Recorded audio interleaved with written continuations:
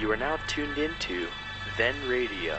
If you enjoy our videos, we ask that you consider joining our Patreon to support our channel. Don't forget to like and subscribe so that you never miss a new video. We hope you enjoyed today's episode, and as always, thank you for watching.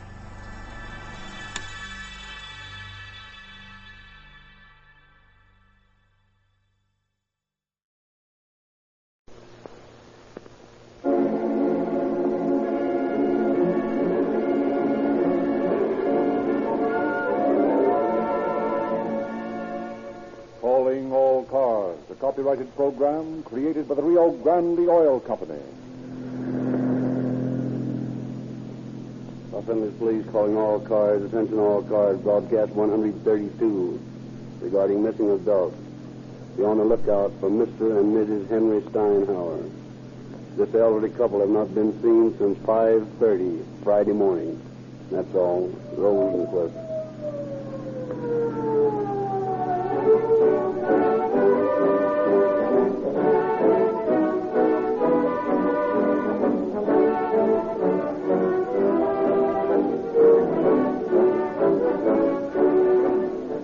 Many listeners must wonder why it is that year after year, Rio Grande cracked gasoline continues to power more police and emergency cars than any other brand. It is because Rio Grande cracked has one advantage which no other gasoline can claim. Here in the West, Rio Grande is the only company licensed to manufacture gasoline by the Sinclair cracking process, which is recognized the world over as the most efficient refining process known. Rio Grande has invested millions of dollars to build one of the finest cracking plants in America. The gasoline that is cracked in this great refinery has qualities you'll find in no other gasoline. Many cities and counties have tested Rio Grande crack, and their unbiased records prove conclusively that motors develop more power, speed, and acceleration with this scientifically balanced gasoline, and yet instead of being more expensive, Rio Grande cracked with tetraethyl is actually the cheapest gasoline they can buy. Figure your own gasoline purchases from the viewpoint of miles per dollar. And you, too, will find you can enjoy police car performance in your own car at no extra cost. And now it is our pleasure to present Chief of Detectives H.S. Seeger of the Los Angeles Police Department. Chief Seeger. Good evening, friends. The average citizen's concept of the police is limited, naturally, by his contact with them. The motorcycle officer, who perhaps gives him a ticket for a traffic violation, or the radio patrolman who may answer his call about a barking dog. It is our hope, and the hope of the sponsors of Calling All Cars, that this broadcast may give the citizen and taxpayer a clear idea of the complicated organization which lies behind the officer he may casually contact.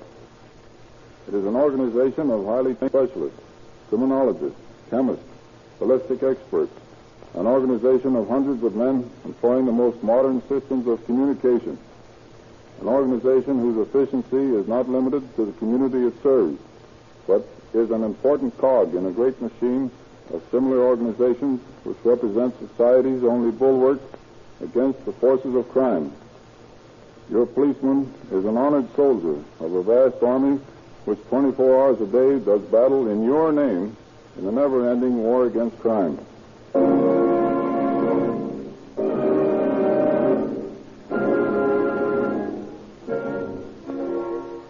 November 20th, 1935. In the University Division headquarters of the Los Angeles Police Department, Sergeant A.H. Wingerton is taking down a routine report. What are the names of the missing persons? Mr. and Mrs. Henry Steinhauer. Their address?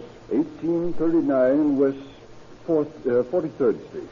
How long have they been missing? As far as we can tell, since 5:30 yesterday morning. Your name? Britton, George Britton. Mm-hmm. I'm the engineer at the Lewis Radio Company. Mr. Steinhauer worked for me. So what makes you think that something has happened to Mr. and Mrs. Steinhauer? Well, Henry Steinhauer's worked for me for 3 years or more. He was always punctual. Sometimes he would tell me that he might be late the next day because he had to pay the gas bill or something like that. But the thing about Henry was that he never was late. He'd managed to do his errand and still get to work on time. Mm-hmm. When he failed to show up for work yesterday morning, I thought it was strange he hadn't told me that he'd be late. And then when he didn't show up all day and wasn't at his desk this morning, I began to get worried, so I called the house. Mr. Drake here answered the phone, and, well, maybe he'd better tell you himself what he knows about it. I see. What's your full name? William Drake. Address? I live with the Steinhaus. I'm their nephew. When did you last see them? Oh, my aunt came to my bedroom door about 5:30 Friday morning and said that she and Uncle Henry were going to San Pedro to see the landlady about the house. She said they'd be back later, but they didn't come back. It's got me worried. They never went away like this before. Well, we'll get a broadcast out to all cars to look for them. No, wait a minute. I don't know whether that would be a good idea. Well, why not? Well, if they aren't in trouble, and they're gone, say, to San Diego to the fair, they wouldn't like the publicity. Henry would be pretty angry, I'm sure. Well, the only thing we can do in that case is to check the hospitals and the morgue. Perhaps that would be best. I'd advise you to let me send out a broadcast for them. Suppose we wait until Monday. If they haven't returned by then, you'd better broadcast it. All right. Will we come back Monday then? Yes. We'll let you know what's happened on Monday.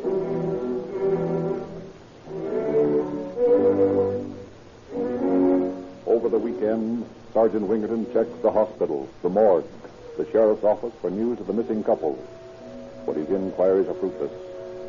When Mr. Britton returns Monday morning with no further news of the Steinhauers, Captain Stone informs Detective Lieutenants Guy Rudolph and Frank Condaff of the facts and assigns the two officers to the case.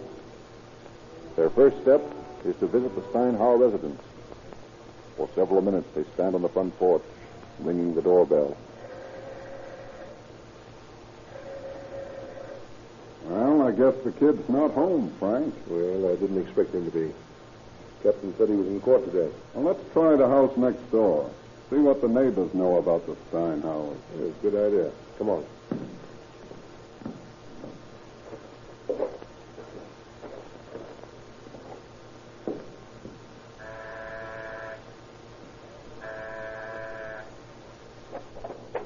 Yes? We're looking for Mr. and Mrs. Steinhauer. Nobody here by that name. Yes, I know. They live next door, but they don't seem to be at home. You know where they've gone? I didn't even know until just this minute what their name was. Oh, I see. You're not very well acquainted with your neighbors, then. I haven't had time. They just moved in a couple of weeks ago. Oh, they did. Have you seen them in the past day or two? Oh, I haven't noticed. I've got too much to do around the house to keep tab on my neighbors. But I saw the kid drive in a new car, though. You mean Leroy Drake, their nephew? But I don't know what his name is. I suppose he was their son. When did the boy come in with a new car? Oh, I don't know. A couple of days ago, I suppose. Well, I really didn't notice much.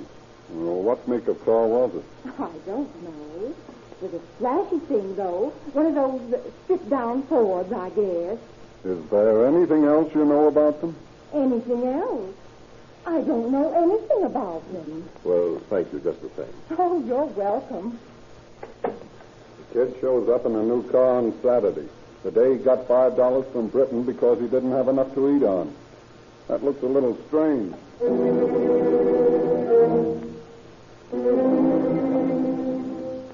That night, the officers tail Leroy Drake as he drives off in his stripped-down Ford.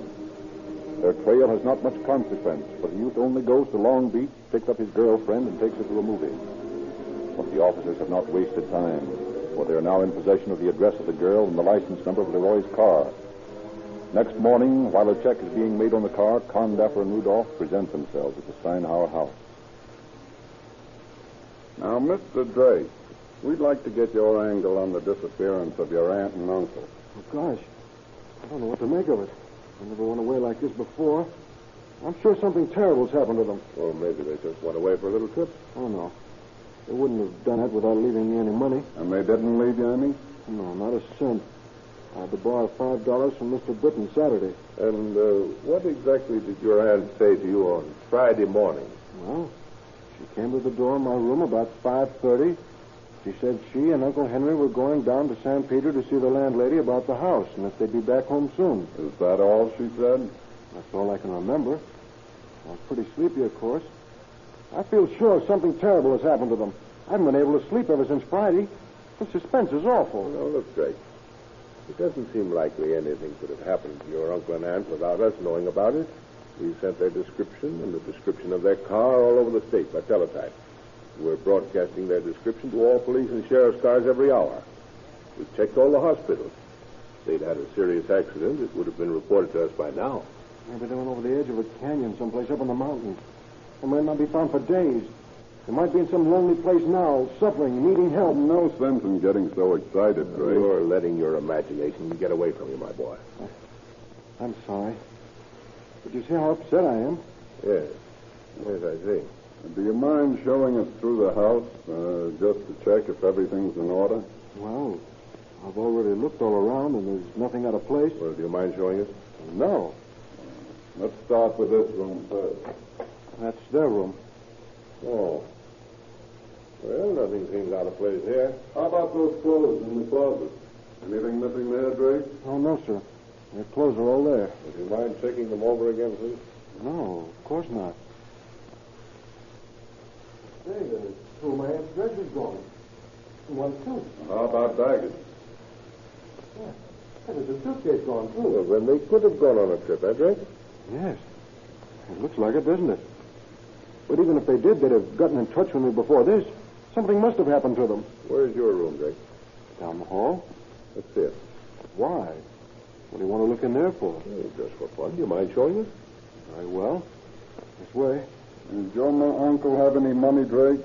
Yes, a little. Where is it? In the bank in Long Beach. Why in Long Beach? Oh, we used to live there until the first of the month. How much did your uncle have? About $1,500, I guess. Here's my room. Pretty much of a mess without my aunt here to clean it up. Nice, cozy room. Yeah, it's comfortable. That your car out back there, that strip Ford? Yeah, that's mine. My uncle bought it for me. What's this piece of glass here on the desk? Oh, that's an old porthole from the ship. I'm grinding it down to make a lens for a telescope. Interested in astronomy, huh? Yeah. Been working for a year on that lens. What's this junk here? More astronomy? Oh, no. There's some gadgets I got from my car last week. But I've been so worried I haven't felt like putting them on. Are these your papers in the desk drawer here? Yeah, just some old junk I threw in there. I see. Anything important, Frank? No, just a lot of old junk. Well, what do you say you ride over to the station with Guy and me, Drake? We've got to make a report, and then we'll all go out and have lunch, huh? Okay. Be glad to.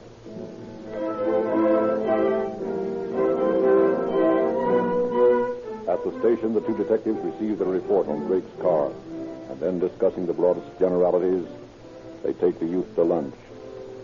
An hour later, they drive him out to Exposition Park and begin to question him in earnest. Drake, we understand from what you and Mr. Britton told us that you were broke Saturday, and Mr. Britton lent you $5. That's right, he did. Yet among these unimportant papers we found in your desk drawer were receipts from an automobile supply store for tires and other car supplies amounting to more than $12.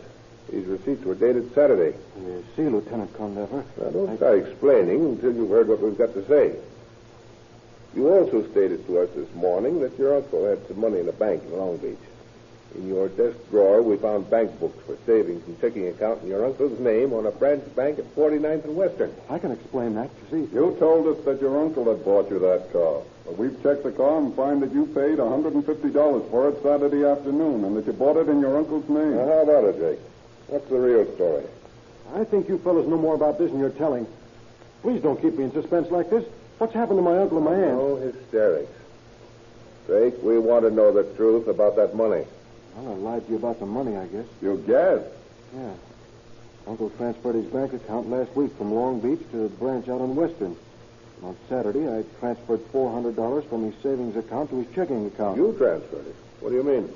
Well, I drew it out. You mean you forged your uncle's signature? Well, you could call it that, I guess, but I didn't figure it made any difference. You didn't? Why not? Well, you see, that money was left me by my grandfather. Uncle Henry was keeping it for me until I was 21. I figured I was entitled to it, seeing as how Uncle and Aunt had gone away and left me. Where are your uncle and aunt, Drake? I don't know. I wish I did. But you guys know. You know a lot more about this than you'll say. They're dead, aren't they?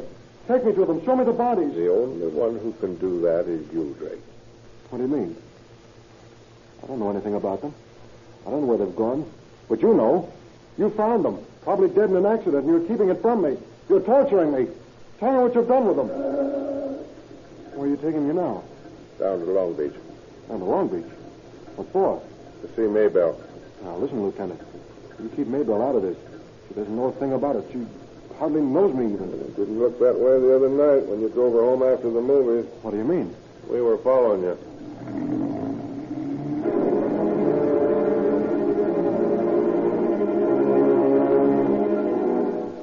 The two detectives drive the frantic youth down to Long Beach to the house of his girlfriend, Maybelle.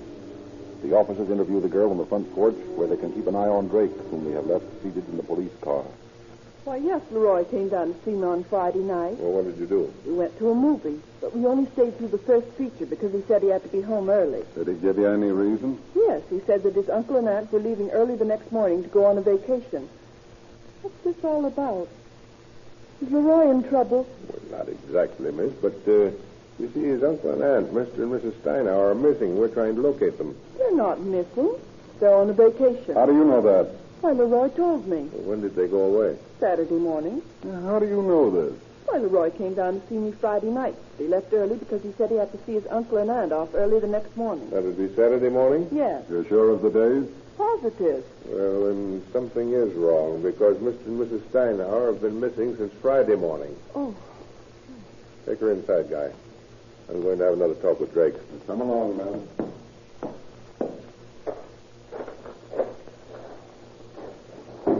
What's Rudolph going inside with her for? What's he going to do to her? Nothing, kid. She's just getting her hat and coat and they're taking her up to jail. What for? She has nothing to do with this. She doesn't even know my uncle and aunt. We can't take any chances. Oh, if you're taking her to jail, what about me? Am I under arrest? What does it look like to you? For what? Why are you arresting me? Suspicion of murder. Listen, Condapper. Maybelle doesn't know a thing about this. She's absolutely innocent. You can't mix her up in it. We can't take any chances. Listen, I'll tell you all about it. Only don't get Maybelle mixed up. Take me in there and I'll tell you all about it in front of her. All right. Come on.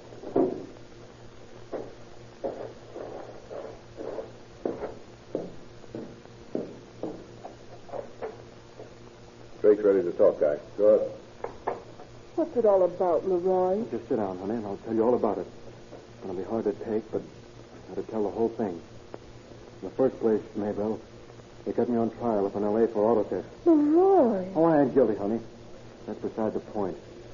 I didn't tell you because I didn't want you to worry. But I couldn't keep it from my uncle and aunt. And they've been worrying plenty. Auntie's been brooding. Saying she couldn't face the shame of it. They sent me away. Uncle felt the same way, too, I guess, but he didn't say much. Anyway, they were a proud couple, so I guess that's the reason they did it. Did what? Committed suicide. Oh. Go on. Tell us about it. Well, when we were finishing up supper Friday night, Uncle Henry emptied his coffee cup, and a minute later he was gasping for breath and asking for water. He got up and stumbled into the front room and fell down. I was bringing the water into him, and I heard a thud. And I looked around, and I saw Auntie fall in her tracks. I ran back and took her pulse. And she was dead. And I went back with the water for Uncle Henry, but he didn't need it. He was dead, too. Oh, no. Where are the bodies?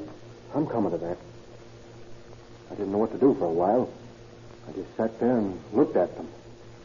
Then it occurred to me that they were so afraid of the disgrace of me maybe going to Quinton, they'd be more ashamed if there was a lot of publicity about them committing suicide. So I figured I'd get rid of the bodies. Tell people they'd gone away, disappeared. Then they wouldn't be disgraced, see? I see quite clearly. Go on. There's nothing more to tell. You two guys know the rest. You found the bodies. That's the reason you've been playing with me all day like a cat and a mouse. You've got your confession. Only ain't you surprised? It isn't a confession at all, see? I haven't done anything. Except help a couple of old people to hide their shame. Now, take it easy, kid. Take it easy. You jump at conclusions. We haven't the slightest idea where the bodies are. We had no suspicions of you when we started to question you this morning. It was your own guilty knowledge and the fact that we didn't accuse you that made you tell us the whole story, if you have. Now, finish it up. Where are the bodies? I drove them off the pier over in Wilmington. You drove them off the pier? Yeah. I put Uncle Henry in the front seat and Andy in the back seat and propped them up so they'd look natural. Pardon me, please. I can't stand any more of this. Yes. Go ahead, Drake. And I drove them down to Wilmington. I went out on a couple of piers, but there were too many people around. They were loading ship. Then I found a nice deserted pier, and I got the car rolling, slipped it in a high, and jumped out. Went right off the end. Which pier was it? On Graceline dock. I hung around for an hour to see if the bodies would float, but they didn't come up. So I went home. Are you telling us the truth? Of course I am. It's unbelievable. Well, I guess I'd better call headquarters and have them send a diver over there, Frank. Right.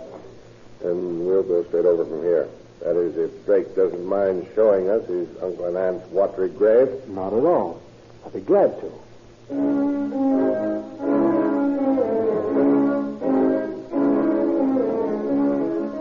Rudolph's call to Chief Detective Joe Taylor has immediate results. By the time Drake and his police escort arrive at the end of the dock, a delegation of reporters and police officials are already there. And the fireboat, under the command of Captain Dykeman, with diving apparatus aboard, is steaming down the harbor. Here's the fireboat coming in.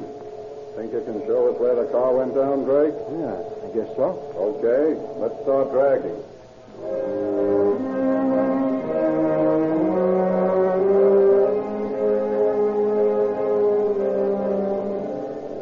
The flat, dead sun drops its molten disk into the diurnal grave. Its steaming spirit suddenly hisses across the gray waters of the harbor as the tiny boat drops its ghoulish fingers over the side. As night swots across the world, they scrape furtively at the harbor floor, metal hands groping for the lost dead.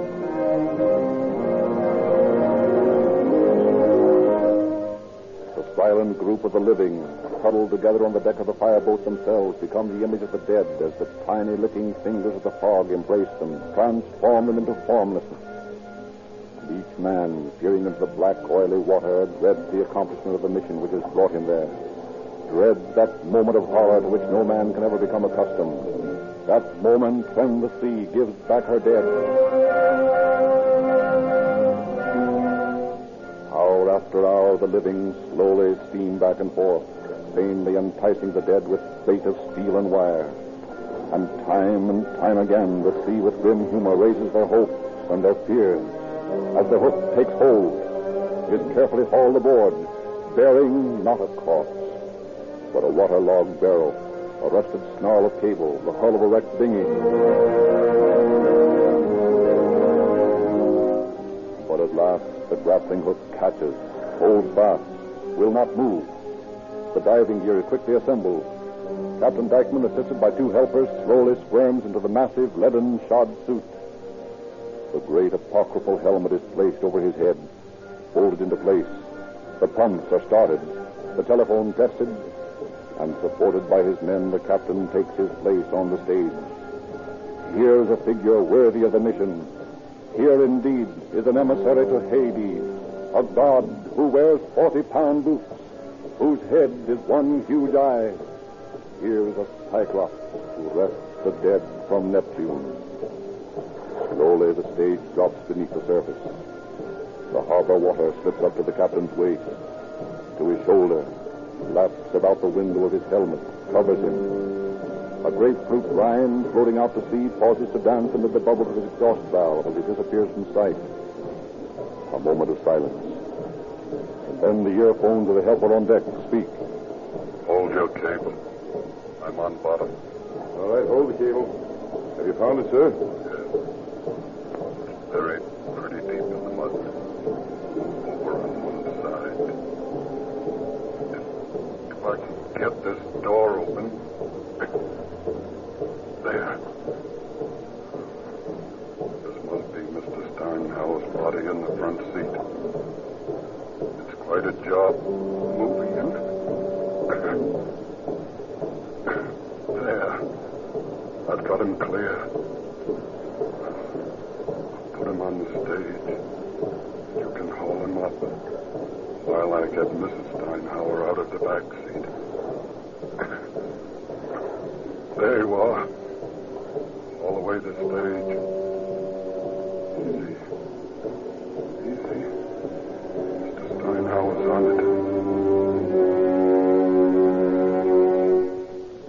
Moments later, Mrs. Steinhauer's body is hauled aboard to lie beneath the tarpaulin beside her husband. Condaffer and Rudolph lead the emotionless Drake across the deck to the gruesome addition to their company. Drake, I want you to take a good look at these bodies and tell me if they're your uncle and aunt. Well, they look different. That's them, all right.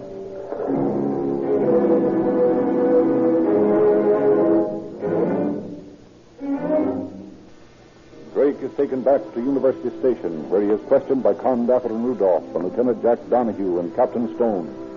Stoutly, he sticks to his story that his aunt and uncle had entered into a suicide pact. But as midnight thins into dawn, it is evident that the relentless logic of the police is beginning to take effect. I don't see why you guys keep asking me these fool questions. You know more about this than you're telling. You've known more about it all along. You've been playing with me like a cat plays with a mouse. I'm sick of it. And we're sick of that crack-brained story of yours, that your uncle and aunt committed suicide. Listen, kid. In the first place, we've got forgery on you on your own confession. You're in a tough spot, and it won't hurt you any to tell us the truth. I know I'm in a tough spot. But I can't do anything but tell the truth, can I? And that's all we want. You told us that your uncle and aunt died from poisoned coffee they gave themselves. Is that true? Yes. When did this happen? At dinner Friday night. But you told the sergeant last Saturday that the last time you saw your aunt was at 5:30 Friday morning, when she told you she was going to San Pedro. Well? Is that true? Oh, yes. No, that is... Well, both statements can't be true. Now, what is the truth? Oh, will you let me go to sleep if I tell you the whole story? Gladly. We're just as sleepy as you are. Well, this is the way it happened. I told you how worried my uncle and aunt were about me being in trouble. That's the truth. I worried about it, too. Not for myself, but it upset me how they were worrying. They were getting along. Over 60. I figured they wouldn't survive the shock and disgrace if I was to be sent to prison. It seemed to me that the kindest thing I could do would be to kill them. And then they'd never be unhappy about me. They'd never know what happened to me. Thought about mercy killing, eh? You could call it that. Well, I thought of all the ways I could do it. I thought of driving them over a cliff. I was afraid they'd only be crippled instead of being killed. Then I thought of poison. I was afraid that an autopsy would show that up. Finally, I decided to poison them and then drive them off the dock where they'd never be found. And that's what I did. Oh. And you did this because you wanted to spare them the disgrace of your going to prison, eh? That's right. That $1,500 bank account of your uncle that you've already committed forgery on couldn't have influenced you at all, I suppose. Of course not. And anyway, that money was rightfully mine.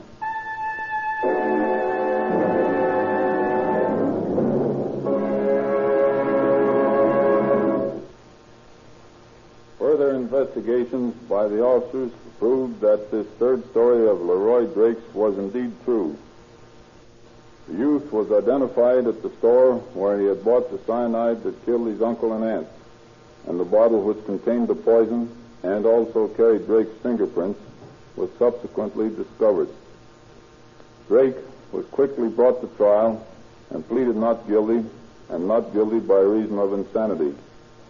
But when the defense counsel realized the magnitude of the case we had built against his client, he threw him on the mercy of the court. On December the 17th, 1935, Drake was sentenced to life imprisonment in San Quentin Penitentiary on 2 counts of first-degree murder, and with a recommendation that he never be granted parole. Thank you, Chief Seeger. Ladies and gentlemen, for complete stories and descriptions of the true crime cases to be broadcast on this program, get the new June edition of the Calling All Cars News, given away free wherever Rio Grande cracked gasoline is sold. A double-sized extra edition this month, full of true detective mysteries, radio and movie news. Rio Grande also offers, free to every boy and girl, a complete junior detective outfit of 14 valuable gifts. See the Calling All Cars News for details. While you're in the Rio Grande station, ask about Sinclair Motor Oil, the oil that pioneered the new processes you hear so much about nowadays.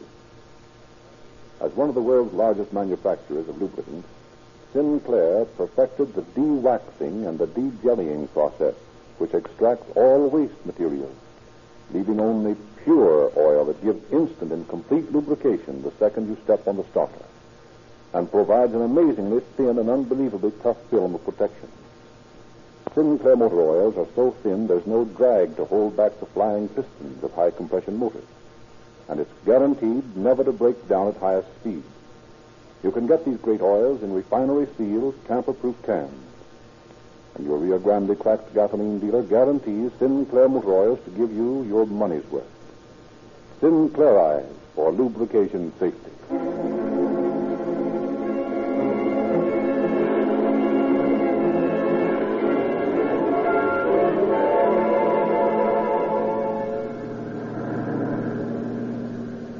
Los Angeles Police calling all cars, attention all cars, a cancellation broadcast 132 regarding 2 missing persons. These missing persons have been found, murdered. That's all. Rolls in place.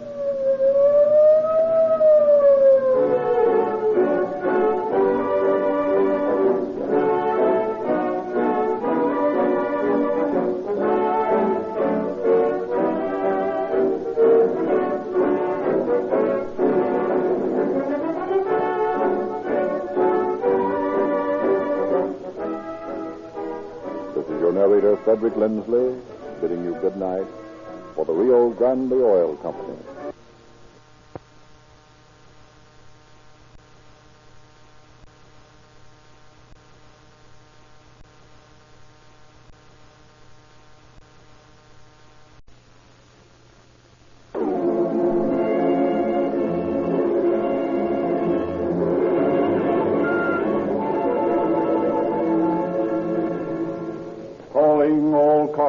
Copyrighted program created by the Rio Grande Oil Company.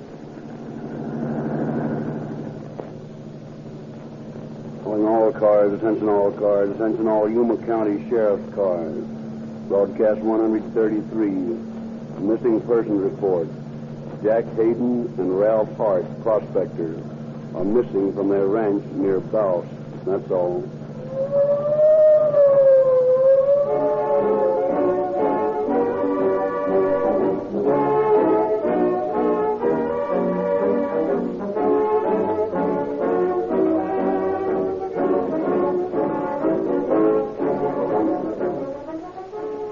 Tonight's crime occurred in Arizona, that land of wide open spaces, of long desert roads. Law enforcement officers covered great distances in their cars, so the gasoline they use must consistently produce greater mileage. Speed and power, too, are important. From the Sheriff's Office of Maricopa County, the largest county in Arizona, comes this statement. We've tried a lot of different gasolines. Last year, we decided Rio Grande Crack was the gasoline that gave us the greatest mileage. So, we specified it exclusively for all Maricopa County emergency cars. A year's use proved that Rio Grande Crack was not only the most economical gasoline we could buy, but was also faster and more powerful. So this year, we've renewed our contract. So, in Arizona's largest county, wherein reside approximately half the population of that great state, we find convincing evidence that Rio Grande cracked gasoline is more economical per mile. And in the congested traffic of big cities like Los Angeles, Oakland, Berkeley, we find police and emergency cars using Rio Grande crack because it is the fastest, most powerful gasoline money can buy. Every motorist who will make a test will discover the reason why Rio Grande crack powers more emergency cars wherever it is sold than any other brand. It is because Rio Grande crack never fails to give smoother, faster, and more miles for your money.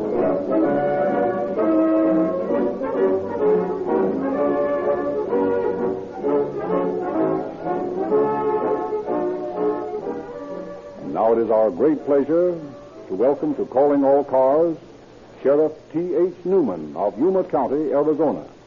Sheriff Newman. Good evening, ladies and gentlemen.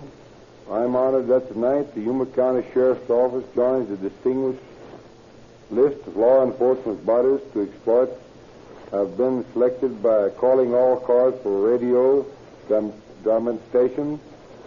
The territory which we patrol in Yuma County is indeed the rugged, but not quite so Wild West. We're equipped with the most modern type of law enforcement equipment. Fast cars, teletype, record bureau, and so on. But when we encounter a crime such as the one about which you will hear in a moment, then it is the backcountry work and doesn't differ much from the kind of work the gun-toting sheriffs of the old days were called upon to perform. It isn't strange, however, that crimes such as this are encountered by Eastern criminals who will think they can hop in a car or on a horse or in an automobile and disappear over the hills, just as they have seen in the movies. This is no longer so, for we have automobiles too. And there is the telephone and the telegraph, speeding the message of their crime faster than they can travel. They are playing a sucker's game, just as those boys did. No matter how rugged the country or how remote the spot, the criminal leaves his trail, and the law is sworn to follow it. In the end, the criminal is bound to lose.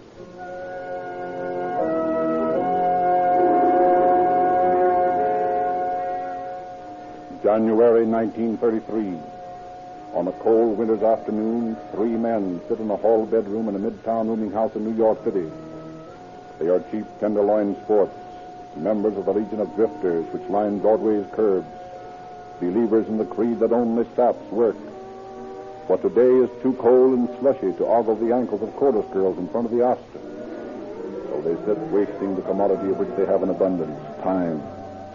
On the ice-strewn bed, Dan Connell and Bill Doughty play a listless game of double solitaire while Lou Douglas idly scans the morning paper in the failing afternoon light. Suddenly, his eyes fall upon an item tucked away in the financial section. He snaps out of his lethargy with a jerk. Hey, you guys, get a load of this. What? Piece in the paper here. I read that paper. There ain't nothing in it. Oh, yes, there is. Listen to this. The Consolidated Quartz Corporation of America announced yesterday the purchase of the Good Hope gold mine from Jack Hayden, hard rock miner who first prospected the property 15 years ago. The Good Hope is located in Yuma County, Arizona, near Baus. Whatever. Come on, Bill. Keep your mind on the game. Wait a minute, you mugs. This is more important than that card game. I know this guy, Hayden, see? Remember when I was out in Arizona a couple of years ago?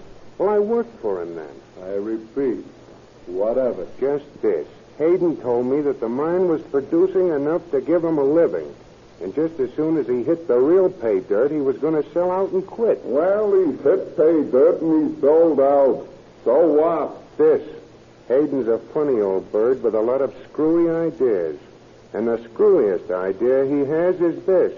He don't trust banks.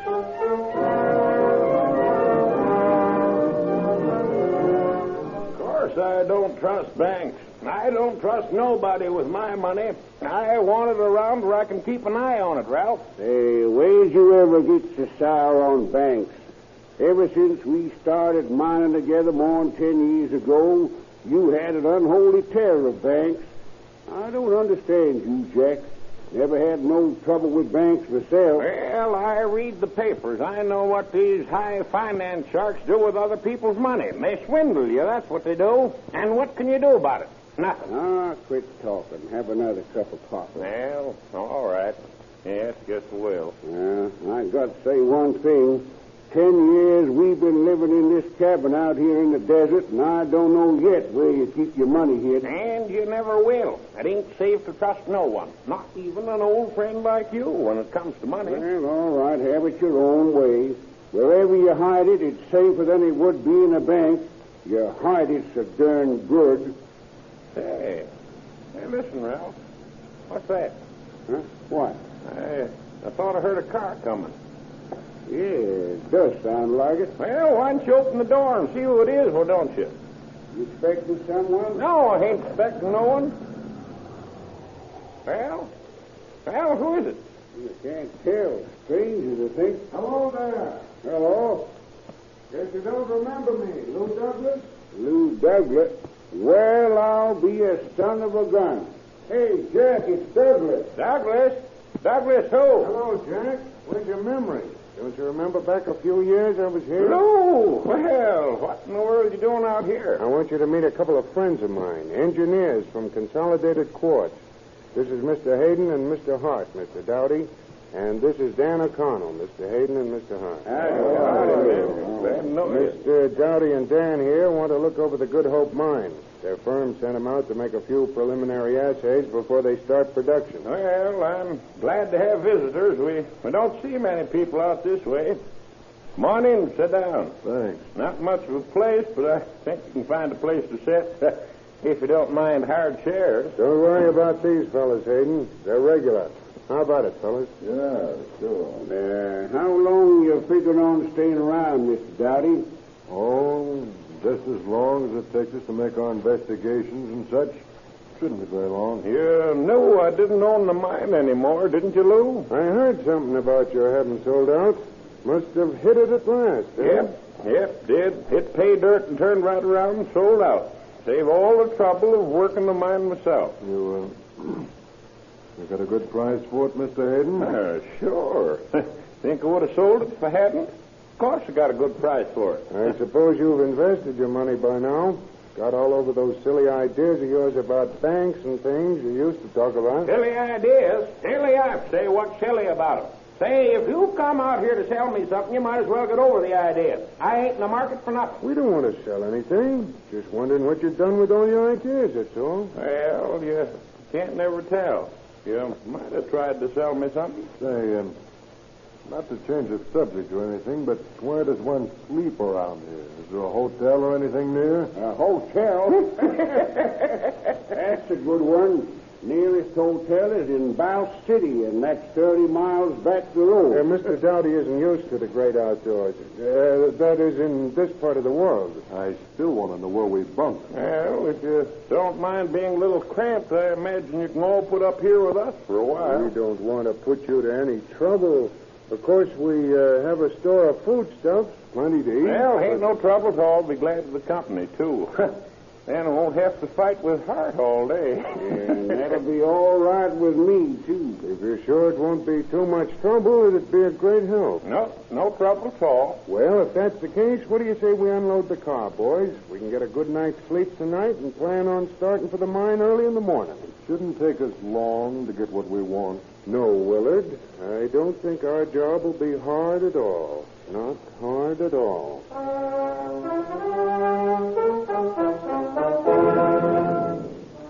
Well pleased with the success of their first step, the three men spend the early part of the evening talking of the mine, of Hayden's luck in hitting it rich, eagerly hanging on every word the old prospector says in hopes of locating his money cache. But although Hayden is willing to talk about his success, he is careful not to make any mention of what he has done with the money. At last, weary from the day's travel, they are making preparations for bed when Hayden's nearest neighbor, Tom Dugas, returning from Bow City and seeing the lights in the cabin, stops in to say hello. Well, hello, Tom. What are you doing touring around this late at night? Well, I was coming in from the city and I saw the lights in that car out there, so I thought I'd stop and see what's going on. Yeah. You got gas? Yep. Come on in and meet him. Fellow used to work for me and a couple of mining engineers. Claim they want to look the old mine over. I guess they're the same ones I passed on the road this afternoon. I was wondering who they were. Well, come on in, shut the door. It's getting cold. Hello, this here is Tom Dugas. Leaves down the road a piece. This is Mr. Douglas from New York. How do you do? You know Hart and these two gents here, Dan O'Connell, Mr. Willard Dowdy, also in New York. Howdy. You live around here long, Mr. Dugas? Oh, quite a while.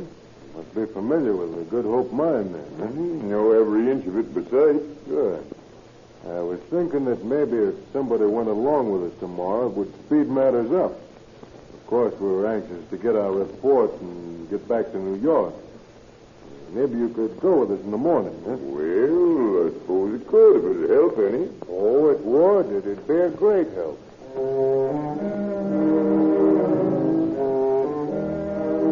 And the following morning, true to his promise, Dugas shows up at the Hayden shack and picking the three men up, starts for the mine a few miles distant. Douglas makes a trip through the mine as fast as possible, picks up a few samples of ore, and throwing all the samples into one big bag, returns to Hayden. Once there, Douglas makes the excuse of talking to Hayden alone, and Douglas leaves them, saying that he will return in the morning. And once he has left, Douglas calls his two cronies aside and explains his sudden hurry. I'm not sure, but I think that old coot Dugas suspects something. I didn't like the way he looked at me. So what? So we've got to find that dough and get out of here. You find out anything from Dugas worth knowing? No. He says that Hayden hasn't got any dough, but I know different. The only thing that's bad is that we don't know where it is, and I don't think Hayden's liable to tell us. No. What do we do? Tonight, after he and Hart have turned in, we'll do a little snooping. If it's in the house, maybe we can find it. And if we don't? Then we stick around until we do.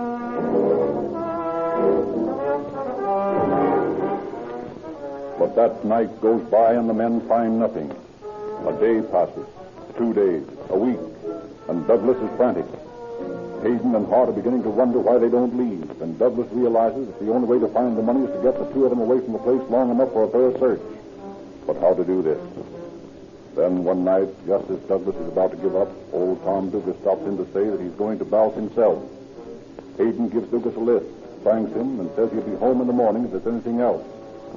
And the following morning, Douglas starts off for the city. But as he's about to pass the Hayden house, he notices an air of desertion about the place. The car is gone and the front door is locked. On closer investigation, he finds that Hayden's dog is locked inside the house, a fact that disturbs Douglas.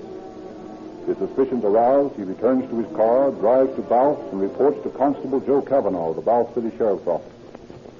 And you say that he never locks the dog in the house when he leaves? No, sir. He's got a long line out in front. He always ties the dog out there. And that ain't all. I couldn't find a note on his door, and he always leaves a note. A habit he's never missed doing. What about these three men you mentioned? Do you know anything about them? Nothing more than I told you. Only I didn't trust any of them. And they didn't seem like mining engineers to me. Well, there's a chance that they might have all gone up the mine, of course. Tell you what you do. If you find the same condition when you get back there tonight, drive up to the Swansea mine and phone in. I'll get a couple of men and come out. Hey, ain't going to no mine. I know it. I know good and well something's happened over there, and I don't like it. Well, you call me if you need me, and I'll come out. Meantime, there's nothing more to do. All right, Constable, I'll go back now. But you stick around here. I got a hunch you'll hear from me sooner than you expect.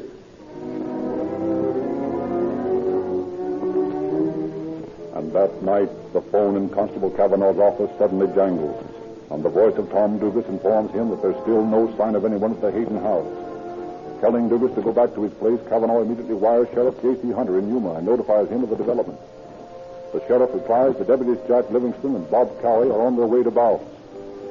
Next morning, when Livingston and Cowie arrive, Cavanaugh gives them the rough details of the case as they drive out to Hayden's ranch.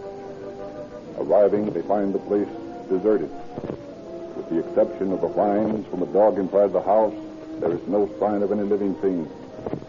After picking up Douglas at his house, the three officers return and begin the search for Hart and Hayden. I guess the best thing to do is try and get in the house. They might be in there. Well, if they are, it's a cinch they're dead. They would have heard us pounding on the door. There's a screen window around on the side. Let's go on in that way. Right.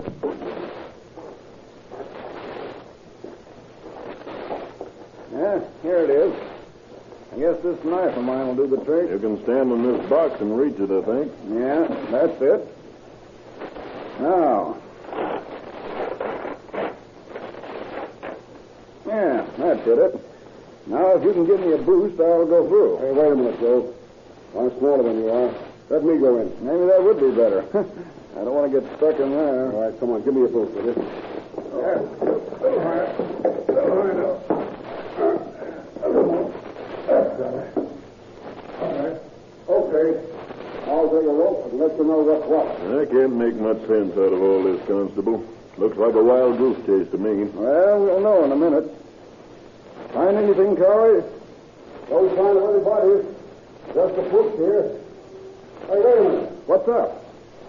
Hey, looks like there's been a $20 job of searches on in here.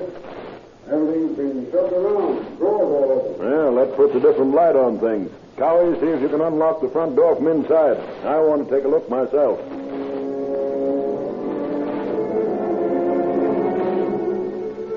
When Livingston and Cavanaugh enter the house, they find chaos. Strewn all over the front room floor are letters, empty drawers, pieces of clothing with the lining ripped out. Dugas, eager to give assistance, checks over Hayden's personal things. Finds that Hayden's shotgun, his .44 six-shooter, his overcoat and his hat are not to be found. Gathering his men about him, Deputy Sheriff Livingston analyzes the situation. Boys, it's easy to see that we're up against something pretty serious. There's nothing much we can do until we produce the bodies of Hayden and Hart, or, better yet, the fellows who did it. Cowie, you and Cavanaugh might take a look around the grounds to see what you can pick up. I want to get a few more things straightened out here with Dugas. If you find anything, let me know. Right, Sheriff. Come on, Cowie. Let's get going. Okay. Now, Dugas, you can help me a lot.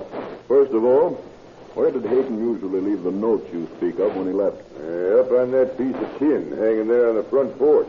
Come on, I'll show you. You know, he never went away without leaving one, Sheriff. And that's what made me think that there was something funny in the first place. Well, from the looks of things, your suspicions were right. I'm afraid there's plenty wrong here. Yeah. Here you are. See, here on this nail? Yeah. Well, let's take a look behind this tin here. Maybe a note could have slipped down.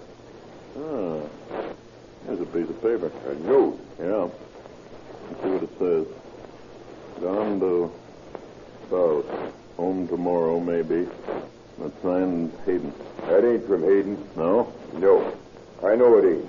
Because he wouldn't say maybe. He was always sure about what he was going to do and when he was going to do it.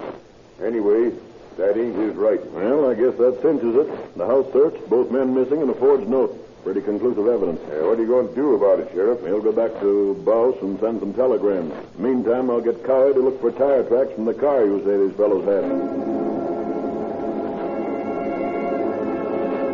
Working against time, realizing that every second counts, Livingston leaves Cowie to check tire tracks while he, Cavanaugh, and Dugas hurry back to Bouse. There to send out a telegraph description of the car and the three fugitives. This done, he drives on to Yuma to make his report, leaving Dugas in the company of another deputy, George Cartwright, to return to the Hayden house to carry on the search. The next day at the deserted shack, the two men start a minute inspection of the ground. If those dirty bums wanted to get rid of a couple of bodies, it strikes me they'd bury them somewhere. And if they did that, well, there's bound to be some signs of it. Yeah, all we got to do is find those signs. Quite a job with 1,000 square miles of desert and mountains to hide them in. Hey, wait a minute. Yeah? Look over there. Say, come on.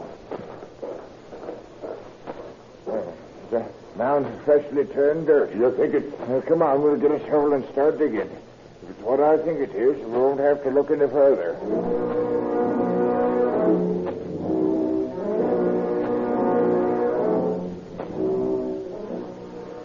And a few minutes later, a shovel, wielded by Cartwright, hits something in the soft earth.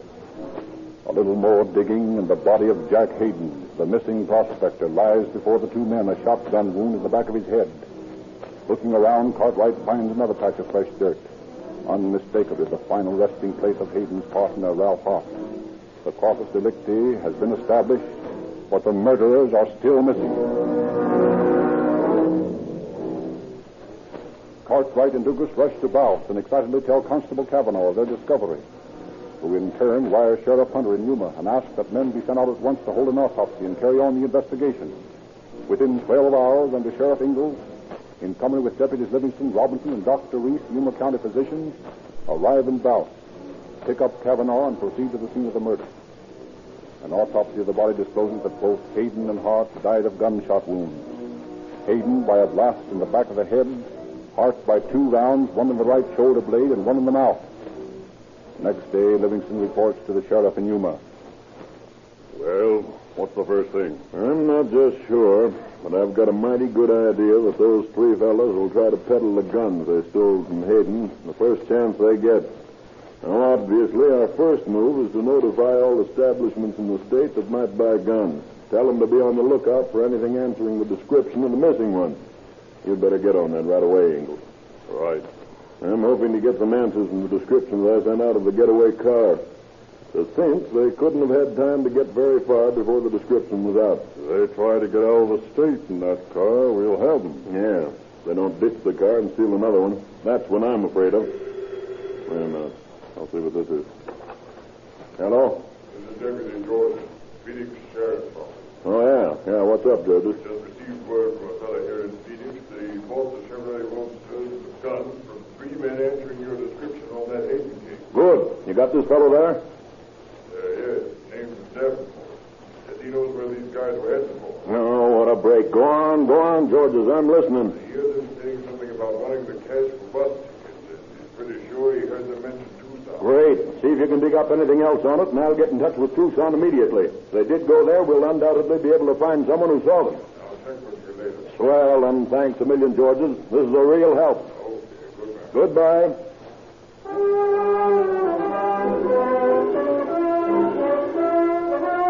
With lightning-like speed, Sheriff Livingston checked with the Tucson police. Received word that 3 men answering the description had left the bus at Tucson and transferred to a stage bound for New York City. On the strength of this news, the New York police are notified and requested to be on the lookout for the killers. And 3 days later, a telegraph message flashes 3,000 miles across the continent to Sheriff Hunter, Yuma, Arizona. Have 2 of 3 suspects in custody. Admit to names Dowdy and O'Connell. 3rd suspect's whereabouts unknown. Can you find address Douglas's wife here? If so, please notify us. Chief of Police, New York City. Chief of Police, New York City. Have located Lou Douglas's brother. Says last known address, Mrs. Douglas, 58 East 125th Street, New York City. Appreciate your cooperation. Signed, Sheriff Hunter, Yuma, Arizona.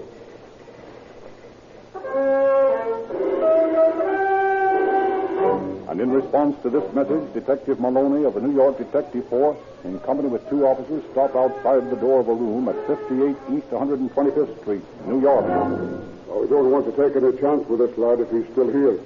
I'll go in first, and if he starts anything, let him have it. Right. Okay, here goes.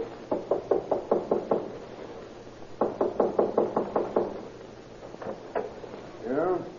Is Mr. Lou Douglas living here? What's it to you? Well, nothing much. I just wanted to have a little talk with him if he was around, that's all. Well, he don't live here anymore, so you might as well scram. Yes, I suppose so. Well, stop that gun, Douglas. Stop it, I say. Here's a nice pair of bracelets for you. That's better now. So you thought you'd let us have a slug or two, eh, Douglas? What's this all about anyway? I haven't done nothing, and my name's not Douglas. I know. Your name's John Smith, and you want to see your attorney. All right, boys. Let's take Mr. Smith for a little tour of the tomb.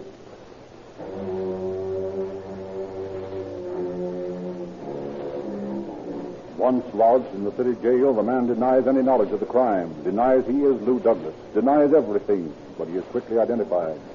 And when confronted with the proof, admits he is Douglas, but claims he is innocent of any crime. Notified of his arrest, Sheriff Hunter obtains extradition papers, proceeds at once to New York, and with the 3 men in his custody returns to the Yuma County Jail. They are placed in separate cells and not allowed to communicate with one another. And it is while they are locked in their individual cells that they make the biggest mistake, a mistake that brings a trustee to Sheriff Hunter's office with news. What is it, Neil? I thought you'd want to see this note, Sheriff. Note?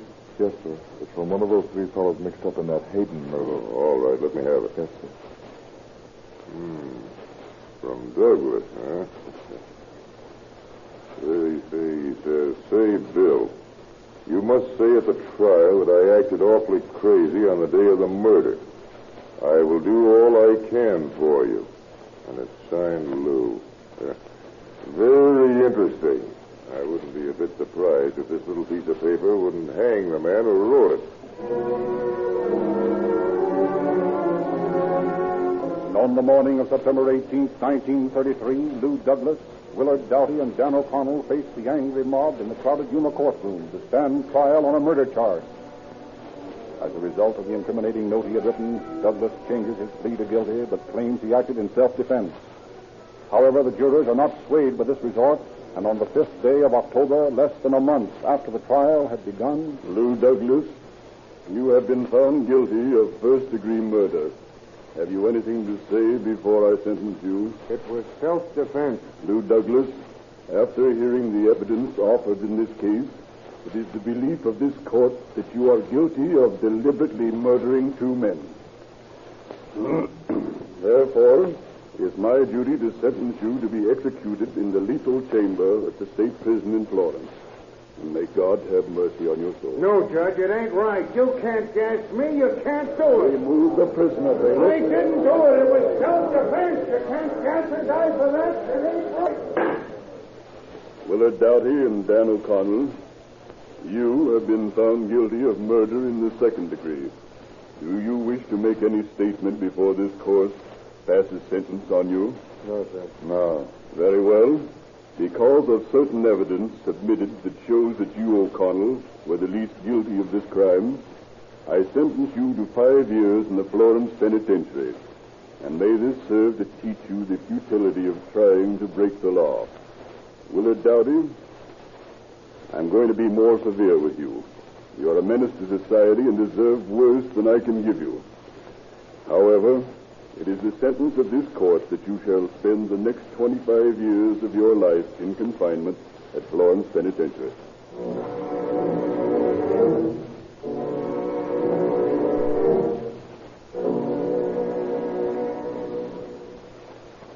Arizona leads all the states in per capita consumption of Rio Grande cracked gasoline. Arizonians have learned that Rio Grande's patented cracking process produces a gasoline that gives greater power, speed, and mileage than other brands selling at the same price. And in driving their engines at high speeds over long distances in desert heat, Arizonians have learned that there is one motor oil which never breaks down. That's Sinclair motor oil. And you can get it in tamper-proof cans wherever Rio Grande cracked gasoline is sold. Because all wax and petroleum jelly is extracted from Sinclair motor oils, they never get thin or watery at high speeds or blistering heat. Your car won't use so much oil when it runs on Sinclair because the parts that burn into carbon so easily are already removed. You get a really pure oil that never fails to give adequate lubrication.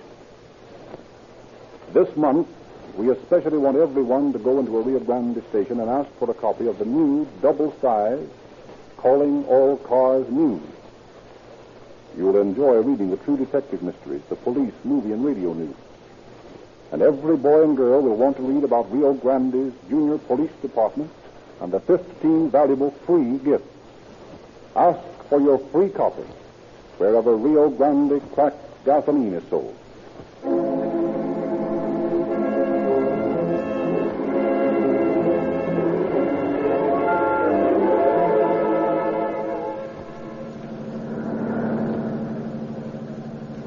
Cars, attention all Yuma County Sheriff's cars. A cancellation of broadcast 133. Suspects in this case are now in the penitentiary. That's all.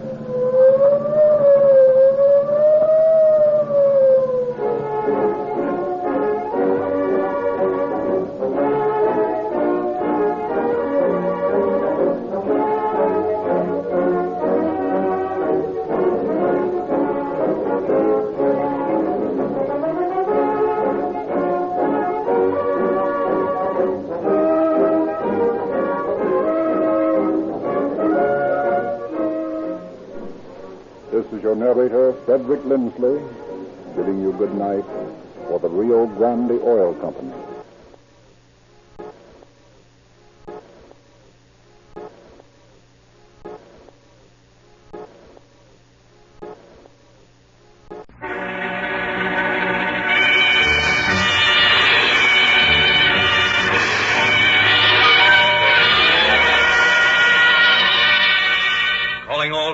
A copyrighted program created by the Rio Grande Oil Company. Los Angeles Police calling all cars. Attention all cars. Broadcast 134. On the Newhall grade, a dead body in a truck. In a trunk. That's all. Rosenquist.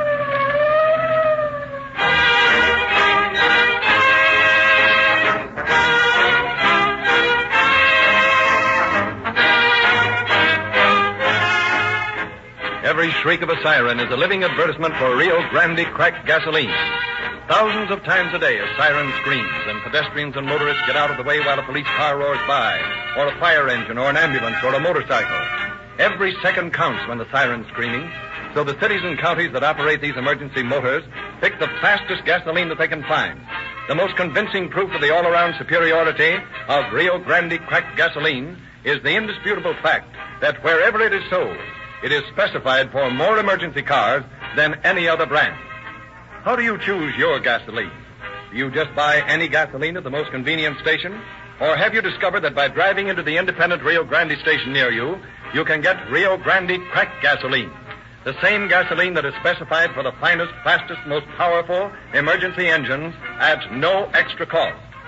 Then, when a siren screams and when a police car roars past, you will thrill with the knowledge that whenever an emergency arises, you can get police car performance from your own car.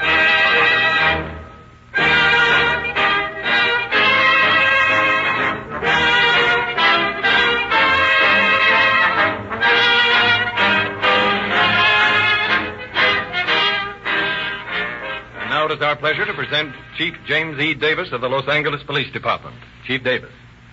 Good evening, friends. The case you are about to hear dramatized differs from the average police case in that we had no inkling of a missing person or the fact that a crime had been committed until the murderer confessed. It may strike you that as a result, there was no work for the police to do. I hope that the story you are about to hear will convey to you how much work there always is for your police to do before they can call even a voluntarily confessed crime closed. Regardless of the emphasis with which a conscience-stricken murderer may confess, there is always a chance for something to go wrong before the case goes to court or while it is being tried.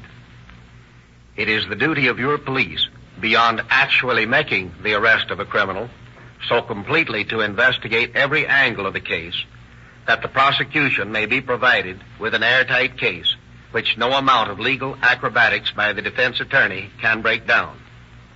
Such was the work done by your police in this amazing affair of the woman with the heart of stone.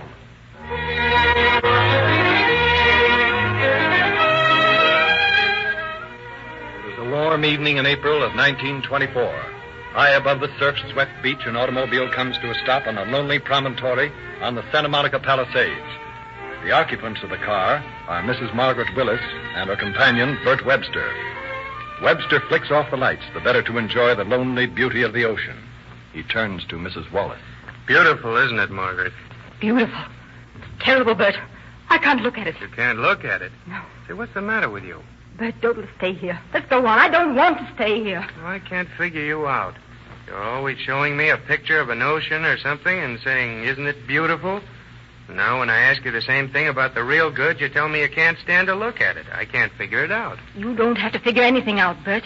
Just please, let's go on. Okay, we're going.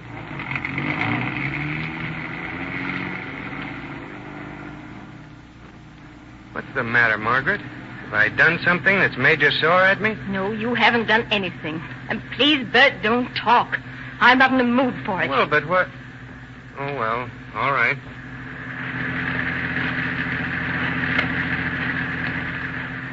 Where are we going, Bert? Where do you suppose? Home, of course. You don't want to look at anything. You don't feel in the mood to talk. What else is there to do? I'd like to drive out to San Fernando. Out to San Fernando? Yes. Say, what's got into you? I'm not out for a tour of the country tonight. I'm tired. I know, Bert. So am I. But I want to drive out there just the same. Well, I don't know whether you're crazy or what, but I'm not going to do any such thing. I worked hard all day, and I need some rest. All right. Then I guess I'll have to tell you. Tell me what? It's about... Well, go on. What the devil are you driving at? Bert, it's about Dr. Baldwin. Well, what about him? You remember I told you that his wife thought he was in Tijuana? Yes? Well, he isn't. Well, what of it? Where is he? He's in that trunk back there. Is this your idea of a joke? No, it's a fact. He's in that trunk you helped me to tie on the back of this car.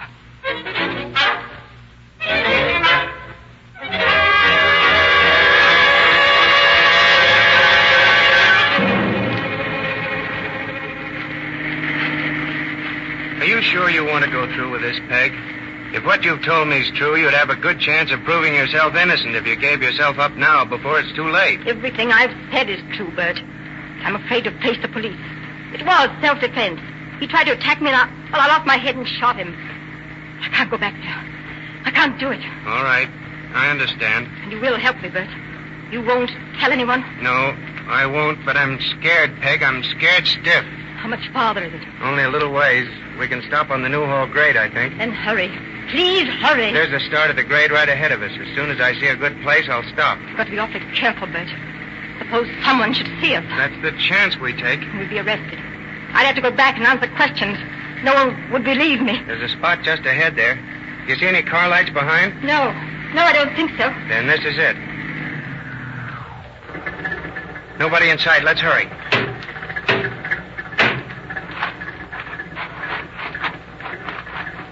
Can you untie the knots all right? I think so. Yeah, there they are. Now help me lift the trunk off the rack.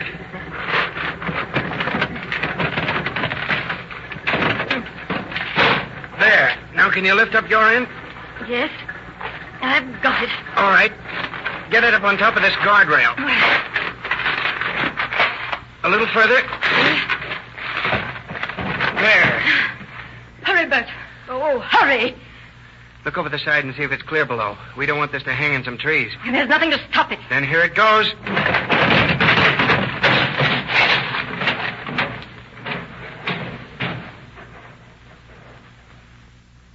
Now, let's get out of here. Bert, what if it can be seen from the road in the daylight? I don't know. Only let's go. I'm going down there and look. I can't leave until I know it's completely hidden. But, Peg... You drive on up the grade and turn around. I'm going to hear as soon as I can get back up. Go on, before someone comes. You're making a mistake, Peg, a bad mistake. Go on. All right. Please. I'll be right back.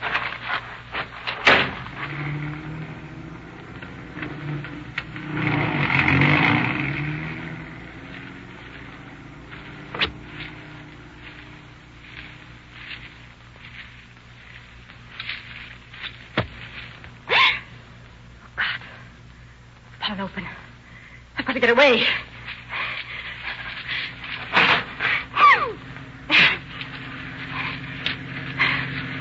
Bert! Bert! Oh, Bert. Thank God it's you. Hurry up. Oh, Bert. It's a terrible mess down there. I'm going to give myself up.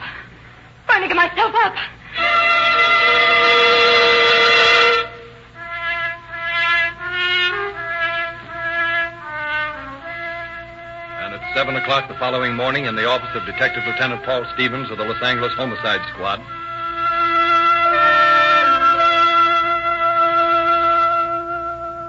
Morning, Sergeant. Anything exciting today? I'm afraid not, Lieutenant. Nothing more than a dame. A dame?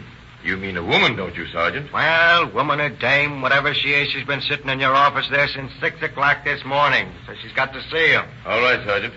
If that's the best you can offer, I'll go in and see what her trouble is. And don't forget, Sergeant, it isn't polite to call women dames. Wait till you see her, you'll know what I mean. Good morning. Lieutenant Stevens? That's me. I've been waiting to see you, Lieutenant. I've killed a man. You what? I've killed a man. Well, that's quite a statement. Suppose you tell me who the man is. He was Dr. Benjamin Baldwin. He was drunk and tried to attack me. Would you mind telling me your name? Mrs. Margaret Willis. Thank you, Mrs. Willis. Now, where and when did you kill this man? Friday morning, in my apartment at 1008 West 11th Street. I see. And where is Dr. Baldwin's body now? I can lead you to it. But first, Lieutenant, I want you to see these. Bruises on your arms. Yes, bruises made when he grabbed me and tried to attack me. I wanted you to see them. For future reference, eh?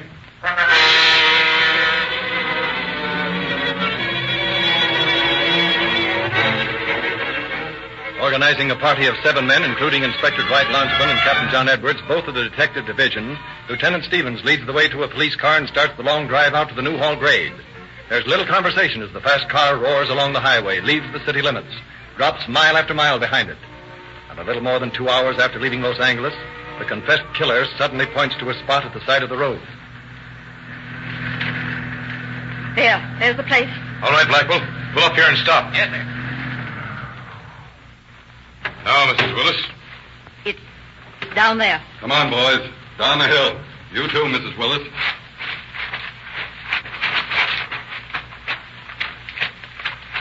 There he is. Pretty, isn't it? He's dead, all right. Got a bullet hole in his head. Buckler? Yes, sir? Take this conversation. Right. Mrs. Willis, do you positively identify this body? I do. It's Dr. Benjamin Baldwin. Whose trunk is this? Mine. How'd you get the body out here? I brought it out in a car. I have a friend who drives. He and I came out here last night. Do you own a car, Mrs. Willis? I do now, yes. I bought Dr. Baldwin's car.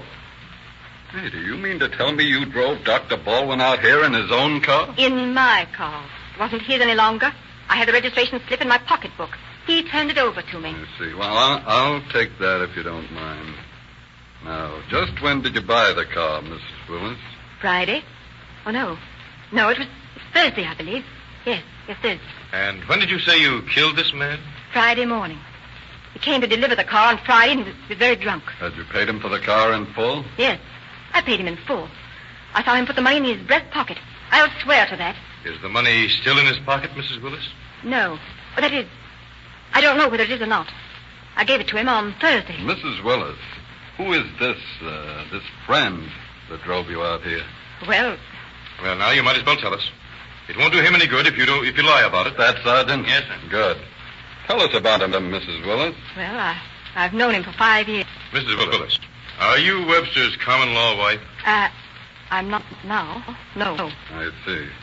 And this Webster helped you put Baldwin's body in this trunk? Certainly not. He knew nothing about it. I put it there myself. He was a pretty heavy man, Mrs. Willis. And I'm a very strong woman.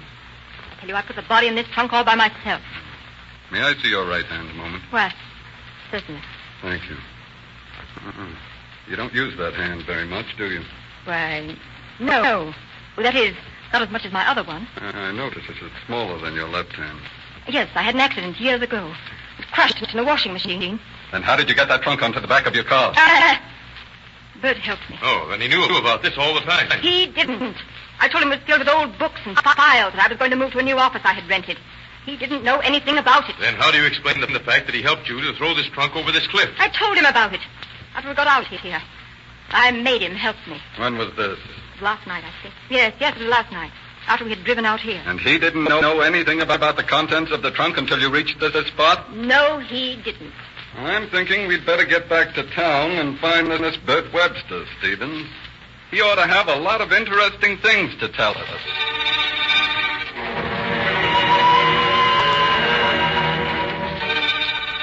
Returning to Los Angeles, Lieutenant Stevens and Inspector Langevin first assigned 2 detectives the unpleasant task of notifying Mrs. Baldwin of her husband's death. Then instruct another to bring in Webster for questioning. This done, they retired to Langevin's office. Well, Dwight, what do you make of it? There's something missing in the picture. That woman's leaving a lot of things out of her answers. Do you suppose this Webster fellow is in on the deal? It looks like it. Somehow, the idea of his driving her out there, helping her get rid of the trunk and all that, and not having something to do with it, it just doesn't jive. I'm mighty anxious to ask him a lot of questions. The thing I can't understand is why Mrs. Willis went to all the trouble of getting rid of the body, then walked in and told us about it. Doesn't make sense. I'm not so sure about that, Paul. It makes a lot of sense if you figure things out another way. Shoot. Well, just supposing she meant to bump this doctor off and get rid of him. Well, she goes through with it, gets him into the trunk, gets this Webster to drive her out in the valley and dumps the trunk. And the trunk inconveniently spills its occupant out on the ground for all the world to see. Then what? Well, being a woman, she hasn't the nerve to put it back in the trunk. So she figures out that a confession will help her self-defense story. Sure, but it still doesn't explain why, if it was self-defense, she went to all the trouble of making it look like a murder. Yeah. The answer is most likely because it was murder. Now we agree. Come in. Captain Edwards is here with that Webster fellow, Lieutenant. Good. Send him in, Sergeant. Yes, sir. We'll probably know a lot more in a minute or so. I hope. Right here, Webster. Come in, Captain. This is Bert Webster, Inspector. Inspector Langevin and Lieutenant Stevens. Glad to know you. Sit down, Mr. Webster. We'll make this as short as possible. I presume you know why you're here, Mr. Webster. I guess I do, all right. I figured you'd be out for me before long. I want you to answer a few questions, and I want you to think very carefully before you answer us. Yes, sir. First of all, what do you know about this? Well, not a whole lot. I guess you already know more than I do. Oh, that's the name I call Mrs. Willis. Sort of a pet name, eh? I guess so. When did you first learn that Mrs. Willis had killed Baldwin? Last night. When last night? Well, I don't know exactly what time it was, but it was when we were driving in from the beach. Did she tell you about it before you drove out to the place where you helped her dispose of it? Yes, sir. She told me about it when I refused to drive her to San Fernando. She said that she'd done it to protect her honor and asked me to help her. Didn't you realize that you were aiding a criminal in the act of committing a crime? It had already been committed. Perhaps the murder had been committed, but it's a crime to help dispose of the body. Don't you know that? Well, yes, sir. I guess I do. You realize you're in a pretty tough spot, don't you, Webster? Yes, sir. Only I didn't have anything to do with the actual killing. Well, that remains to be seen. However, I'm inclined to believe that you're telling the truth. I am, Lieutenant. Honest I am. But until such a time as we can prove it one way or another, I'm afraid we'll have to book you as a material witness. You mean I've got to stay in jail? That's right. And while you're there, if you remember any additional things you think we might be interested in, just tell the guard. He'll let us know about it. They tell me that an honest confession is good for the soul.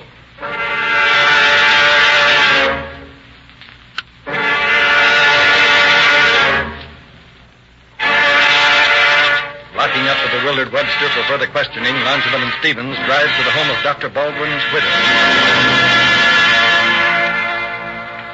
Now, Mrs. Baldwin, we realize that this is a terrible experience for you, but under the circumstances, we must ask you some questions. Of course. I understand. I will tell you all I can. Thank you. First of all, had Dr. Baldwin mentioned selling his car? Yes. He discussed it with me several times. He was going to sell it to Mrs. Willis? Yes. Can you remember anything about the last few days that might be of interest to us? Well, there were several things that seemed strange to me. But at the time, I didn't realize that there were anything that would lead to this. Easy now, Mrs. Baldwin. Oh, I'm sorry. I didn't mean to. I'm all right now. What were these things that you speak of, Mrs. Baldwin? Well, Thursday night, we had dinner with some friends, and the subject of the car came up. I suggested that the doctor call Mrs. Willis and see if she was ready to buy it. And did he? Yes, he did. I stood right beside him, and I heard him say, "All right, that's fine. I'm glad you got it. I'll be over in the morning to deliver the car." By it, I suppose he meant the money. That's what I thought. Anyway, the next morning, Friday, he left the house early to deliver the car and get the money. You're sure it was Friday, not Thursday? Positive. Go on, Mrs. Baldwin. Well, the doctor's office hours were from 2 to 5. And at 3 o'clock, his nurse telephoned me and asked if I knew when he was coming in because his patients were getting tired of waiting for him. He hadn't been to the office at all? No. So naturally, I called Mrs. Willis. Well, what did she tell you? She said that he had been there early that morning and delivered the car and then left. I remember that I asked her if she'd bought the car, and she replied she had. I asked her how much she had paid for it, and she said, "I paid him $750 cash yesterday." That would be Thursday. Yes. But I knew that she couldn't have because I heard him talk to her on the phone Thursday night, as I told you. And she hadn't paid him anything for it then. What happened then, Mrs. Baldwin? I asked her why, if she'd bought it the day before, the doctor had driven it home Thursday night. What'd she say to that? Well, that he'd said he needed the car the next day, and she'd let him have it. And, well, then she said something very queer, Lieutenant. What was that, Mrs. Baldwin? Well, she asked me if my husband was a drinking man. And when I said no, she said that it was funny. Because when he delivered the car that morning, he left his grips in it. And that he promised to come back later in the morning and give her another driving lesson. But that he hadn't. And this was in the afternoon? Yes. And then she told me something that just didn't seem possible. She said that she didn't think he was coming back to me. That he mentioned going to Mexico and leaving me. Have you and Dr. Baldwin had any quarrel that might lead him to leave you? Certainly not. We were happy.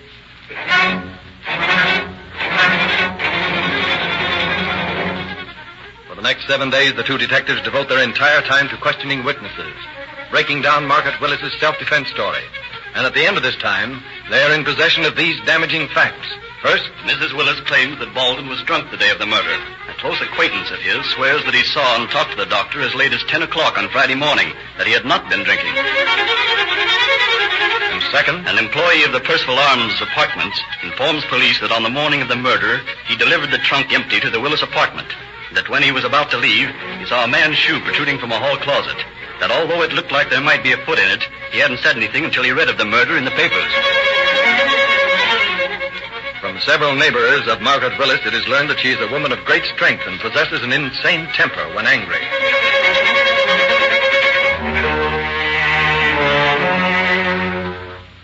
And at last, after several weeks of preparation, Margaret Willis is placed on trial for her life before Judge Charles Craig in the Los Angeles Superior Court. Several preliminary witnesses are heard, and then the court crowded to capacity with eager throngs craning for a look at the now famous woman.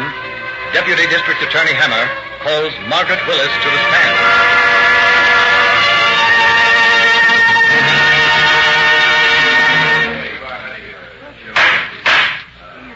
Mrs. Willis, you realize that you're under oath, that you're sworn to tell the truth, the whole truth, and nothing but the truth? I do. Very well.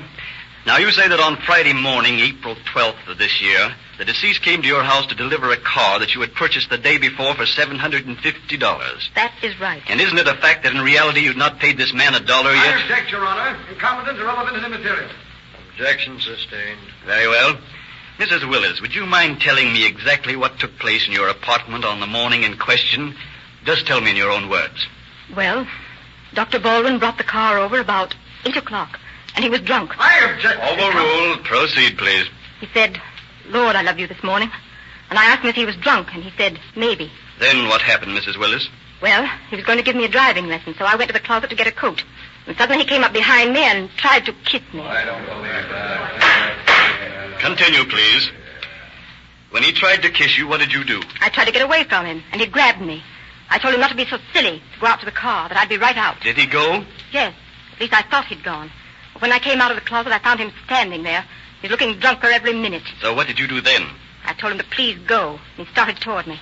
So I backed into the closet and grabbed the gun that I always kept there. What kind of a gun, Mrs. Willis? A revolver. Is this gun marked People's Exhibit Number 2 the one, Mrs. Willis? Yes, that is the one. Thank you. You may continue. Well, I told him to leave or I'd shoot him. But he didn't. He grabbed me by the arm. With you holding the gun pointed at him? Yes. Why didn't you call for help? There were neighbors all around. Why, I didn't want any notoriety. Yet you'd rather shoot a man than have a little notoriety? I didn't think about that. You didn't think about his wife or his baby either, did you? I object, Your Honor. The question is leading and suggested. Objection overruled. Mrs. Willis, tell us in your own words just what happened from the point where he grabbed you by the arms to the actual shooting. We struggled a bit, and then I fell down with him still holding me. Suddenly, I guess I got scared because I saw his head right in front of the gun, and I pulled the trigger. Did he die instantly? I guess so. Your Honor, my client doesn't know what she's saying. I can prove that she didn't even fire the shot that killed the deceased. It was her lover, Bert Webster, who killed him. The court will be quiet or I will clear it.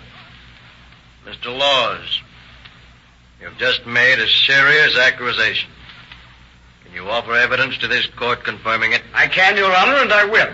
I can produce positive proof that Bert Webster was the killer of Dr. Baldwin.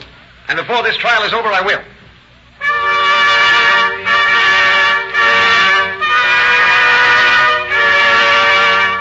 But the defense attorney's statements proved to be no more than a last-minute desperate attempt to bring a retrial. And after reviewing the facts, Judge Crail submits the case to the jury. And in the press room... Yeah, I tell you, she'll get out of it. All it takes is a dame and a smart attorney, and it's a setup. You might be right, Ed. I never saw it to fail. Doesn't matter whether she's young or old, the jury will fall for the old gag about you can't hang a woman. I wouldn't be surprised to see her get off with 10 years, suspended. Yeah. Well, all I can say is if she does, there ain't no justice.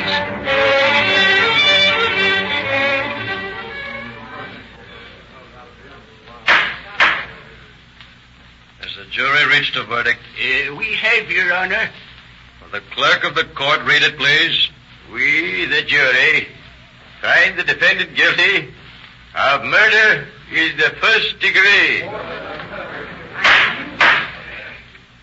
Is there any reason why this court should not pass sentence at this time? No, Your Honor.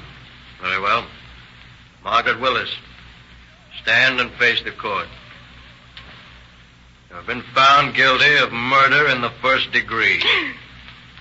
Therefore, It is the verdict of this court that you shall be confined to the state penitentiary for the duration of your natural life.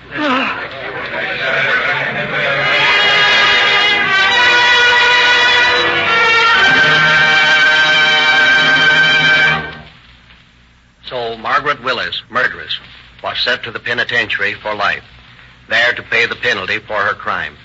A strange crime. This, inasmuch as it was definitely proved that self-defense was not the reason for the murder. The only other reason was the desire to own Dr. Baldwin's automobile. It seems incredible that anyone, in possession of their full senses, could resort to murder for so small a gain. Yet, such was the fact in this fiction-like case. Thank you, Chief Davis. Photographs of Mrs. Willis' trunk murder case and the complete story of the amazing crime you have just heard are printed in the fascinating Calling All Cars News, a bigger and better publication this month than ever before, with several true detective mysteries, latest radio and movie news, and descriptions of 14 gifts that Rio Grande offers free to every boy and girl.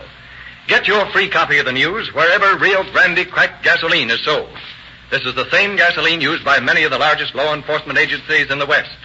Rio Grande cracked gasoline speeds the police cars of many cities and counties to a speedier solution of the crime mysteries that you hear on this program. The same qualities that have caused this gasoline to be chosen to power more emergency cars than any other brand are needed by your car to develop its maximum speed and power. Give your car a chance with Rio Grande Cracked to show you some real police car performance. But when you're enjoying this greater speed and power, be sure that your engine is protected by motor oil that won't break down at high speeds. Rio Grande dealers recommend Sinclair motor oils because they are guaranteed to provide a thinner but tougher film of protection that never breaks down at any speed. You use less oil when you fill your crankcase with Sinclair motor oils because the wax, jelly, and carbon-forming impurities are already extracted. Sinclair motor oil makes the ideal running mate for Rio Grande cracked gasoline.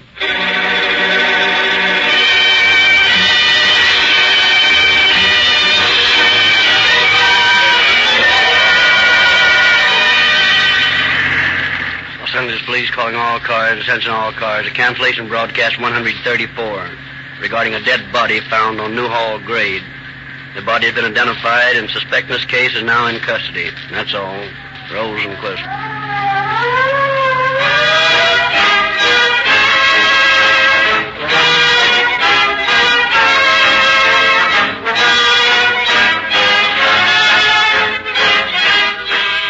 Your narrator, Gary Breckner, bidding you good night for the Rio Grande Oil Company. Rio Grande Oil Company. Rio Grande Oil Company. Rio Grande Oil Company.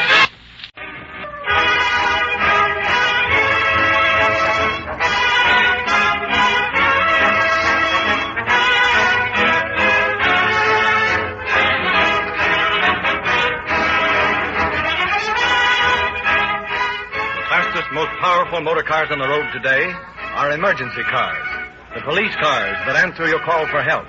The fire engines that thunder through crowded streets at top speed. The ambulances that rush to the rescue of injured persons. No city or county tries to economize on the gasoline for these emergency cars. They want the best gasoline that money can buy. And they specify Rio Grande cracked gasoline more than any other brand wherever it is sold. Yet, surprising as it may seem, the cost of Rio Grande cracked gasoline is no higher than ordinary brands that lack the outstanding speed and power of crack. All extra features of greater speed, greater power, faster acceleration are just extra values that Rio Grande gives you. Now, you can use the same gasoline that has powered the emergency cars of Los Angeles, Oakland, Berkeley, Fresno, Merced, San Diego County, and Maricopa County in Arizona, and many, many others. Drive into the independent service station in your neighborhood that features Rio Grande cracked gasoline and Sinclair motor oil. Ask for a tankful of Rio Grande cracked gasoline, and you'll quickly realize the extra value that has made this gasoline so successful. It costs no more to get police car performance in your own car.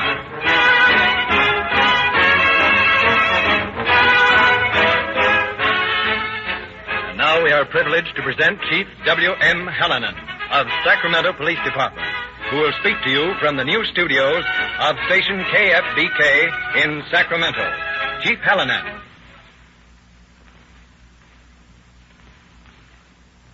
Good evening. The case you are about to hear tonight, although from the files of my department, is really not my case. It is the case of Ed Cox, sergeant in charge of the narcotic detail of the Sacramento Police Department. This broadcast, in fact, might be considered a tribute to Sergeant Cox, who for more than 20 years have been an exemplary police officer. Sergeant Cox is an internationally recognized authority on narcotic criminology. He adds to his extraordinary zeal as a police officer a true crusading spirit against the drug traffic. For years he has fought it with all the powers legally vested in him, and he goes further than the line of duty, for he carries on an incessant campaign for narcotic control all over the United States, agitating for adequate legislation, campaigning for wider public education to the dangers of narcotics.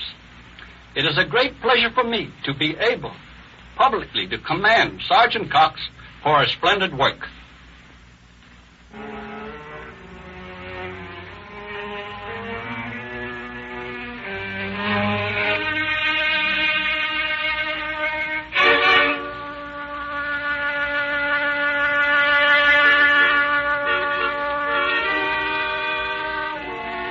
March 14th, 1934. In a dimly lit side street in Sacramento, two shadowy figures meet. Oh, 2 years. Buenas noches, Jose. You have the marijuana for me? You have the money? Si. $5. Here, bueno. Here is your marijuana. Okay, boys, stick 'em up. Por Dios, senor, what is it? You're under arrest, 2 years. We've been watching you for a couple of weeks, waiting until you'd make a sale. Shake him down, Thomas. All right. No, but, senor, I did... Save your breath, Garcia. You know better. We got you in the act of a sale, and you can't talk your way out of it. Come on, pile in the car here. You better drive, Thomas. Okay. Senor, if you will permit the question. Yeah? This Jose, you do not arrest him? Jose? I should say not. He works for us. Come on, get in. You get in the front seat with Thomas, Jose. Okay, Sergeant.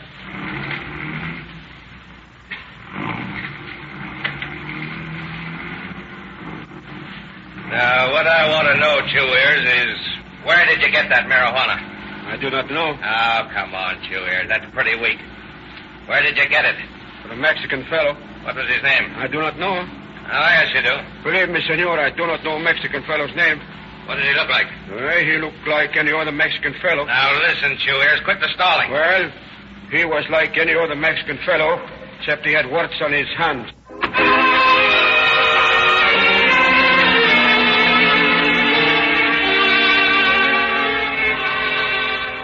May 10th, 1934. Sergeant Cox and his partner, Detective W.A. Thomas, working day and night to stem the rapidly rising flow of marijuana cigarettes into Sacramento, raid a rooming house near the river.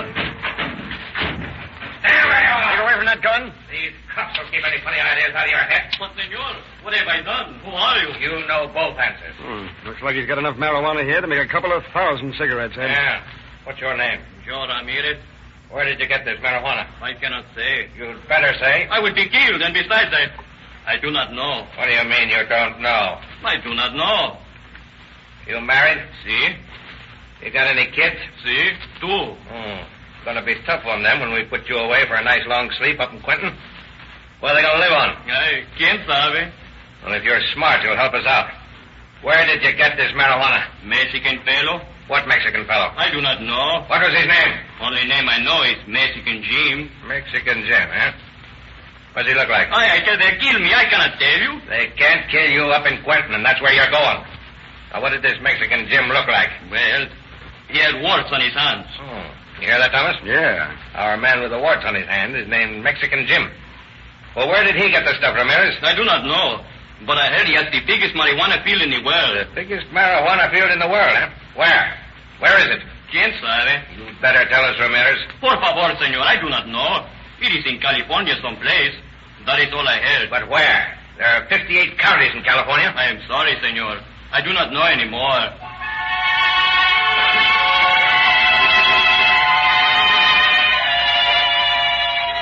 3 months, the two officers question every suspect regarding the marijuana field owned by Mexican Jim, the man with warts on his hands.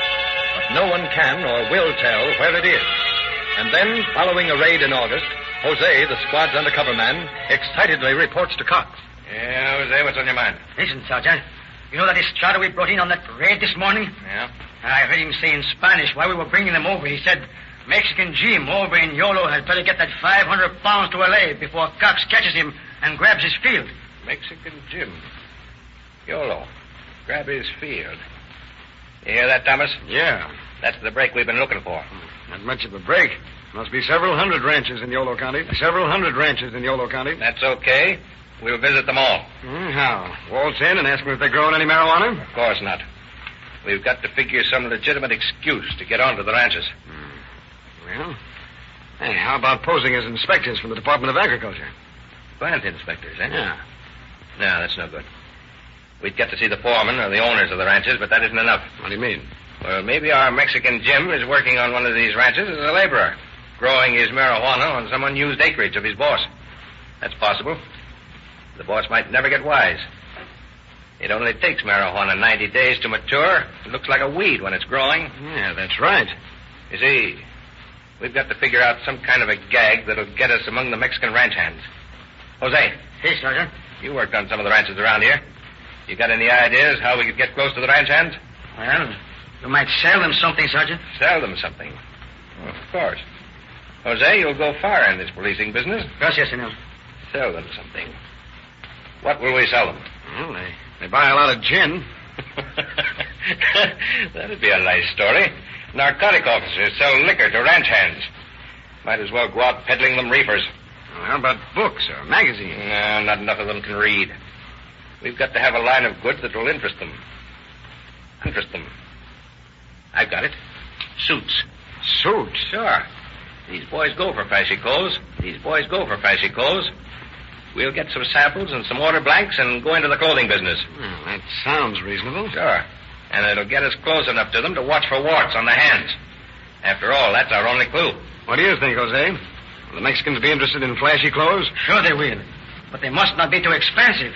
These poor fellows, they have not much money. Don't worry. We'll get a cheap enough line of goods. And you're going to help me pick it out. Gracias, senor. And then you're going along with us to act as interpreter. We may need you, Jose.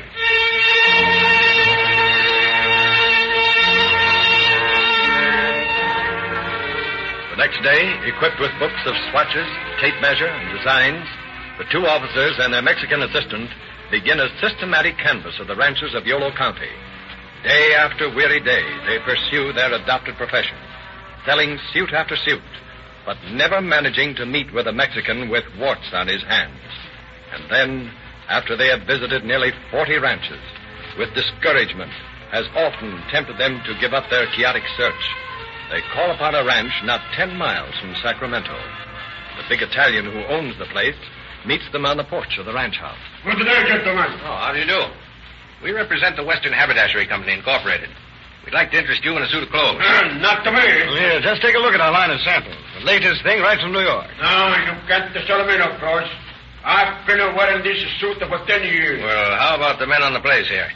Mind if we show our line to your hands? Well, to tell you the truth, there ain't nobody working for me now. Oh, I thought I noticed a Mexican down by the barn when we drove in. Oh, him? Well, he don't work for me. He's working part of the ranch, you know.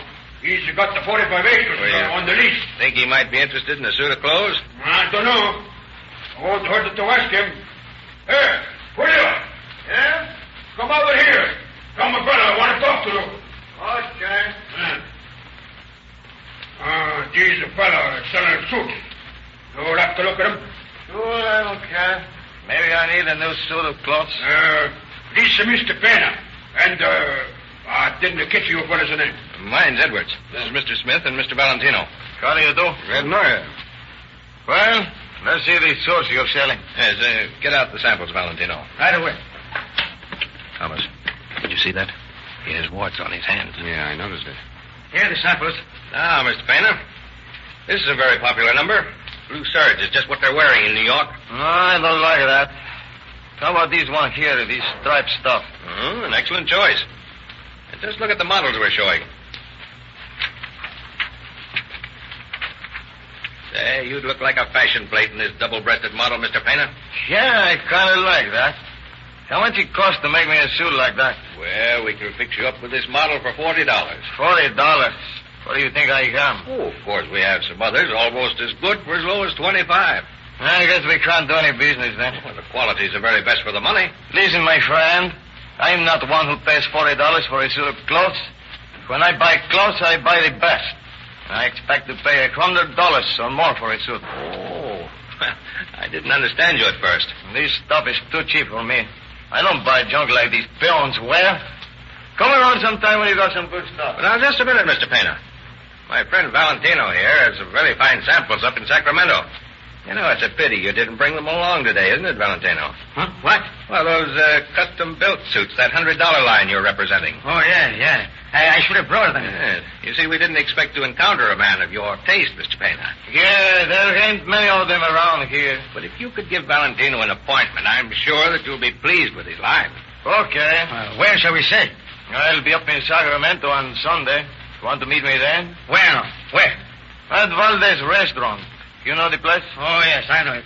I will meet you this Sunday, say, at 3 o'clock. Yeah, that'll be okay. Adios, gentlemen. Adios. Along. Who's the bad boy?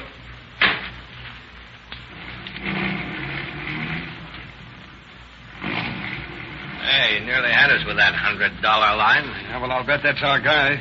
Warts on the hands, and he's leasing 45 acres from that Italian. Tell me, where am I to get samples of $100 suits? We'll find them someplace. But that isn't all you'll have for him Sunday. No? What else? Are you going to arrest him? No, not yet. But you will have a problem that you will have to ask this guy's advice about.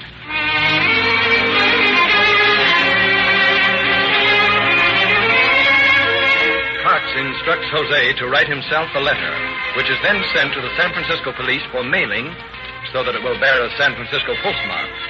On Sunday, after Jose and Pena have discussed suits for some time, Jose brings up this pressing problem contained in his letter. I have a problem on my hands. Perhaps you can help me solve it. What is it? I have a letter from a dear friend of mine in San Francisco. I don't know what to do about it. What does the letter say? Here, I will read it to you. It says, "My good friend Valentino, do something for me. While you are visiting ranches in the Sacramento Valley, selling sewers to Mexicans, please keep your eyes and ears open for a good buy of marijuana." Marijuana, huh? Say, I can handle 500 pounds of first-grade merchandise, and I will pay you a nice commission if you can buy it for me at a reasonable price. I understand there are some wonderful fields in the Sacramento and San Joaquin valleys. You might try around Modesto.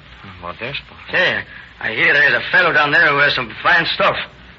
With the demand I have from the Alaska fishing boats and the canneries and packers, as well as my San Francisco trade, I feel inclined to invest in 500 pounds, but I think the price is going up. The price is going up. Make a good deal for me, and I will reward you. Your old friend, Fernando Martinez. You see, Pena, I don't know anything about marijuana. I've got too much to do myself. I can't go all the way down to Modesto to look for marijuana for Fernando. But still, I don't want to disappoint him. He's a very old friend of mine. You will not have to disappoint him. Valentino, I can supply him with 10,000 pounds of marijuana if necessary, and I will only charge him $5 a pound for it. What? I am indeed fortunate to have met you. You have 10,000 pounds of marijuana on that ranch? No, he's not on the ranch. It is more than 50 miles from Sacramento. This marijuana has never been on that ranch. I have stored it in another place. When can I get these 500 pounds from my friend? It will take at least a week before I can deliver it. He's not fully mature yet. Still, I can tell my friend Fernando that I can get the marijuana for him, huh? You can't tell him that. My good friend, Pena, you don't know how happy you make me.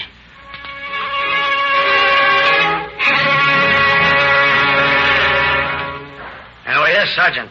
Another thing. He's known to all the people around Valdez's Mexican Jim. Yeah, he's our man, all right.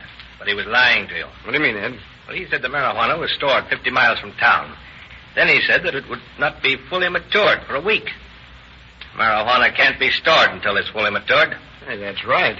My hunch is that he gave Jose the runaround because the marijuana is on that ranch. I believe you're right, Ed. Yeah, and you remember that Italian told us, Pena, or Mexican Jim, or whatever his name is leasing 45 acres. That's probably where the field's located. Then we've got to find the field, first of all. Yeah, and we can't go nosing around there in the daytime. I don't intend to. We're going down there tonight. Oh, and wear some old clothes, Thomas. There's no telling what we may run into.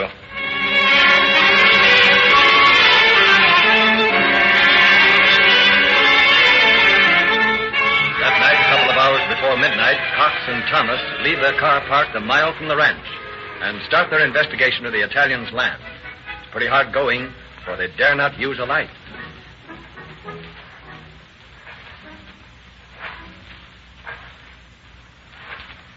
Can you tell what this stuff is growing in this field? Yeah, it looks like lettuce, but it's hard to tell with no light. Yeah, we'll cut into the next field then. Yeah. Moon's rising. Yeah. When it does, we'll have to scram out of here. What's the matter? Down there fell into that irrigation ditch. Yeah, it woke up all the dogs in the county. Well, I can't help it. I'll fix that. Hey, what are you throwing? Some hunks of meat I brought along. It'll keep them occupied. Looks like tomatoes in this field. Yeah. That's corn on the other side there. You can tell by the height. Oh, wait a minute, Ed. Huh? Look at those leaves catching the moonlight. All silver. Yeah. And they're quivering. There's no wind blowing. That's the marijuana field. Look, he's planted corn around the edges to fake it. Looks as though the marijuana's outgrown the corn. Yeah. Well, we know where the field is now.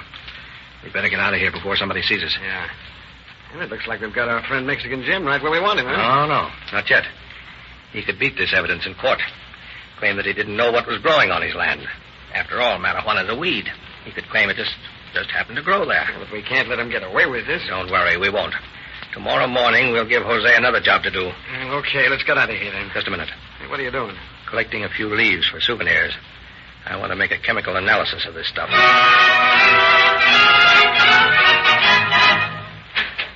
You sent for me, Sergeant? Yes, Jose. I want you to go out and see your friend Mexican Jim. Yes? Yeah. We located his field last night, and the chemist reports that the samples we brought in are marijuana, all right. But we don't want any slip-ups. So here's $50. I want you to buy some marijuana from him. Then we'll have him for possession and sale. I understand. Tell him that your friend in San Francisco wants to buy 10 pounds to sample it before he ties up a lot of money and 500 pounds. You'll fall for it. Okay. Report back to me as soon as you've made the arrangements. Yes, sir.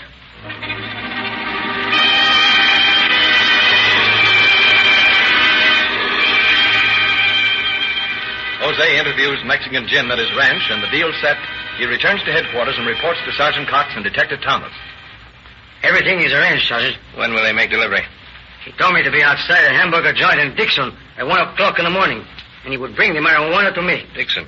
That's 15 miles from the ranch, isn't it, Thomas? Yeah, just about. That guy Pena's too smart to deliver the stuff himself.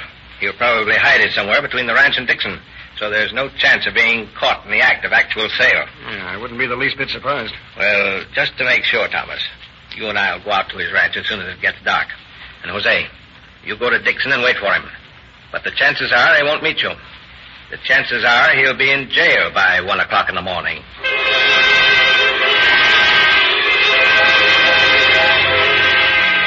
Shortly after sundown that night, Cox and Thomas pulled their car off the road into the little lane leading to the ranch house. A tense couple of hours pass, and then they hear an automobile start from the ranch. Okay, Thomas. Roll it across the road. I'll stay back here where he can't recognize me.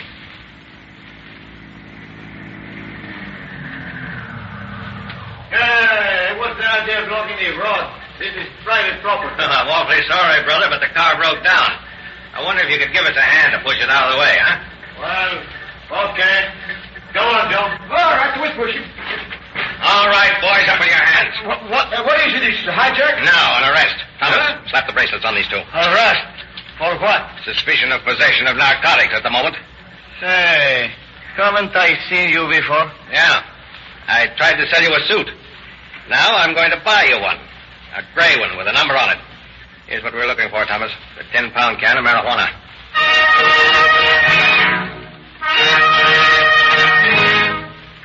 Pena and his lieutenant, an Italian named Joe Saldi, are placed in jail. And the following morning, Cox and Thomas return to the field to view their capture for the first time in daylight. With them is a professor from the California College of Agriculture. Well, what do you think of it, Professor? I wouldn't have believed it. It's the most scientifically grown field of anything I've ever seen. Observe the care with which the soil has been treated. And the careful irrigation? Yes, apparently his intention was to mask the marijuana with those rows of corn on the outside. As you see, he failed because the marijuana grew too high. And no wonder, with the care it has been given. What would you estimate the size of the field to be? Oh, about 5 acres. 5 acres? Do you hear that, Thomas? Yeah. Do you realize then, Professor, that this constitutes the biggest marijuana seizure in the history of narcotic enforcement? Indeed. Yes, sir. There's never been anything like it before. Enough marijuana for 4 million cigarettes. It's a great pity that the man who grew this couldn't have applied his talents to legal agriculture. What a scientific farmer he would have been. Yeah, Professor. The world would be a better place if a lot of smart crooks were spending their time figuring how to help people instead of how to harm them.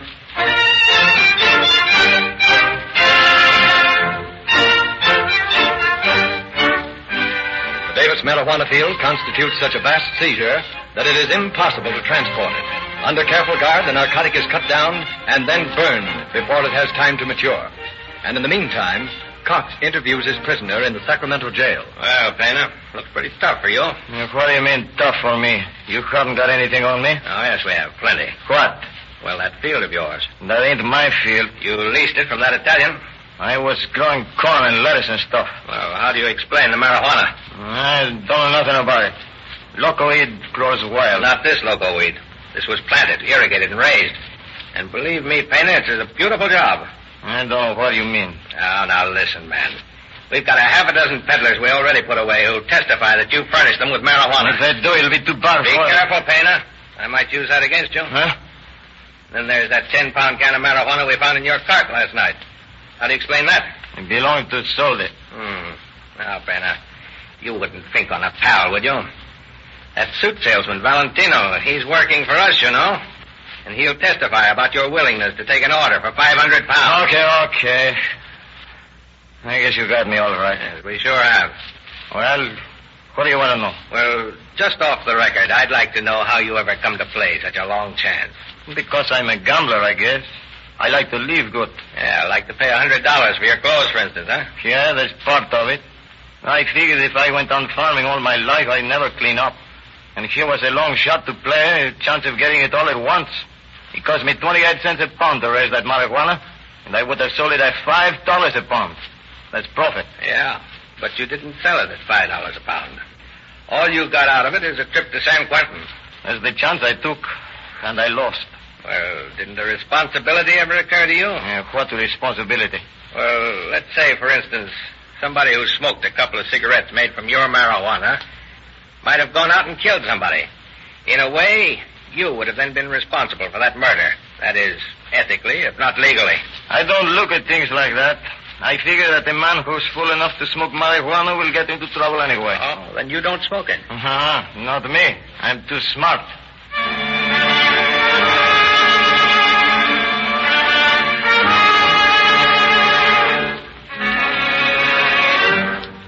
Julio Pena, alias Mexican Jim, was smart. A decidedly superior man.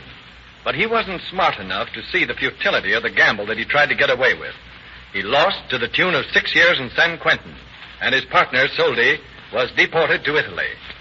Sergeant Cox received the congratulations of narcotic enforcement agencies all over the world for the excellent work which resulted in the seizure and destruction of the largest field of scientifically grown marijuana ever attempted.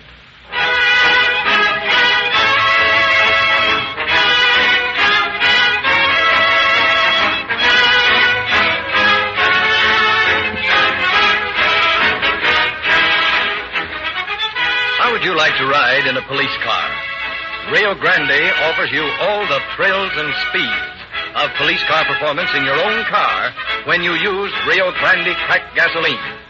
The same gasoline that powers more emergency cars than any other brand. You'll be driving faster and further this summer, and you don't want to keep stopping to add an extra quart of oil. Fill up once with Sinclair Motor Oil, sold by all Rio Grande dealers.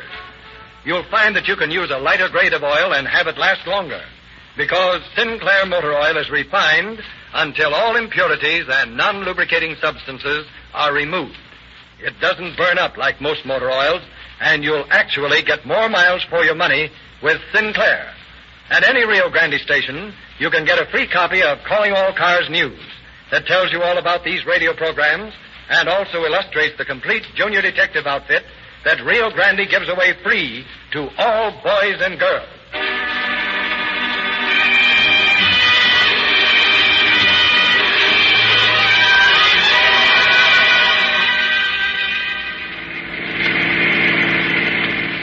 Sacramento Police calling all cars, attention all cars, to cancellation broadcast 135 regarding marijuana peddlers' activities. The source of supply has now been destroyed. That's all.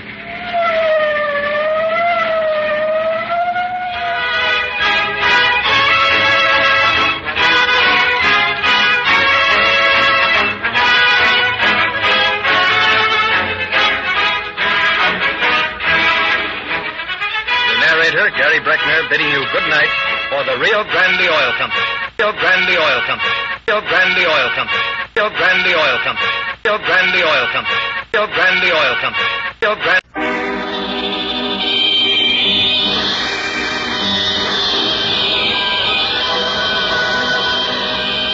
Calling All Cars, a copyrighted program created by the Rio Grande Oil Company. Los Angeles Police calling all cars, attention all cars, broadcast 136 regarding a murder and suicide at 1929 South Grand Avenue. See the battalion fire chief in charge for details. That's all. Rosenquist.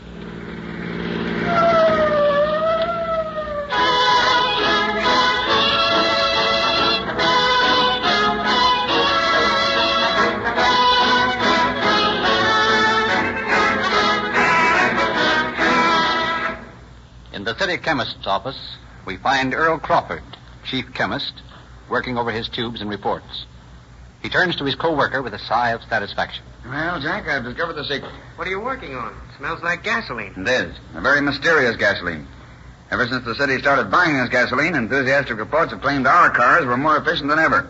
The police cars drive faster, the fire engines develop more power, and the records show we're getting greater mileage per gallon than ever before. We're using Rio Grande cracked gasoline now in all city cars, aren't we? Is it that good? Well, it's caused so much comment that they asked me to analyze some Rio Grande crack and tell them if it was doped in some way or to find the secret of its sensational performance. I see. It does contain tetraethyl, doesn't it? Oh, yes, but other gasolines have tetraethyl, too. No, the secret of Rio Grande's outstanding performance is its refining process. It's cracked into tiny molecules, infinitesimal atoms. Obviously by a patented process, for I've never seen any other gasoline so finely cracked. No wonder it's so much faster than other gasolines. That cracking process is the reason why Rio Grande cracked gasoline gives greater speed, power, and mileage than other gasoline. You've sold me. I'm going to use Rio Grande cracked in my own car. I see now why more police cars, fire engines, ambulances, and other emergency equipment are powered by Rio Grande cracked gasoline wherever it is sold than any other brand.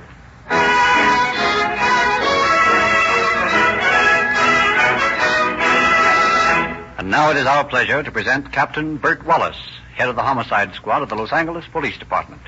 Captain Wallace. Good evening, friends. Tonight you will hear dramatized the story of a perfect crime, which, like all perfect crimes, was a little imperfect. If the carefully laid plans of the criminal had worked, perhaps he would have escaped. But there seems to be some truth in the belief that there is a law of compensation. I have, in my years of experience in police work, never known of a case where a man broke the laws of society that he was not eventually made to pay for his misdeed. You can break every law but the law of compensation, and in the end it delivers you up for an accounting with the society you have outraged.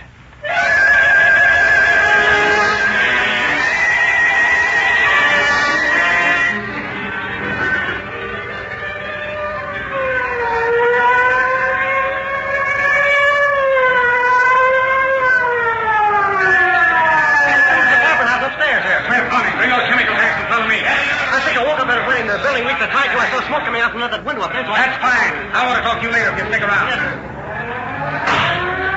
There it is, boys. Department down the hall. Door's open. Right.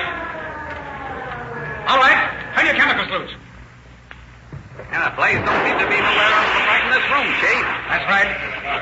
You better check the walls, though. Yes, sir. Looks like it started over by the bed. Come on, Eddie. Let's get that bunch of bedclothes outside and wet them down. Okay. Here. Give me a hand. Hey, What's the matter? hey, Chief.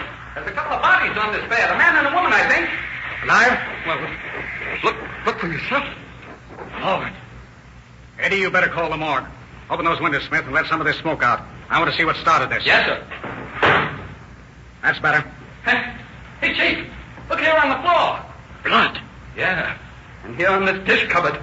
Splattered all over the place. Looks like we've got more than a little fire here. What the devil's this? Looks like it might have been a bird or something. You're right. It was a bird. Probably a parrot. Hey, you'd think a parrot would have enough sense to keep away from a fire, wouldn't you, Chief? I don't think this parrot had anything to say in the matter. His neck's been wrung. What do you mean? You mean somebody killed the bird? That's what it looks like. Well, it don't make sense. Maybe this would help. Look here at this woman. See her head? Yeah. Yeah, skull is smashed. Right. I can't tell anything about the man, too burned. We'll have to let an autopsy show whether he was killed or not. Oh, that's all the excitement, Chief. I'm Redbetter from Central. Glad you got here. We found something that should interest you, boys. Here on the bed. Oh. Fire got him, huh? I don't think so. The woman's skull's been smashed with something. I can't tell about the man. You're right. Patton, you better get Munns up here with his camera and get some shots of this before we move them. And you can tell those reporters outside they can come in now. Hey, they'll love this.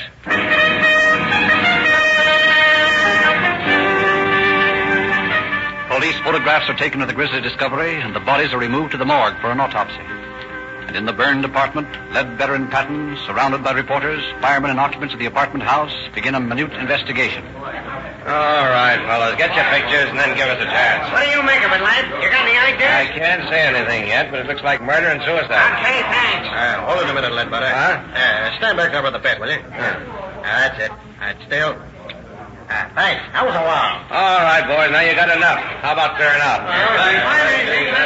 Yeah, I will. Shut the door, Pat. Maybe we can get some work done. No chance of getting any fingerprints from anything now. That mob fixed that. Yeah. Well, come on. I want to get a look at that bed. You know, there's a lot of things here that don't make sense. That parrot, for instance? Yeah, that and other things, too. Number one, how did the fire start? You can't just set a match to a bed and have it burn this much. Well, here's the answer to that. Under the bed. A bunch of wadded paper, half burnt. What's that lying there? Electric heater?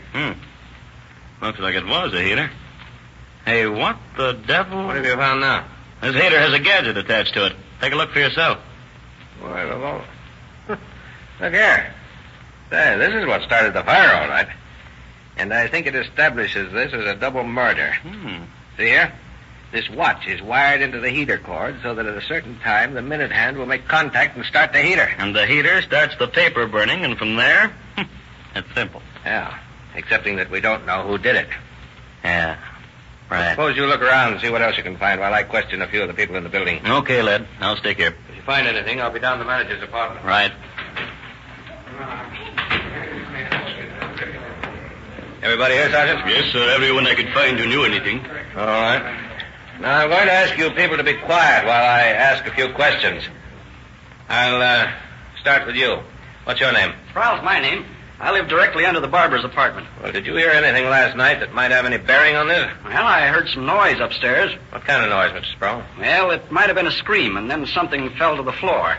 What time was that? Oh, somewhere around 8:30 it must have been, because I remember I was listening to a radio program, and I heard the announcer say it was 8:30. Anyone else hear anything like that? Yes, sir. I did. What's your name? Grant, sir. Edward Grant. I live right next to Mr. Sproul here. Well, if both you gentlemen heard what sounded like a scream, why didn't you investigate it? Well, you see, sir, I haven't been well, and I can't get up and downstairs so good.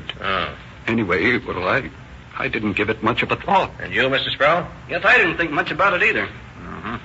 That all you can tell me? No, sir.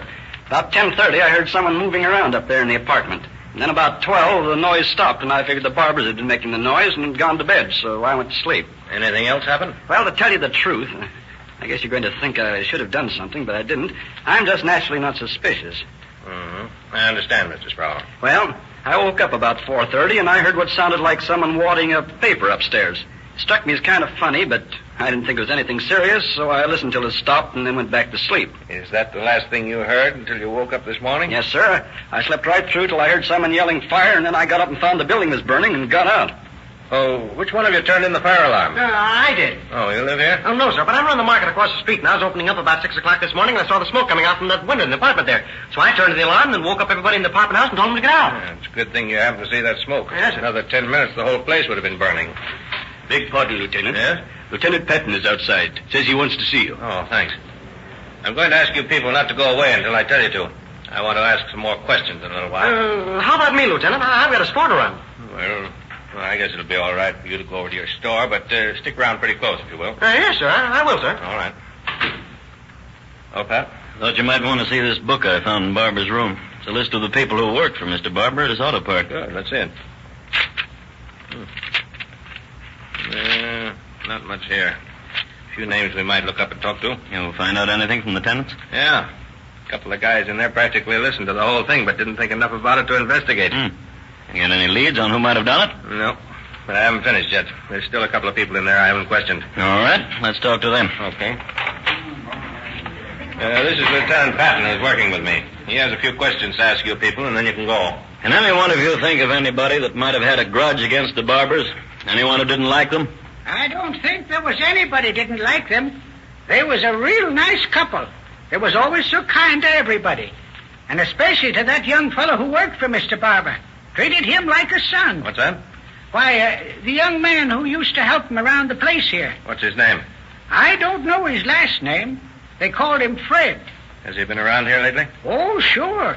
He was around all the time, just like one of the family. Mm-hmm. Let me see that book again, Pat.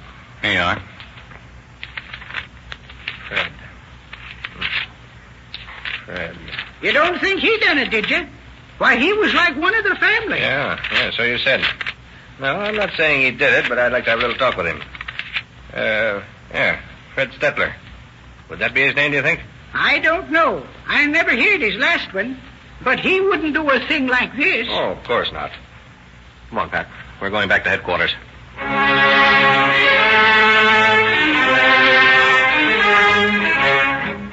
Taking the remains of the heater and the ingenious timepiece attachment back to headquarters, led Veteran Patton report to Captain Wallace, head of the homicide squad.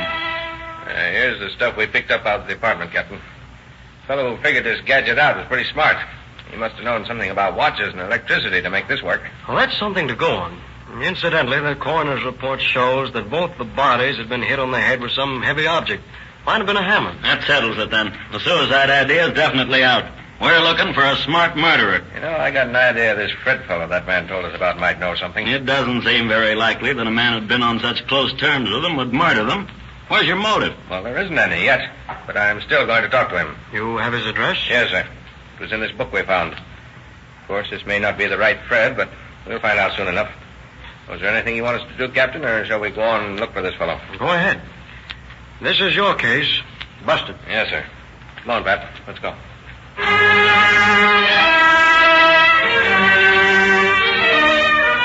At the address given in the little book, the two detectives find that the man known as Fred Stetler is out. But from a neighbor, they learn... Well, sir, I don't know the fella very well. Speak to him when I see him, that's about all. But it sure struck me funny the way he was acting yesterday. Seemed all sort of nervous-like, and hardly even noticed me when I said hello. Mm-hmm. What else? Well, I remember that it struck me kind of funny about his car. What about his car? Well, last night I couldn't get to sleep, and it was kind of warm, so I sat out here on the porch and smoked until pretty late. I guess it was about 1:30 when I went to bed, and Stetler hadn't come home yet. Was that unusual, Mr. Cook? Well, it was the first time I can remember that he was out so late. But that ain't all. In the morning, I woke up about 6:45 and looked out, and there was his car in front of the house. Now, I know he never leaves it out in the street. Always puts it in the back. Well, anyway, while I was looking out the window, the door opens, and he comes out of his house and walks to his car. I thought he was leaving early, but he didn't leave. What did he do, Mr. Cook? He looked around as though he was afraid someone might see him. And then he reached in and got some stuff out of the back of the car and took it in the house. What kind of stuff? Well, I couldn't see just what it was.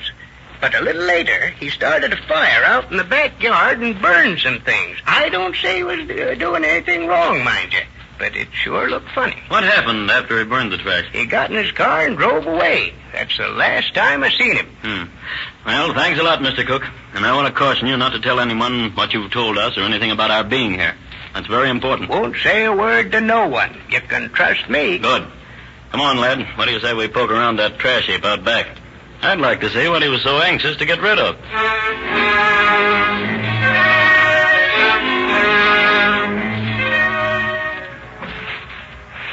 Nothing much left here. Must have been a hot fire. Some old boots there. Nothing unusual about that. We better take them with us. Can't tell what's on them. Yeah. Wait a minute. I hear a car out in front. Might be Stettler. Come on, around the side where we can see. It's a young fellow. Looks like he's going to come right to this door. Come on. Just a minute, young fellow. Huh? We want to talk to you.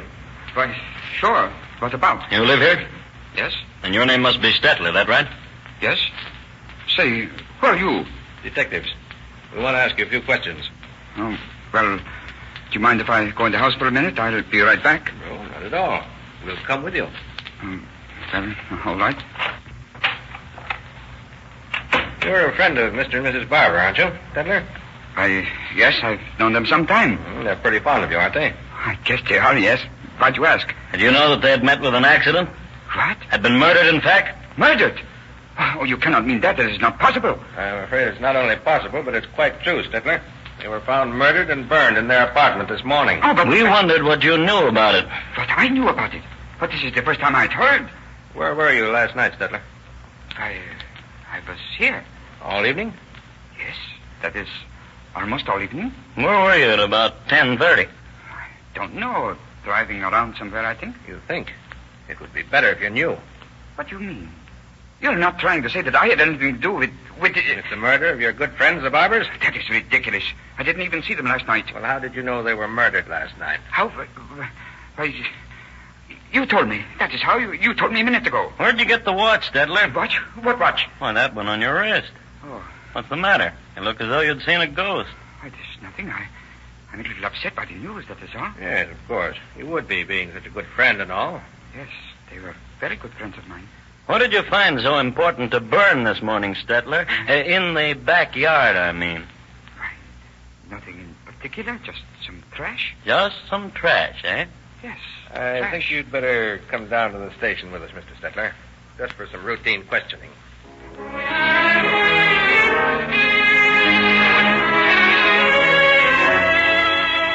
At headquarters, Ledbetter first sends several officers back to the suspect's home with orders to thoroughly ransack the place for clues. Then proceed with the questioning. Mr. Stettler, the first thing I want to know is exactly where you were last night. We know you weren't at home until after 1:30. Well, I went over to see my girlfriend. I stayed there for a little while, and then I just drove around. I had a little argument with her, and it upset me. You didn't go anywhere near the barber's place? No. You know a good deal about electricity, don't you, Stettler? Why, not a lot, no. Why? Ever work as a watchmaker? No. What nationality are you? Swiss. Well, isn't it the Swiss who make such fine watches? I don't know. Swiss movement. I have one right here that says that on it. Very fine watch, too. What has that got to do with me? What are you talking about watches for? Oh, just to pass the time. You don't seem to want to talk, or do you? I have nothing to say. Oh, say, lad, speaking of watches, what happened to that one we had around here this morning? You know the one I mean. Oh, yeah, it's right here in this drawer. Hey, maybe Mr. Stettler'd be interested, huh? That's an amazing little gadget, Stettler. Just an ordinary dollar watch to all appearances, but a mighty dangerous little toy. Yes? Yes. Ever seen anything like it before? No, I have not. The hour hand's missing, but the rest of it's all here, including some things that weren't on it when it was sold. Why don't you tell him where we found it? Well, I didn't think he'd be interested. Would you, Stettler? Yes, I suppose so. I don't know. Well, I don't think it will bore you. It was hooked up to an electric heater in the barber's apartment. Right under their bed, in fact. And it was wired up so that when 50 minutes had passed, it turned the heater on and started a fire. Clever, wasn't it? Yes, very. You're sure you've never seen it before? Of course I'm sure. Didn't I just tell you so? You're getting pretty excited over it. Well, naturally I'm upset. What did you argue with your girlfriend about, Fred? What? You said that you'd had an argument with your girlfriend last night, didn't you? Oh. Or was I mistaken? Oh, last night, yes, I did have an argument, but that has got nothing to do with this. I don't see why I should tell you my personal affairs. All right. It doesn't really matter. We'll just have to ask her, that's all. Oh, no. Wait. Don't do that. I will tell you. Oh, never mind. Maybe she'd be more willing to talk. Wait a minute. I do not want her to get mixed up in this. She's a nice girl, and her family would not like it. What's the matter, Stettler? You afraid her story won't jive with the one you told us? No, it is not that. Come in. Here's some things the boys found, Lieutenant. Oh, yes. Just wait out there a minute, and I'll be with you. If you'll excuse me a minute, Mr. Stettler. You carry on, will you, Pat? Sure thing. All right, Sergeant. What'd you find? These, Lieutenant. Well. Where were they? In a little workshop in Stettler's garage. Nice work, Sergeant. I'll check with you later about the other things. Right now, I've got the heat on Stettler. Yes, sir. Well, Mr. Stettler, I guess there's not much use in keeping you around here any longer. You mean I can go? Yeah, you may go. Just as soon as you've told me where you got this. What is that? The hour hand off that little watch gadget that you've never seen before. The boys say they found it in your workshop. It is a lie. Anyway, how do you know it is one off that watch? There's hundreds of watches like that. And I suppose there are hundreds of blood-stained trousers around every house, too, huh? What do you mean? The boys found a pair of pants in your place that had blood all over them. How do you account for that? Why, I cut myself. Where? There? You're just trying to confuse me. All right, now, Stettler, spill it. We've got enough on you to send you up. And you might just as well make it as easy on yourself as you can. I did not do it. You can't make me say I did. I did have nothing to do with it. Listen to me, Stettler. We've got the parts that were missing from that watch. We've got a pair of blood-soaked trousers that belong to you. No. We've got a pair of galoshes we found in your backyard with blood on them. They're not mine. We found a can in your car that had gasoline used to soak the barber's bed with before you set fire to it. No. Now stop shagging us around and come clean, will you? All right. I will tell you all about it. Only stop pounding at me like that. I cannot stand it. All right, Stettler, start talking. All right. Only don't ask me any more questions. I will tell you all about it. I did it because I wanted money. I had to have some money. My girl was going to leave me.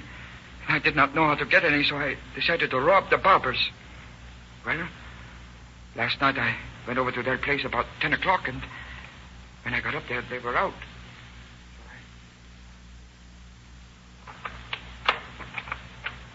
Good. No one home. Who's that?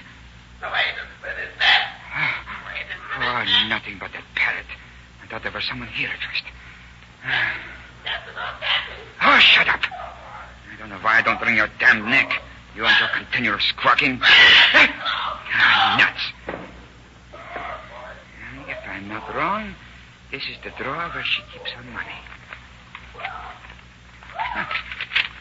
Not here. That's funny. Maybe it isn't this one. Not here either. Now, what the devil?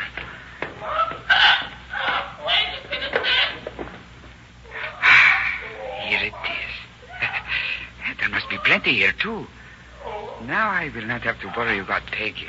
She'll be plenty surprised when I show her this. That has got it. Now to get out of here. I'll be right in as soon as we get the door open. Mrs. Barber. There we are, Polly. Now wait till I get the lights on. I'll give you presents. There now, my little Polly. Why, Fred, what are you doing here? Shut up. What do you mean, talking to me like that? Have you been drinking? No, I have not been drinking. Now shut up and let me think. Why, what are you doing with that money? You were robbing me. Oh, how could you? I told you to be quiet, didn't I? I told you not to say anything. Fred, put that hammer down. You would not stop talking. Fred. You would not do what I told you. Fred, stop it. You and that damn parrot. You don't know what you're doing. Well, I will stop you. I will make you be quiet for good.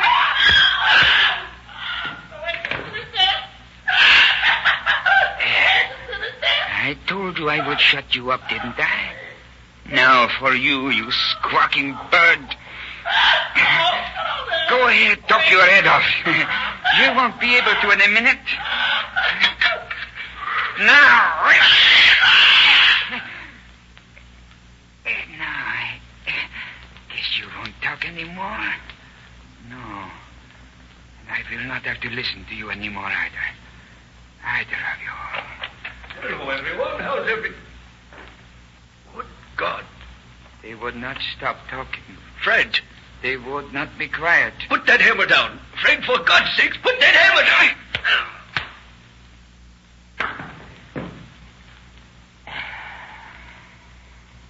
Now, what am I going to do? What did you do? I went home and built that heater thing. Then I went back and put the bodies on the bed and wadded up a lot of paper and put it so the heater would start burning when it turned on. Then I poured gas that I'd brought with me on the bed and floor and started the watch and left. How much money did you get altogether, Stetler? About $40, I guess. I'm not sure. And you killed these people for $40? I killed them because I did not know what else to do. Don't ask me questions. I can't stand it anymore. I'm sorry I killed them. I don't know why I did it. But I don't ask me any more questions.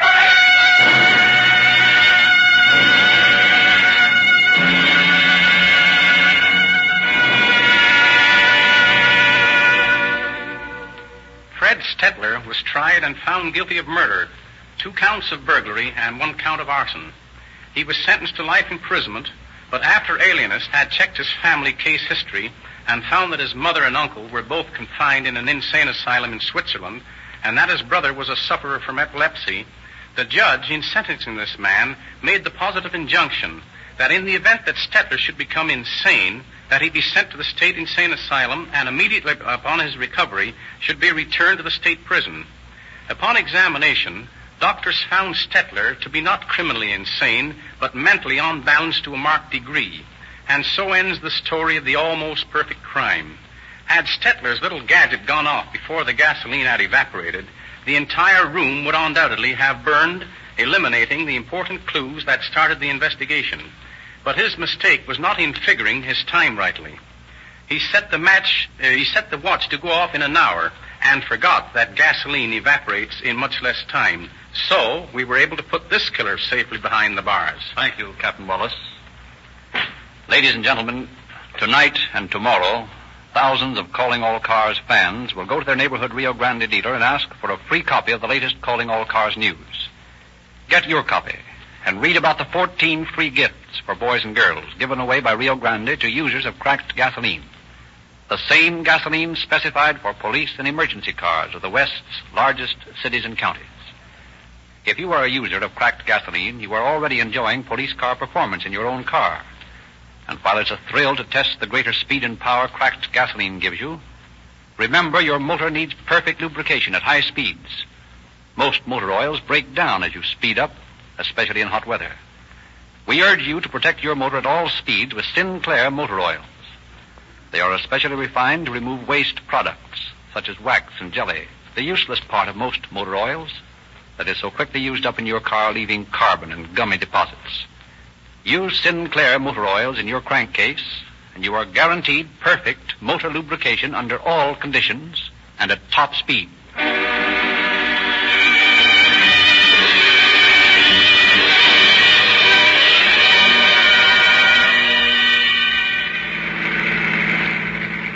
Los Angeles Police calling all cars. Attention all cars to cancellation broadcast 136.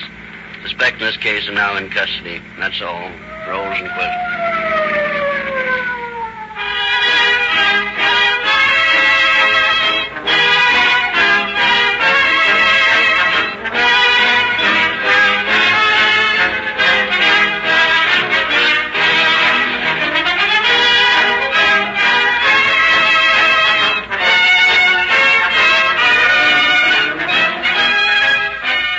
Narrator, Frederick Lindsley, bidding you good night for the Rio Grande Oil Company.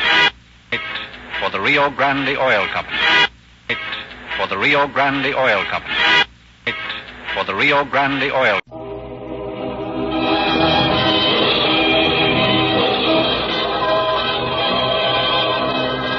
Calling All Cars, a copyrighted program created by the Rio Grande Oil Company. Calling all cars, San Francisco Police calling all cars. Wanted in connection with murder in Visitation Valley. Young girl, described as pretty, black hair, medium height, wearing green dress. Arrest and hold. That is all.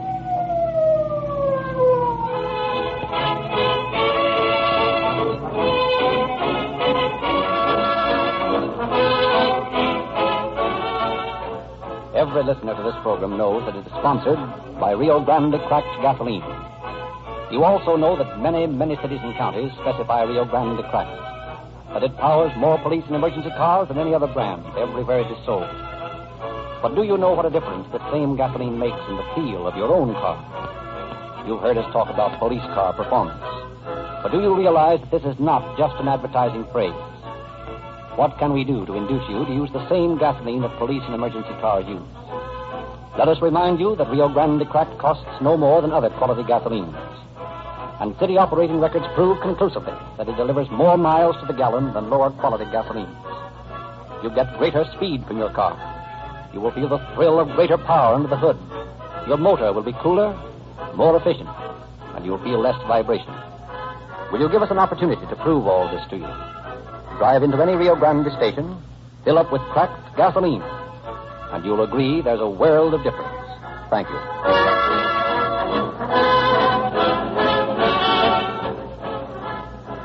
And now it is our pleasure to present the Sheriff of San Francisco County, who will speak to you from the studio of station KFRC in San Francisco, Sheriff Murphy.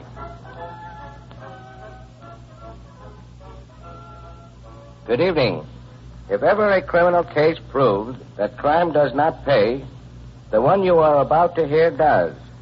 The guilty ones are still serving lifetime sentences behind the thick gray walls of San Quentin Prison. I particularly remember this crime because I was acquainted with one of the relatives of the victim who was an old man living by himself, injuring no one, engaged in the peaceful pursuit of raising goats and selling the milk for a bare livelihood. The criminals did not obtain a single cent from him, for he had no money. But listen to how it happened.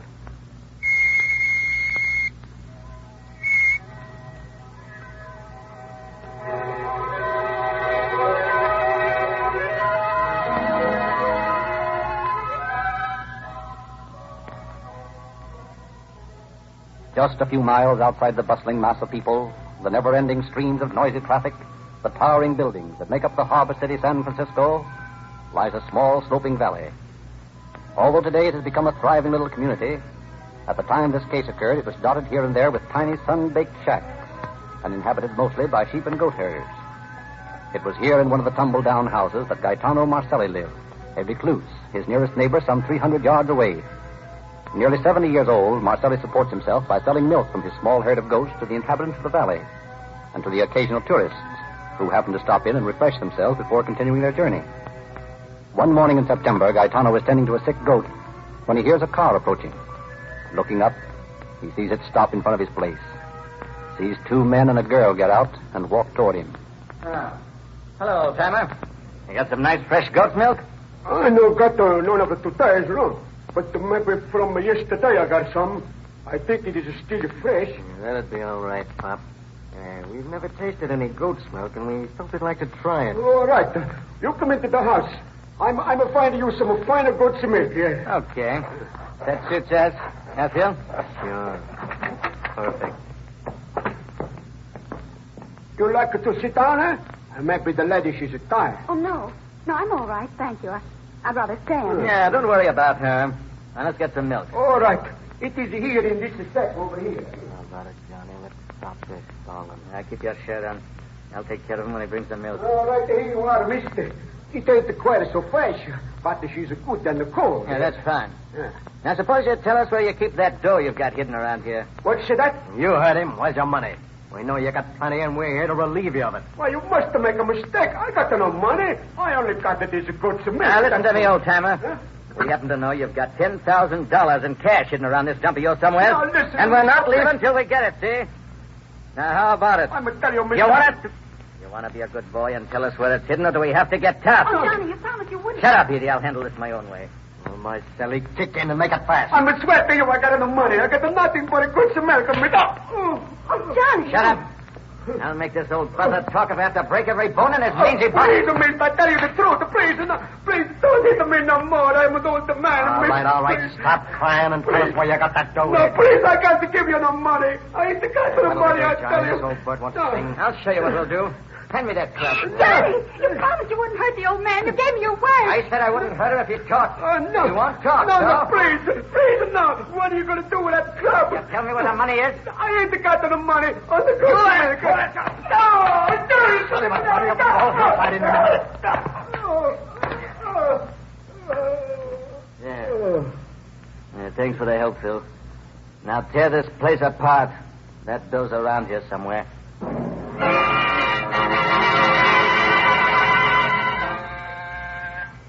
San Francisco Police Department. I want to report a murder. One moment, please. I'll connect you with homicide.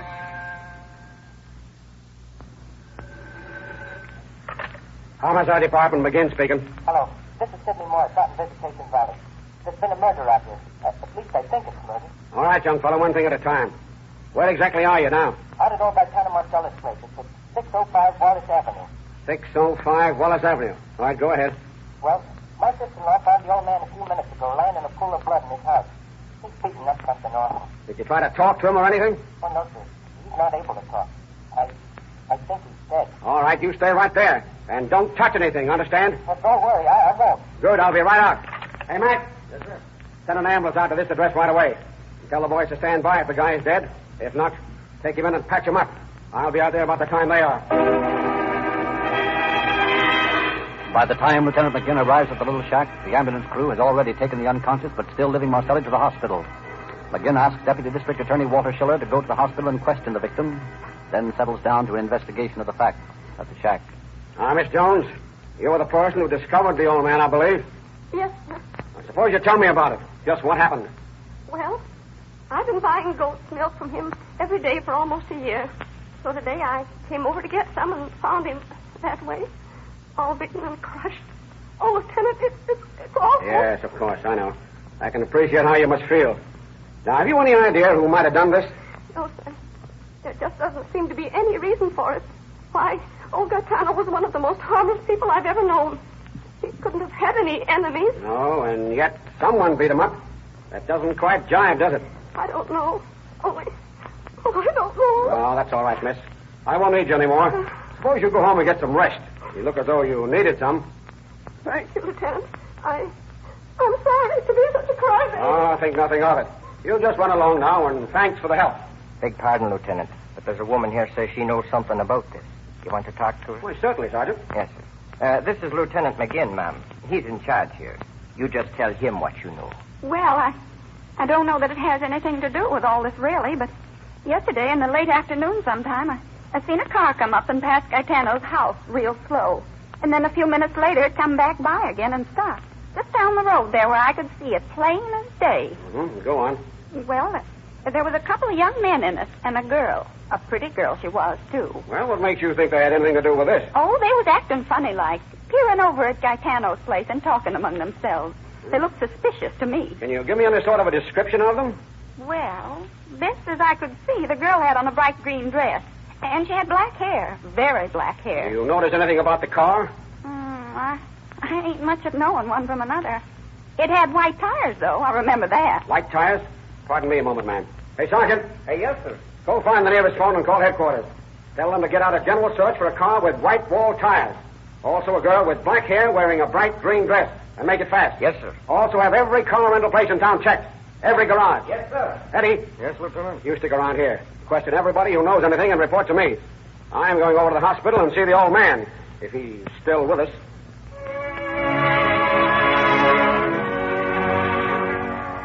And at the hospital, Detective Lieutenant McGinn joins Deputy Schiller at the bedside of old Gaetano Marcelli. It is obvious that the old man had only a few hours of life left. Gaetano, can you hear me? Yeah, I hear that. I hear, but I got no money. No, only got the milk. He's delirious. If only he could get to tell me. Tell me who it was. Gaetano, now listen to me. Who did this, Gaetano? Who hit you? No money. Only got the milk. Oh, please, make it don't hit me no more, please. No use, Alan. You can't get anything out of him. I'm afraid you're right, Walter.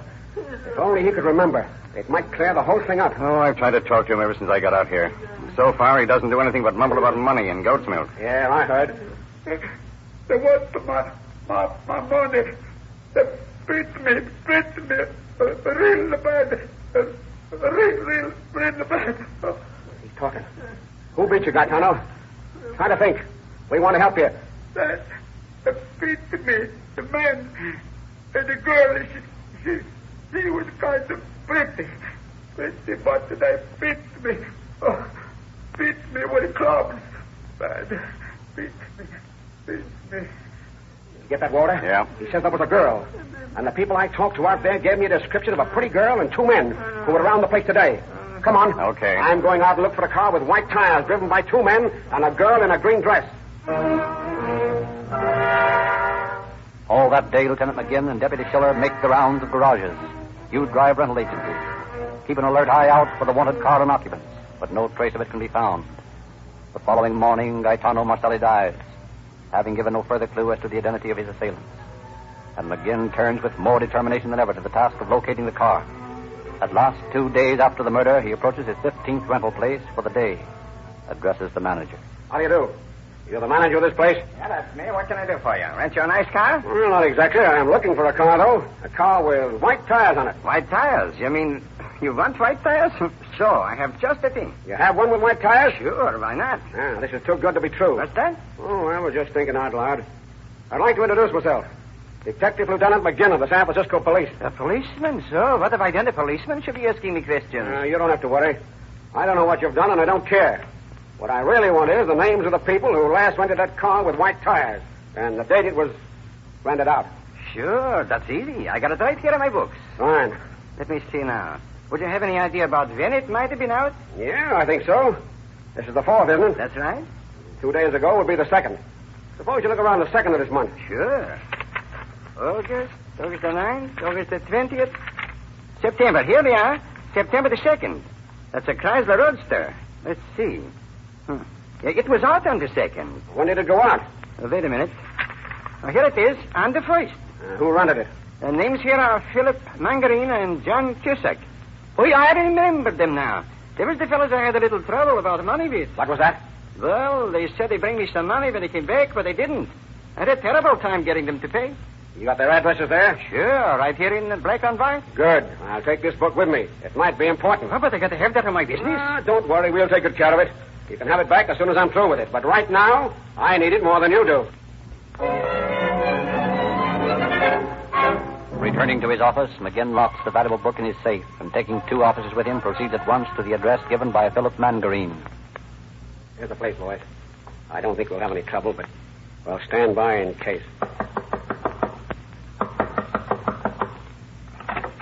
Mr. Mangarine? Yes? Put on your hat. You're taking a ride with us. Hey, what's this all about? Police officers, Mangarine. Now, come on, make it fast. What's the charge? Suspicion of murder. Take him in, boys. And a few minutes later, at another rooming house... All right, Cusack. No use talking. You're coming with us. And the less you say about it, the better. Yeah, but what's it all about? Funny how you fellows always say the same thing. But if you're interested, we're arresting you on suspicion of murder. Murder? Nasty word, isn't it, Cusack? All right, come on, get going. Taking the protesting Johnny Cusack directly to his office, McGinn has Mangarine brought in, too, and together the 2 men sit before him, an instant denial springing to their lips at every question. What was your idea in bumping off the old man? That's what I'd like to know. It's a bum beef. We didn't bump him off. Not anyone else. You got the wrong guys. Oh, I don't think so. You boys are in a pretty tight spot. We know more about all this than you think we do. Don't let him bluff. You feel he hasn't got anything on us and he knows it. He's not bluffing anybody. Right. And neither are you boys. Why don't you tell me the truth and get it over with? We're telling you the truth. You boys stick pretty close together, don't you? Well, just where were you on the morning of September the 2nd? I don't remember. Maybe I can refresh your memory for you. Have you ever seen this book before? No. Sure? Yeah, I said no. How about you, Cusack? No, I never seen it either. Well, now, isn't that strange? Yeah, what's so strange about it? Simply the fact that both your names are written in it, as well as your addresses. What? Where'd you get that book? Oh, you begin to remember it now, huh? I didn't say that. Let me see it closer. Why, sure, here. Help yourself. Oh, yeah. Sure, I've seen this before. Only I didn't recognize it at first. How about you, Margarita? Yeah, I remember it now, man. It's from that auto rental place. Yeah, that's right. Now, what I want to know is, where did you go on the day you rented that car? Well, we just drove around a bit. Didn't go anywhere in particular. Didn't drive out to Visitation Valley by any chance, did you? I don't think so, no. You don't think so? Don't you know where you drove? I can't exactly remember everywhere we went. Who was the young girl with you? What young girl? Don't tell me you've forgotten that, too. You certainly have a pretty bad memory. How about you, Margarine? You remember the young lady? Well, All right, boys, all right. Spill it. Run into a dead end, and you might as well tell me all about it. Well, I don't see what difference it makes if we did have a dame with us. We didn't do anything wrong. Oh, of course not. What was her name? Edith. Edith what? Watson. Now we're getting places. Where does this Edith live? Listen, what do you have to go mixing her up in this for? She was just out riding with us, I'm telling you. I know. Now, where does she live? Over on Larkin Street, the Bryn Mawr apartment. Thanks. Well, I guess you boys can go back to yourselves until I talk to your girlfriend. And while you're there, think it over. Maybe that by the time I'm back, you'll have remembered a little more all about this. But upon arriving at the Bryn Mawr, McGinn is met by an elderly woman who says she is the girl's mother. I've come to have a little talk with your daughter, ma'am. Is she in? Why, no. Edith isn't living here anymore. That is, not at the present time. Well, could you tell me where I might find her? Well, I'm afraid I can't. You see, Edith told me she wanted to visit a friend of hers who lives in Los Angeles. And the other day, that is, 2 days ago, she packed up and left. I don't know exactly where she's staying down there. Didn't she give you any idea where you could reach her? Any forwarding address? Well, she mentioned the Whitehall apartment, but I couldn't say for sure whether that's where she is or not. What is it you wanted? Oh, nothing important, ma'am. Just wanted to talk to her, that's all. But if she's in Los Angeles, well, I guess I'll just have to wait till she comes back here. Well, thanks for the information anyhow. Well, you're quite welcome. Only I'd like to know why you wanted to talk to her. Oh, it was nothing important, really. Don't give it another thought. If she writes you or anything, why, just jot down her address and maybe I'll come back to see her later. Good day, ma'am.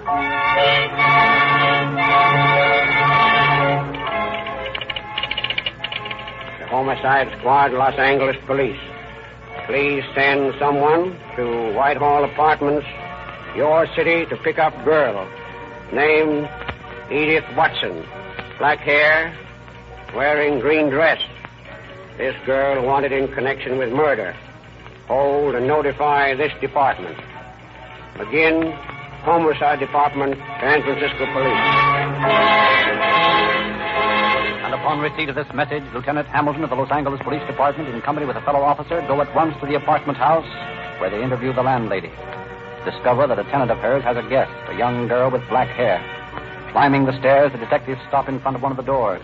Then... Who is it? Police, ma'am. Open the door.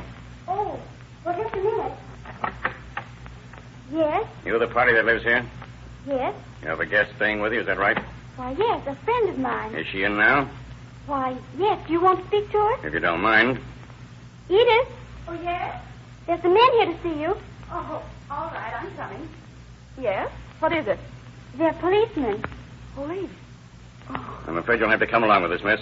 We got orders to arrest you for the San Francisco police. Oh, but I haven't done anything. Well, that's all right, ma'am. We can talk about that later. Right now, we're in kind of a hurry. And, you'd better come along, too, miss. Just a matter of formality, of course. Well, I don't know what Edith is mixed up in, but of course I'll come. That's fine. All right. Let's go. Next day, Edith is taken to San Francisco and turned over to Lieutenant McGinn. And McGinn, wise to the ways of a woman, questions her in his office. Sit down, Edith. Thank you. There are just a few things I want to talk to you about. And if you'll answer them truthfully, why, this won't take long. Yes, sir. In the first place, why did you go to Los Angeles? Why? Why, I don't know. I'd wanted to go down there for a visit for a long time, and this seemed like a good time to do it. Why at this particular time? Why not before? Before what? Before what happened out in Visitation Valley. I don't know what you're talking about. Would you like me to tell you about it? Why? Well, it isn't a very pretty story. It's about an old man. So old he couldn't defend himself.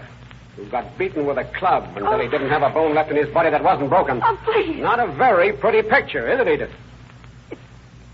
It's horrible. Why don't you save yourself the details and tell me exactly what happened out there that day? I asked them not to hit him. I pleaded with them, but they wouldn't listen to me. And what happened? They beat him and beat him and kept asking him where his money was hidden. And he kept saying that he didn't have any money and kept begging them not to hit him. And they kept right on. They? You mean Cusack and Mangarin? Yes, they did it. I don't care what they think. I hate them. They beat him. Will you testify to this in court, Edith? In court? Do I have to say that in front of them? Think of what they did. Yes. Think of what they did. All right. I'll tell everything. And I hope they hang them. I hope they hang them.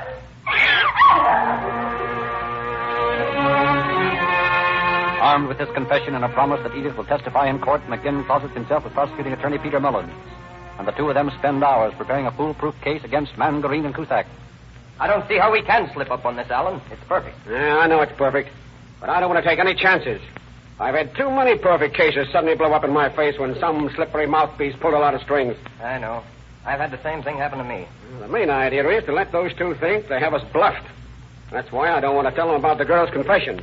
They might be able to think up some story between now and the time we go to trial. You mean you want her for a nation in the hole, eh? Exactly.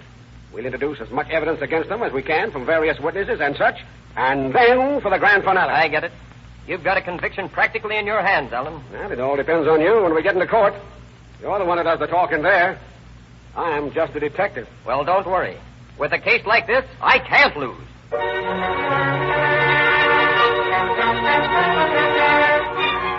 And one day in Judge J.J. Trabuco's court in San Francisco, the trial begins. In a steady line, the witnesses are sworn in, their testimony given. First comes a milkman who says, Sure. I seen him leaving Marcelli's house that morning, but I didn't think nothing of it. Lots of times people stop by to buy some goat's milk from the old man. If I'd have known what was going on, I'd have sure stopped him, and you can bet your life on that. Next witness is a friend of Cusack's who says, Yes, sir. I saw Johnny driving a car with white tires. I yelled at him, but he didn't seem to want to see me. He was with that other fellow there and the girl.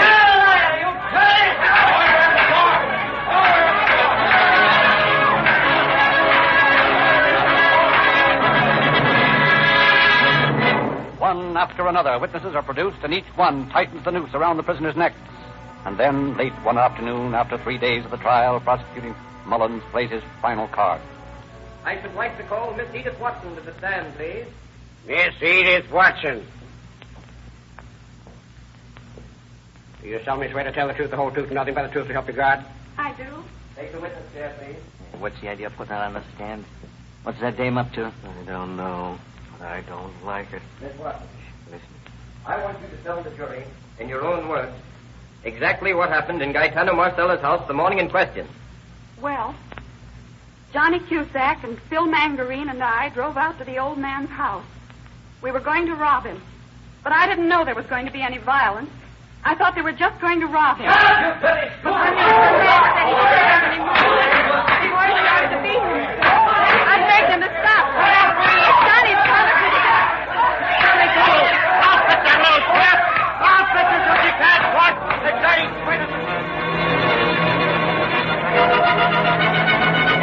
But talk she does. And when she is through, there is no doubt in the jurors' minds as to what verdict to bring in. After only 15 minutes, they return with a verdict of guilty and a recommendation for leniency for the girl. And as a result, the following day, Judge Trabuco pronounces sentence. Philip Mangarin, John Cusack, stand and face the court. Before I pass judgment on you, have you anything to say? Yeah, but it wouldn't do no good. Very well. You have been found guilty of first-degree murder. Unfortunately, the members of the jury have made it impossible for me to give you the sentence you deserve. However, I can do the next best. John Cusack and Philip Mangarin, for the murder of Gaetano Marcelli, I sentence you to life imprisonment in the state penitentiary.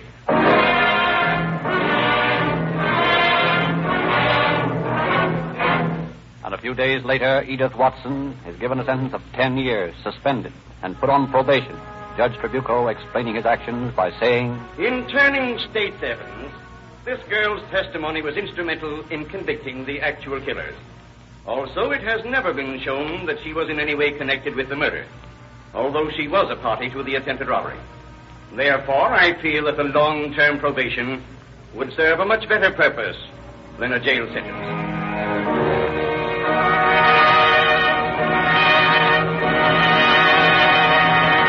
Calling All Cars invites every boy and girl to join the Junior Police Department. We offer you a complete detective outfit free. Get Dad or Mother or one of your neighbors to drive you into your neighborhood Rio Grande station. Ask for your free copy of the Calling All Cars news and learn all about Rio Grande's 14 free gifts. We owe a great deal to you millions of boys and girls who listen to this program. You have induced your parents to try Rio Grande Crack, and hundreds of letters testify to the unusual distinctive qualities of this gasoline. All we ask is that you give Rio Grande Crack a fair trial. We are confident that your car will develop greater speed and power and that you'll get a new thrill out of Rio Grande's police car performance. There's another big value at all Rio Grande stations, and that is Sinclair motor oil. When you get your next crankcase drain, give your Rio Grande dealer the job.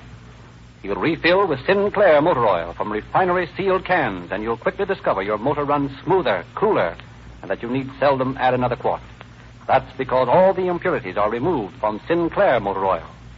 Those elements that cause carbon, that gum up your valves, that burn away so easily in hot motors, are already extracted from Sinclair motor oil, leaving only a pure oil that gives you more miles for your money than ever before.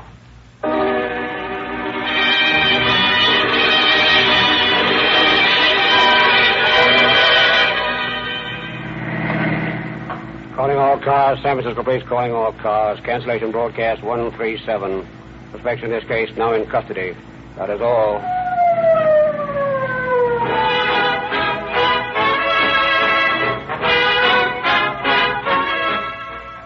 This is your narrator, Frederick Lindsley, bidding you good night for the Rio Grande Oil Company. Rio Grande Oil Company. Rio Grande Oil Company. Rio Grande Oil Company. Rio Grande Oil Company. Rio Grande Oil Company. Rio Grande.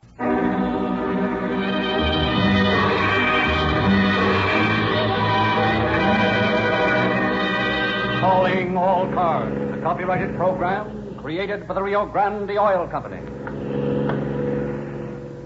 Los Angeles Police calling all cars, attention all cars, broadcast 138 regarding a man wanted for murder. Describes 5 feet 7 inches, weight about 150 pounds. This man is very noticeably cross-eyed. That's all. Rose and quit.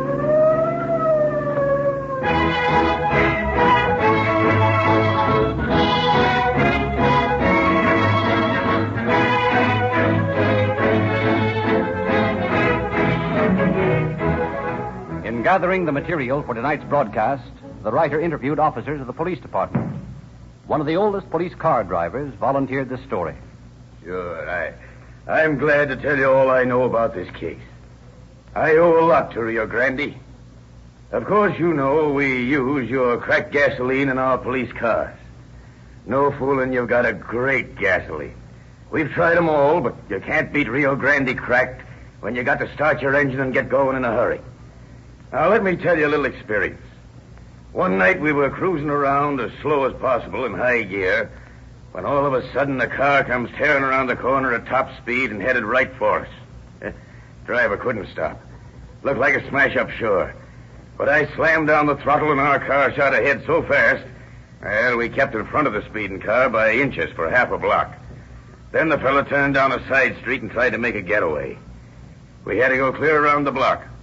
But we counted on the power and speed in our Rio Grande cracked gasoline.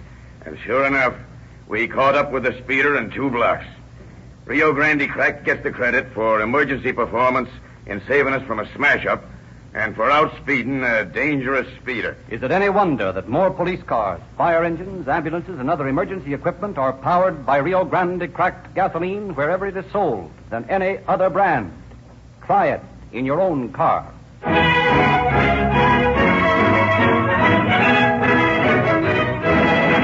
Once more, it is our pleasure to present Captain Bert Wallace, head of the homicide squad of the Los Angeles Police Department. Captain Wallace.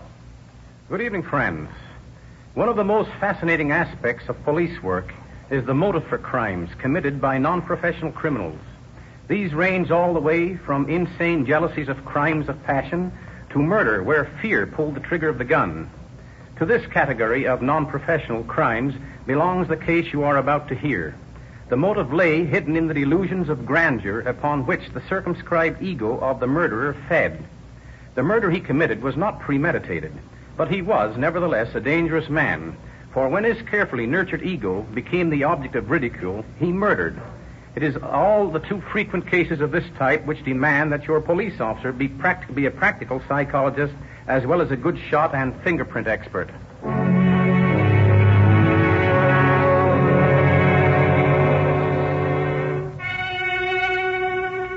Early one February evening in 1930, a Chrysler coupe pulls up in front of an old whitewash store at the corner of Clinton Street and Griffith Avenue in Los Angeles.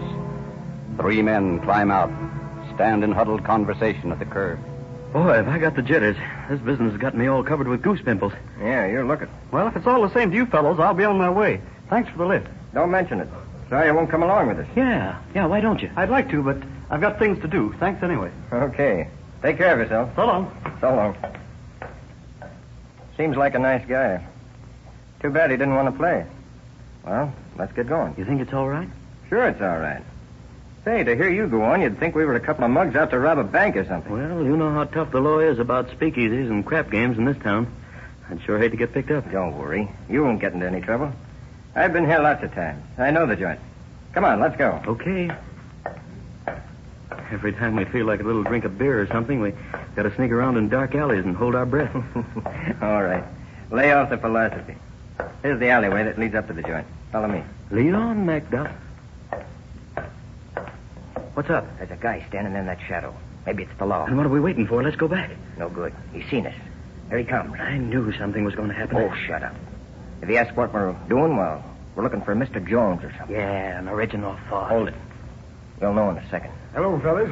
Mind if I talk to you a minute? Why, no. Of course not. What's on your mind? I want to talk to Murphy. Which one of you's Murphy? He knows your name, Jim. Yeah, that's funny. Are you Murphy?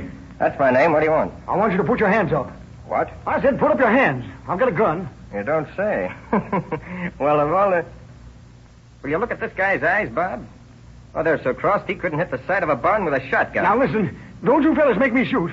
I got a gun, and I'll sure use it if you don't put your hands up. Oh, put that toy away and beat it before I slap your wrist. Watch it, Jim. He might mean it. Why, he's nothing but a silly-looking kid. He wouldn't shoot a... Why, you shot him. You shot Jim, and he didn't do anything. I told you to do it. I told you not to laugh at me. What's going on? Don't you come over here. I don't want to have to shoot you, too, so stay away. I shot them, and I'll shoot you, too, if you don't go away. I'll shoot you, too.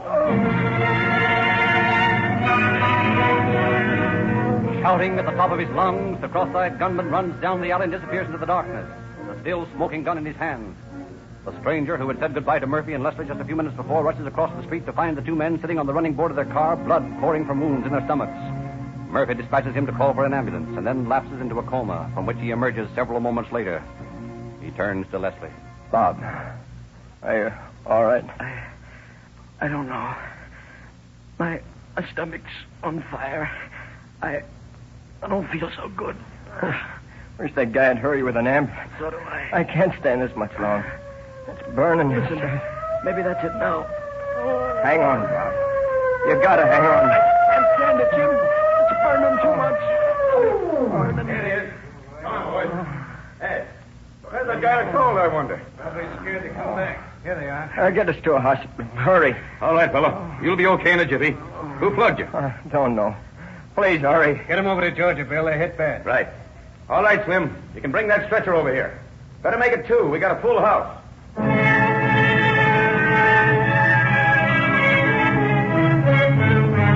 Rushed to Georgia Street Receiving Hospital, the 2 men are operated on and the bullets removed from their bodies. And a few minutes later, Lieutenant Lefty James, head of the gangster squad, in company with Captain Blaine Steed, questions them. Now, how do you feel? How'd you feel with a slug in your stomach? Well, not so good, I guess. Who did it? I don't know. How about you? Can you tell who shot you? I never saw the fellow before in my life. Now, listen, boys. There's no use in your trying to clam up on us. We coppers are your friends. All we want to do is find out who's behind this. Honest, I don't know who it was. He just stepped up and told us to put our hands up. Did you do it? No, He's telling the straight goods, Cap. Neither one of us knows the guy. I can't figure you fellows out. What have you got to hide? This probably means the finish for both of you, and that you won't talk. Listen, officer. That kid lying there is a butcher. He's been out of work, but he's no hijacker. Neither am I. I run a rooming house over at 1625 Juanita Street. If you don't believe me, go over there and check up on me. All right, Murphy. Supposing we believe you. Can you tell us anything about the guy that did it? Well, all I know is he's so cockeyed that nobody take him seriously. I didn't, and look what happened. But I'll tell you this much. I'd know him in a million if I ever saw him again. You get the cockeyedest looking guy you can find, and he's it.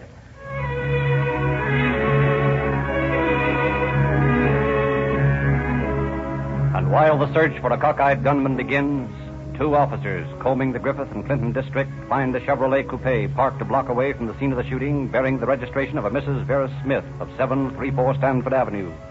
Upon repeated inquiries in the vicinity, it is discovered that no Mrs. Smith is known. And following up this lead, the two officers arrive at the address on Stanford Avenue. Here we are. Yeah, hit the buzzer. Okay. It isn't a buzzer, it's a bell. All right, same thing in the long run. Yes? Are you Mrs. Vera Smith? I am. And you look like police officers. That's right, lady, we are. Have you any news about my car? Yes. That's what we came to see you about. Then you found it. Oh, I'm so glad. I was sure I'd never see my little car again, and it's the pride and joy of my life. I've had Yes, of course. If you'll pardon my interrupting you, I'd like to ask you a few questions. Oh, of course. We have your car in our possession, Mrs. Smith. What we want to know is how did it get to the corner of Clinton and Griffith, and what was it doing there? Well, I don't know. It was stolen, you know, and so naturally I reported Pardon it. me, you say your car had been stolen? Why, yes. Isn't that what you came to see me about? No, ma'am. We came to find out what your car was doing over by the scene of a shooting tonight. We found it parked a block away. Well, I don't know. I only know that it was stolen. When was and it stolen, Mrs. Smith? Why, tonight sometime. How did you know it had been stolen? Well, perhaps I'd better tell you the whole story. That's a good idea, ma'am. Well, last night, an acquaintance of mine, a man I've known for some time, came What's to the house. his name? Fulton. Red Fulton. I don't see what difference that can possibly make. It may. Go on with your story. Well, as I was saying, this friend came over last night and asked if he could borrow my car. He said his was in a garage and he had to go somewhere, so I said, I guess so. And? Well, he had a man with him, and well, I've got to admit I didn't like his looks. What do you mean by that? Well, there wasn't really anything wrong with him, but, well, I just didn't like his looks. And the two of them drank some beer here, and then they left, and... With your car? Yes. And how do you figure it was stolen? Well, I'm coming to that if you'll give me time. Anyway, about an hour ago, Red called me and said that my car had been stolen, so naturally that's what I thought you were here for. Where does this Red Fulton live, Mrs. Smith? Well, I don't see why I should tell you that. He had nothing to do with this, I'm sure. You're probably right, but suppose you tell us his address anyway. Well, of course, if it stays that way, what else can I do? Exactly. Well, he runs a rooming house at 721 8th Street. You'll find him there. Thanks, Mrs. Smith. Come on, Ed. Let's talk to Fulton.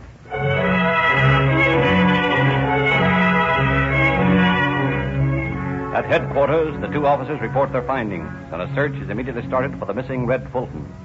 And then, less than an hour later, the phone in the homicide office is answered by a sleepy officer. Hello. Homicide detail. Hart speaking. This is Attorney Ray Reams, Hart. I'm over at my office, and I've got a fellow over here that you want to see. Who's that? Red Fulton. What? Yes. He says he's willing to come over and talk, but he says he doesn't know much. Send him over right away, will you? I'll tell the captain. He'll be glad to hear this. Okay. He'll be over in about 15 minutes. Goodbye.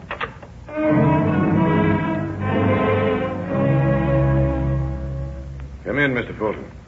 Sit down. Thanks. Smoke? Oh, no, thanks. Maybe I would, thanks. Sure. Help yourself. Thanks. Well, Fulton, what's this all about? I don't know. All I know is that when I stopped in at Vera's tonight, she said you fellas were looking for me, and I knew I hadn't done nothing, so I came over. That was a smart thing to do, Fulton. What's all this about Mrs. Smith's car being stolen from you? Well, like I told her, I parked it over by my place, and a little while later, when I came out, it was gone. That's all I know, honest. Who was the fellow that you had over at Vera's last night? Oh, he was a young fella that used to room at my place. He's been out of work, and I was sorry for him, so I took him up for a bottle of beer and a bite to eat, that's all. He doesn't happen to be cross-eyed, does he? No, his eyes are all right. Mrs. Smith tells us that he wore heavy glasses. Why? Oh, he has a piece of steel in his eye, and he's been wearing them for that. I see. Hmm? Well, Fulton, I can't list you as a suspect very well. Your eyes are certainly good enough. You said it, Cap. Yeah, I guess you might as well run along. If I want you for anything, I can reach you at your rooming house. Yeah, any time, Cap. All right. Thanks for coming in. Oh, pardon me. Hello. Yeah, Steed talking. Yes. I see. All right, thanks. Well, Fulton, it's a lucky thing you're in the clear on this deal. How's that, Cap? The younger of those two fellows, Bob Leslie, just died, which makes this a murder.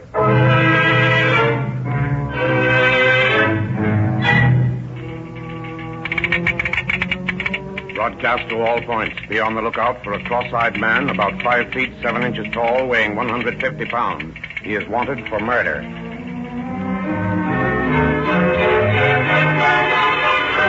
Calling all cars, attention all cars. Wanted for murder. Man, 5 feet 7, 150 pounds. Very cross-eyed. This man is armed. Pick up all suspects answering this description. That is all. Yeah, that's a hot one, Frank. A cross-eyed gunman. And boy, I'd sure hate to be near him when he started shooting. Well, if you could figure out where he was looking, it might not be so bad. Yeah, if. Now, you know, the more I think about it, the more I realize you cops ain't in the softest ranking in the world. And I used to think maybe I'd join the force. That is, if they'd let me, of course. The more I read about these killers and stuff, the less I like the idea. Oh, it's not so bad, Eddie. Free rides on trolley cars, apples from the fruit peddlers. It's only when you get in a tough spot that you sometimes wish you were a drug clerk or something like you. Oh, wait a minute, Frank. I got a customer. Oh, yes, sir. Give me a chocolate soda. Not too much chocolate in it. Yes, sir. With you in a minute. Hey, Frank. Take a look at that guy. He's got cross eyes. Thanks, Eddie. Go ahead with your business. I'll look him over. Hey, are you making me a soda or have a little social gab fest? How about it? Right away, sir. I'm sorry. What's the matter, buddy? In a hurry? Sure, I'm in a hurry. I'm not used to sitting around soda fountains waiting all day for a little service. What's your name? What's that to you? Well, maybe nothing, maybe plenty. I'd advise you not to play tough boy, though. What's your name? Now, looky here. You may be a cop or an officer, but that doesn't give you any right to go around bulldozing taxpayers. I got nothing to hide, but I don't see any reason Save that soda, Eddie. I'm taking your customer for a little trip. Huh? You and I are going down to headquarters and have a talk with the lieutenant. I don't want to talk to the lieutenant. I know, but maybe he wants to talk to you. Come on. Now, he'll just relax for a moment. We'll get this over with. I only want to ask you a few questions. In the first place, what's your name? He doesn't feel like telling us, Lieutenant Condifer. That's the main reason I brought him in. That and the eyes. I see. Now, look, mister, whoever you are. You may not know it, but you're breaking the law right now. How? By refusing to answer questions. Well, of course, it's not that I care whether you know my name or not, but, well, there's another party who'd like to know it, and if they did, it would be terrible for me. I see. Well, I can assure you that we're not in the private detective business, if that's what you're afraid of. Well, in that case, my name's Joe Griddle. And where were you last night, Mr. Griddle, about 9 o'clock? Do I have to tell you that? Well, it would help. Well, looky here, fellas. I'll tell you the truth if you'll promise not to give me away. That depends on what you tell us. Well, of course. But you see, it's like this. Now, my ex-wife's in town, and she's looking for me. And when she's on the warpath, well, I can't tell you how bad she is, but she's something awful. So, naturally, I'm not anxious to have her find me. How about last night? Well, I guess it won't matter. I was over at a friend's house most of the evening. A girlfriend, Mr. Griddle? Yeah. Oh, and she'd be sore as the devil if anyone was to know because, well, you see, she's sort of married like. I think I understand. Would your friend have any objection to verifying the fact that you were there last night? That is, between the hours of 8 and 10:30. Well, I guess if it's necessary, she might do it. Only she'll be sore. Suppose you give us the telephone number and we'll check your story. If it fits, off you go. That all right? Yeah, I guess so. Only she's sure going to be sore at me, man. Is she going to be sore? A call to the frightened Lothario's girlfriend results in complete corroboration of his whereabouts at the time of the shooting. And this, together with the fact that aside from the cross eyes, the soda-drinking Mr. Griddle fits none of the other descriptions as to weight and height, leads to his release and the end of clue number 1. But Officer Smith is not to be discouraged by this. During the next 6 hours, 4 more cross-eyed men have been dragged to Condapper's office, questioned, only to be released again. And late that evening, it becomes apparent to Smith that a cross-eyed man is no novelty in the city of Los Angeles. Leaving Condapper's office for the 5th time that day, he starts once again on his search. It is in front of an employment agency on East 5th Street that he spots his 6th pair of cross eyes standing in line waiting his turn at the window. Moving past the line, Officer Smith continues to a spot down the street where he can watch its progression. And as his quarry at last stands before the agency window, he is directly behind him. Next. That's me. What do you do? Well, anything, mister. I'm what you might call a handyman. Do anything. Sort of jack of all trades, huh? Yeah, that's the idea. I want to get work outside of California. I got to leave Los Angeles right away. Mm-hmm. Well, there might be something up in the valley for you, but that's in California. I don't know exactly what I can do with you. That's all right, buddy. I've got a spot for him right here in Los Angeles. Come on, you. Say, what is this? This is what you might call an arrest.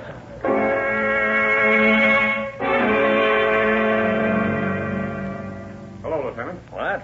Are you back again, Smith? Yes, sir. This time I think we've got something. Yeah, like the last time and the time before. No, sir. This fellow fits the description down to the letter. And he was trying to get work out of the state. All right. All right. Bring him in. Yes, sir. Come on in. The lieutenant wants to talk to you. Well, I don't see what... Oh, all right, I'm coming. That's right. Lieutenant Condaffer, this is Mr. Huntington. What do you mean, Huntington? My name's Herring, Joe Herring. That's fine, Mr. Herring. Just wanted to get it right. Well, you got it right.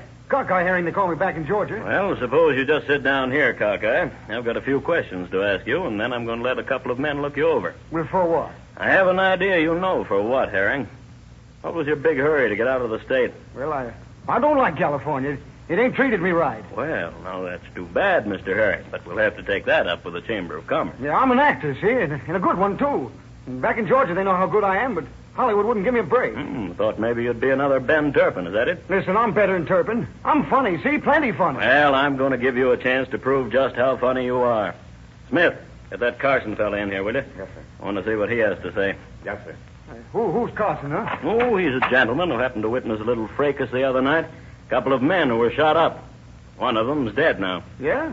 And what's that got to do with me? I don't know yet, Cockeye. Gee, Captain, you're not trying to pin something on me, are you? Lieutenant is a rank, Herring, and we're not in the habit of pinning things on people in this department.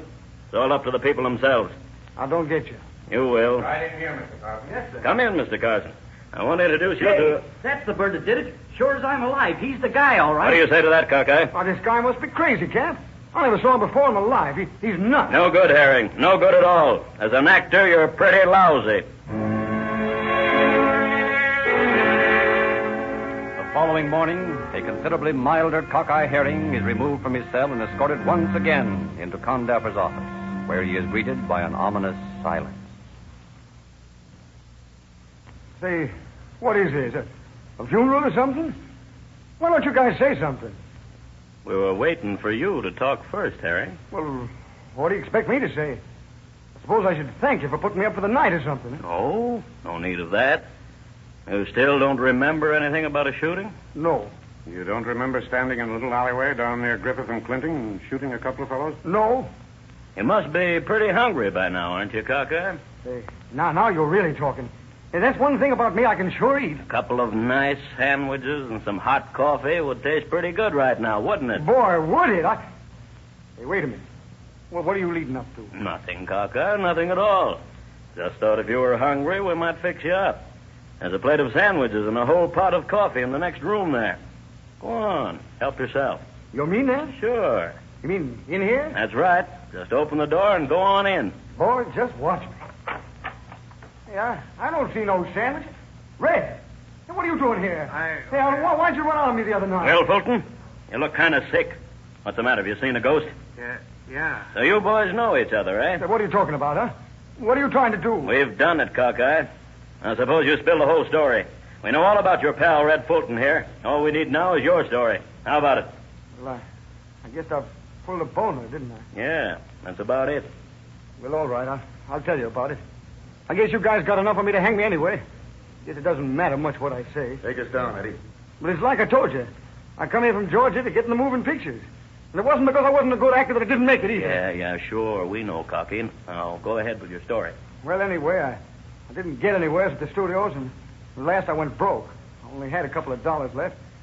So I thought maybe some pictures of myself would help, and I went down to Venice Pier and had some made.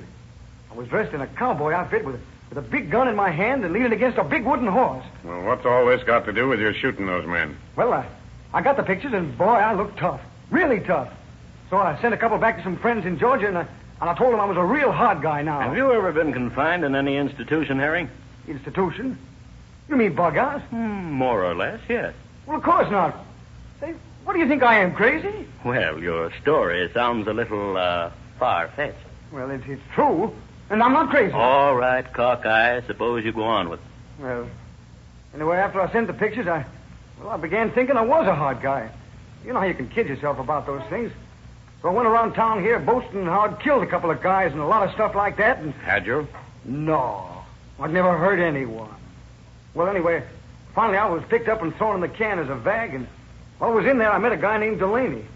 He and I used to talk a lot, and I told him what a hard guy I was, and he believed me. So we both got out of the can finally, and, well, he suggested we go up and see an old friend of his, Red Fulton. We went over to Red's place and knocked on his door. Hello, Red. How's Trick? Well, Fidel, when'd they let you out? A couple hours ago. Yeah, meet a pal, Red. This is Cockeye Herring, Red Fulton. Cockeye's a pretty tough lad. Yeah? Well, come on in and park yourself somewhere. Yeah, sure, thanks. Now, Red, what's new? Nothing much. Only I'm plenty sore right at this moment. Yeah? About what? I got into a beef with a couple of guys the other day, and it's left me feeling that way. I'd like to bust their necks, both of them. Well, why don't you? They're pretty big, if you want to know the truth. Oh, I get it. And now that you got it, keep it. Sure. Don't get sore at me, Red. I wouldn't say anything. Why don't you get someone to get them for you? Huh?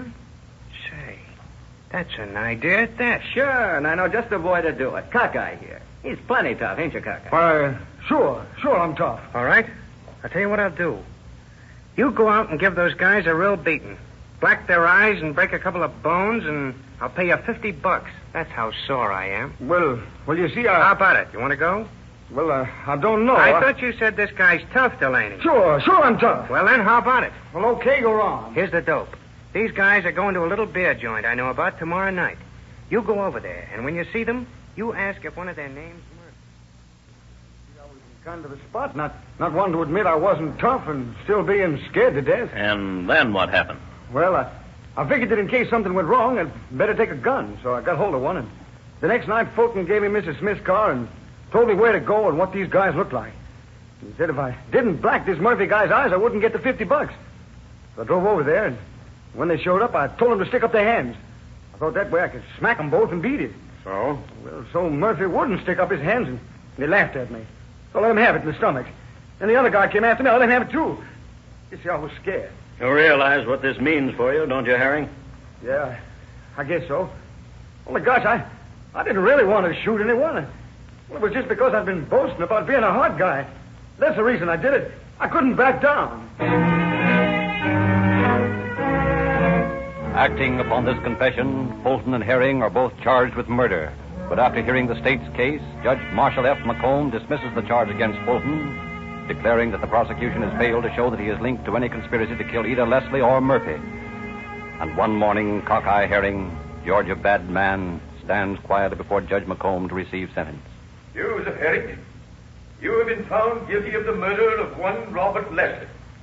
Therefore, it is the sentence of this court that you be confined in the state penitentiary for the remainder of your life.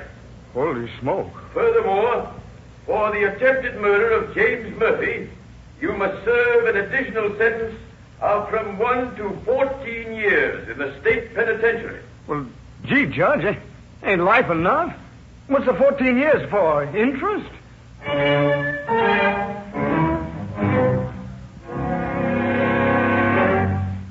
The drivers of police cars, ambulances, fire engines are boosters for Rio Grande cracked gasoline. For more emergency cars are powered with Rio Grande cracked than any other gasoline everywhere it is sold.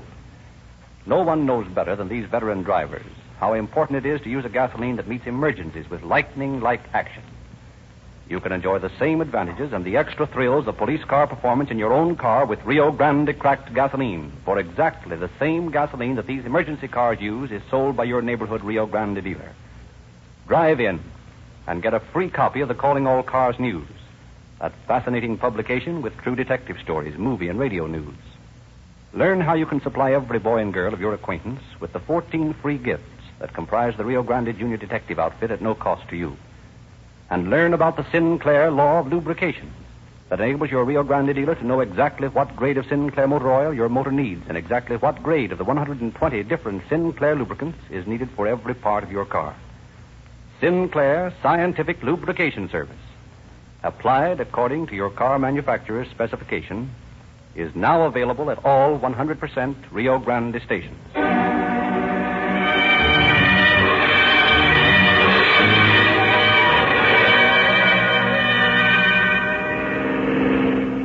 Los Angeles Police calling all cars, attention all cars, a cancellation of broadcast 138. Suspect in this case now in prison. That's all. Rolls in prison.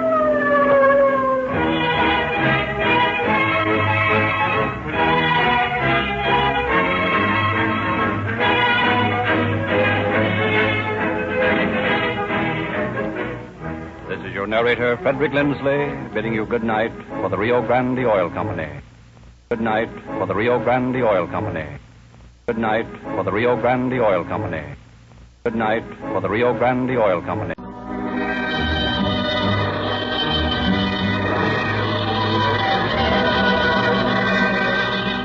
Calling All Cars, a copyrighted program created by the Rio Grande Oil Company.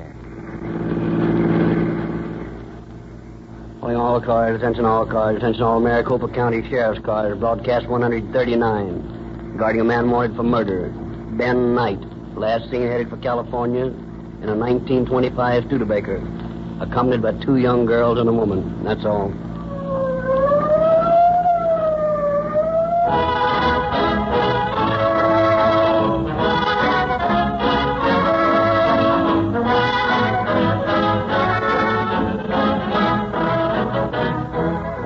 The action in tonight's case starts in Maricopa County, Arizona, and then jumps to Los Angeles. Investigators from the Rio Grande Oil Company, while talking with the officers of the Maricopa County Sheriff's Office, were proud to hear this statement from the Arizona officials. Your radio program, Calling All Cars, is a powerful influence for good. We know that it explains police work to the people of Arizona is getting us a lot of cooperation with citizens. It's only fair to tell you that your gasoline is just as good as your broadcast. That's obvious, or we wouldn't have renewed our contract to use Rio Grande crack gasoline exclusively for another year. In our work covering the many miles of Arizona mountain and desert roads, gasoline is mighty important. We never yet found any gasoline to equal Rio Grande crack. We get more miles to the gallon, and that's not talk. Our records prove it. But even more important, we get better all-round performance, all the speed and power and quicker starts that emergency cars must have. And then from the Los Angeles officers who worked on tonight's case, we heard the other side of the story. You can tell the world that we think Rio Grande cracked gasoline tops them all.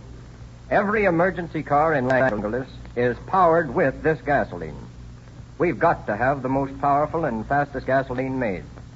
And for years, we've never found any brand any better than Rio Grande crack. And that's the kind of reception our Rio Grande crime investigators get wherever they go to gather material for Calling All Cars.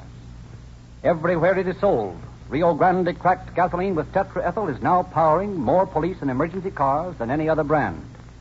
We ask you to try Rio Grande cracked in your car so that you, too, can enjoy police car performance.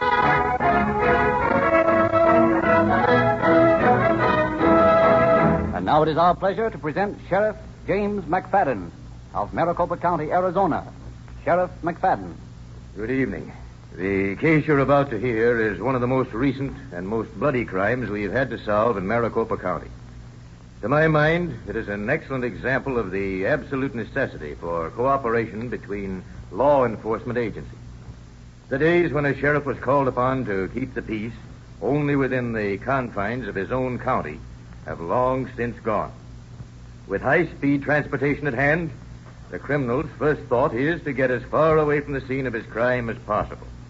You will hear in tonight's broadcast how efficiently a sheriff's office 400 miles away, an office which might have had every reason to be disinterested in the apprehension of a fugitive from Maricopa, worked to bring about that fugitive's apprehension.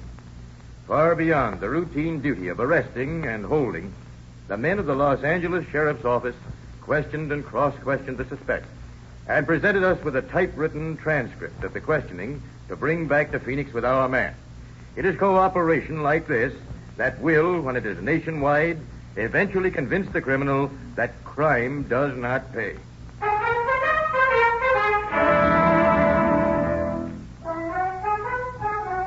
December 29th, 1935.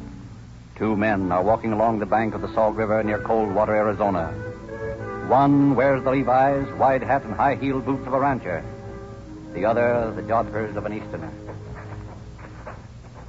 Now, the river here is the north line of the property, Mr. Stanhope, and it extends south further than you can see. Ah, but it's so barren. I'm looking for an investment out here. I want to get a return from my land. Oh, look out in the valley there. See that wide patch of green? Yes. That's lettuce. And over there, that white section, that's cotton. This land will grow anything, Mr. Stanhope, anything.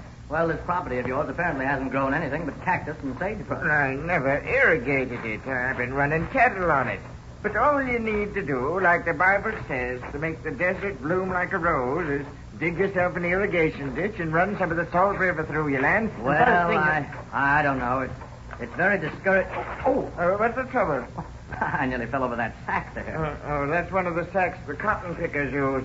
It looks like it fell off a truck. Just a minute, Mr. Stanhope. I'll show you what sort of stuff you can grow on this land. You know anything about cotton? Oh, a little. Wait till I get this sack untied. Now, I'll show you the longest staple cotton this side of the Swine River. There we are. Now, just look here. What is it? Lover. My God, what is it? A dead body beaten to a pulp.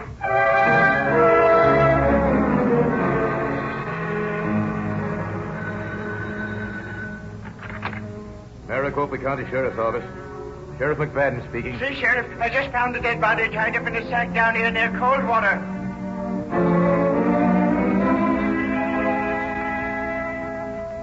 So that's all we know, Sheriff.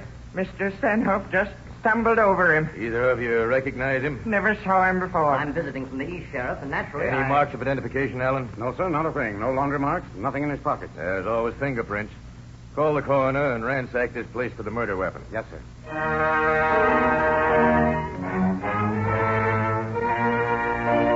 But apparently, there is not a single clue. A posse of deputies is unable to locate even the scene of the crime. The fingerprints of the victim are sent to Washington for identification, and the first development in the case comes back to Sheriff McFadden by telegraph. Fingerprints unknown, murder victim identical, J.C. Cobb, alias J.C. Costello. Number 45742, received State Penitentiary, San Quentin, California, July 1928. Second-degree burglary, 1 to 15 years. J. Edgar Hoover, Bureau of Criminal Investigation, Washington. But this identification is of little help in an agricultural county where migratory workers come and go with the seasonal crops. Another week goes by while deputies search for the crime scene. For information about Collins, they find nothing. And then one evening, 10 days after the body was discovered, two cotton pickers are trudging along the riverbank toward the ranch when... Let's cut across here through the brush band, too far around the road. I don't want to step on no rattlesnake. What you talking about? There ain't no rattlesnakes out this time of year. There might be. Oh, you're nuts. Go on, you cut across. I'll take the road. Hey, Ben. What? Come here a minute. Look what I found. What, a rattlesnake? No, worse than that. Look. Blood. Yeah, all over the ground. Hey, look at this. What did you... It's a wrench with blood on it. Hey, we better tell the sheriff about this. Calling car 5, Maricopa County Sheriff's Office, calling car 5. Go to the Rio Grande gasoline station in Coldwater and pick up 2 men. Go to the Rio Grande gasoline station in Coldwater and pick up 2 men.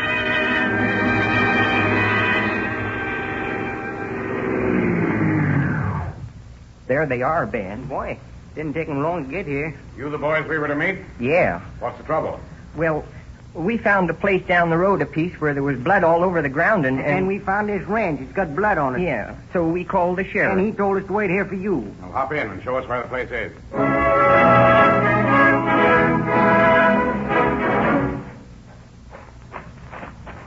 Here we are. Somebody sure took a beating here, no mistake. Yeah, look at the way these branches are broken on that Palo Verde. And you can see here where the body was dragged to the road. Looks like this is what we've been looking for 10 days. Listen, boys, do either of you know J.C. Kolb? Chuck Kolb? Sure. He used to work in the fields with him. How long ago? Oh, up until a week or so before Christmas. Then he didn't come around no more. We figured he drifted on to California. Did he hang around with anyone in particular? Yeah. Him and Ben Knight was pretty chummy. Where's Ben Knight? Does he work here? No, Ben went away, too. When? About the same time Chuck did. I think it'd be worthwhile to talk tonight, Jack. I agree with you. Come on, boys. Where do you want us to go now? To the morgue to identify a body. After the two ranch hands have positively identified the body of the murder victim as J.C. Cobb, they are led into the Sheriff McFadden's office, where Allen and Bazard make a complete report of their findings. The sheriff takes over the question. Either of you boys have any idea where this Ben Knight was from? Yeah. I think he was from Oklahoma. From Shawnee, Oklahoma. Yeah. Shawnee, Oklahoma. Where did he live while he was working on that ranch with you? It was, out to the Giant Cactus Auto Court. Yeah, him and the wife and kids, they all lived out in the auto court. Giant Cactus Auto Court. Allen, you and Bazard better get out there. I'm going to get in touch with the sheriff at Shawnee, Oklahoma for a check on Knight.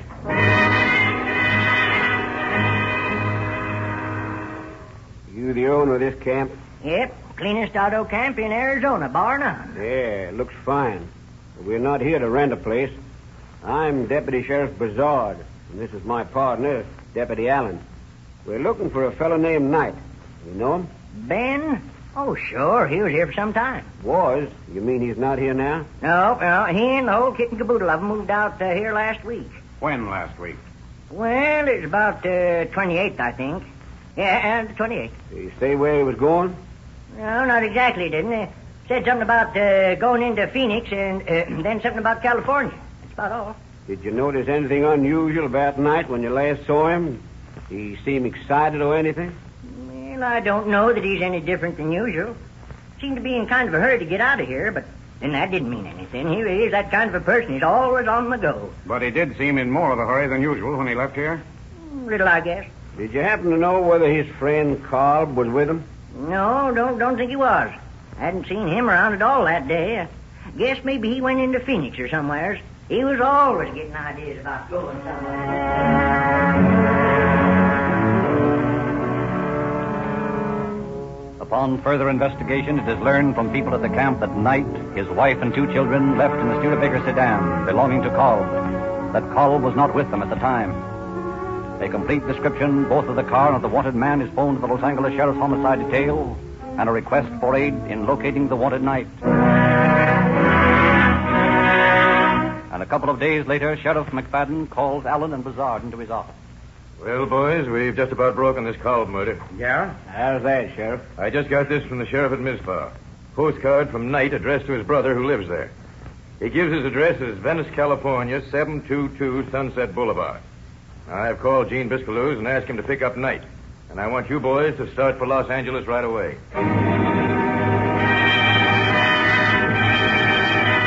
Deputies Allen and Bazard roar across the desert to Los Angeles and are met by Deputy Sheriffs Marshal Zeno and P.M. Cuno of the Los Angeles Sheriff's Office. Promptly pick up Ben Knight's trail, arrest him, take him for questioning. Knight denies everything. That's the trouble with trying to do a favor for a guy. All you get out of it's grief. What do you mean, Knight? Helping someone. Who did you help do what? This fella you're trying to tell me I killed, that's who. You mean Kolb? Yeah, Kolb. He asked me to do him a favor, and I do it, and now look.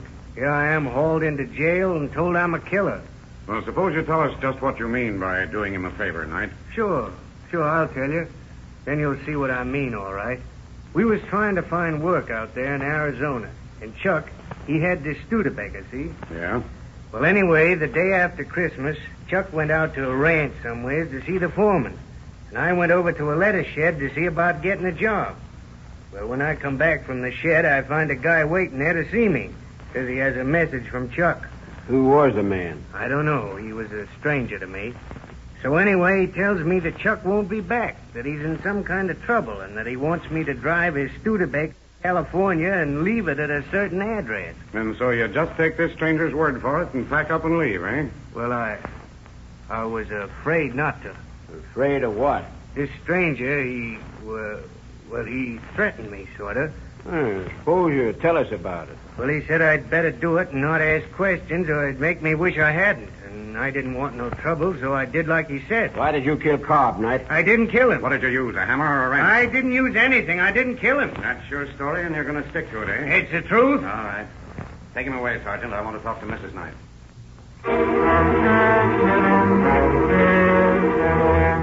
Now, Mrs. Knight, I want you to be very careful in what you say. I want you to answer my questions as truthfully as you know how. Understand? Yes, sir. Good. In the first place, why did your husband come to California? Did he tell you?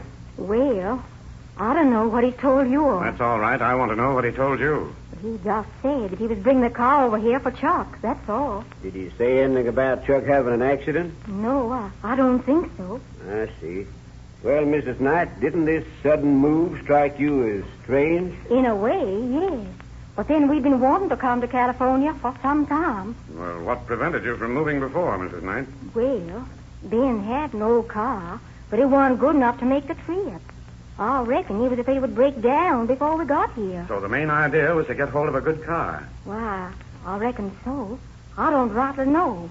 Ben never told me very much what he was thinking. But you know that he wanted to come to California, that he needed a car to do it. That's right, isn't it? Yes, sir. Yeah, I think that'll be enough for now, Mrs. Knight. Thank you.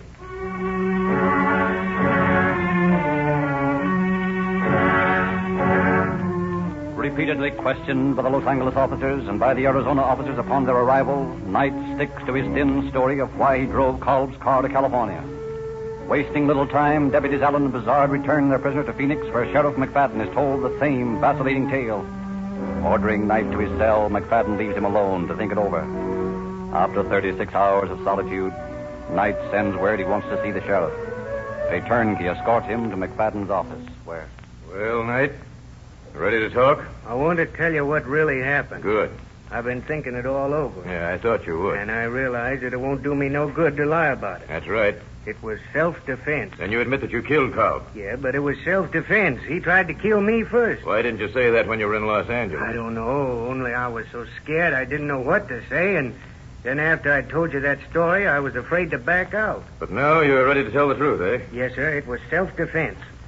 Chuck and I was out fooling around, and he suggested that we rob old Bradley's store and get some money that way. And I told him that I wasn't no thief, and he called me a lot of things, and we got into a scrap. And you hit him with a wrench. He grabbed a big file and tried to hit me with it, and I got scared and hit him with a wrench I had in my hand. What were you doing with a wrench in your hand? We'd been working on an old tractor that was there, trying to get a chain off of it, and I had the wrench still in my hand. All right. Go on. Well, when I hit him, he fell down, and then I got scared and tried to revive him. I got some water from the river and threw it on him, but he didn't move. So I figured I'd better get him out of sight until I could think. So you dragged him all the way to the riverbank, put him in a sack, and trussed him up, eh? Yes. Why'd you go to all that trouble if it was self-defense, Knight? You could have told the authorities all about it. I was scared at what I'd done, I guess. Yeah, I can imagine. But I didn't hit him first. He hit me. So you hit him back, and then after he fell down, you hit him some more. Why'd you do that? I don't know. Well, I do. Because you didn't want him to live. Because you needed his car to get out here to California. Isn't that right, Knight? No, I didn't mean to kill him. It was an accident. Sure.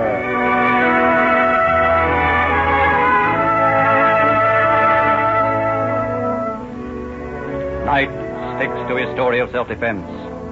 Is soon brought into the Maricopa County Superior Court, charged with the murder of Charles Cobb. Witnesses are brought before the jury, questioned and re-questioned. Attorney for the state, Wilmer, puts Knight on the stand and leads him through a long series of statements, but fails to arrive at any conclusive proof of guilt. And finally, after all the witnesses have been heard, after long weeks of endless court procedure, Attorney Wilmer stands before the jury and completes his summary. And you 12 good citizens are going to bring that verdict in.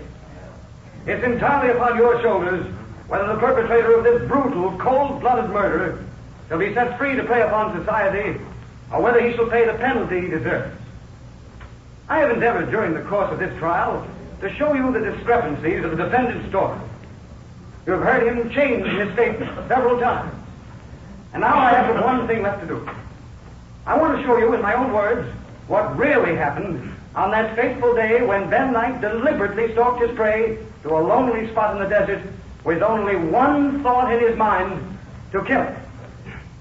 As I see the picture of this crime, I see two men standing beside a tractor that lies unused and rusty in a small clearing. Not far away is a river. And as I see them, they are tough. I don't see any sense in this. Coming out here to this dump just to get a few parts of this tractor. What are we going to do with them when we got them? Don't be so darn impatient, Chuck. We can sell this stuff in Phoenix and get some dough. Not much, but more than we got now. Well, it don't make sense to me. The way you've been acting lately makes me wonder about you anyhow. You've been so darn thoughtful all the time. You look like you're miles away, just thinking about something. Hey, what's got into you anyhow? I've been thinking about California, Chuck. I want to get out of this stinking desert and go to California. That's what I've been thinking about. Well, what's holding you? Why don't you go and get it over with? I didn't know how until just today, Chuck. I couldn't figure out how to get there. But I figured it all out. Yeah? How? You're going to help me, Chuck. I'm going to? How? You don't know? You haven't any idea what I mean? Huh? Hey, now you're looking funny again. Hey, what's the matter with you anyway, Chuck? Nothing's the matter with me, Chuck. I'm just thinking about California and how you're going to help me. Hey, Ben. Hey, stop staring at me, will you? Hey, you look terrible. Do I, Chuck? Hey, stop staring at me, Ben. Ben, hey, what are you doing with that wrench? I know. You think you can kill me and take my car, huh? That's what you're thinking. I can see it in your eyes. Hey, Ben, don't hit me with that wrench. Ben, for the love of God, don't. Oh. That's what I mean, Chuck. That's how you're going to help me. But you gotta be dead before I can go. You gotta be dead. Now I can go to California, and you can stay here where you won't never worry no. And that is the same man who sits here in this courtroom today and says he is a victim of an attack on his life, who claims his actions were self-defense. Ladies and gentlemen, you can't let this heinous murderer go free. It would be too ghastly to think of him roaming loose to kill again when the mood came upon him. I say you must make a decision, and that decision must be guilty of first-degree murder. The state rests the case. The attorney for defense prepared to make his plea. I should like to ask for a brief dissent, Your Honor. The request granted. Court recesses for 1 hour.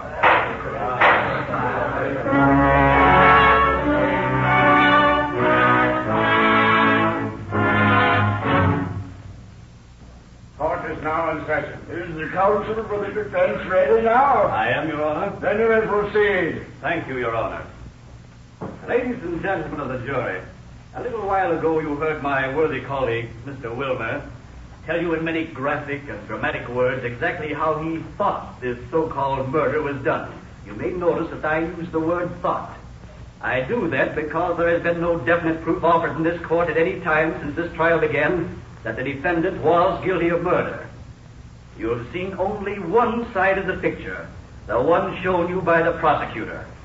I feel that you have a right to see the other side. I know that when you do, you'll realize that the defendant did no more than you or I might have done under the same circumstances, protected his life when it was threatened. I'm going to ask you to go with me to that same clearing that you were told about a while ago. And as our eyes focus on the scene, we find the same two men. This don't make any sense to me, coming away out here for a couple of parts from an old tractor. Now, don't be so darned impatient, Chuck. We can sell this stuff in Phoenix and get some dough. Not much, but more than we got now. Yeah, and so what? I'm getting sick of this place. All we've been doing is going from place to place trying to find work. And when we do get it, what have we got anyhow? Nothing. Hey, listen. Why don't you fall in with me on that deal, Ben? Listen, Chuck. I wish you'd stop talking about it, because I won't go. And what's more, if you pull anything like that, I'll tell who did it.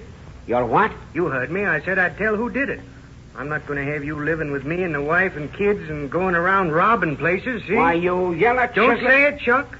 You're only getting sore over something that you know I'm right about. Ah, you ought to smack you one. And what's more, I think I will. Now, listen, Chuck. Don't be silly. Shut up, you liver-bellied stool pigeon. I'll teach you to make wisecracks. Put that file down, Chuck, and stop acting like a lunatic. I wanted to slap you many times, Ben. And now I'm going to, right now. And there's no use whining about it. Chuck, stop it. I'll let you have it with this wrench if you come any closer. You dirty rat, you. I didn't want it, Chuck. I didn't want it. Chuck! Water. Gotta get some water for him. And there you see what actually happened. Not murder, but self-defense. And what was the first thing Knight did? He tried to revive Paul. He ran and got water and threw it on him. But it was too late.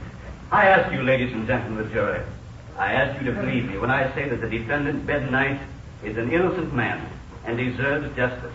And one thing more before I close. Remember this. Chuck Cobb, the victim, was an ex-convict. 2 times before, he'd been confined in San Quentin Penitentiary for a robbery and assault. Now, all I ask is that when you come out of that room in there, you bring a fair verdict back with you. The only fair verdict there can be in this case. Not guilty. Is the prosecution wish a rebuttal? Just a very short one, Your Honor. And I should like it now with no recess. Very well, you may proceed. Ladies and gentlemen, I'm not going to bore you with any long speech. You've heard enough speeches for one day. I merely wish to point out one rather gaping discrepancy in Mr. Fellowes' story. A discrepancy that is as damning as though the murdered man were in this court himself to point an avenging finger at his murderer. If you will think carefully, you will remember that at the time of the actual killing, or assault, the way Counselor for Defense told it, Chuck Cobb was walking slowly towards the defendant, facing him. And Mr. Fellowes went on to say that he raised the file he held in his hand and made a motion toward Knight. Now I want to know just this. If Chuck Cobb was facing Ben Knight when he was hit with the wrench, how does it happen that the doctor who examined the body found that the back of the skull had been crushed and that there were no wounds on the front? It would have been utterly impossible for Ben Knight to hit the victim in the back of the head if he was facing him. That is all, ladies and gentlemen. The state rests.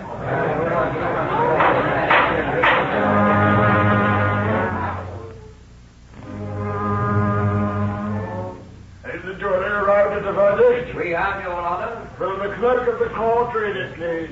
We, the jury, after carefully considering the facts in this case, find Benjamin Knight guilty of murder in the first degree. Benjamin Knight, you have been found guilty of murder in the first degree. Therefore, it is the sentence of this court that you be executed in the lethal gas chamber at Florence Penitentiary on a date which will be set later by this court. And may God have mercy on your soul.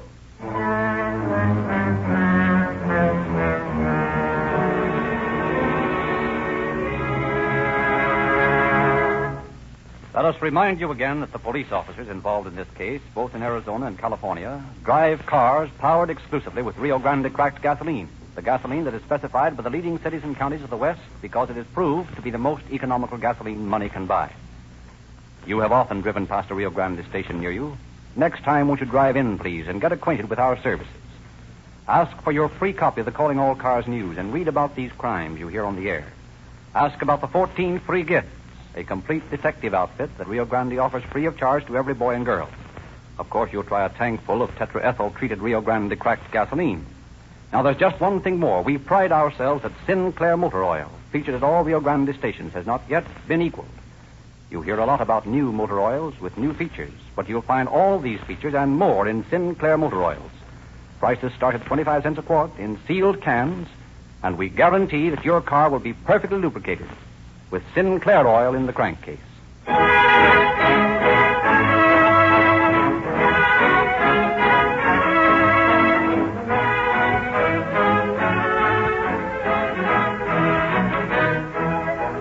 This is your narrator, Frederick Lindsley, bidding you good night for the Rio Grande Oil Company.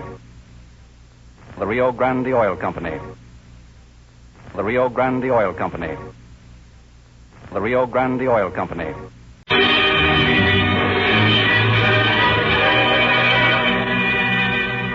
Calling All Cars, a copyrighted program created by the Rio Grande Oil Company. Calling all cars. Attention all cars. Los Angeles, please, calling all cars. Broadcast 140. Be on the lookout for man described as short, wearing dark suit, checked cap, wanted for murder. This subject is armed. Bring him in, boys. That is all.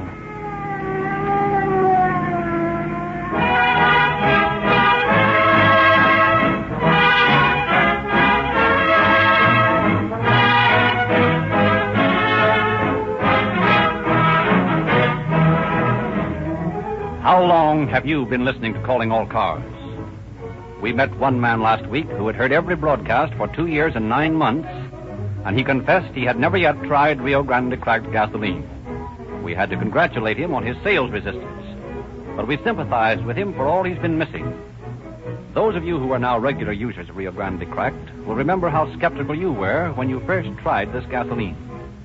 You were convinced that all gasolines were pretty much alike, and you didn't see how Rio Grande cracked could be any different. Well, we convinced you, didn't we? It only takes about 10 gallons to prove to the driver of an old car or a new one that this gasoline gets more out of your engine. We know it's our exclusive, patented cracking process that makes the difference. But all you care about is that when Rio Grande cracked gasoline reaches your engine, it quiets right down. That throbbing vibration stops. Your motor runs smoother because cracked gasoline is scientifically balanced to burn evenly without wasting any power. Every atom is turned into power. No wonder your car speeds up. There is no waste, as in ordinary uncracked gasolines. Rio Grande's scientific cracking process ensures that you get all the mileage possible out of every gallon. And we hope you'll keep a record to prove to yourself how much more economical it is. We have no fear that Rio Grande cracked gasoline will fail to pass any test of power, speed, or economy. For it has been tested by the leading cities and counties of the West, with the result that it is now specified to power more police, fire, and emergency cars than any other brand wherever it is sold. Will you follow the recommendation of these many cities and counties and start using Rio Grande cracked gasoline tomorrow? And now it is our pleasure to present Chief James E. Davis of the Los Angeles Police Department. Chief Davis. Good evening, friends. A very safe rule to apply in life is the rule of suspicion. The proof of this observation will be found in the case you are about to hear. If the vagrant, Culver, had been sufficiently suspicious of the kindnesses of his casual acquaintance, Sam, we might not have had a murder case to solve. Unfortunately, you pay for everything you get. Whenever someone starts showering attentions and presents on you, you may be sure that you are expected to recompense them in some way. Our files are full of cases which started just as this one, with a chance meeting in Pershing Square, or a conversation begun in a dairy lunch, and ended up in murder.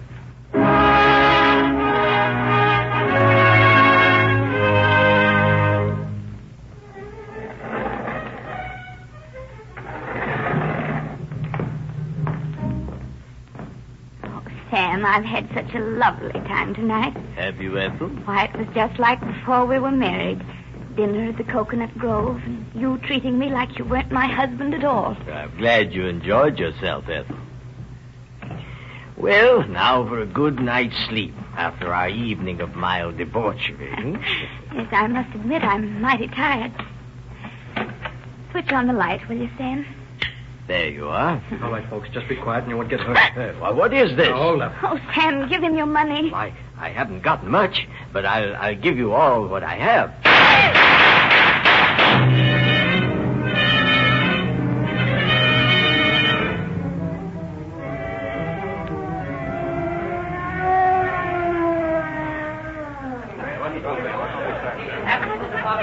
All right, folks, all right. Keep clear, please. Hold them back, guys. Sure. Get back now, folks. You'll have to get back. You too, mister. I live here. This is my apartment, and this was my wife. Oh, I see. You come on in here with me, mister. All right, let's go now. Now, how did it happen? My wife and I had been to the Coconut Grove. We had just come into the room and turned on the light when a man stepped out of the cupboard there and held us up. I told him I didn't have much money, but I'd give him what I had. And suddenly he started shooting at my wife. I pulled out my gun and emptied it at him, and he ran away. My wife was dead by the time I got her up on the bed. I see. Did you recognize this burglar? No. He had a bandana over his face. Oh, Sam, here's a man who saw the murderer escape. Yeah? Bring him in. Right. Come in, please, Mr. Fowler. Yes. Tell Lieutenant Brown what you just told me. Well, sir, I heard the shooting as I was coming upstairs. And just as I got to the head of the stairs, a man ran down the hall and took those steps up to the roof, two at a time. Up to the roof, eh? Yeah. Well, we better take a look up there, guys. Must be still up there. Well, you can get from this roof to the roof of the hotel next door. Say, maybe you escaped that way. We'll make sure of that. Sergeant. Sergeant? Yes, sir? Tell the boys down the street not to let anybody out of this building or the one next door. Yes, sir. And don't let anybody into this room until Lieutenant Geist and I get back. Yes, sir. See the stairs down the hall, Mr. Taylor? Yes, those are the ones. They lead to the roof. Come on, guys. Right.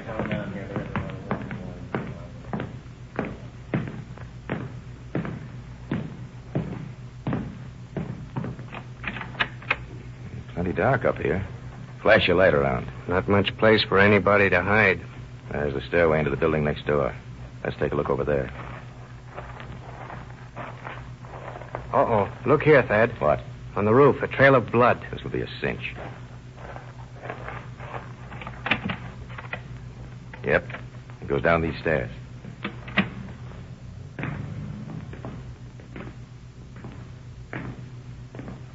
Turns to the right here.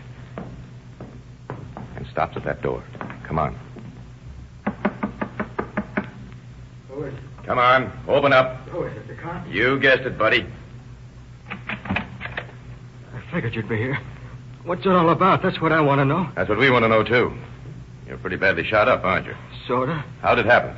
Well, I went up on the roof a little while ago for a breath of air, and a guy comes running out of the penthouse next door. Runs past me and takes a shot at me. Runs down the stairs through this building. That's all I know about it. Why didn't you report this to the police? It only happened a few minutes ago. I'm in too much pain to do anything. I better get you to the hospital right away. Guys, you go back next door and bring Mr. Thaler and Mr. Whitaker down to Georgia Street. I want them to have a look at this bird.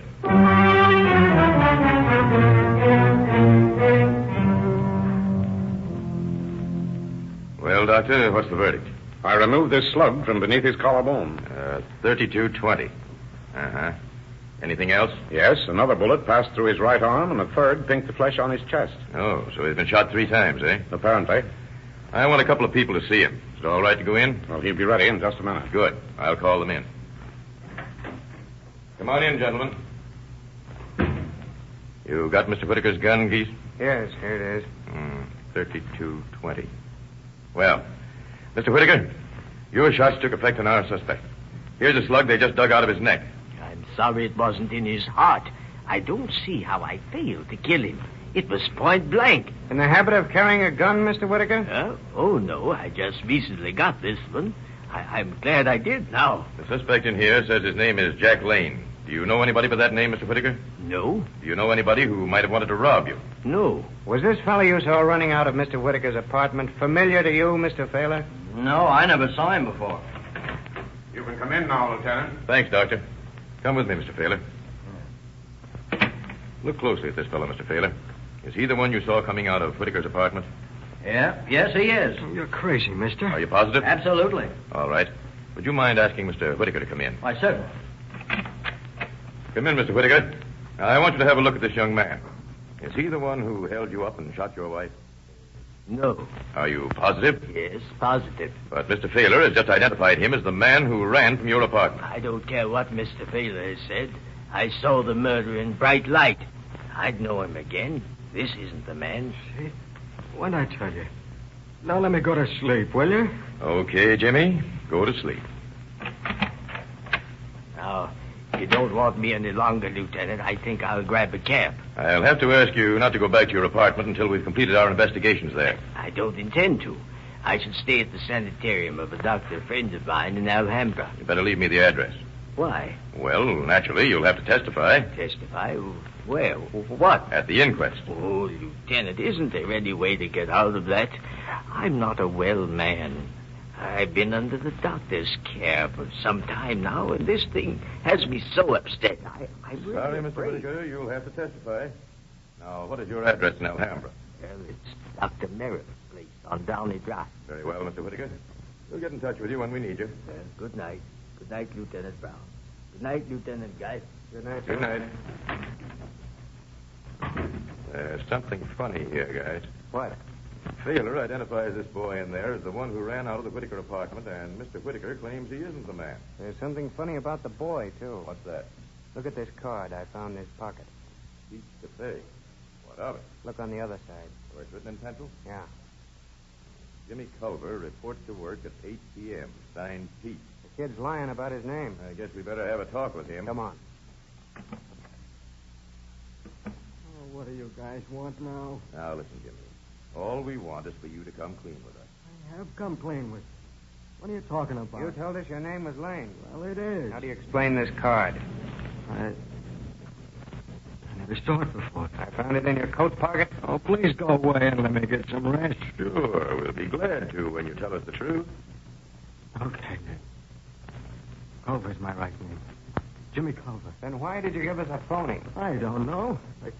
Gosh, a guy's liable to do anything when he's gone through what I have. Being shot at and all.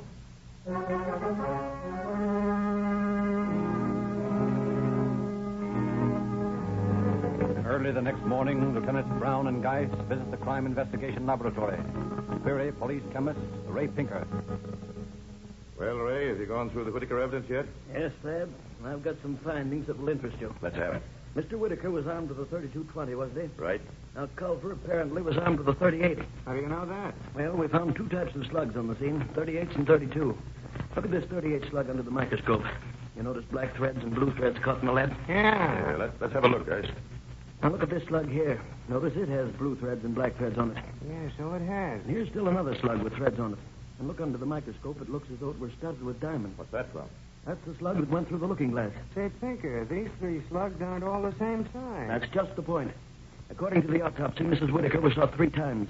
These are the 3 bullets. 2 of them came from Culver's .38, and the third from Whitaker's .32. What? You mean? I mean that Mr. Whitaker shot one of the bullets that killed his wife.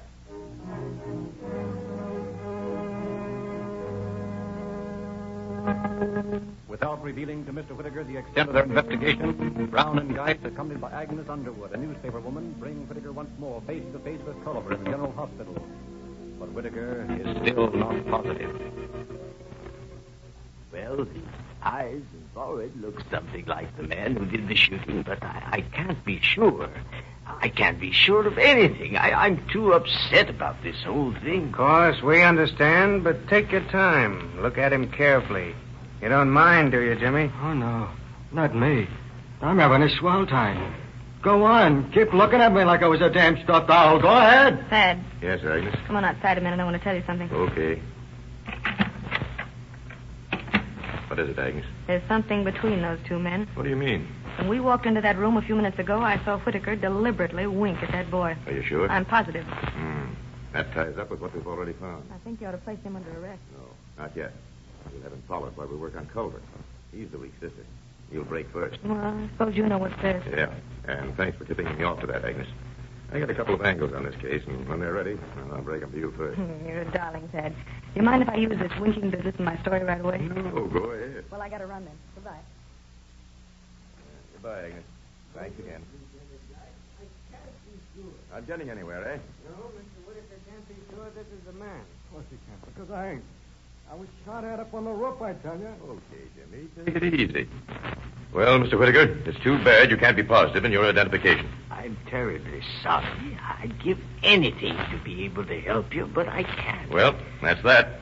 I don't think there's anything further we need of you. And I'll be getting along. Good evening. Good evening, Mr. Whitaker. Oh, by the way, have they found the gun that killed my wife? Not yet. We've hunted all over the hotel, but we haven't seen it. I'd give 10,000 if that gun could be found and the murderer hanged for his crime. Good night. $10,000. That's offering a pretty big reward. He probably doesn't have it. Follow him, guys. He knows a lot more than he's telling. I don't want to take any chance on him skipping out on us. Okay, well, you'll be. I want to have a little talk with Jimmy here. I'll see you later. Ain't you had enough talks with me? No. I'm going to keep on having talks with you until you tell me the truth about this. I've told you the truth. No, you haven't, Jimmy. What, are you sucking for that $10,000 reward he said he'd give? That doesn't concern me. I've got a suspicion that he's as guilty of this murder as you are. Huh?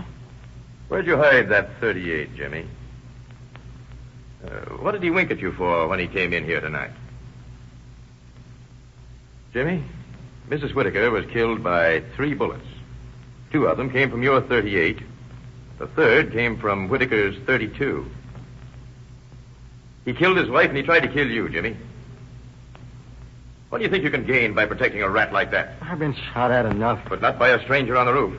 Was it really his wife that was bumped off? Yes.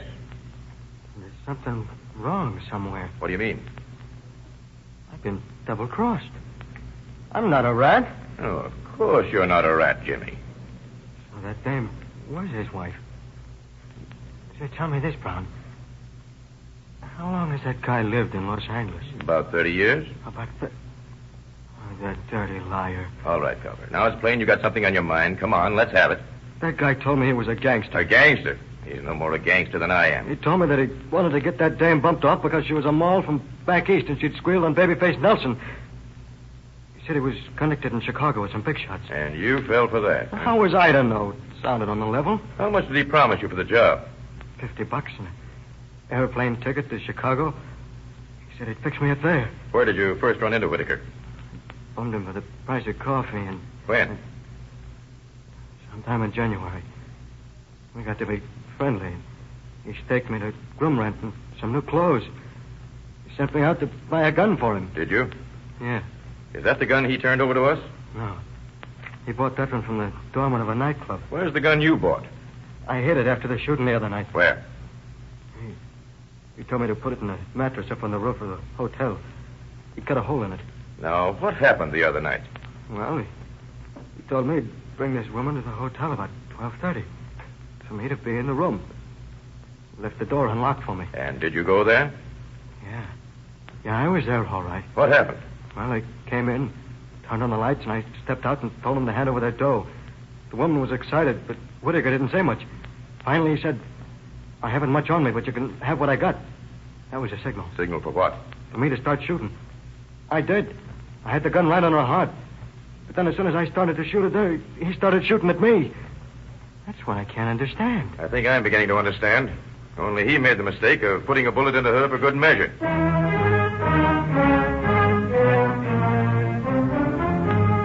Brown goes back to the hotel and finds the gun hidden in the mattress exactly as Culver had described. Then, accompanied by R.B. Steed, night captain of the homicide squad, he drives out to the sanitarium in Alhambra, where the officers rout Mr. Whitaker out of bed. Sorry to wake you in the middle of the night, Mr. Whitaker. Oh, that's all right. I haven't been able to sleep much since this terrible thing happened. This is Captain Steed, Mr. Whitaker. How do you do? Glad to know you, Mr. Whitaker. There's some details we've got to clear up before the inquest tomorrow morning. Well, I'll be glad to help all I can. I've been in a terrible daze since the other night, but my memory is slowly coming back to me now. That's fine. Now, in the first place, Mr. Whitaker, how do you account for the fact that the man who did the shooting knew where you lived and at what time you'd be out of the room? I haven't the faintest idea, and as far as that's concerned, the place wasn't ransacked. I didn't even look like a robbery. Mr. Whitaker, have you ever made chance acquaintances, given people you met on the street money? Yes, that's a great fault of mine, really. I'm much too free with my money. Do you remember the names of any of the people you've given money to? Well, there was Tony. Don't know his last name. Davy James. Then there was a fella named Andrews or Anderson. You know, as a matter of fact, I've got a feeling this fella in jail is that Anderson. Wouldn't you have recognized him already? I have a very poor memory for faces. When did you come to this conclusion? When I left the hospital this afternoon. I've been thinking about him, and I'm sure he's the same fellow. Do you recognize him as the man who was in your apartment that night? I can't be positive about that. He might have been. There's no question about it, Mr. Whitaker. He was. Your wife carry any insurance, Mr. Whitaker? What's that? Insurance. Does your wife carry any? Yes, I believe she did. How much? Why, it seems to me she had one policy for $4,000 and another for $5,000. That would be $18,000 of double indemnity for accidental death. What's that? Oh, nothing. Just thinking out loud. Mr. Whitaker, I'm afraid we'll have to ask you to get your clothes on and come over to the scene of the crime with us. We want to check up some things.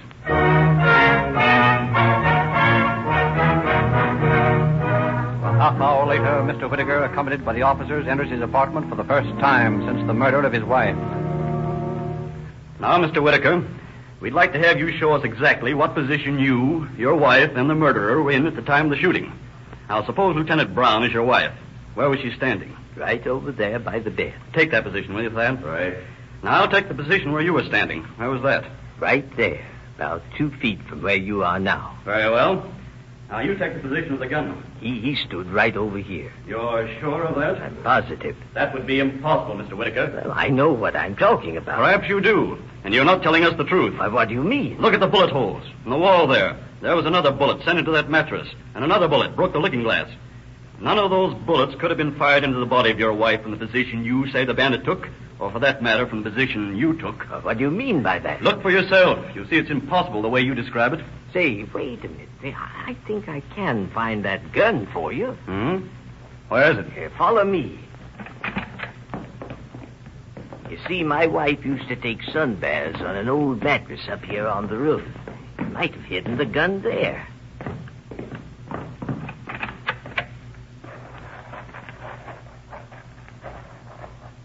That's funny. It's been moved. Well, maybe it's over here on the other road. That chump is certainly walking right into it, Captain. Never saw it to fail.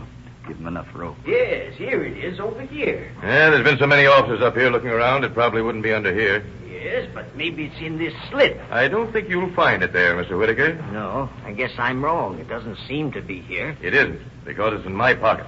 I took it out of that slit 3 hours ago. What? What made you think it was here? Well, it occurred to me it would be a good place to hide it. You mean this is the place you arranged for Culver to hide it? I don't know what you mean. Culver's confessed the whole thing, Mr. Whitaker. We know all about how you employed him to bump off your wife. That's a lie. Why, he must be out of his mind. I never did such a thing. He must be crazy, or you're crazy. I don't know. I'm all confused. Maybe I didn't hear you right. Oh, this thing has been so terrible. You didn't say just now that I tried to have my wife murdered? No. I guess I'm dazed again. Nobody could accuse me of such a thing.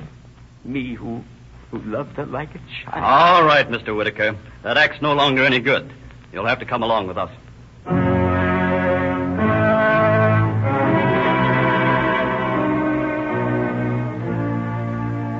On the next day at the coroner's inquest, Culver testifies. Yeah, this guy Whitaker propositioned me to kill a woman. I agreed to do it for $50 and a trip to Chicago. I didn't know it was his wife he wanted bumped. If I had, I wouldn't have done it. I was willing to do it because he told me she was a stoolie.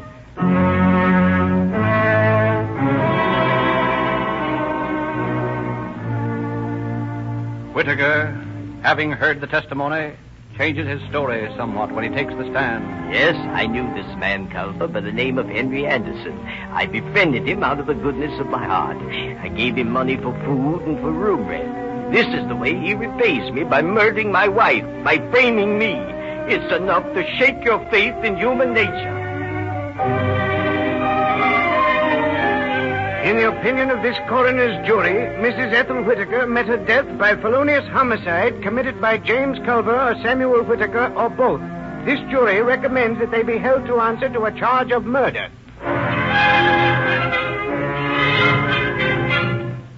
In spite of Whitaker's loud protestations of innocence, he is held to answer.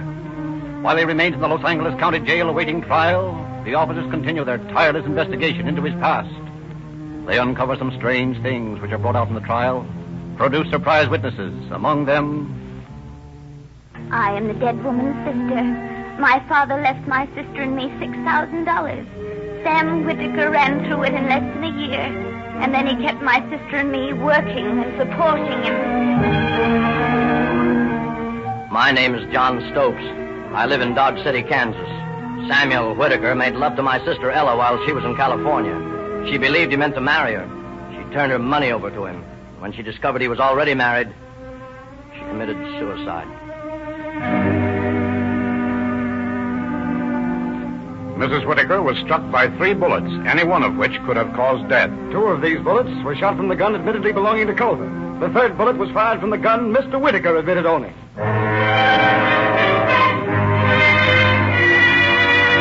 There must not be any doubt in the clear, sane minds of you 12 good and true citizens that the crime of murder has been here brutally committed.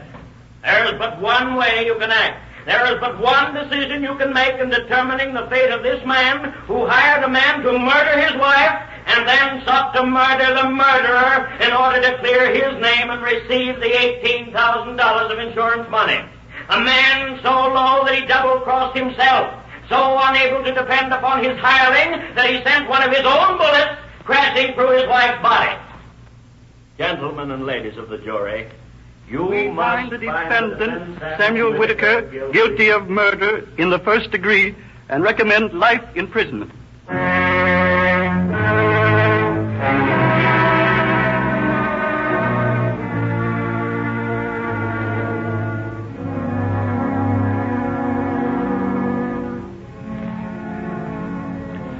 an unfortunate holdout among the jurors, saved Samuel Whitaker from hanging for his crime. He was also found guilty of assault with a deadly weapon with intent to commit murder on the person of James Culver and received a concurrent sentence of from 1 to 10 years for that. Culver, his weak-willed accomplice, was allowed to plead guilty of second-degree murder because of his willingness to turn state's evidence. His reward was 5 years to life in the state penitentiary. Thank you, Chief Davis. Ladies and gentlemen, police cars of the largest cities and counties in the West are advertising Rio Grande cracked gasoline every day. When they go roaring past you with engines racing and sirens screaming, they are telling the world that Rio Grande cracked gasoline is the most powerful and speediest gasoline to answer emergency calls. In the cities of Oakland and many others in Northern California, in Los Angeles and numerous Southern California cities, in Arizona's largest county, Maricopa, the conditions under which police, fire, and emergency cars operate are entirely different. Yet all agree that Rio Grande cracked is the best gasoline they can buy. This same gasoline is offered to you every day by Rio Grande dealers in your neighborhood. Drive in tomorrow and learn the difference.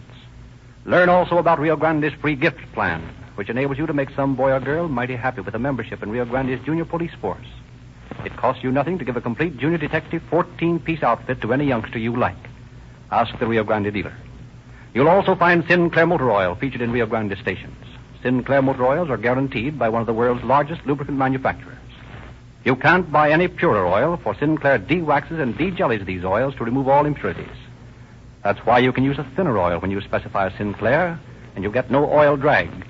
Your engine can speed up without danger, for Sinclair motor oil is guaranteed to give never-failing lubrication from the second you touch the starter up to the top speed of your car. Very few brands can equal the performance of Sinclair motor oils, and none can excel them.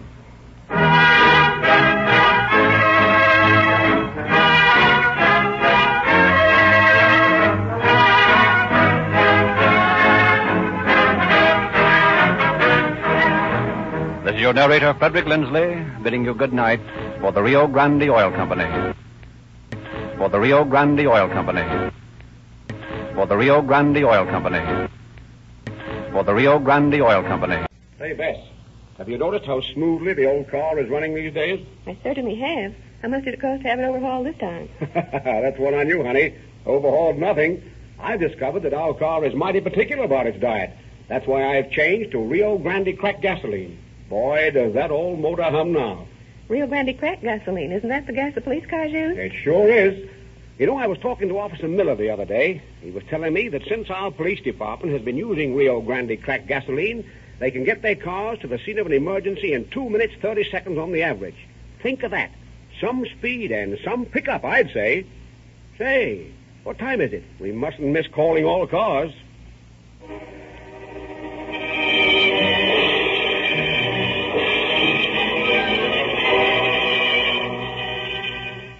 Calling All Cars, the copyrighted program created by the Rio Grande Oil Company. Calling all cars, attention all cars, San Rafael Police calling all cars. Attention broadcast 141. Investigate Chinese market, 1917 C Street. That is all.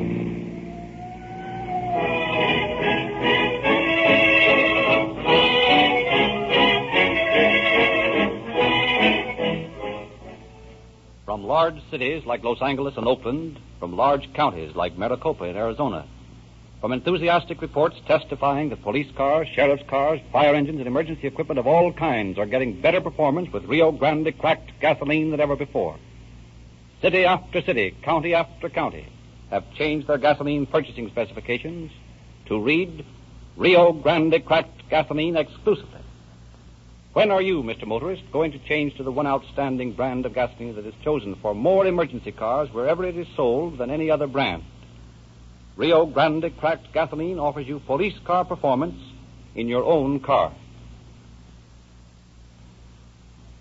It is our pleasure tonight to introduce Chief Sabin Kane of San Rafael. Chief Kane. Good evening. Every once in a while, we run into a case that at first looks like nothing more than a routine job of investigation, and suddenly develops into something big. The case you will hear tonight was one of those. There was nothing definite to work on, no reason to believe that as a result of it, one of the biggest dope peddling establishments in the state of California would be discovered. It was a hunch that put us on the right track. One of those hunches that are so strong you can't ignore them. Later in the story, you will see how right it was. Right now, I should like to say that without the complete cooperation we received from the state narcotic officers who worked with me from the very beginning, this case might have turned out quite differently. The prompt and efficient response I received from them in answer to my call proved of invaluable assistance in apprehending the criminal.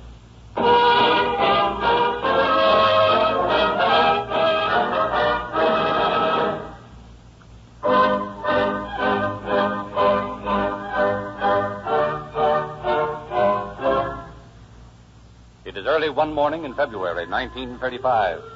Chief Kane of the San Rafael Police Department has just entered his office and is thumbing through his mail when the sergeant on duty enters the room, a look of perplexity on his face. Morning, Sergeant. What's up? I'm glad you're here, Chief. I've been hoping you'd show up for the last 3 hours. Oh, what's the matter? Well, I don't exactly know, Chief. Maybe nothing. There's 4 fellas out there waiting to see you, and so far I haven't been able to make any sense out of a thing they say. All right, Sergeant. Send them in. We'll see what we can do. Yes, sir. All right, you can come in. Now, listen, I'm going to tell you. We've been watching, and we know it's wrong. Oh, come in, gentlemen. Come in. It's wrong. We've been watching, and we know it's wrong. Yes, sir. Every night at the same time it happens. We've been Well, watching. now, wait a minute, gentlemen. Wait a minute. One at a time. But we've come to tell you that something is wrong. Yeah, we know we've been watching, and every night it happens. Every night at exactly the same Hold time. on a minute. Suppose just one of you tell me this and begin at the beginning. That's me who noticed it first. I was the one that called your extension. You see what I mean, Chief? Yes, I'm afraid I do, Sergeant. Now, look here, men. I don't care which one of you tells me, but it stands to reason that unless one of you does, I can't help you. Now, suppose you tell me just what it is that's bothering you. All right, I tell. Sven here and my friends, we work in the bakery downtown all night, every night. We've been working there for a long time, and we have noticed something that is not right. Yes, so I've gathered. Every morning, exactly at 2 o'clock, we have seen a car drive away from the alley back of our bakery shop. Now, that may be all right, but a month ago we got suspicious and started marking the calendar every night we saw it leave, and for that whole month it was left the same time every night. Well, that does seem odd, but I can't see why it should be a police matter.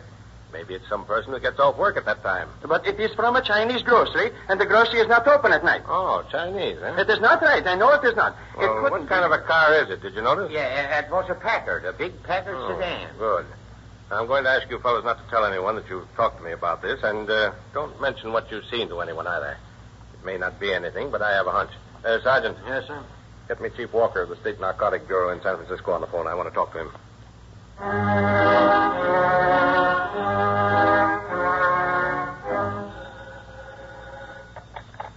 Chief Walker speaking. Hello, Chief Kane in San Rafael. Oh, hello, Kane. What's up? Well, I think I've stumbled onto a case for you, Chief. Looks like there's a bit of dope peddling and smoking going on up here. I haven't got anything definite for you, but I thought you could look into it with me. Right. I'll have one of the boys go up right away. You can give him the details, and I'll check with you later. Well, thanks a lot. I'll be expecting him. This may be a wild goose chase. I can't be sure. Well, that's all right, Kane. Won't be the first wild goose chase we've been on in this department. This one either. Right. Well, I'll send a man right away. Thanks, Chief. Goodbye. Goodbye.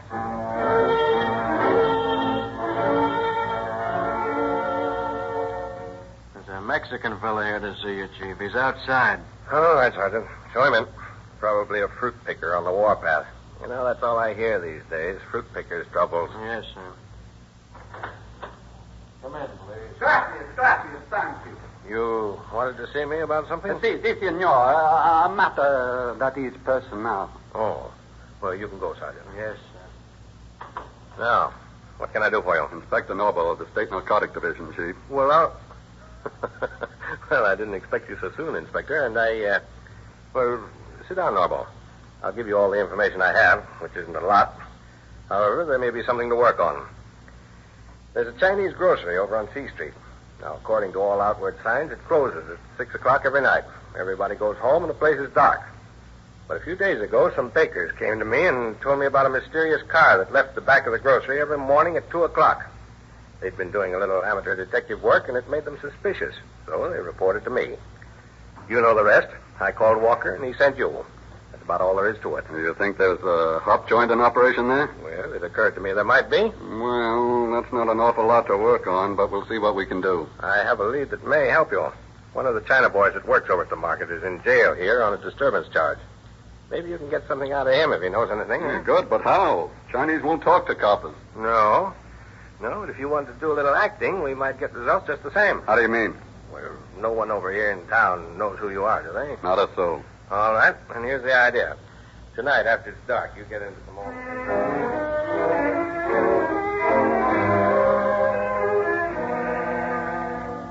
You're working late tonight, aren't you, Chief? Yes, I've got a little business here. I thought I'd finish up tonight, Sergeant.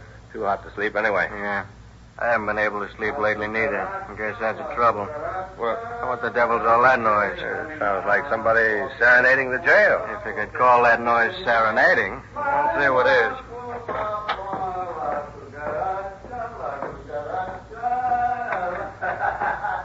Hey, play off the music. Cannot the gentleman sing if he is happy? Maybe you want to spend the night in jail, huh? No, senor.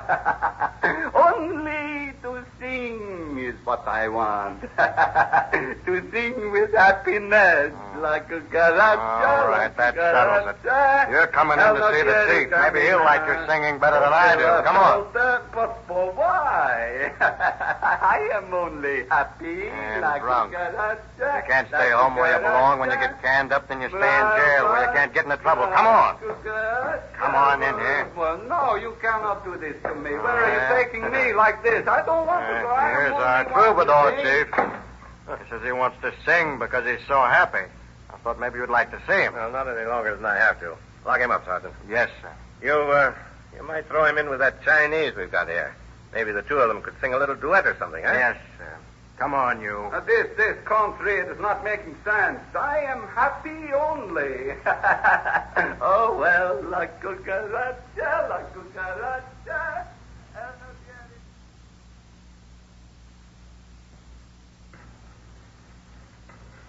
Here you are, Fu Manchu. A little friend for you to talk to. No, what a talker. Suit yourself. Here's a pal for you, nevertheless. Come on, you get in here and relax. But do not push. I'm doing what you ask. Fine. Yep. Sleep tight. I'll see you in the morning when you sober up. No, singing in here. Do not worry. I do not feel like be singing now. Sick. Very sick. Oh, too bad. Very much too bad, but not interested. Maybe you can help me. I need something bad. Oh, not thinking so. You've got to. I need the smoke. Oh, not having any cigarettes. Very sorry. No, I do not mean the tobacco. I mean the happy smoke. You understand? You talk about opium, hops, maybe, huh? See, that is what I must have. I got the tough habit. You're a stranger in this town? I just arrived today. While looking for the smoke, I got a little drunk. Now I'm in the jail. Okay, you're getting out tomorrow, maybe, huh? I guess so. Nice place, I know. Maybe you like to go there, huh? Maybe where I can get the smoke. That is right. Tell me, please. Let's market on C Street.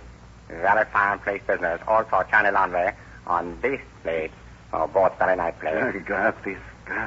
You've been of greatest help to me. I will go there just so soon as I'm released.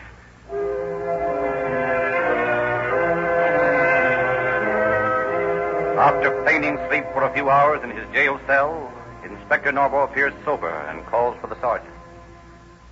Now what do you want? I wish to see the chief again, please. I am sober now. I don't know how you can be. You were drunk enough when I put you in here. But I am sober now. You can see that. All right. Don't make sense, but then nothing ever does. Come on. I don't know why you fellas can't get drunk and stay that way. Perhaps you will, Sergeant. Perhaps. I doubt it.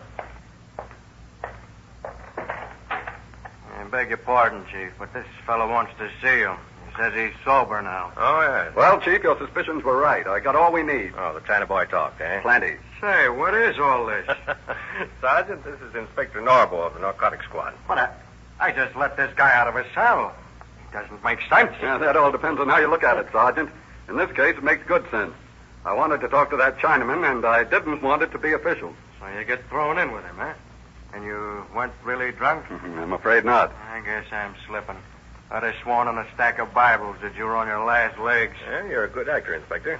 I was almost fooled myself. Now, where do we go from here? Well, I go back to San Francisco and make my report. You'll hear from us within a day or so. In the meantime, you might get your Baker boys to continue their amateur sleuthing. They might be able to help us again. I want definite proof of things before we raid. I'll wait for some word from you then, eh? Right. And it won't be long. This looks hot.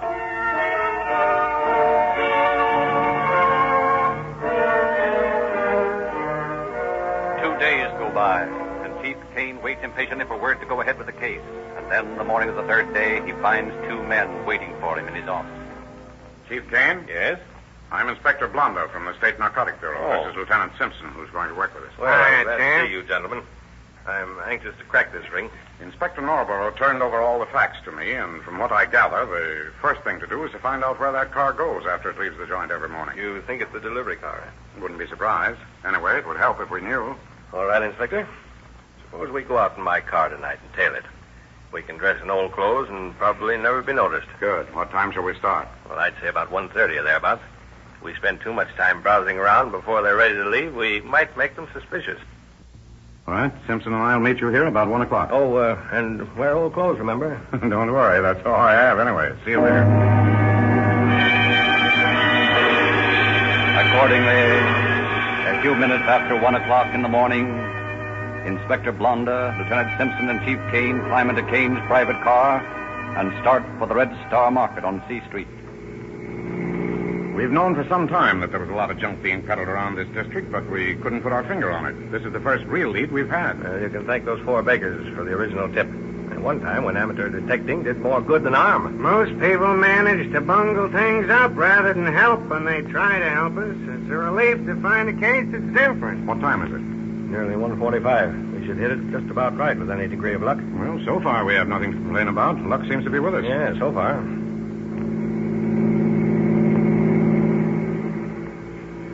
Here we are. The alley goes right back of these buildings here. How are we going to watch the alley without looking obvious? Well, if this mystery car keeps to its schedule, we won't have to watch for it. It leaves at exactly 2 o'clock on the nose, according to the bakers. Now, all we have to do is drive by the mouth of the alley a couple of times, and if all is as it should be, we'll spot our suspect as he starts to leave. Then... All we have to do is watch without being watched. That's right. Just like that. You sound a little skeptical, Simpson. Oh, no, nothing like that. Just thinking out loud, that's all. Say, take a look as we pass the alley now and see if you can spot the car. It should be parked about halfway down. Right. Yeah, there's a car, all right. It looks as though it's the one you described, a big sedan. See anybody around it? No. There's some lights in the building across from it, though. Yeah, that's the bakery. I guess our sleuths are still at work, huh? It's a nice night for that sort of thing. You can't see over the end of your nose. No moon, no lights, no nothing. Could be a lot worse. You haven't forgotten the night we tailed those boys through the fog, have you? This is a cinch alongside of that. It's still dark. According to my watch, it's just about 2. We'll cruise by slower this time and keep your eyes glued to the car. Right.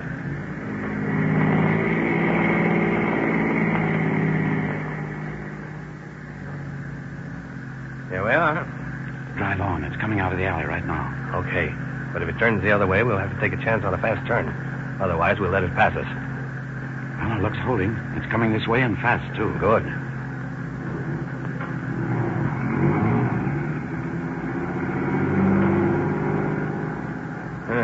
Now we'll see what he's up to.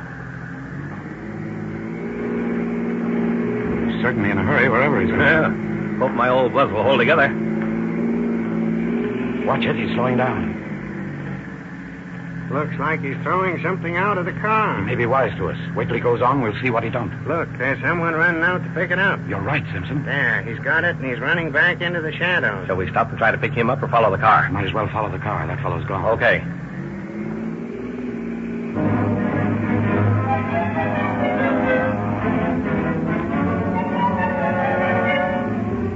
Three different times, the mystery car slows, drops the package, which is picked up immediately, then continues on its way. and each time the unknown persons are gone when the three men arrive at the scene. At last, the black sedan returns to the starting point, darts up the alley to the rear of the Red Star Market.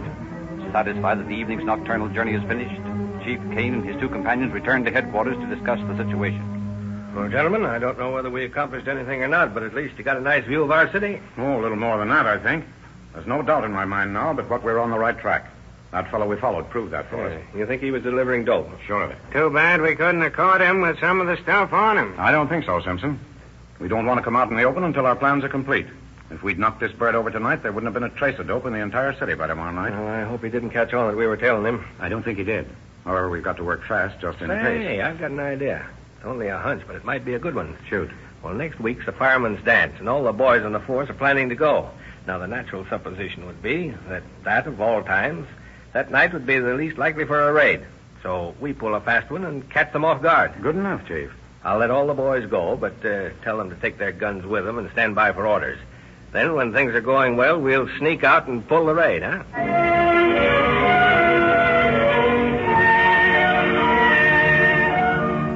For the ensuing week, Kane, Norbo, and Simpson spend endless hours laying a careful plan of attack. And at last, on February 21st, the chief called his men together. Well, boys, tonight's the fireman's dance. I suppose you're all planning to go? Yes, sir. Wouldn't miss it for anything. Good. I want you to go out and have a good time. Now, there's one thing that I'm going to ask that may seem a little out of the ordinary to you, but it's necessary.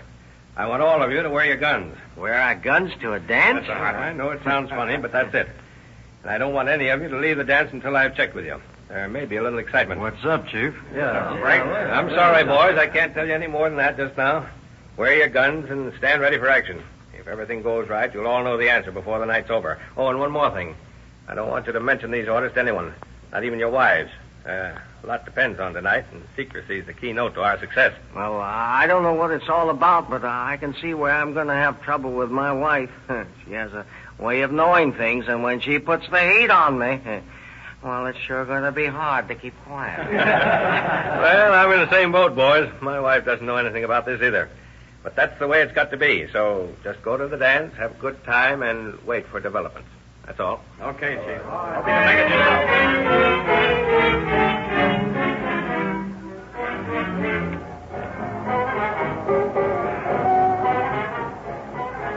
Oh, here you are, Chief. I've been looking all over the place for you. It's like looking for a needle in a haystack. Quite a mob, all right. I was afraid you might get lost in it. That's a good band, Chief Kane. I could almost do a bit of dancing myself if I had a partner. Well, maybe I can arrange that for you, Simpson. There's a lot of lovely women here. Yeah, I noticed. I think I'm going to like this party. Everything set for the night? Yeah, I had a little talk with the boys this afternoon. They can't figure out what's happening, but they're all for it if it means excitement. I got a great bunch of men here, Inspector. Good. We'll get plenty of excitement, if I'm not very wrong. I've knocked over quite a few dope joints, and you can be pretty certain of a bit of trouble. Well, I hope we're able to surprise them enough so there won't be too much. I don't fancy the way Chinamen fight. They aren't civilized, if you ask me. I almost got chopped down by one once. He missed my head about a half-inch with a chopper the size of a horse. I've never trusted a Chinaman since. Oh, it's 9 now. That gives us about an hour to kill, according to plan. What say we sort of relax and enjoy ourselves? Good idea, Inspector. Come on with me, and I'll see what I can do about finding Simpson a leading lady for a dancing partner, huh? I might even find one for you, if you wouldn't mind. Mind? Far from it. Come on, Simpson. Shall we join the ladies?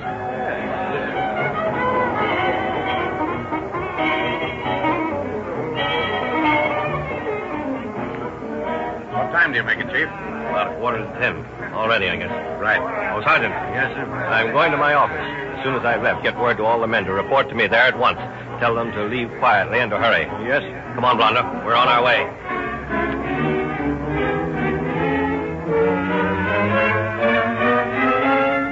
Within 15 minutes, every member of the San Rafael police force reports at headquarters, ready for duty. After carefully explaining to them the plans, Chief Kane assigns one party in charge of Sergeant McLaughlin to attack the rear door of the market, another led by Inspector Blonde to the front door, and he himself heads the third party. Final instructions given, the 3 squads set out in different cars for the destination, the Red Star Market. And a few minutes later, with lights out and engine idling, the chief's car rolls to a stop a short ways from the alley running behind the market. Set out the motor, Mino. There's Blonda's car down the street. Yeah, the other one just stopped over there, too. Good. All right, boys. Come on with me and be quiet. We've got to get inside before those Chinamen get wise, or they'll get rid of everything. All right. Keep in the shadow of the building here. We can't be seen if we keep close in. All set, Chief. Good. I told McLaughlin to start breaking down the back door when I flashed a light. He's waiting at the mouth of the alley where he can see it. You ready to go? All set. And here goes. As soon as we hear the boys at the back, we'll bust through the front door here. Right. McLaughlin's got the signal. He started up the alley. All right, on your toes, boys. We're ready. Quiet. There we go. All right, boys. Let's go. Through this door here.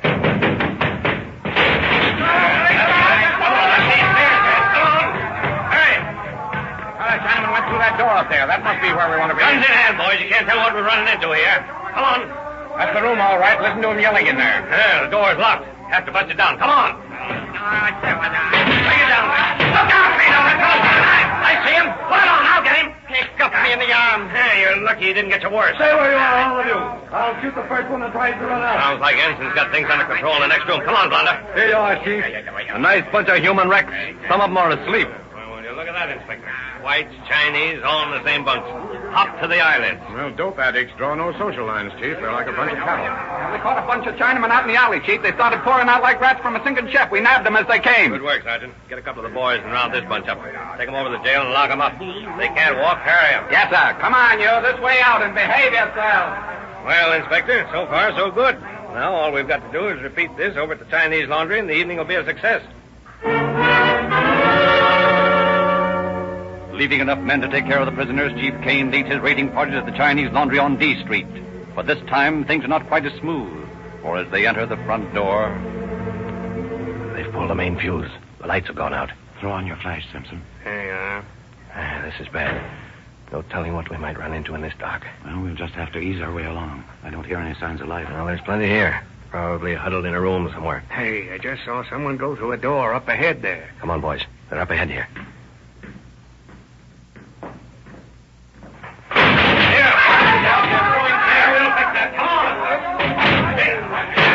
There's one getting through that window. That's got him. See if you can find the light, Sergeant. I think there's another door somewhere. Probably a secret passage. There are plenty of people in here when we arrived, and now they're all gone. Here we are, Chief. This panel here. It didn't close all the way. Yeah. Throw some light down there, Simpson. All right. Holy Moses, will you look at that? Hey. Come on, let's find out where it goes. Come on. Easy now. There's a door ahead. And light coming out through a crack at the bottom.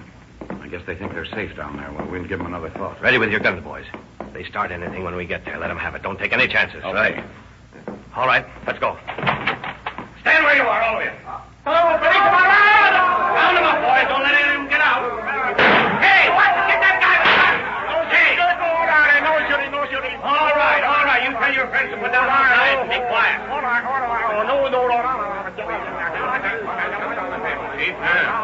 Opium, pills, the whole works. Yes, quite a layout, eh, Inspector? One of the biggest I've ever seen. There's enough junk here to supply a small community. This has been a good night's work. A very good night's work. Yes. Oh, by the way, what time is it? 12:30. 12:30. Oh, well, I'll say that's too bad. Huh? What do you mean, too bad? Well, I told the boys we'd be through in time for them to go back to the dance, but it stopped at 12. Say, this is too bad.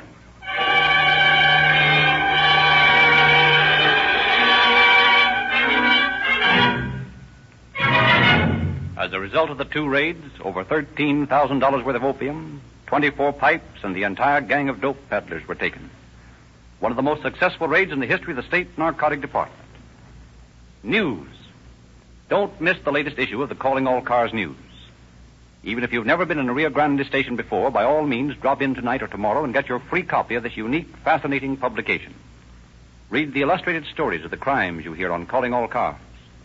Read about the 14 free gifts that Rio Grande offers every boy and girl. You can help some youngster get a complete junior detective outfit free if you will merely use Rio Grande cracked gasoline. We are confident that after a few hundred miles of police car performance, you'll never be satisfied to go back to ordinary gasoline. Why don't you try a tank full and see for yourself why Rio Grande cracked is preferred above all other brands by the largest cities and counties in the West for their police cars, fire engines, and other emergency equipment.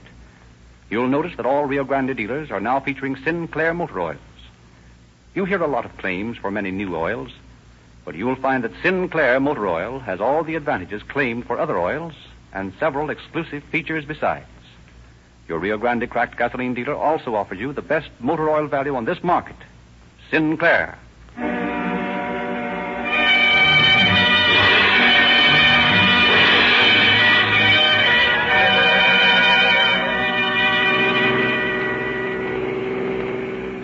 12 police calling all cars. Attention all cars. A cancellation broadcast 141. Suspects in this case now in custody. That's all.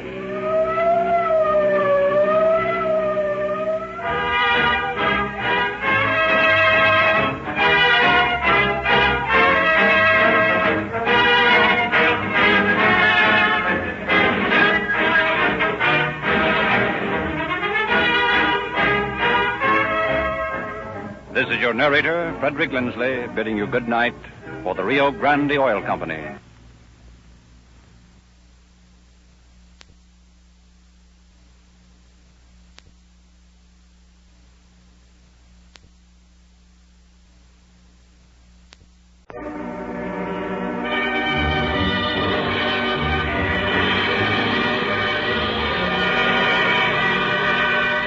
Calling all cars. The copyrighted program created by the Rio Grande Oil Company.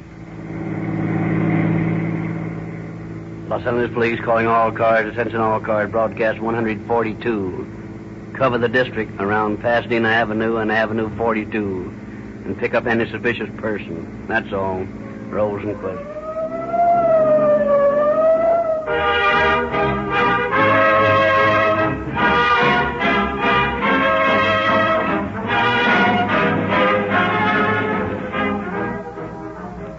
Are you confused by all this talk about gasoline, all claiming superiority? Then listen to this frank letter from a stranger in our midst.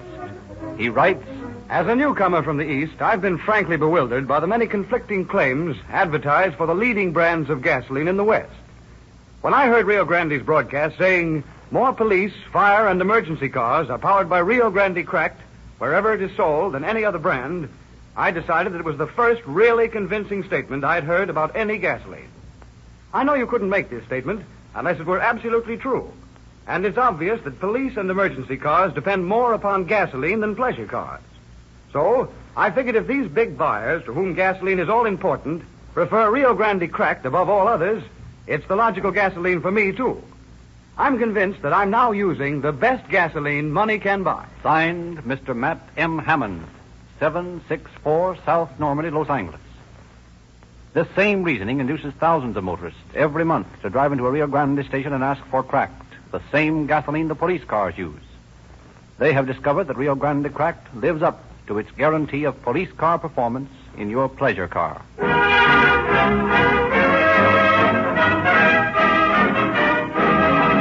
And now it is our pleasure once more to present Chief James E. Davis of the Los Angeles Police Department.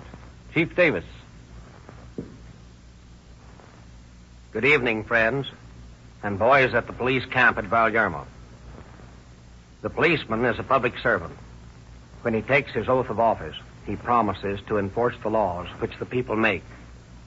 The ideal police force does just this, enforces the law, keeps the peace, sees that the machinery of society functions smoothly and with least friction. The ideal police force does not meddle in politics, does not concern itself with the social opinions of the public, does not interfere in any way with the affairs of the public, so long as the public keeps its peace. It is my constant effort and ambition to attain this ideal. The case you are about to hear tonight deals with an officer who might be called an ideal officer. Using intelligence, his own God-given initiative, he solved a brutal crime and brought the criminal to justice. His reward, of which you will hear later, is typical of the recognition any man under my command may expect for showing the same qualities.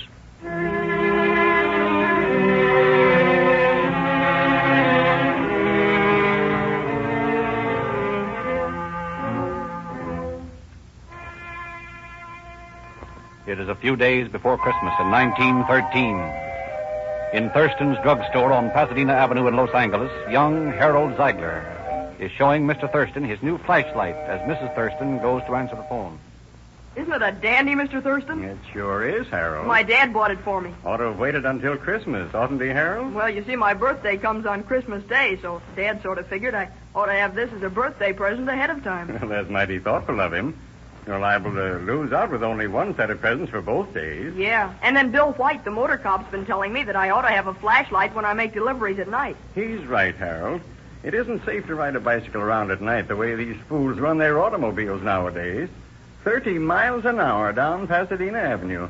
Wonder they don't break their necks. Oh, Ed. Yeah? Party up on Avenue 42 wants some citrate of magnesia. They said to send along change for $20. They want it in a hurry. All right, I'll get the magnesia. You get the change for Harold. Gee, that's swell. Now I can use my new light. Well, you be careful with this money now, Harold. Oh, yes, ma'am. I'd send Robert, only he's home for supper. Don't you worry about me, ma'am. I can take care of it just as well as Robert can, even if I am 2 years younger than him. Well, we'll see. Here's $19.50. The citrate will be $half. Take their $20 and give them this money and the citrate and come right back. Gee, Mrs. Thurston, I know how to make change. All right, Harold, here's the citrate. You better get started. Yes, sir. And don't forget to use that new light of yours. Don't worry, I won't.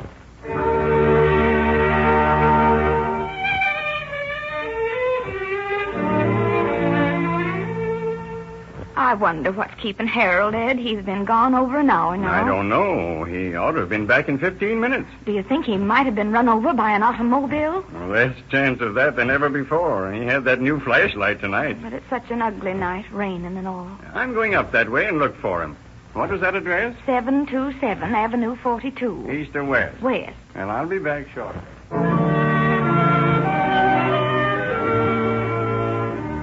Running into a friend outside the store, Mr. Thurston enlists him in the hunt for the missing messenger. Quietly, they walk several blocks through the drizzling rain until... Oh, oh. What's the matter? Oh, consarn these bloomin' kids that leave their bicycles on the sidewalk. I'd like to catch that young imp. I'd wring his neck. Wait a minute, wait. This is Harold's bicycle. What? And he's the last kid in the world who'd leave his precious wheel out in the street in the rain. There's something mighty funny about all this. Say, look across the sidewalk there. What is it? Wait a minute. I'll see what it is. What? It's a club. A wooden club. Great Scott, there's blood on it. Something's happened to Harold. Listen, Ed. You look down that way, and I'll go this way. See if we can find anything else. All right, call out for him. Here. Harold! Harold! Harold! Where are you, boy? Harold! Harold! Here's his flashlight. What? Down here in this ravine. Well, he must be around here somewhere. Oh, wait until I get this thing turned on. There. Oh, look. Oh. He's still breathing. Hurry across the street to that house and call an ambulance.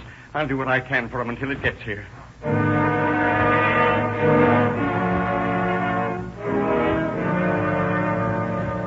Well, Bill, it doesn't look like there's much business for a cop tonight. No, raining too hard for the second story man, I guess. What did they think about you hanging around this pot-bellied stove up here at Lincoln Heights? It's okay with the sergeant. Thanks to you, I've got a police substation right here in your hardware store. And I've got police protection. It's fair enough. Someone wants a pound of nails, I bet. Hello? Yeah. Just a minute. It's for you, Bill. Sounds like the sergeant. Oh, thanks. Hello? Yeah. Yeah. Okay, I'll get up there right away. Crime on a night like this? Looks like murder. See you later.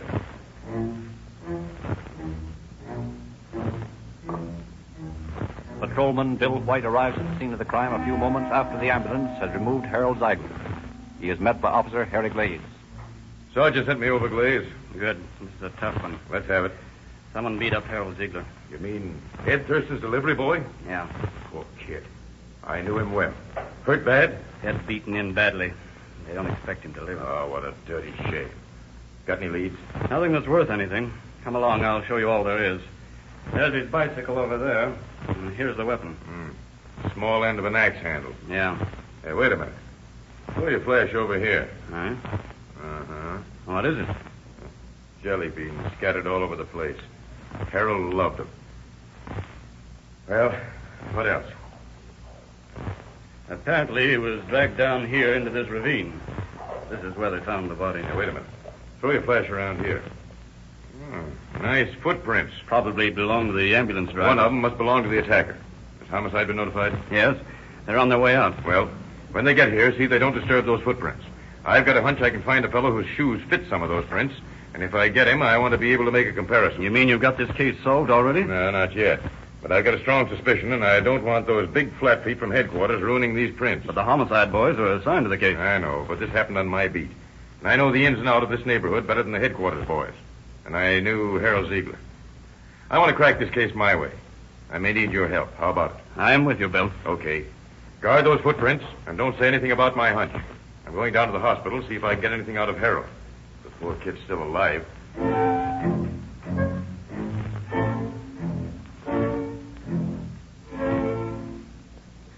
Good evening, Officer Hyde. Oh, hello, Edith. You got that Ziegler kid in here, the one that was beaten up? Yes. I'd like to ask him some questions, if I may. You can go back, but I doubt if you can find out anything. The boy's unconscious. His mother and father are there with him.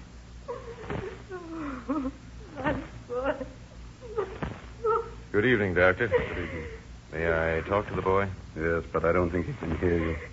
He's very low. Harold. It's Bill White, the motor cop.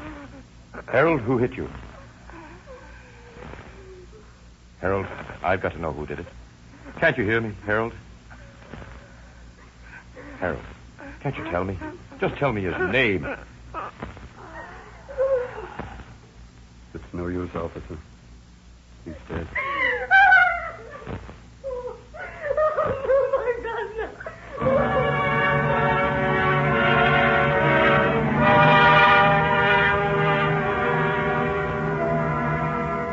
And later that night, Patrolman Bill White unfolds his theory to Officer Glaze and Mr. Thurston in the back room of Thurston's drugstore.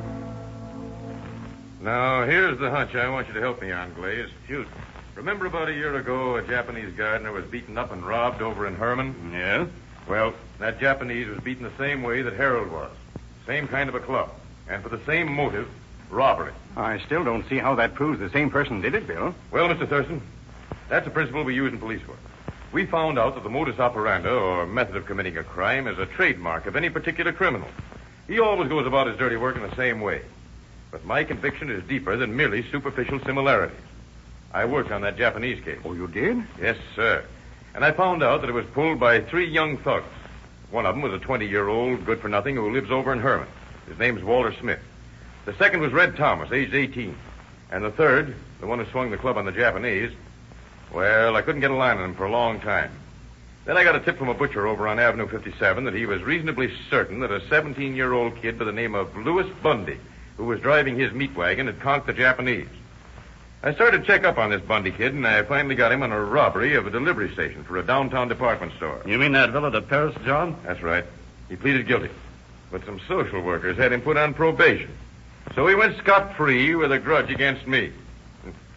Now, I know about every kid in this district, and though some of them get into jams occasionally, there are only 3 who are thoroughly vicious hoodlums, and they're Smith, Thomas, and Bundy. This job tonight was the work of someone familiar with the neighborhood. Whoever did it knew your organization, Mr. Thurston, and he knew the neighborhood well enough to give you the address of a vacant house for the delivery. What? Yeah, I checked on the address. That house has been vacant for 3 weeks. But to commit murder for $19.50... Yeah, that's a lot of money to a 17-year-old boy. Well, as far as that goes, I can't very well afford to lose it myself. We'll get it back for you, Mr. Thurston. Is there anything that misses in my reconstruction of the case? Nothing that I can see. It checks all right. Fine. We let homicide do whatever it likes, Glaze, and you and I will work on Bundy and his pals.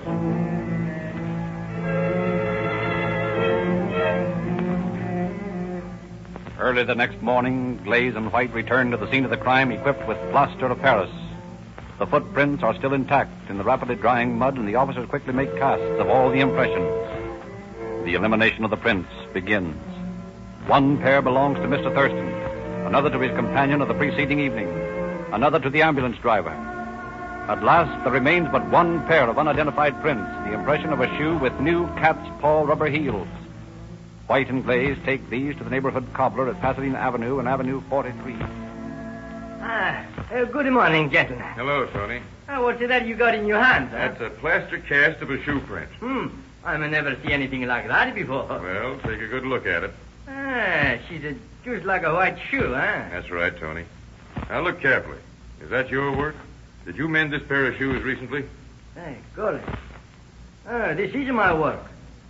See these nail holes. Look at this hammer. She's uneven. Well, can you imagine that? These look like new heels, Tony. Did you put them on? Oh, I put on the heels. Who did you do this for? Well, let me think. Sure. I do it for that Bundy kid. Louis Bundy. Louis Bundy? Well, what do you say, Glaze? I say your hunches are great things.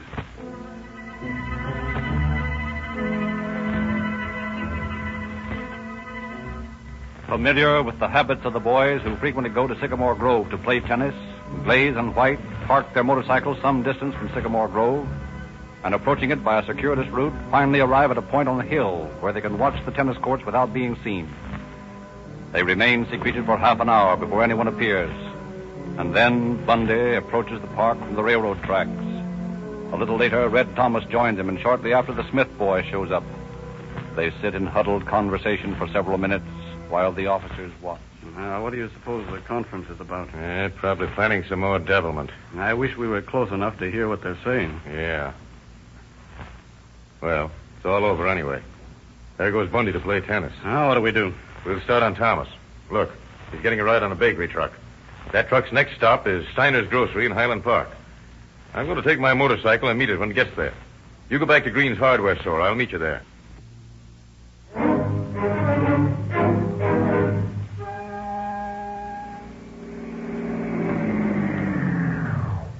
Well, as far as I go for a while, kid. This is fine. Thanks for the lift. Don't mention Hello, Red. Huh? Well, what do you want? You. What for? Oh, I want to ask you a few questions. What for? I ain't done nothing. We'll see about that. Well, I don't see what you... Want to come along peaceful, or shall I put you under arrest? Oh, all right. Officer White takes Red Thomas back to Green's hardware. And there, locked in the basement, he questions him for a long time. Now, Red, where were you yesterday afternoon and evening? I've told you half a dozen times. I was down at the pool room all afternoon. What time did you get home? Oh, about 7 o'clock. Where were you at 6:30? I don't know. Probably still at the pool room or on my way home. Weren't you with Louis Bundy? No. Why? What were you talking to Bundy and Walter Smith about this morning? Oh, I don't know. Just talking. Well, what were you talking about? There ain't no law against talking to a couple of pals, is there? No, but when the conversation is regarding a murder, then I want to know about it. Murder? What murder? You know very well what murder. The murder of Harold Ziegler last night. Now, I'm going to arrest you and Smith and Bundy for that little job. Listen, White. I didn't have anything to do with that. No? Well, how are you going to prove that? I don't know, but it's God's own truth. I didn't have nothing to do with it. I swear it. Who did it? I can't squeal. Well, you'd better. I found Louis Bundy's shoe prints at the scene of the crime, and I know he's in on it. Well, maybe he is, but I'm not. Start talking. Oh, right. All right, I'll tell you what I know about it. Go ahead. Well, we was up to Sycamore Grove yesterday, and Bundy said he wished he knew how to get some money, and Smith suggested we write a phony check for $15 or $20 and get the butcher to send some meat, COD, to a vacant house somewhere, and then get the delivery boy to cash the phony check. And you thought you could get away with that? Gee, you punks are dumb. I knew we couldn't get away with it. I told them it was forgery, and I didn't want any part of it, so I beat it. I don't know what they did after that. When we met down at the Grove this morning, Smith and I both accused Bundy of killing that Ziegler kid, and he denied it. Oh, gosh, that's all I know. And that's plenty. Oh, will you let me go now? And let you warn your pals? Not a chance. The only place I'll let you go is to jail.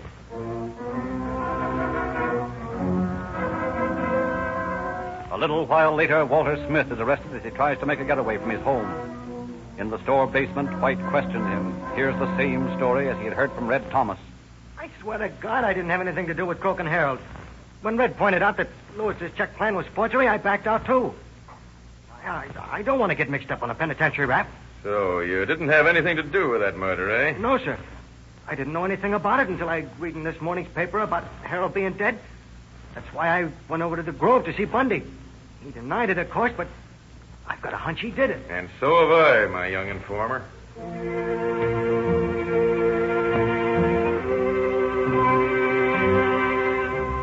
Retaining the two youths in custody, White and Glaze start out after Louis Bundy.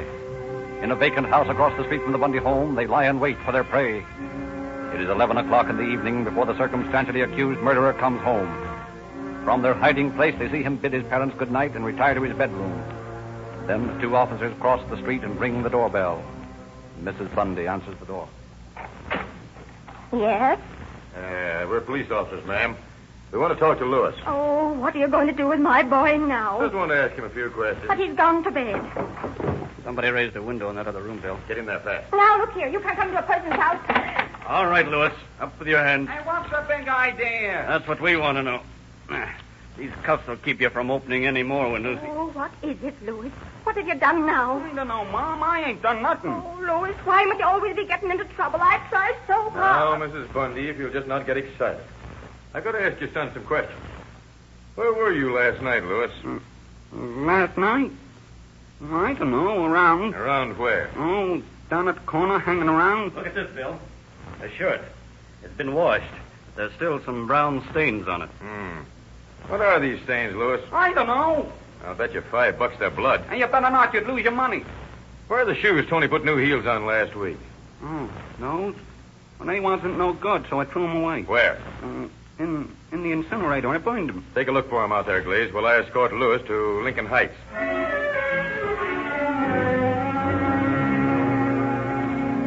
Now you got me here in jail. Maybe you'll tell me what you're arresting me for. Gladly. The charge is murder. Ah, you're kidding. No, on the level, Lewis. You see, it's this way.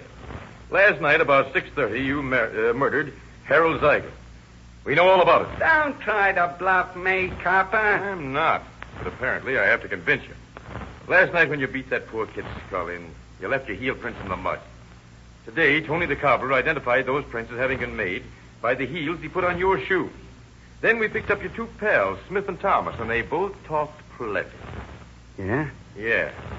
Now, after I booked you, I'm going back to your house and turn it upside down until I find the $19.50 you stole from Harold. And the shoes you said you burned, but that Glaze couldn't find in the incinerator. And the blood-stained clothing.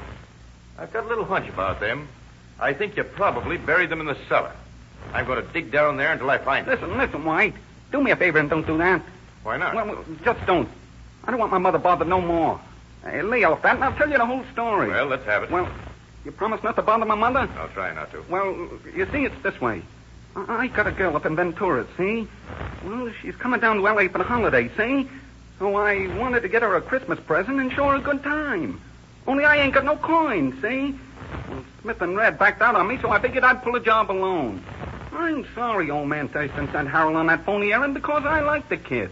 I hadn't planned to kill nobody, but there was nothing else I could do. What do you mean? Well, I met Harold near the hill at Mommy and Way, see? And I spoke to him, figuring he wouldn't be able to make me out in the dark. But he turned on his flashlight and he recognized me. And then I knew I'd have to kill him or he'd tell who took the money away from him. So I let him have it with the axe handle. He thought I wanted his flashlight because he kept telling me I could have it if I didn't beat him no more. But I kept on beating him until he didn't make no more noise. Then I took the money and I got away from there fast. And you went home and buried the bloody pants and the shoes and the money in the cellar. Not the money. What happened to it? Well, I dropped it while I was running away. A nice story. A nice Christmas present for Harold's mother. Her son's caught. I couldn't help it. I had to kill him. It was him or me.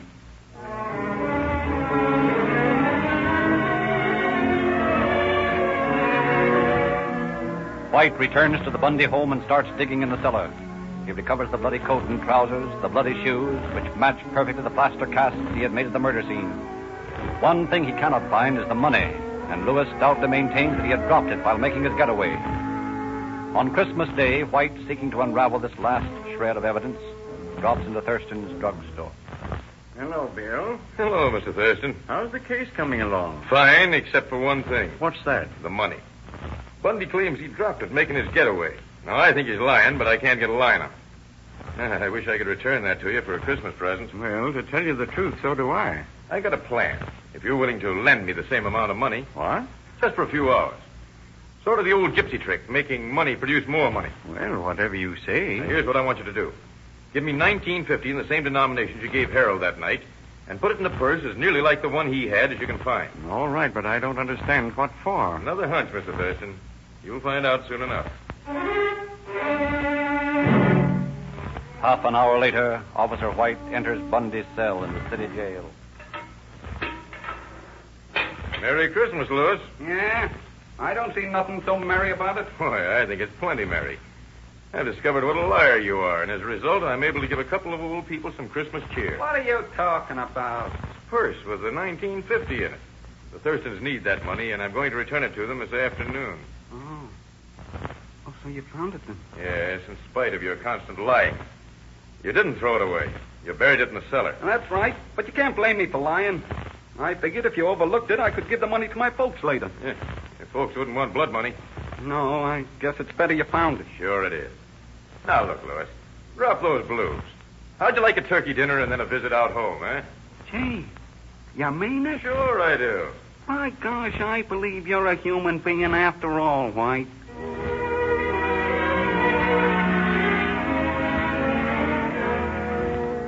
After a big Christmas dinner, Officer White takes Louis Bundy home and permits him to visit with his mother.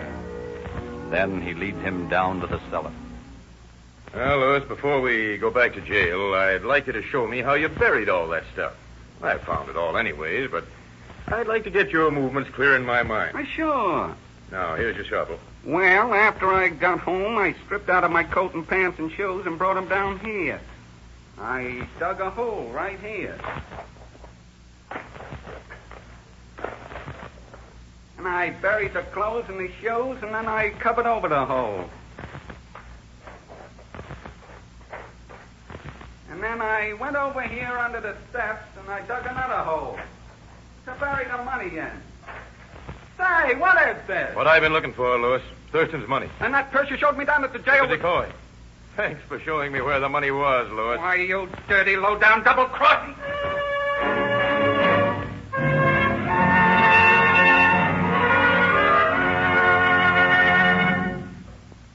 Officer Bill White thus was able to return to the Thurstons the stolen money as well as the decoy that same Christmas Day. Chief Sebastian recognizes the excellent single-handed job of police work done by White, promoted him to a lieutenancy in the detective force, a position which he held for 16 years until his retirement. Louis Bundy, who brutally took the life of a fellow man, was hanged at San Quentin, and his two pals, having assisted the investigation and convinced the authorities of their innocence, were released. Thank you, Chief Davis. Ladies and gentlemen, would you like to know how we write and rehearse these Calling All Cars broadcasts? You will find the full illustrated story in the latest issue of the Calling All Cars News, now being given away to everyone who asks everywhere Rio Grande cracked gasoline is sold. True detective stories in every issue, telling how cases were solved by the police departments who use Rio Grande cracked gasoline. We invite you to use the same gasoline that has been selected above all others, everywhere it is sold, to power more police, fire, and emergency cars than any other brand. Every boy and girl is interested in detective work. And at no cost to you, you can give some fortunate youngster a complete detective outfit of 14 valuable free gifts. Easterners will be glad to know that all Rio Grande dealers carry Sinclair motor oils. Throughout the East and Middle West, Sinclair motor oils are widely known as the oil that's mellowed millions of years. You've seen pictures of the giant Sinclair dinosaurs that symbolize the age of Sinclair motor oils. Now, these famous oils are available throughout the Pacific Coast and Far West, distributed by the Rio Grande Oil Company through thousands of independent dealers. We guarantee that you can't buy better motor oils at any price than Sinclair. And your Rio Grande dealer will tell you the scientifically exact grade to use for your car.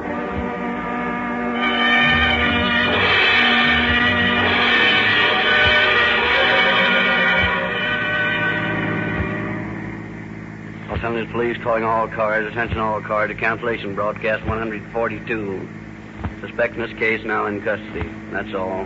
Roll and close.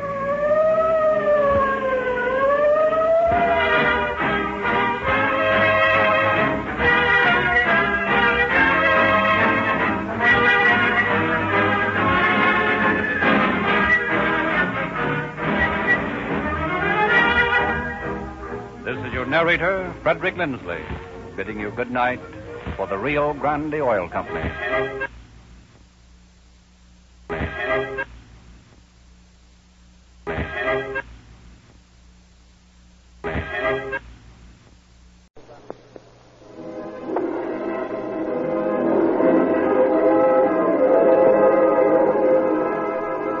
Calling All Cars, a copyrighted program created by the Rio Grande Oil Company. Los Angeles Police calling all cars. Attention all cars. Broadcast 143. Investigate a man dragging a body down Franklin Avenue. That's all.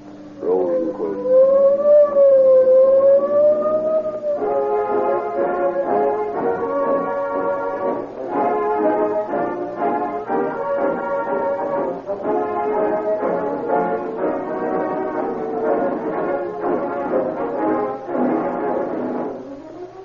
everybody wonders why, year after year, Rio Grande continues to get so many contracts from cities and counties throughout the West, specifying Rio Grande cracked gasoline with tetraethyl to power more police and emergency cars than any other brand.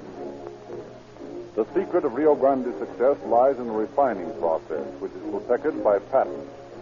The Sinclair cracking process, which is used exclusively by Rio Grande in the Pacific Coast market. Rio Grande's outstanding success with cracked gasoline has led many other companies to install cracking plants, but none of these are as efficient as the patented Rio Grande Sinclair process. Millions of dollars have been invested by Rio Grande in complicated pressure stills that chew up gasoline so it will start quicker in your engine, accelerate faster, and turn into power without weight. All lazy, slow-burning units are extracted. Naturally, it costs Rio Grande more per gallon to process cracked gasoline, but the cost to you is no more, and Rio Grande is rewarded for this extra expense by its growing sales of cracked gasoline, which have outstripped all competition.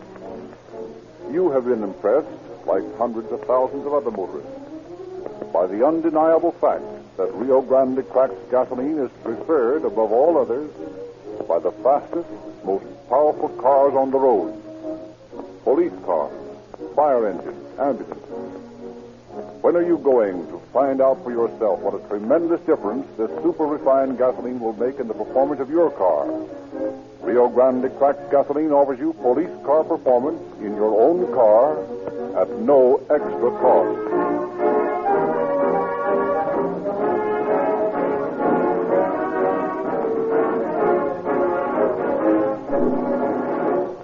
Now it is our pleasure to present Chief James E. Davis of the Los Angeles Police Department. Chief Davis. Good evening, friends. The job of being a policeman is a discouraging one. We, whose duty it is to enforce the law, see all too much of the violation of laws, both man-made and natural laws. Sometimes we despair of the human animal. So prone is he to make mistakes, and having made them, continue to do so. It is a difficult task to apply the legal yardstick to cases where natural laws are violated. An example is the case you are about to hear. The murderer was maladjusted to life. The damage had been done to his personality long before he committed his crime. Called in, as we were to investigate, and in a sense, as is always the case, to sit in judgment upon this fellow man, we could not help realize that he was paying not for the crime of murder, but for deep-rooted maladaptations in his personality, beginning perhaps in babyhood. If so much of the sentimentality and false values, false propaganda and prudishness which goes into our social training could be swept away, if we could be trained from infancy to think instead of to feel, then indeed would crime drop to a historical low level. Then indeed would crimes of passion, of the nature you will soon hear, disappear completely.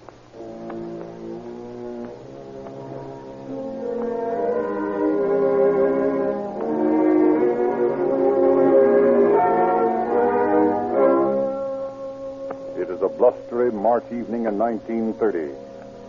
In a bungalow court apartment in Hollywood, two couples are seated around a card table before a blazing fire. And that gives us game and rubber. Not much luck for the visiting fireman tonight. Well, you can't win all the time, you know. Well, I really think we must be going. It must be past 10 o'clock. Oh, come on. Let's play another rubber. Sure, Edith. Give me a chance to show this card shark I know some tricks. Okay. Well, all right, but I know you, Harry. You never want to stop. That's right. Except when I'm winning. It's your deal, Jimmy. All right. How would you like it? 4 aces apiece? No, just give me the 4 aces. Jimmy, look. What? There in the doorway of the kitchen. A man. What? What? Beg your pardon. May I see you for a minute? Sure. You girls partners? You better come with me, Harry. ghost, Jimmy. He looks dangerous, like a living ghost. Don't be silly, honey. He's probably drunk. Come on into the kitchen here. Now, what is it? I need help. There's a woman. Woman? Where? What's the matter? She's sick. Where is she? Next door. You got to help me. Well, all right. Lead the way.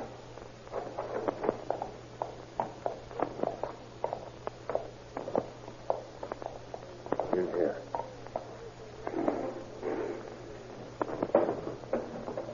In the living room. She's in the living room. There. Oh, she looks like she's asleep. Yeah. She's sick. You've got to help me. Help me get her up on the floor. Okay. Harry, you take her head. I'll take her feet. Okay. Ready? Wait a minute. She's cold. Look, Jimmy. Her arms are stiff. I saw her legs. Spots on her dress. Wet. Sticky. They're blood. Jimmy, this woman isn't sick. She's dead. Come on, we better call the police.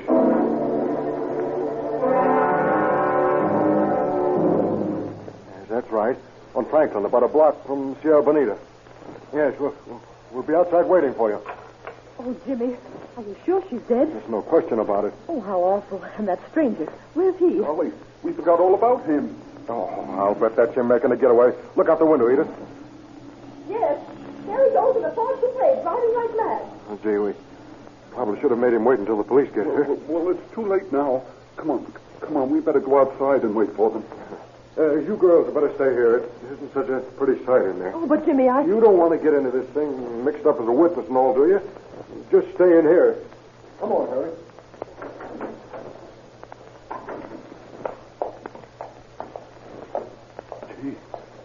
Gee, I ain't never handled a dead body before. Did you, Jimmy? No. Sort of gives you the creeps, doesn't it? Sort of, yeah. Let's take a look in there again. No, I don't want to go near her. I can see her through the window. Street light makes it look like she was sleeping. But she isn't. Come on, let's get out to the sidewalk and wait for the cops.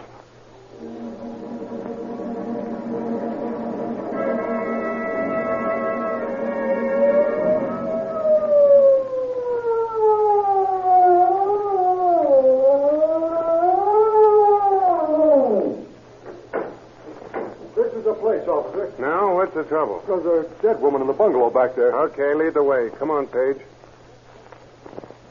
Who is the woman? I haven't any idea.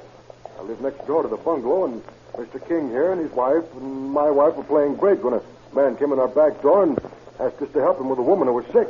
We tried to lift her off the floor where she was lying. She was cold and stiff. There was bloodstains on her dress. Where's the man? He drove away. Why didn't you hold him here? Well, we were so excited and in such a hurry to call you, we forgot all about him. Here's the place. The side door here is open. Go right on through. She's in the living room. In here? Yeah, that's right. I don't see anything. There's a light switch right by the door. Well, where's your dead woman? Harry, she's gone. Gone? Say, what is this? Some sort of practical joke? If it is, you two fellas can laugh it off. Oh, no, officer. I swear there was a dead woman laying in there not 10 minutes ago. Maybe somebody dragged her into another room. I'll look in the bedroom. You look in the kitchen, Harry. All right. She had been here. Nothing out here either. Nothing in the bathroom. I can't understand it. How much you boys had to drink tonight, huh? Not a drop. I don't know where she's gone, but I know she was lying right there in the middle of the floor 10 minutes ago. And she got tired waiting for us to take her to the morgue, so she grew wings and flew away to heaven by herself, I suppose. Now, listen. You guys have got to believe us. We saw a corpse here. We tried to lift her. She was cold and stiff. I touched some wet spots in her dress and there were blood. Look, here's a stain right here on my finger. Look at it. Feel it. It's blood. Okay, so it's blood. But where's the body it came from? That's what I want to know. So do I. First the guy guy that looks like a ghost comes into the house, and then we handle the corpse, and then the corpse and the ghost both disappear. It just ain't natural. I thought at first you guys were just drunk, but it looks now as if you were plain nuts. Mr.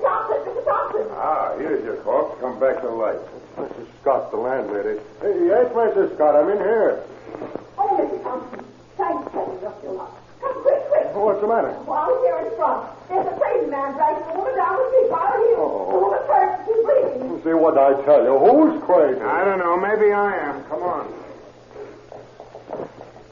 Hey, there he is. Hey, you. Drop that. Now, what's the big idea? Huh? Shake him down. Put the cuffs on him, Page. I want to look at this woman. Right. She's dead, all right. Where? Been dead for several hours. Where do you put it? Stiff as a board. Our pal here had this on his hip. 38. Break it open. Loaded. No shells fired. What's your name, buddy? Who's this girl? What'd you kill her for? Huh? I didn't kill her. I didn't kill her. Any of you people know this man? I never saw him before tonight, and neither did I. He rented that bungalow from me this afternoon, officer. He did? What did he say his name was? Mr. Burns. He gave me a $40 check to cover the rent. It was signed C.L. Burns. Know anything else about him? Well, after he rented the place, he left. But he came back about 5:30 with this girl here. He introduced me to her as his wife, and I noticed at the time that she seemed surprised when he said that. They stayed in the bungalow until about 7:30, and then they drove away. I didn't see them again until just now when I saw them this way. How about that, buddy? Is your name Burns? Hey, there's a Ford coupe parked over there. Is that your car? Huh? Yeah. Let's all go over and take a look at it.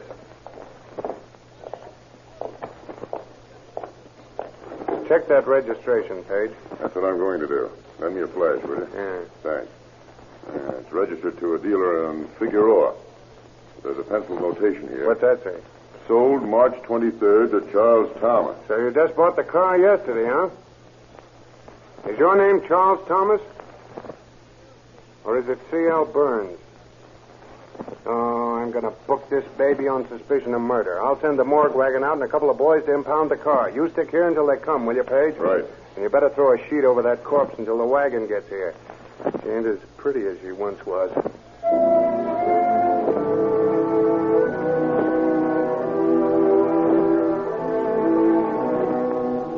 Captain James Bean of Central Homicide assigns Lieutenants Leroy Sanderson and Aldo Corsini to the case.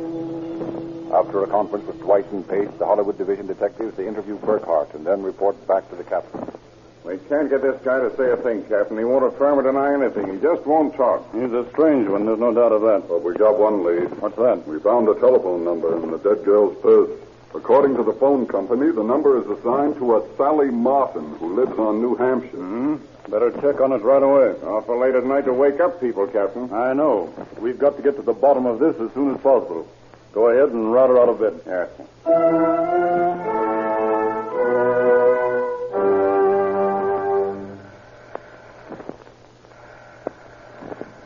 Why, this dame is sure a heavy sleeper. Yeah, if she's home. She ought to be home at 3 a.m.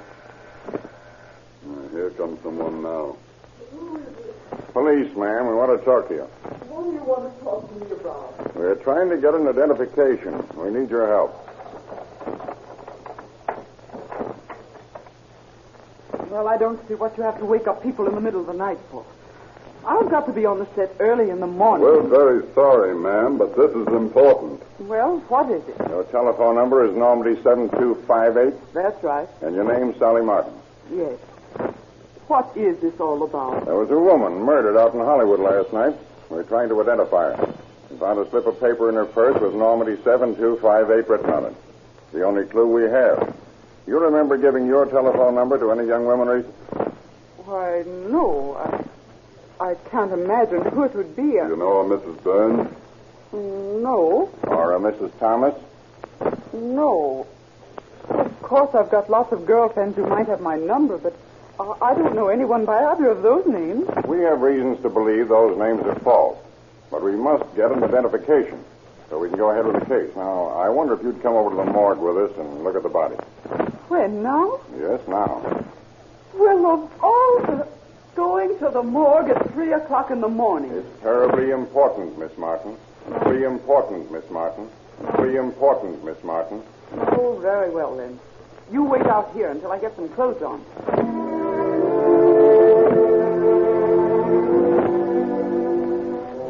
Here's the slab. Here. Pull down the sheet, will you, Corsini? Well, Miss Martin? Oh, my God. It was one of my... God, who killed her? That's what we... Name's Anne McKnight. The office for the rest of this, Sanderson. Yes, come along, Miss Martin.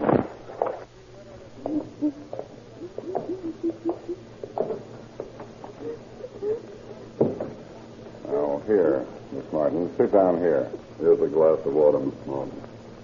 Thank you. Now, will you please tell us what you know about Anne McKnight? I first met her on the Broadway Melody set. She was a dancer and a bit player. But there hadn't been many calls in the past few months, and she got a job in a drugstore at Santa Monica and Western Avenue. Was she married? She had been married and divorced.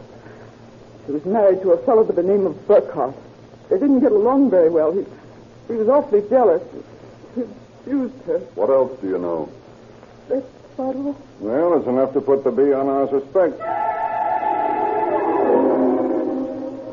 So your name isn't Burns and it isn't Thomas. It's Burkhart. That's quick work, pal. Yes, my name's Burkhart. William Burkhart. And the woman you killed was your former wife, Anne McKnight. Isn't that right? Oh, no. That's where you're wrong. You can't pin Anne's murder on me. I didn't do it, and you can't prove that I did. Well, if you didn't do it, who did? I'll tell you all about it. Anne and I went out riding yesterday, and there was another fellow went with her. What was his name? Charlie Hunter. He used to be a boyfriend of Anne. Where does he live? I don't know. Well, go ahead. The three of you went riding. Yeah. And I stopped to get some cigarettes. When I came back, Anne was sick. The other fellow had gone. I took her back to the bungalow. I thought she was sick. I didn't know she was dead until you told me. Oh, come on now, Burkhart. That's a pretty flimsy story. Why, anyone could see the girl had been shot. There was blood all over her. I tell you, that's the way it happened, and that's what I thought. Yeah? That's my story, and you'll have one swell time proving anything else. But we will prove something else, Burkhart. We'll prove you murdered her, and we'll hang you for it.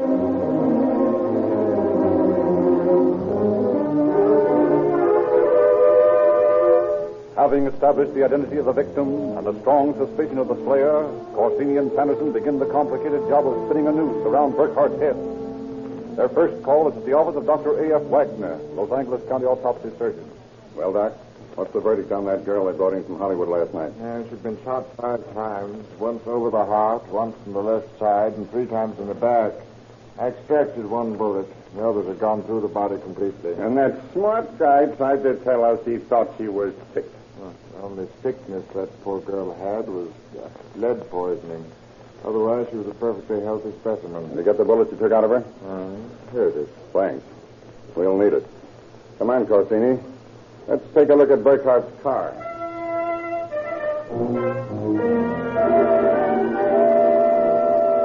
For the love of...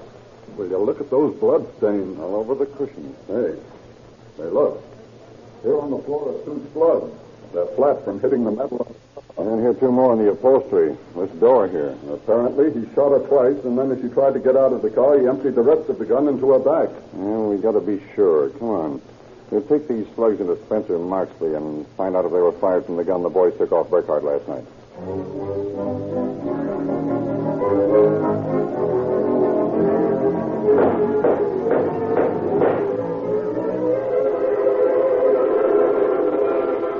I fired a round of test shots from the gun you brought in and then compared them with the bullets found in the murder car and in the victim's body. And what did you find? There's no question. All 10 bullets were fired from the .38 you took from the suspect.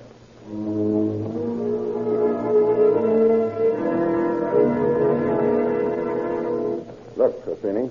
We could follow the blood marks from the sidewalk all the way to the bungalow here.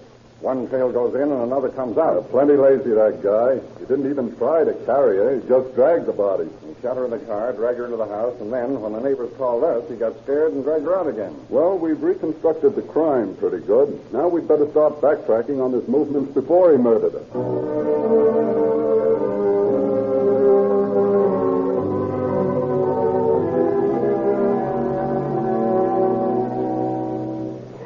I saw him park outside the store a little before 4:30. I didn't know who he was until I saw Ann leave. She gets off at 4:30. And as soon as she walked out of the store, this fellow jumped out of the car and walked over to her. They talked for a few minutes, and I remember thinking what a good-looking date Ann had. Then she got into the car, and this fellow came in and bought 2 bottles of wine tonic from me, and I thought, oh, boy, I'll bet they're going to have a party. And then he went out and got in the car, and they drove off.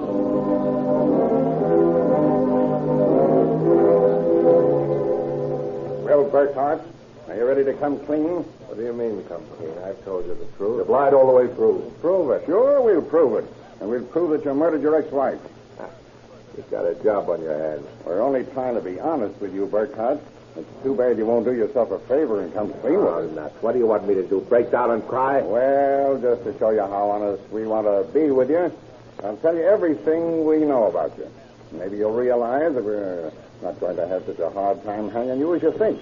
Of course, you might get off with life if you cooperate with us. I'll never go to trial. I'm innocent. Yeah, well, listen to this.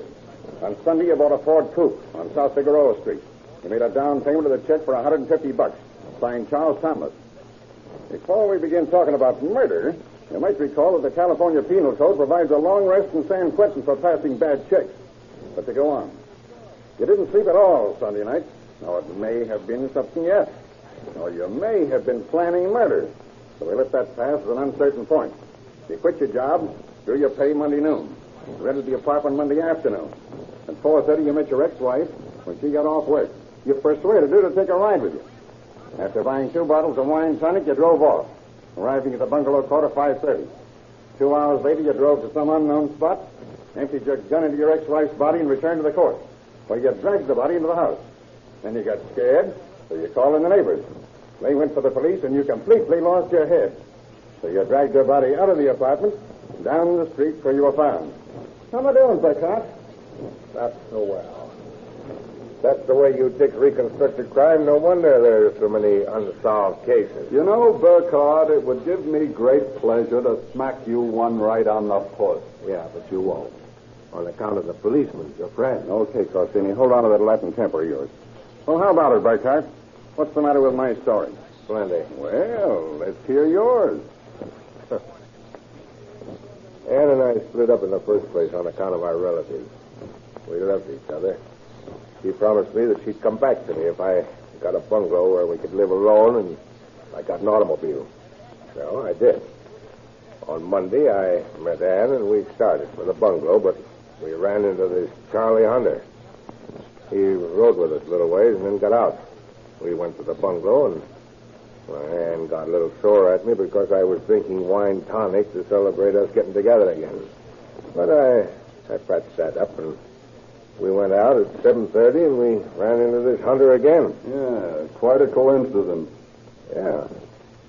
Then, like I told you before, I stopped for some cigarettes, and when I came back, Hunter had gone and Ann was sick, so I took her back to the apartment and I got frightened and called these people next door. You mean you dragged her dead body back to the apartment? Wrong there, Copper. You can't prove it. Wait until you see the photographs of those bloody tracks. If Ann was shot, Charlie Hunter shot her. Oh, don't be such an obstinate fool, Burkhart. Every bullet that came out of your wife's body and out of that car was fired from the gun we found on you. You can't prove that.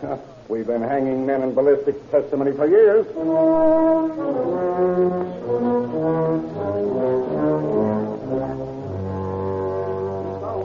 Testimony you're about to give in this court is the truth, the whole truth, and nothing but the truth, so help you God. I do. What is your name, please? Joy, Miss Knight Hoskins. You are related to the deceased. She was my sister.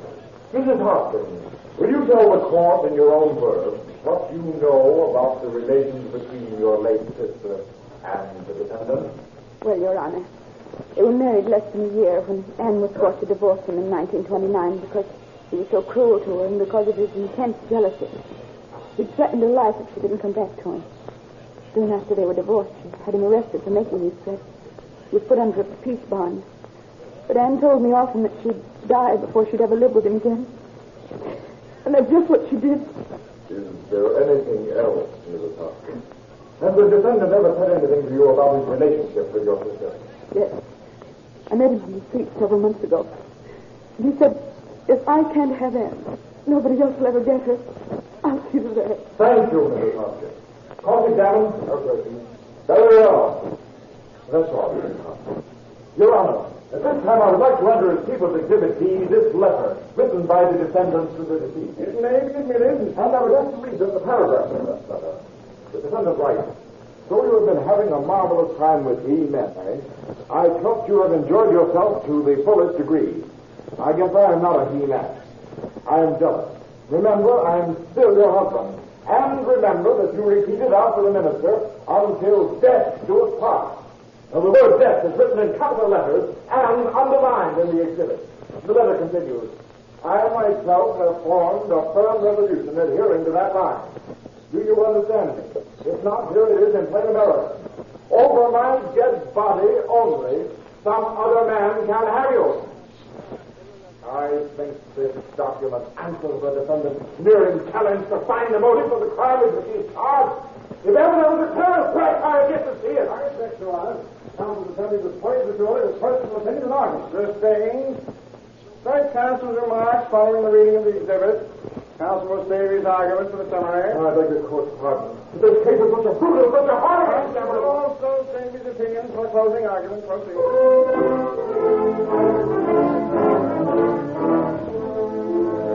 The argument of the defense that some other person killed Ann McKnight, or if Burke Hart did do it, he was insane at the time, failed to convince the jury.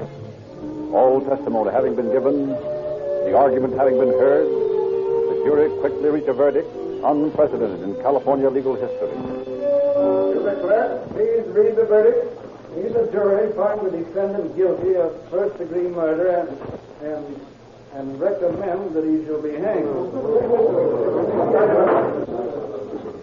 For the information of the jurors, the verdict of first-degree murder carries a mandatory death sentence. It is unnecessary to add a recommendation such as you have done, and indeed it is the usurpation of this court's power that might be construed as contempt. We just wanted to be sure that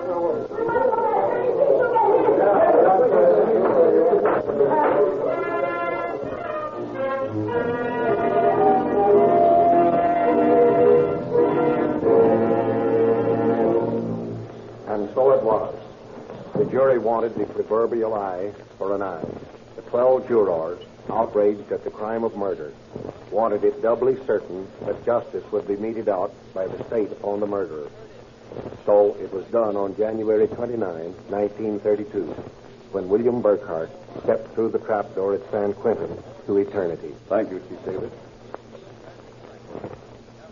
Ladies and gentlemen, every month, 500,000 people drive into Rio Grande cracked gasoline stations to get their free copy of the Calling All Cars news. We invite you, too, to read this unusual publication full of latest movie news, radio news, and illustrated true detective stories of the crimes you hear solved on these Calling All Cars programs. Even if you are not a regular user of Rio Grande cracked gasoline, you are a listener to this program, and we want you to have a free copy of the news every month. Drive in today or tomorrow. If you aren't in the market for Rio Grande cracked gasoline, you will certainly be interested in the outstanding motor oil value offered by all Rio Grande dealers. In refinery sealed cans, selling as low as 25 cents a quart, you can now get the famous Sinclair motor oil, the same oil that is used by the leading American railroads, by leading airplane lines, because it is de-waxed and de-jellied. All impurities are extracted from Sinclair motor oils to leave a concentrated, pure oil that is positively guaranteed not to break down, to give complete lubrication no matter how hot or cold the weather, to protect your engine even when you're going faster than ever before with speedier Rio Grande cracked gasoline.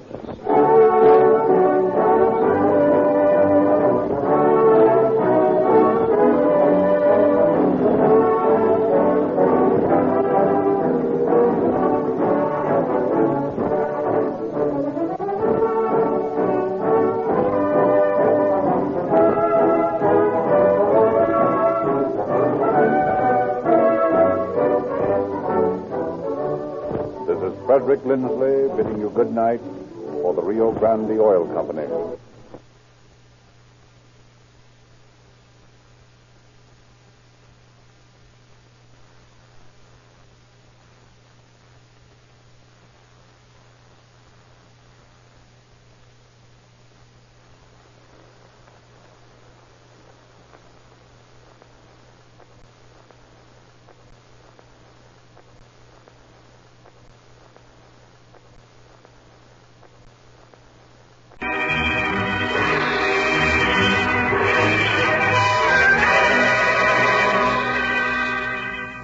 Calling All Cars, a copyrighted program created by the Rio Grande Oil Company. Los Angeles Police calling all cars, attention all Los Angeles County Sheriff's cars, broadcast 144, regarding a murder in Mint Canyon. All Newhall substation cars be on the lookout for suspicious persons in your district. That's all. Rosenquist.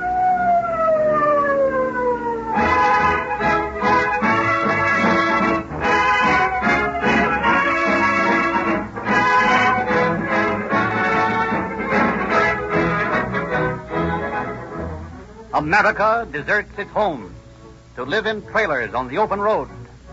Once again, the country echoes to the rumble of the covered wagon. And from one of these modern gypsies comes a letter addressed to Calling All Cars. 6 months ago, I gave up the idea of getting a new car, bought a trailer instead, and gave up my home to live on wheels. Every day I'm on the road, a different town nearly every night. There was only one objection to my idyllic new life. My old car lacked the power to pull the heavy trailer when we came to hills, and the slightest grade reduced me to whirring along in second gear.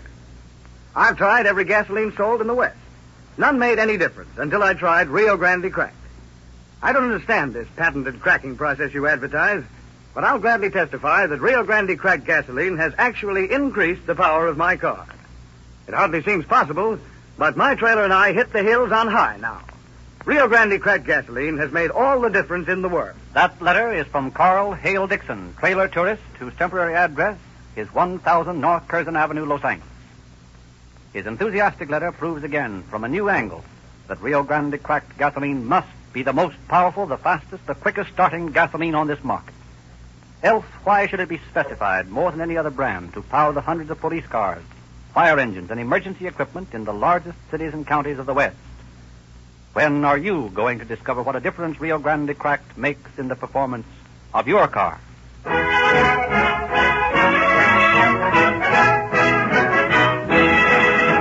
And now it is our pleasure to present Sheriff Eugene Biscaluse of Los Angeles County. Sheriff Biscaluse. Good evening, friends. It is a strange thing how the legend of buried treasure persists. Thousands of dollars have been spent by fortune-hunting expeditions to discover the hidden hoards of the pirates Captain Kidd and Jean Lafitte. Yet there has never been any conclusive indication that those worthy buccaneers ever buried any treasure. Closer to home, we often encounter a similar circumstance with more ghastly results. Some gossip will start an idle tale that this or that person has buried his money under his house or keeps it in a jar on the pantry shelf. The rumor becomes a fact to the busybodies who embroider it with every telling. The amount of hidden wealth increases with each recountal. It becomes solid gold instead of currency. Imagination weaves ridiculous fantasy around the private life of some poor recluse who asks nothing but to be left alone. Sooner or later, the story is told in a scrupulous person, and we have another attack, or as is often the case, a murder on our hands. And in almost every instance, the criminal finds no gold. There's a very good reason for this. Even the most eccentric miser these days realizes that a bank is the safest place to keep money. You citizens could do a vastly important service and perhaps save a life if you scoff at any, refuse to believe, or repeat the next story about buried wealth that comes to your ears.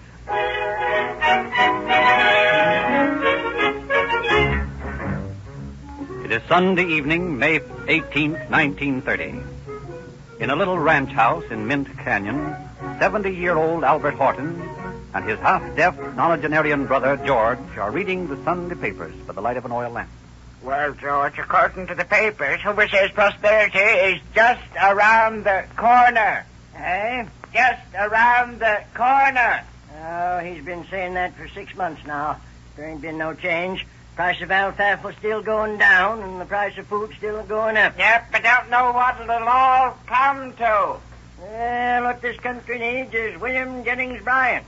If he'd only won the election back in '96, we wouldn't be in this mess now. No, George, know very well bimetallism wouldn't work. It just ain't good government. Oh, that's the trouble with you, Albert. For a young feller, you're the most set in your ways I ever did see. Well, for a feller that'll be 90 next year, you talk like one of these here radicals. Now, I never could understand. Wait a minute. What is it now? It sounds like the horse is around. What in tarnation? I'll go see. Where'd I put my pistol?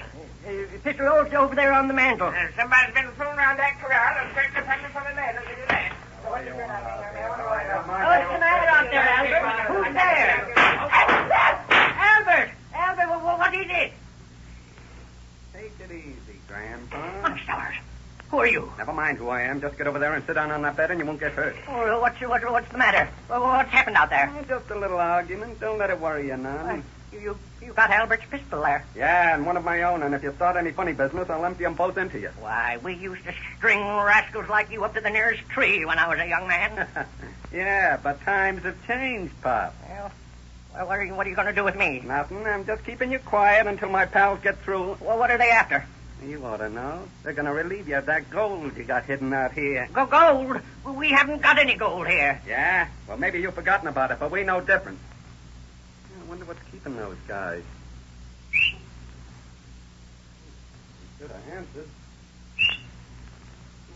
Now, listen, Pop. I'm going out to see where those guys are, and don't you move out of this house, because I'll be covering the door. Young whippersnapper, giving me orders. Wait till I get my shotgun.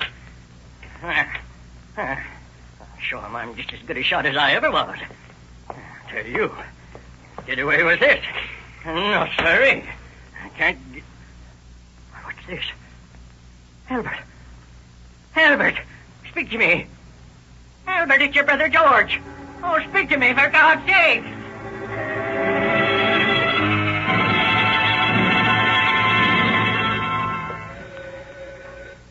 L.A. Sheriff's Office. Hutchinson speaking. This is James Catlaw speaking. There's been a murder up here. Where? Up at the Hortons Ranch, 15 miles up Mint Canyon from Saugus. Old George Horton just walked down to my place and says his brother's been shot. Okay, tell him to keep his shirt on. We'll be right up.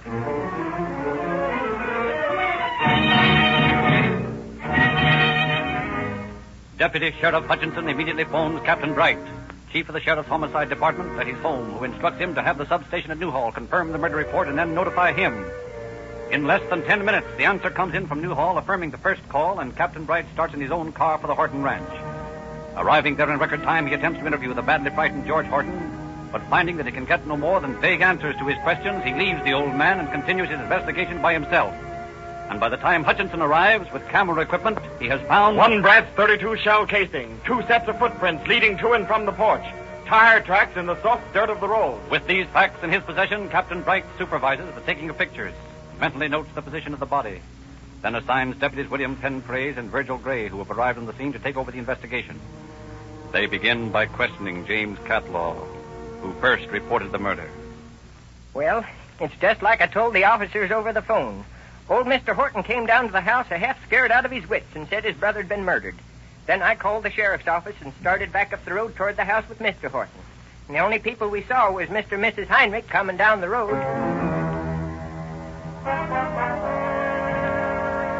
Yeah, my name's Heinrich. I live about 100 yards from Horton's place. I've found some of his land on a share basis. But we weren't home when the shooting occurred. We were down to Newhall to the movies. Did Horton have any enemies? Well, there was some bad blood between him and Dayton Furnival. He was the fellow that sold the ranch to the Hortons, and they was having some argument over the details of the transaction. Anybody else around here that might be called enemies of the Hortons? No, not so you could say no. Did he have any close friends around here? Well, there's George McCoy and his wife. They live up the canyon a piece.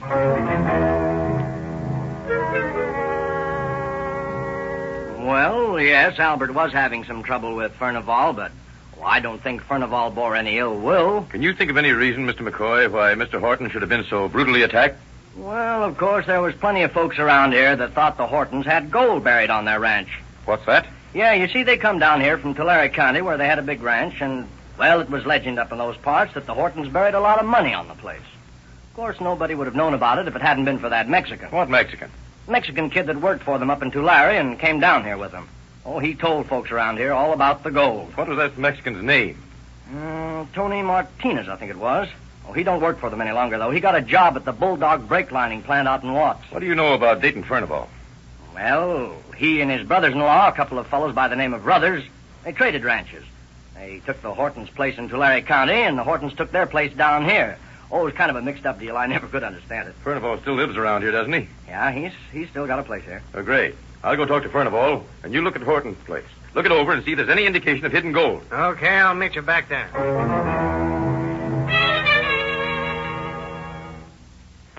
So you can see, Mr. Furnival, any light you can throw on this case will be of great help to us. I'll be glad to be of any assistance I can. First of all, what do you know about this buried gold legend about the Hortons? I've heard the stories.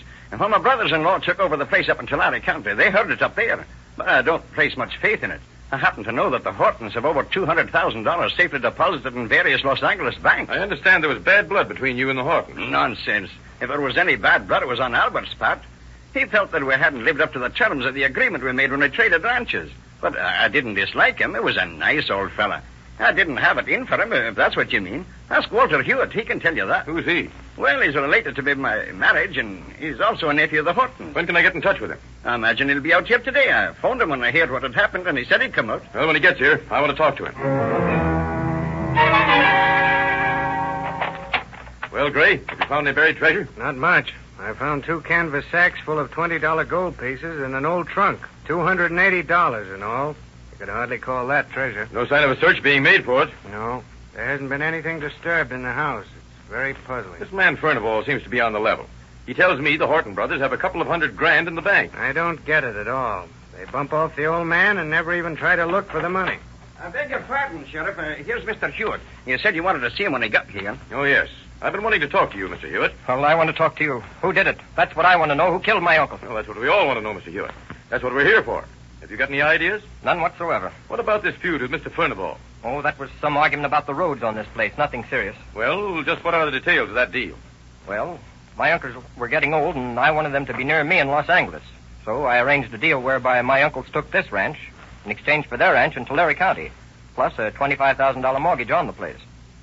My uncles had threatened to foreclose the mortgage on Furnival and his brothers-in-law because they were having a disagreement about the road. Sufficient motive for murder, Mr. Hewitt? Ridiculous. The disagreement wasn't that serious.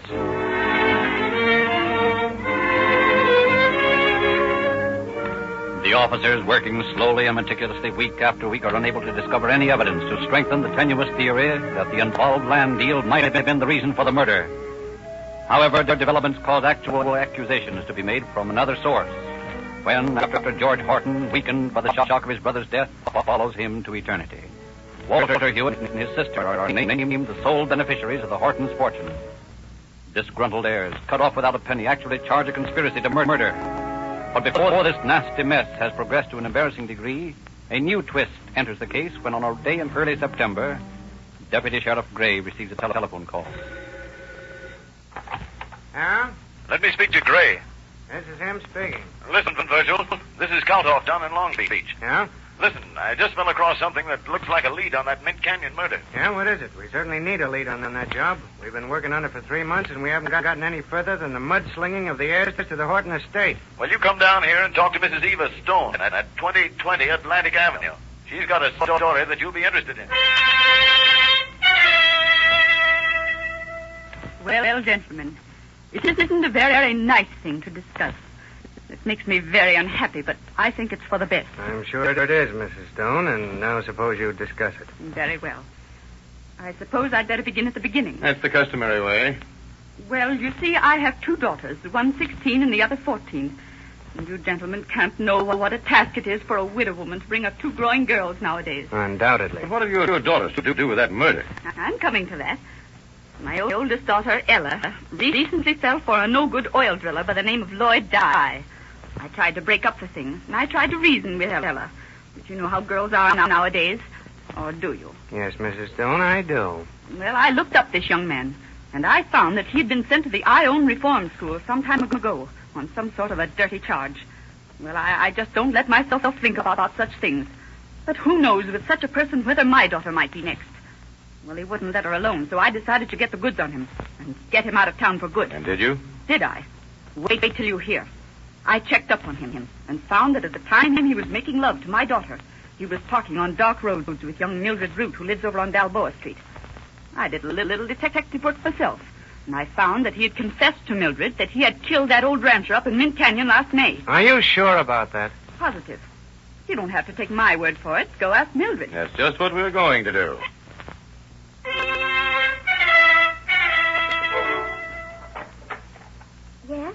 Miss Root, Yes? we'd like to talk to you for a few moments. Well, what about? We're from the sheriff's office. Oh, May we come in? well, I don't know. My mother isn't here right now. We want to talk to you, not your mother. And we've got to talk to you right away. Oh, well, very well. I suppose you can come in. Yeah, thank you. May I introduce myself? I'm Deputy Penrose, and this is Deputy Gray. How do you do? Well, won't you sit down? Thank you. Well, what is it you wanted to talk to me about? Well, we'll come to the point, Miss Root. Do you know Lloyd Dye? Well, no. I don't think... Well, that is... We know that you do. All right. Yes, I know him. And he confessed to you that he killed that rancher up in Mint Canyon last May. No, I don't know anything about that. Oh, come now, Miss Root. Please, the truth. Oh, I don't want to get in trouble. I'm a good girl. I don't want to get in a jam. You won't get in any jam, Miss Root, but you've got to help us. Yes, tell us about it, Miss Root. Well, he came down here on May 19th. That'd be the day after the murder, Pen. Yes, go ahead, Miss Root. Well, there isn't anything much to tell. He said he was shot, and he was afraid that he was going to die. And then he told me that he killed the old man, and that he disposed of all the evidence, and the police would never get him. Why didn't you report this to the police, Miss Root? Oh, well, I thought he was bluffing. I thought he was trying to impress me. Where does Dye live? Well, do I have to tell you that? You'll save us time if you do. We'll find out anyway. Well, he lives in a hotel over on Pacific Avenue at number 263. Yes, gentlemen, what can I do for you? We're looking for Lloyd Dye. He live here? Dye?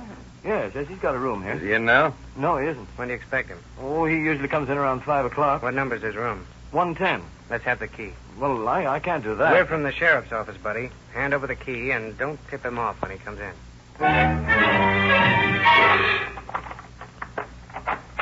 First thing to do is to see if we can find that gun. Right. You look through that bureau and I'll see what's in this clothes closet. Never mind, Gray. Here it is. Oh, let's see. Look, 32. I'll bet $1 this is the gun that killed Albert Horton. What a break, boy. Quiet. Somebody's coming down the hall. Here's our boy. All right, Dye. Up with your hands. Say, what is this? You're under arrest for murder. For murder? You're crazy. No, you're crazy. To think that you could get away with that job out in Mint Canyon last spring.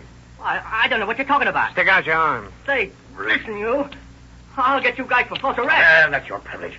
If we made a mistake, for the time being, you'll be smart if you'll just quietly answer our questions. What was the idea of killing that old rancher? I don't know what you're talking about. Who was in that deal with you? You own a car, Dye?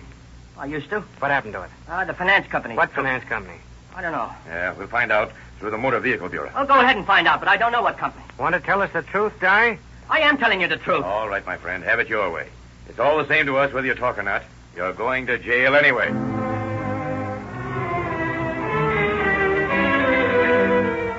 While the ballistics expert checks the .32 caliber gun found in Dye's room, Penn Praise tracks down the car Dye formerly owned, finds it, compares its tires with the photograph of the tire prints at the scene of the crime. Returns to headquarters. Well, Gray, the tire on Dye's car checked with our pictures. Good. 3 of them are still on the wheels. The 4th is on the spare. And the gun we found in his room is the same one that shot Albert Horton. Furthermore, I had the doctor examine him.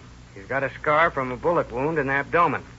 I questioned him about it, and he claims he was shot by some dame's husband down in Long Beach as he was crawling out the bedroom window.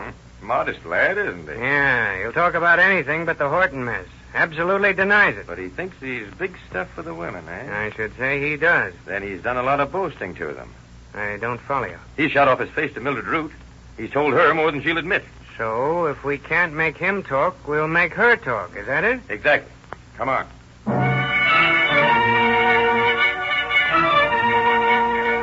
Now, listen, Miss Root, you've got to help me. Oh, why can't you let me alone? You've got him in jail. What else do you want? We want to know everything he told you. It's bad enough that I had him put in jail.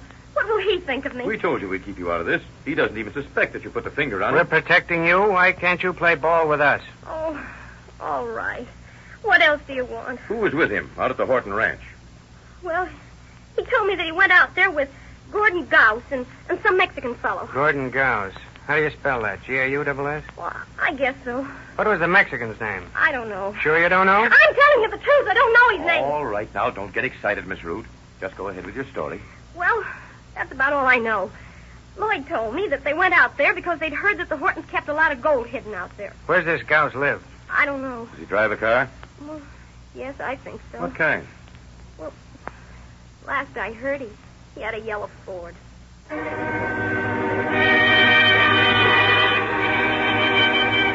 Calling all cars. Attention all cars. Attention all Los Angeles County Sheriff's cars. All Long Beach cars. Be on the lookout for a yellow Ford Roadster. License number 7 Victor 348. 7 Victor 348. Arrest the occupant of this car and notify Long Beach Sheriff Substation. That's all. Pull over, buddy. What's the matter? I ain't done nothing. What's your hurry? You look like you're going on a trip, all that baggage back there. Well, yeah, I'm going down to the Imperial Valley. You were going to the Imperial Valley. What's the charge? I was only driving 25 and I stopped back there for that light. I don't know anything, buddy. I got orders to pick you up. That's all I know. For further information, you'll have to ask the sheriff's office.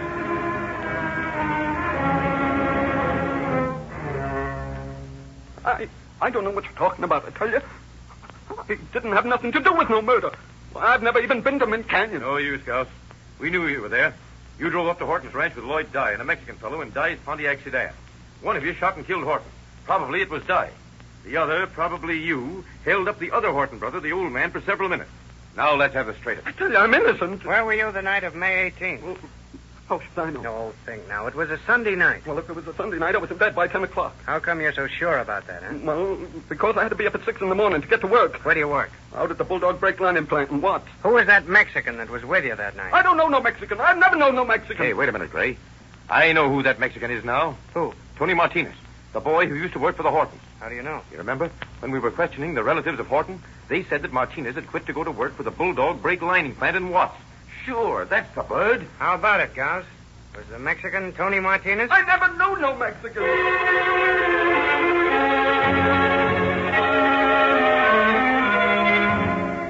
Inquiry at the Bulldog Brake Lining Plant reveals the fact that Martinez left his job the day after Dye's arrest.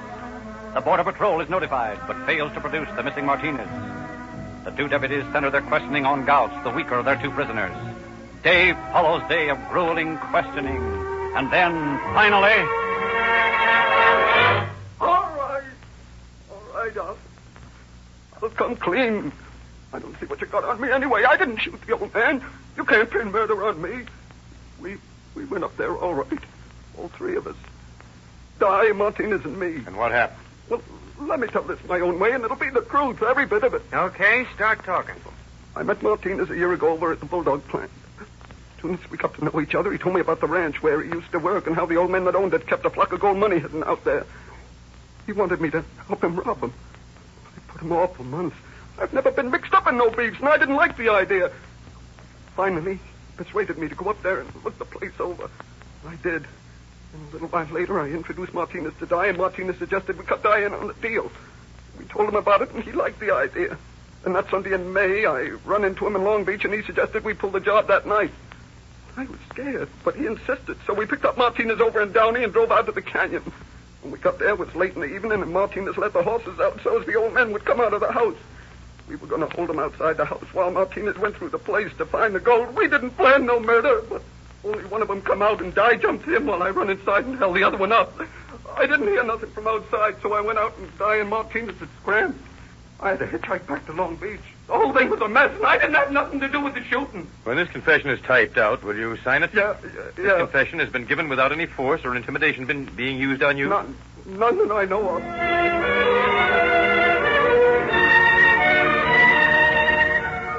Armed with Gauss's signed confession, the officers interview Dye, who, after carefully reading the document, comes clean. We didn't mean to bump off nobody. I was wrestling with the old guy on the porch, and he pulled out his gat and shot me in the middle. Well, I started to run. He fired a second shot at me, so I turned around and I let him have it. It is the opinion of this court that insufficient evidence of guilt has been presented in your case, Gordon Gauss, and therefore you are acquitted of the charge of murder. However, there is no question of a doubt that you, Lloyd Dye, are indeed guilty of second-degree murder, and the court hereby sentences you to serve a term of from 7 years to life in the state penitentiary. But Dye's attorney appeals his case to the Supreme Court, which grants him a new trial. And the result of that trial is one of the strangest ironies in California legal history. The day at last arrives when the judge delivers his verdict. In the opinion of this court, There can be no question of the guilt of the defendant Lloyd Dye of the crime of murder. In this case, the useless, brutal murder of an old man. This court cannot see the justification of leniency shown in the defendant's previous trial and cannot be swayed in the interest of the defendant in consideration of his voluntary confession. In the opinion of this court, only one verdict is possible, and this is guilty of murder in the first degree. And the court hereby sentences the defendant to Folsom Penitentiary for the rest of his natural life.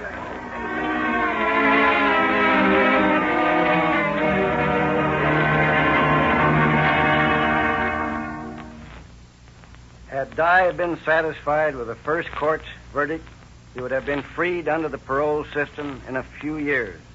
But as it is, he must live and die in Folsom Penitentiary. Our men kept constantly after the missing member of the murder trio, Tony Martinez, and having located him in Mexico, tried to lure him across the line at Calexico. He was too wily and escaped the Mexican police waiting there for him. However, it's only a matter of time until he, too, is brought to trial for his participation in the plot to rob the Horton brothers. Thank you, Sheriff Fitzgerald. Remember when you were a youngster how you wanted to be a policeman? Or perhaps you wanted to be a detective and solve crimes. Rio Grande has made it possible for thousands of boys and girls to achieve this ambition. These youngsters belong to Rio Grande's junior police department. All wear a metal police badge. Nearly all have handcuffs, microscopes, fingerprint outfits, or some of the other 14 articles in Rio Grande's junior detective outfit. And they got these valuable gifts through the generosity of motorists like yourself who use Rio Grande cracked gasoline. You can outfit your own children or some neighborhood youngster with a 14-piece detective outfit at absolutely no cost to yourself. Just drive into any Rio Grande cracked gasoline station and ask. Get a free copy of the Calling All Cars news and read all about it. You've got to buy some motor oil this week, and if you seriously want the best oil for your car, you'll ask your Rio Grande dealer about Sinclair motor oils. He'll tell you how the special Sinclair de-waxing and de-jellying process ensures that you get an absolutely pure oil free from all waste, guaranteed against breaking down under engine strain. Rio Grande dealers recommend Sinclair motor oil according to your own car manufacturer's specification to all users of Rio Grande cracked gasoline. Your engine feels so much peppier with cracked gasoline that you can't resist speeding up. Cracked gasoline starts your engine so quickly that ordinary oils often fail to lubricate those first few seconds. Rio Grande dealers guarantee Sinclair motor oils to give never-failing lubrication in any emergency.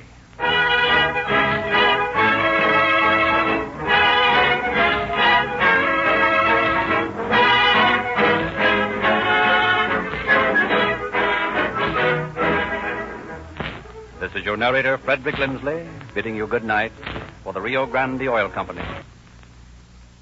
Rio Grande Oil Company. Rio Grande Oil Company. Rio Grande Oil Company.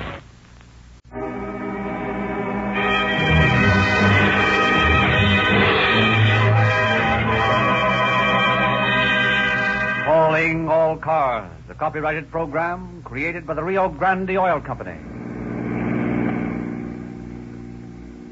Fresno County Sheriff's Office calling all cars. Attention all cars, broadcast 145. Be on the lookout for James Kipp, described as an Indian, about 33 years, 5 feet 6 inches, 150 pounds. This man has been missing for 8 days, and that's all.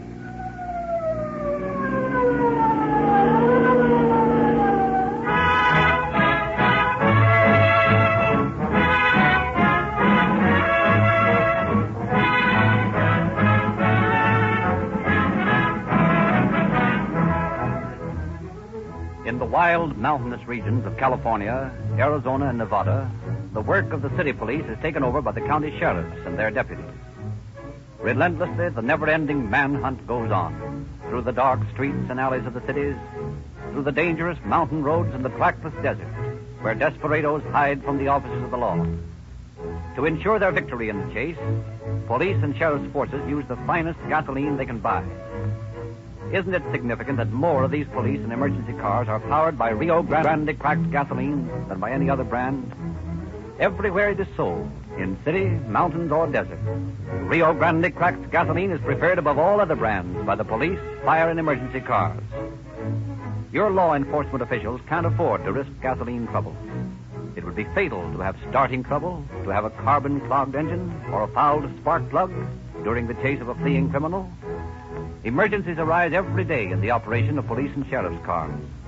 Emergencies when every second counts and desperate drivers call upon their cars for every bit of speed and power possible. That's when Rio Grande cracked gasoline delivers the performance which has won its preference with the officials of so many cities and counties in the West. You can get this same police car performance in your own car by specifying the same gasoline emergency cars use, Rio Grande cracked.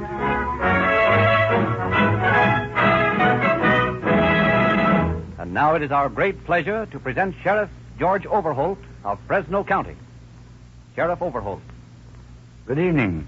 There are two elements almost always found in murder cases. First, the killer's own conscience, and second, his desire to cover up his movements. And in a great many cases, it is one of these two things that traps him. In the story you will hear tonight, both of these elements were highly instrumental in bringing the original crime to light and eventually placing the murderer in our hands. Had the killer not made the mistake of trying to cover up certain bits of evidence that he thought were dangerous to him, it might have been months or even years before the crime was discovered, and the chance of our locating the man who did it would have been pretty slim. However, as you will hear, his own fear of the law led him to make a mistake that in the end cost him his life on the gallows.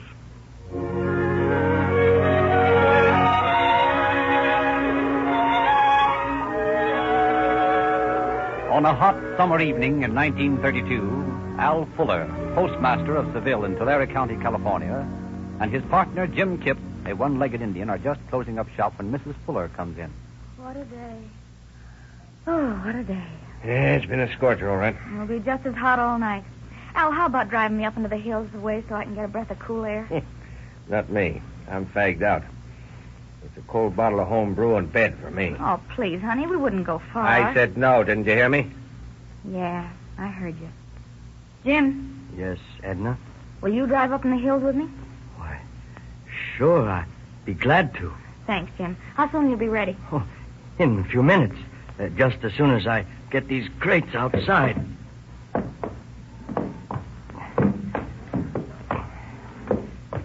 Here, let me open the door for you. Oh, thanks, Edna. Al, you shouldn't let that poor boy do that heavy work.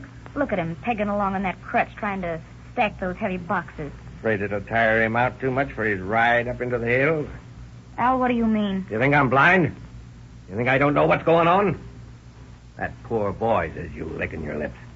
I'll be glad to go for a ride with you, says he, losing his breath. Think I'm going to let you get away with that? Oh, yeah, you're crazy. I've never been with Jim a minute that you haven't been there. And you're not going to start now. I asked you to take me out for a breath of air. You refused. So you figured that gave you the right to go off with that dirty one-legged Indian, huh? Al, he's your partner and your friend. Hey, he's still a wife-stealing Indian. I won't stand here and let you talk about him like that. Oh, you won't, eh? And what are you going to do to stop me, you tramp? That's just a sample. Let me see you making eyes at that redskin, and I'll break every bone in your body.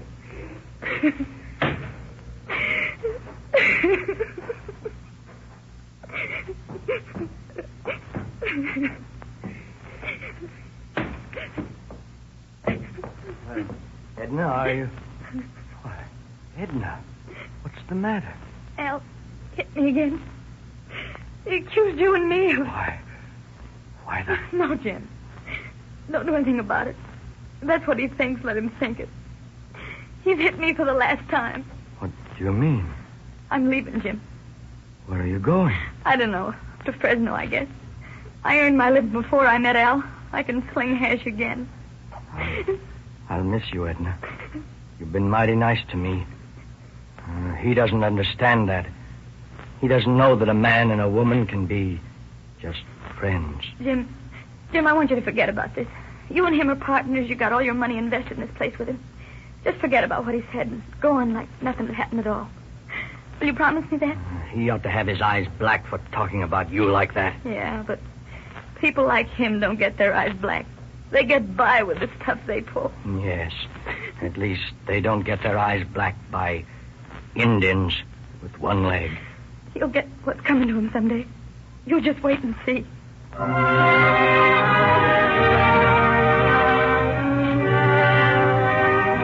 Edna moves to Fresno, and Jim, on his frequent trips to town, never fails to drop in for a friendly chat. Then one day, not Jim, but Al drops in.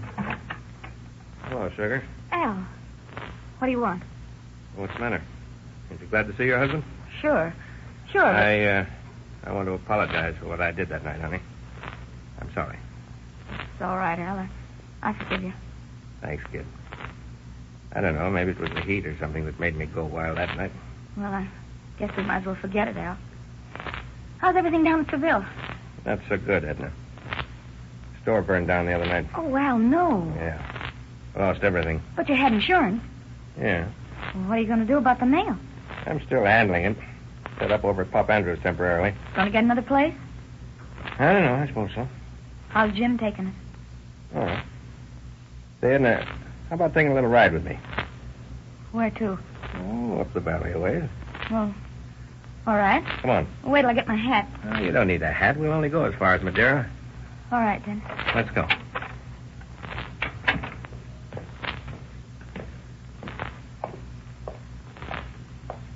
Why, Al, this is Jim's car. Yeah.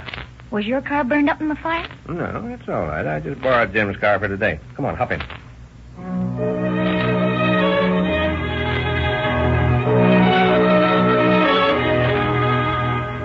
Half an hour later, Al pulls into a garage in Madeira, parks the car at the back, opens the door for Edna. Come on, Edna. This is as far as we go. What do you mean? Give me a check for this car, will you, buddy? Yes, sir. How long will you be in? Overnight. Yes, sir. That'll be 35 cents. Oh. Here you are. Keep the change. Don't let anybody monkey around the car. Yes, sir. Thank you. What's the idea, Al? I got to get back to Fresno. I got to go to work in half an hour. I'll get you back if you'll stop the gab. How? By bus. There's one leaving in 5 minutes. But I don't understand. You don't have to. Come on.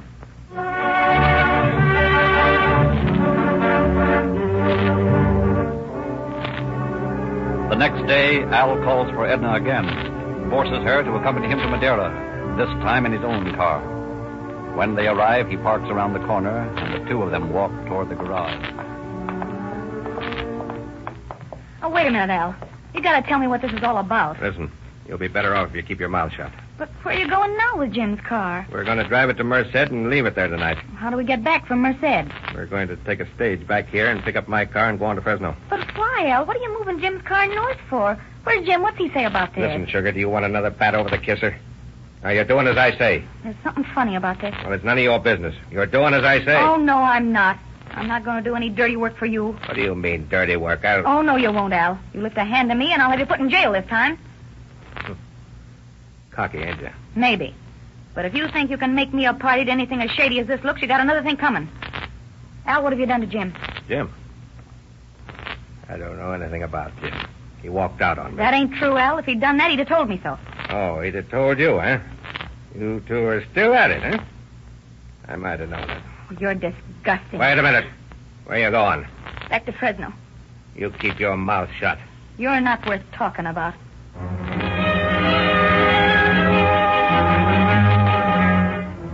But Edna feels that Jim is worth talking about. After a sleepless night of worry, she takes her problem and her suspicion to the district attorney, tells him the story.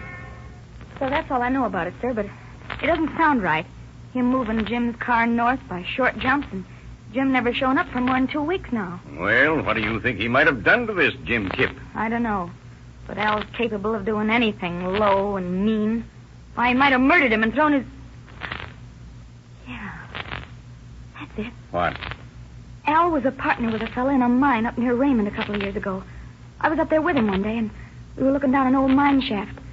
Al dropped a rock down it, and after a long time we heard it splash in the water in the bottom, and Al looked at me sort of funny-like and said, this would be a good place to do away with a person. You think this husband of yours would do such a thing? Of course he would. Well, we'll investigate the matter and try to locate Mr. Kip.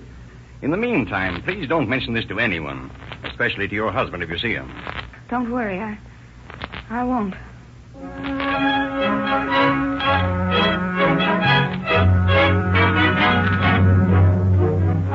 The district attorney asks the assistance of the sheriff of Tulare County in checking up the background of Al Fuller and the whereabouts of Jim Kip. He requests the sheriff of Madera County to ascertain the truth of Edna's statement regarding the moving of the car. When the officers are ready to report, they meet in the office of Sheriff Overholt of Fresno County. I've asked you boys to meet me here in George's office so he can hear the result of your investigation. And if we have any proof that a crime has been committed, we can possibly discover in whose jurisdiction the case lies. Now, what did you find out, Sheriff Rhodes? The girl's story is straight enough. A man who answers the description you gave me of Fuller left a Ford sedan, license number 6D721 in the Western Garage last Tuesday. He was accompanied by a woman answering the description of Edna Fuller. He picked up the car the next day, but the woman had left him after some angry words before they went into the garage. I did a little checking up in Merced and found the garage where the car had been left on Wednesday night. Now, my hunch is that we can trace the car right on up to Oakland or San Francisco. He probably stopped Thursday at Modesto. Good. Now, how about Tulare County? What did you find down there? Well, Kip hasn't been seen since the night before Fuller's store burned down. We haven't any evidence of arson, but... Here, look at this. What's that? The insurance papers on the store. Made out to both Kip and Fuller. Kip's signature is a forgery, apparently executed by Fuller. Here's an example of Kip's true signature. I should say that's a better motive than Mrs. Fuller's more self-satisfying story of jealousy. No question about it. $10,000 worth of insurance. Well, you have a case of arson and forgery against Fuller in Tulare County. And you, Dusty, have a case of grand theft of the auto against him in Madera County. We've got to find the body now and find out who has the murder case against him. George, I think as sheriff of Fresno County, you've got the problem of finding the body. Okay with me, but what have you to go on? Mrs. Fuller told me about a mine up near Raymond. Well, Fuller was interested in. He remarked to her how easy it'd be to dispose of a body in one of the abandoned pipes up there. That's worth looking into. You bet it is. I suggest you get Mrs. Fuller to go along with you. Possibly she can find the place again. Okay, I'll get on it right away.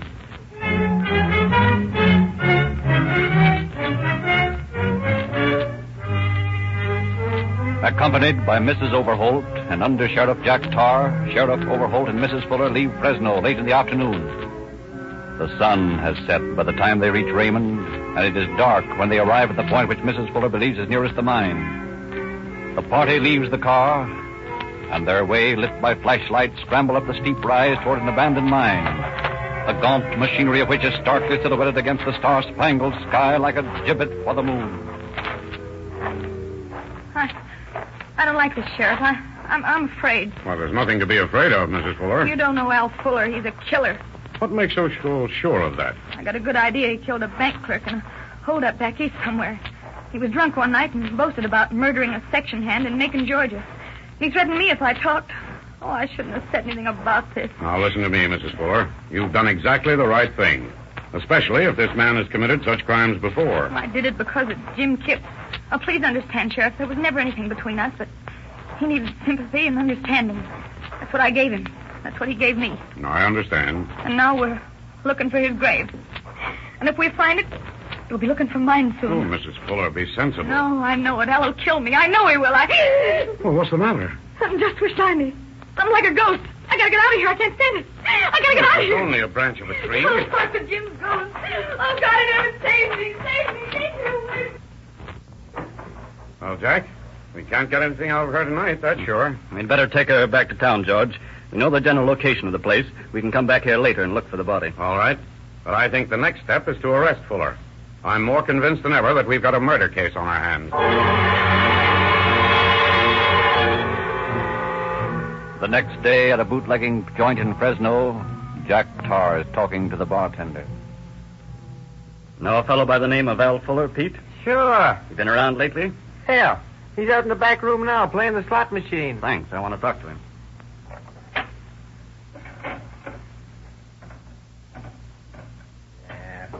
Tough luck, buddy.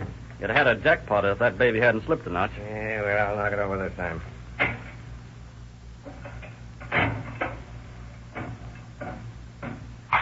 Yeah, what did I tell you, huh? Not quite a jackpot, but not bad. Yeah, I'll get it yet. I'm not so sure of that. What do you mean? This is one time you're going to walk out with your winnings. What the devil are you talking about? You're under arrest. What for? Suspicion of murder. You got the wrong guy. So who are you looking for? Al Fuller. Well, you got the wrong guy, I tell you. I'm not. Stick out your hand.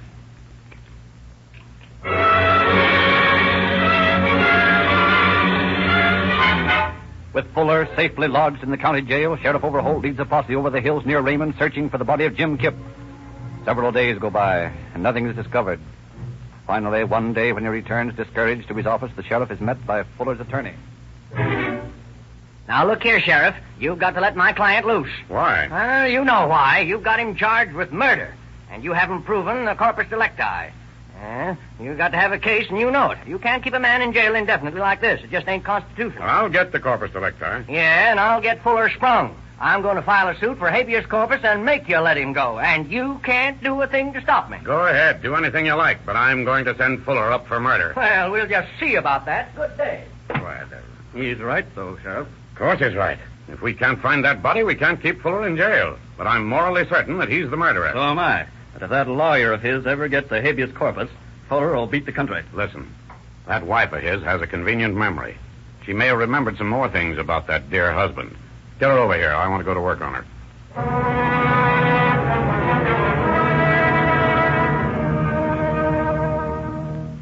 Mrs. Fuller, I'm afraid we've got to release your husband. Why? He's guilty. I know he is. I feel he is, too, Mrs. Fuller, but unfortunately, we have so far been unable to prove that a crime has been committed. So when his attorney obtains the necessary court order, we'll have to release him. Now, what I asked you to come over here for was to arrange for the necessary bodyguard for you. Bodyguard? For me? Well, what do you mean? Well, naturally, your husband knows that his arrest came about because you told the authorities your story. Now, I'm afraid once he's at liberty, he will attempt to get his revenge on you. And our job is to prevent crime as well as solve them. Oh, don't let him out, Sheriff. Please, for the love of heaven, don't. He'll kill me. Bodyguard or no bodyguard, he'll kill me. I'm afraid we have no choice in the matter but to release him. Isn't there some way? Well, of course, if he committed a crime of any kind in Fresno for which we could hold him, it would be different. But apparently, the only thing we have on him is the suspicion of this murder. Oh, but he did commit other crimes. He held up Johnny Schroeder's pool hall. Oh, he did? Yeah, he did that job. He told me all about it. Why didn't you tell us that before? Why, I don't know. I didn't want to squeal on him too much. Sometimes it's the safest course, Mrs. Fuller. I feel like an awful heel, Sheriff. Well, if you'll think how you've just saved your neck, that feeling will pass. Thank you very much, Mrs. Fuller. You're welcome. I'll call you when I want to talk to you again. Yes. Pretty smart, Sheriff. Pretty smart. They never did have a suspect on that Schroeder holdup. Fuller will do beautifully. That was a city case. We'll lend our prisoner to the police department until we find that body. Hello? Chief? This is George Overholt. Listen, I've got a suspect on that Schroeder holdup. Yeah, Fuller. The same guy I've got in on suspicion of murder. Well, listen, will you make out a warrant for robbery against him and hold him as your prisoner for a while? Yeah, I'm beating a smart lawyer with a habeas corpus at his own game. Thanks.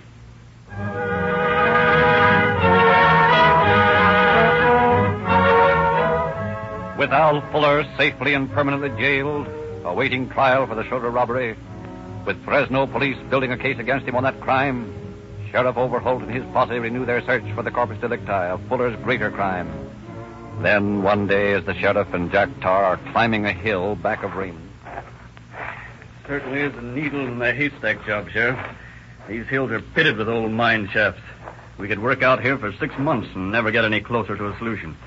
You have to go down every one of these pipes to be sure a body had been thrown in them. Not everyone, Jack. I have a hunch on this one. There's something down there. Let's take a look. I'll take a look. No, it's too deep to see anything. Yeah, might be a cow down there. Might be, but cows don't drive up to mine shafts in automobiles. What do you mean? Look at those tracks. The car came in here, stopped, then drove away. When it drove away, it drove fast. Look at the way it kicked up the dirt making this turn. Come on. Where are we going? Back to Raymond to get a hard rock miner and some tackle to go down this shaft.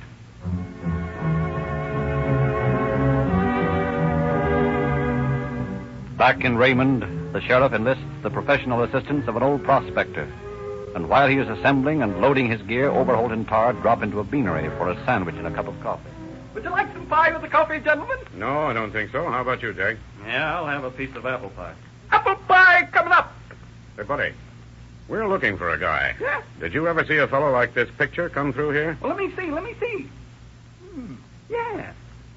Yeah, he had some chili in here one day. How long ago? Oh, about 2 weeks ago. Yeah, I remember him because there was a one-legged guy with him. Yeah, one-legged guy. He looked like an Indian. Are you sure? Yeah, positive. This is too good to be true. What time of day was it, do you recall? I guess it was around 4:30 when they left, yeah. Funny thing, too, about 20 minutes later, I saw this guy on this picture come down the road like a bat out of Hades. Only he was alone. He didn't have the Indian with him. Well, I guess that cinches the deal, Jack. Come on, let's get back to that mine. Working in the glare of automobile headlights, the miner, with the willing assistance of the deputy sheriffs, assembles the windlass, and with two men slowly paying out the line, starts the descent into the deep. Well, sure, that's a job I wouldn't want. Me neither. Oh, it's bad enough up here. Hey, you said it. It certainly is a deep shaft. What did you say? Hold it! I'm down to water. God. Guess he's found it. You can hardly see his light down there. Must be 40 Pretty feet. dark down Okay, haul away. He's found something. Hold it! What's the matter? A couple of more things you want. His crutch and his hat. Hey, that was him. That was Okay, take it away. Easy does it Sounds like it. Stand by to give him a hand when he gets to the surface, boys. All right. Here he is. Swing him. Take it easy, boys. Don't drop him. I don't want to have to go back down there again. Get him on the shoulders. Let's have a look at it. Take his cigarette. Hard to tell anything. Been down there so long. But he's got only one leg. See if there's any identification in his pocket. Yeah, well. Throw them open the truck. Did you put him plenty again? Here are a couple of papers. Mm-hmm. Some bills made out to Jim Kipp. Well, boys, I guess we've got our corpus delicti all right.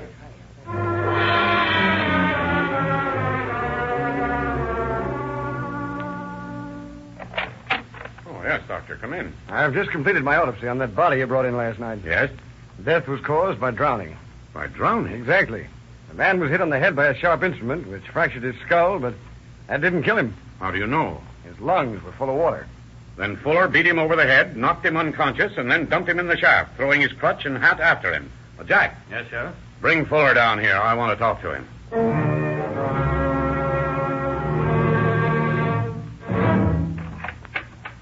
Sit down, Fuller. What are you after me again for, Sheriff? I'm being held for the city cops. We found Jim Kipp's body last night, Fuller. His body? What happened to him? You murdered him. Oh, no, not me.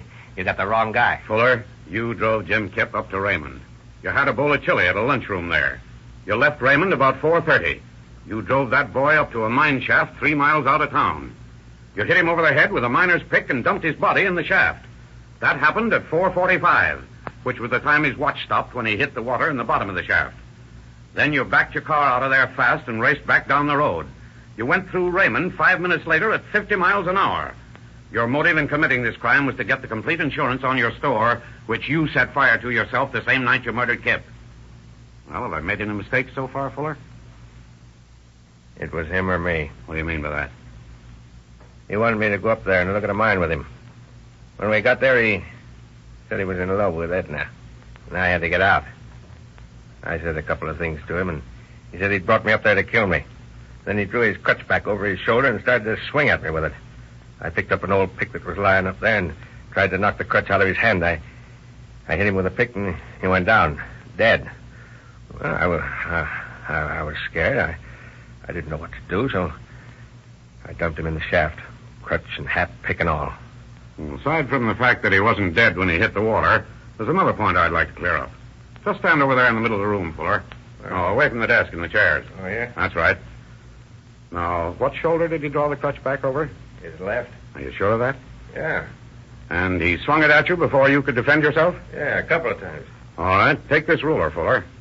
Imagine it's a crutch. Now stand on your left leg. What's all this for? I just want to corroborate your story. Kipp's right leg was missing, so stand on your left as he did. That's right. Now swing that ruler over your left shoulder and back toward me, just as he did. Go ahead. Oh, boy. You see, Fuller? It'd be quite impossible for a one-legged man to swing a crutch with murderous intent. He'd throw himself off balance and fall down, just as you did now. Oh, dirty rat.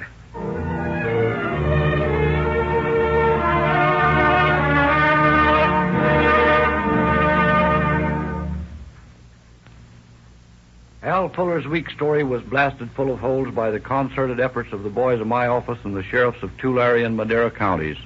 We brought him to trial and we won our case. The jury found him guilty and he sentenced him to hang in San Quentin prison. Thank you, Sheriff Overholt. Ladies and gentlemen, today a new issue of the Calling All Cars News is displayed everywhere Rio Grande cracked gasoline is sold. And in the next few days, 500,000 motorists will drive in to get a free copy of the news. Have you ever read this interesting publication of crime news, true detective stories, movie and radio news? You'll enjoy this latest issue, and we urge you to drive into the Rio Grande station in your neighborhood and ask for your free copy. If you have a boy or girl in your family, they'll be thrilled to read how easily they can get a junior detective outfit of 14 valuable articles, all free. As you drive in your car tomorrow, just notice the number of service stations featuring Rio Grande cracked gasoline. These are all independent stations, free to choose any gasoline or oil they wish to sell. And as proof of the greater value in the Rio Grande products, we point to our rapidly increasing army of independent dealers. Only by offering you better gasoline and better oil can the independent service station hope to win and hold your trade. And by featuring Sinclair motor oil, the independent dealer guarantees his customers against motor trouble from oil breakdown. Sinclair motor oils have won a worldwide reputation for quality. Every Rio Grande cracked gasoline dealer is qualified to tell you exactly what grade of Sinclair oil or lubricant is needed for every part of your car, and to give you scientific lubrication according to your own car manufacturer's specifications.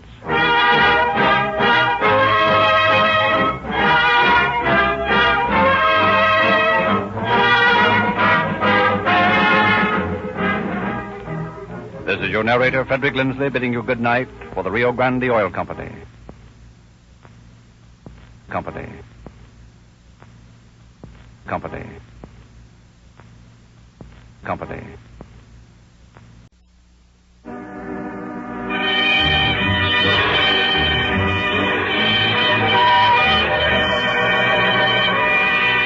Calling All Cars, a copyrighted program created by the Rio Grande Oil Company.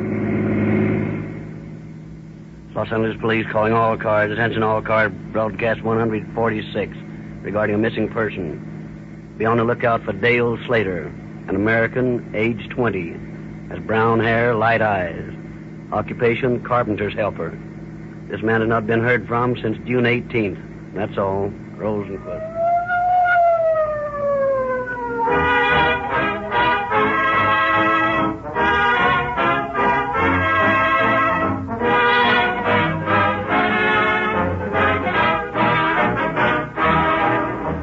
As police trail the killer on tonight's true crime story, clues lead them through California, Arizona, and Nevada. In these states, Rio Grande cracked gasoline speeds officers in their search, for throughout this area, more police, sheriffs, and emergency cars use this gasoline exclusively than any other brand. Manhunting is a serious business, and the high-powered cars operated by law enforcement officers must operate at peak efficiency. Rio Grande cracked gasoline has proved for years past that it develops more speed, more power, for greater all-around performance, and that's why so many cities and counties select this one brand year after year for their finest, fastest cars. Experience with all brands of gasoline has taught these big buyers that Rio Grande has advantages over all others. The patented cracking process by which Rio Grande cracked is made is so different from other gasolines that it can be imitated but not duplicated. Today, as for years past, Rio Grande cracked wins all tests to discover a faster starting, a speedier, and a more powerful gasoline. When you get gasoline tomorrow, get more for your money. Get police car performance from the Rio Grande cracked gasoline dealer in your neighborhood.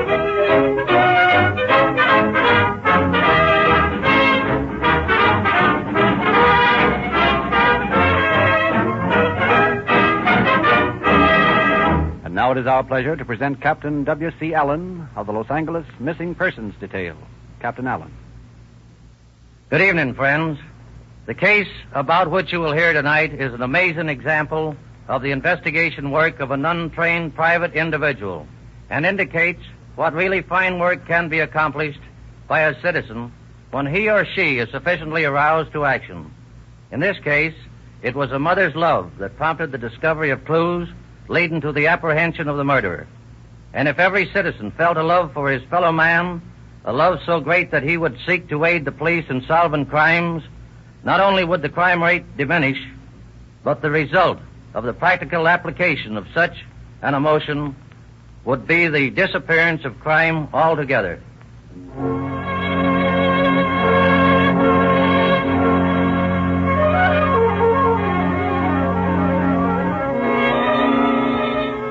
On a little farm in the great Central Valley of Oregon a few years ago, a fond mother is busily preparing her son for a journey. There, now, there's sock, shirt, toothbrush. Guess that's about everything. Yeah. Gee, Mother. It sure is nice of you to get me those things brand new. Well, you'll want good, durable clothes when you get to Los Angeles. It's getting late. I've got to get started. Now, wait a minute. I almost forgot. Now, these have to go in the bag. Blankets? Oh, Mother, what the devil do I need with blankets in Los Angeles? Well, you never can tell what the weather'll be, Dale, and I don't want you to catch Mother, cold. down in Los Angeles. Oh, don't you believe all you read about the warm sun, the palm trees. I hear the nights down there can be downright chilly. There. There. Now you're all packed. All right. I've got to get going. Well, goodbye, son. Goodbye, Mother.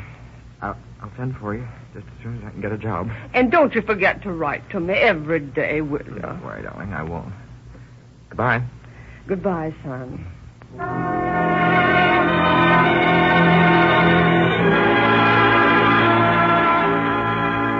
So Dale Slater, carpenter's helper, sets out for a new life in the Southland. True to his promise, he writes his mother every day.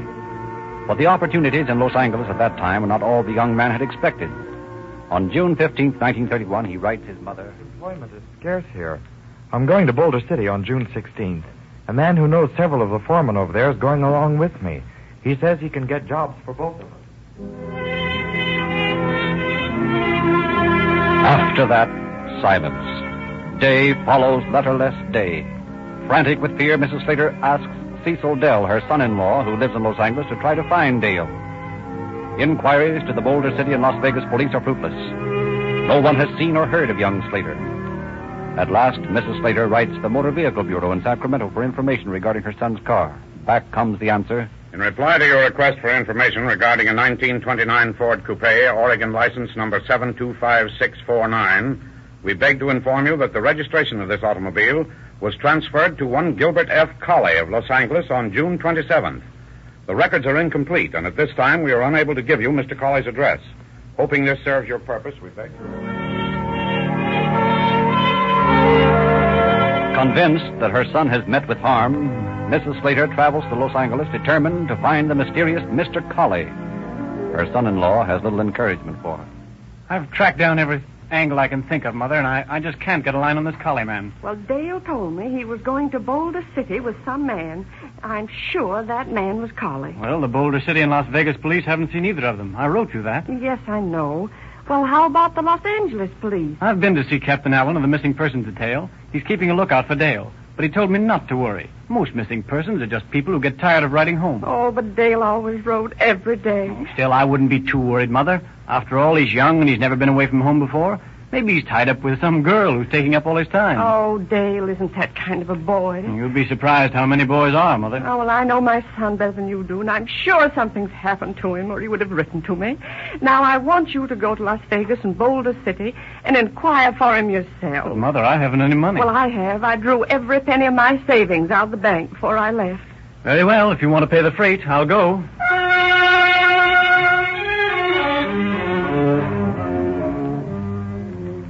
But Dell's trip to Nevada is fruitless. No one has seen or heard of Slater or Colley. However, on the way back, Dell does run into a clue at the border checking station at Yuma. Yes, I remember that car with the Oregon license. I had some trouble about it. What kind of trouble? Oh, there was a question about the identity of the driver. Wait a minute till I look at the book. Oh, yeah, here it is. 1929 Ford Coupe, Oregon license number 725-649, owned by Dale Slater. That's it. Well, it crossed the line June 19th. The day after Dale and this fellow Colley left for the dam. What did the driver look like? Well, as I remember it, he was, a heavy middle-aged fellow, about 50, had heavy cheeks. Kind of a tough guy. Was there a younger man in the car? No, he was all alone.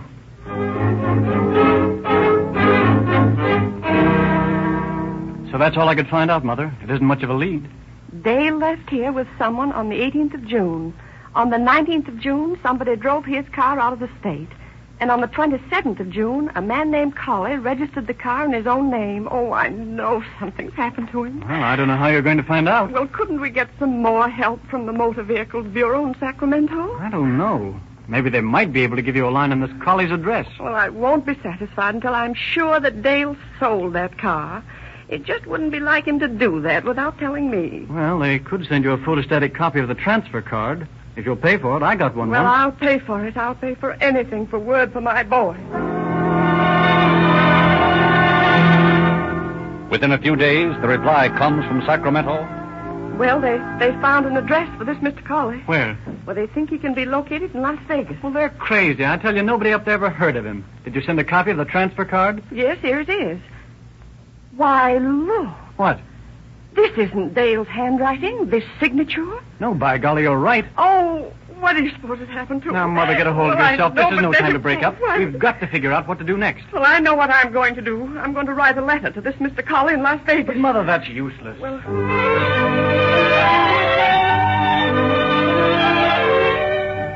Contrary to her son-in-law's hopeless attitude, Mrs. Slater's letter does bring a reply from Colley. A reply which sends her with something concrete into the office of Captain Allen of the Missing Persons Bureau. and then today I got this letter from the man. He says here that Dale went broke in Boulder City and sold him the car. He says Dale couldn't get a job because he drank too much. Oh, that isn't true, Captain. My son never drank. This man's lying. Now, Mrs. Slater, take it easy. Well, I can't help it.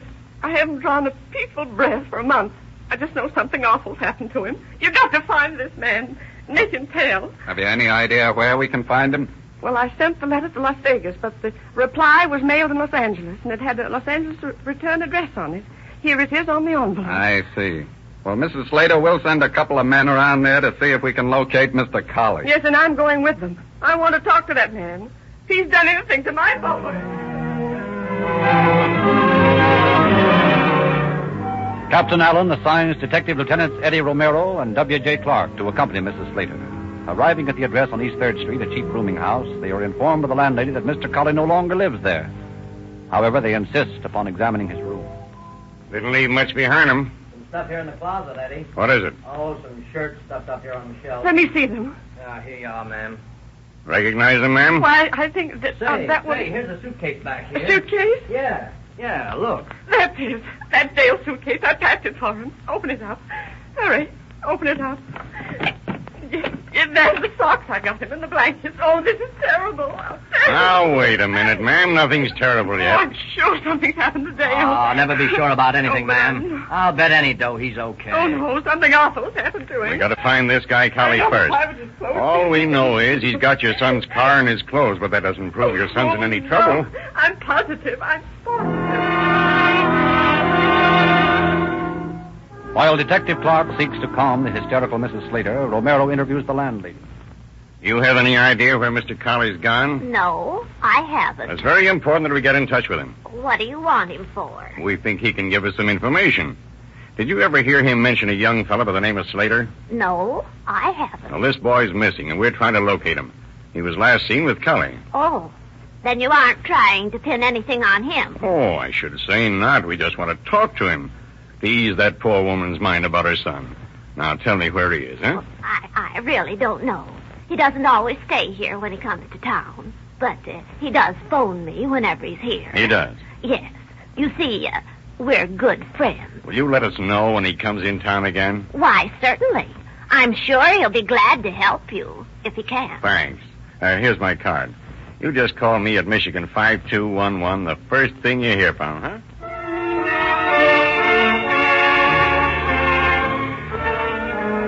But the two officers do not sit idly by waiting for Colley to return to Los Angeles. Equipped with a photograph of the missing boy, they set out on the highway between Los Angeles and Las Vegas to interview every gasoline station and hamburger stand attendant in an effort to discover a trace of him. It is a grueling, hopeless work, but finally at a station in the desert between Victorville and Barstow. Oh, sure. Sure, I remember that lad. I stopped by here to fix some wiring in his car. What kind of a car was it? It seems like it was a Ford Coupe. Was he alone? No, there's another guy with him. An old sour he was. He never opened his trap. Never got out of the car. Let the kid do the work. And what does this other man look like? Well, he's about 50, I guess. Heavy set, fella. Well, thanks a lot, partner. Come on, Clark. Sure thing. Drop in again when you need more gas. Hey, what's the idea of heading back? We're going to San Bernardino. Why? Well, look. Slater and this heavy-set guy were together at that service station. But when the car got to Yuma, the heavy fellow was alone. Something happened to Slater between that gas station and Yuma. Yeah, that checks all right, but why go back? Why not go on and search the country between here and Yuma? Because that whole stretch of highway lies in San Bernardino County. I want the cooperation of Sheriff Shea down in San Bernardino before we get started on that job. Sheriff Emmett Shea of San Bernardino County gives the Los Angeles officers full cooperation. From the sheriff's office goes a statewide bulletin carrying Slater's picture and asking for information regarding his whereabouts and for the arrest of Gilbert Colley in connection with the disappearance. Within a couple of days, the replies begin coming in. Orange County reports Gilbert Colley wanted in Orange County for jumping bond on a theft charge. From Northern California comes the information that Colley has previously been arrested for theft there. And from the State Bureau of Identification at Sacramento comes the greatest assistance. In reply to your bulletin, Gilbert Francis Colley has a long criminal record. He is known under 7 aliases and is a very tough subject. Fingerprints and photographs are enclosed. And while Clark and Romero are still jubilant over the information they now have on their man... Detective Bureau, Clark speaking. May I speak with Lieutenant Romero, please? Just a moment. For you, Eddie. Okay, thanks. Romero speaking. Lieutenant Romero, this is Mrs. Stein. Mrs. Stein? Yeah, that's the landlady over at Colley's place. Oh, yes, Mrs. Stein. What is it? He's back.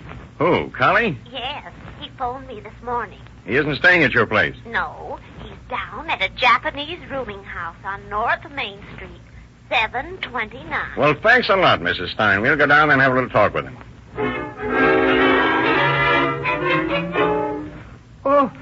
So very sorry. Mr. Colley not living here anymore. When did he leave? Oh, he leaving this morning. Where'd he go? Oh, he not, he say he go with Mr. Walker to Imperial Valley for looking for work. Yes. Who's Walker? Oh, he being other rumor. Not knowing how I living with the rumors moving all the time and owing me money, what is furthermore... Oh, Jim Money Walker? Oh, no, not the Walker, but Mr. Colley. He owing money. He's saying he pay back, but I don't know. Maybe so. Okay. You know who we are? Oh, I thinking you're a policeman. Well, that's right. We want to talk to Colley. Now, you let us know when he comes back. See? Oh, yes, sir. I sing very well, thank you. And don't tell him that we were here. Get it? Oh, I getting it. Not a telling, but seeing. Yes, sir.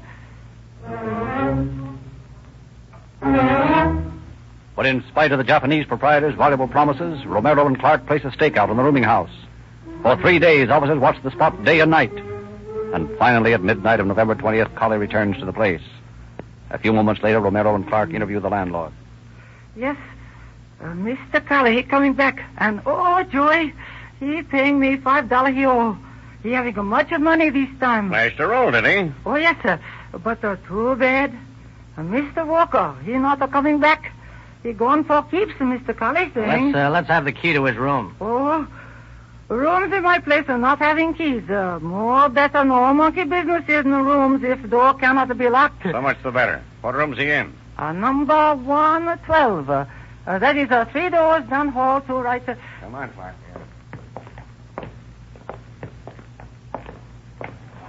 Well, here we are.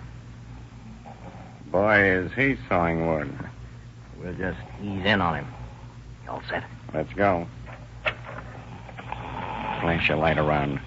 Ought to be a switch by the door. Yeah, here it is.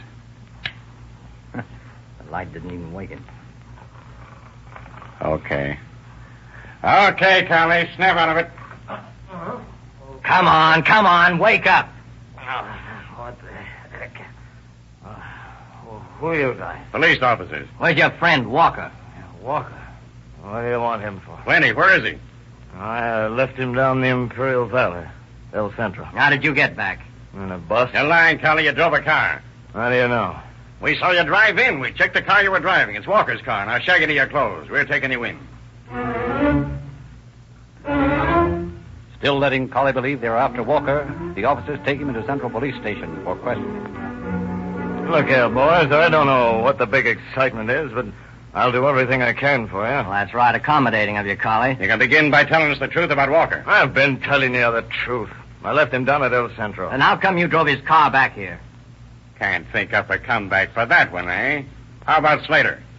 Slater? Sure, Slater, your good pal, the kid you were going to find work for in Las Vegas. I don't know what you... Now, stop this fooling around, Collie. You know Dale Slater? Well, yeah. Well, where is he? Well, I left him in Boulder City. Oh, you left him in Boulder City. And you drove his car to Yuma. Hey, you seem to be in the habit of parking your friends all over the Southwest and then driving over their cars. Want to transfer Walker's car to your name like you did Slater's? I bought that car from Slater for $100. And what did you do with it? Sold it. Yeah, for $150 probably. Where's Slater? In Boulder City when I saw him last. Where's Walker? In El Centro. We got a bond jump charge against you in Orange County, Collie. You might as well come clean. I'm telling the truth. Take him to his cell, Clark. I'm going to ring Sheriff Jackson in Orange County and tell him we got his man. But Romero is unable to get in touch with Sheriff Jackson, for at that moment he is investigating the charred remains of a burned barn at the town of Olinda and listening to the report of two men who fought the fire. We were coming out from work in the oil fields, Bauman and I, and we saw this barn burning, so we tried to put it out, but we couldn't. It was burning too old. Well, what'd you call me for? Look what we found in the ashes. Throw your light down there, Bauman. There, Sheriff. A burned human body. Well, that's what we thought, so we called you. Did you find any identification on him? We didn't look very carefully, but you can see one arm isn't burned, and there's a spread eagle tattoo on it. Do either of you know anybody with such a tattoo? No, sir. Well, it's probably some tramp crawled into the barn for sleep and set fire to it with a match. I'll have the coroner's ambulance pick him up. The following morning, Sheriff Jackson telephones the Los Angeles police, apologizing for being out, and explains the circumstances of the tramp who was burned. Inspector Davidson, to whom he is speaking, is thinking fast along another line. Wait a minute, Sheriff. Maybe that was a tramp, and maybe it wasn't. Why, what do you mean? Well, this fellow Collie that you want on bond jumping come in last night about midnight from Imperial Valley. He drove in by way of Riverside. He could have come through Orange County. Could have come through Olinda. Yes, he could have, but it would have been out of his way. Worth it if he wanted to bump somebody off. What do you mean? Collie went to the Imperial Valley with a fellow by the name of George Walker. He came back alone with Walker's car. Pulled the same thing with a boy from Oregon by the name of Del Slater. You mean this might be murder? I do, and I'd appreciate it if you'd start investigating it as such. We have a strong suspicion against this man and no case. Maybe you could provide us with the necessary evidence to convict him. I'll certainly do everything I can, Inspector.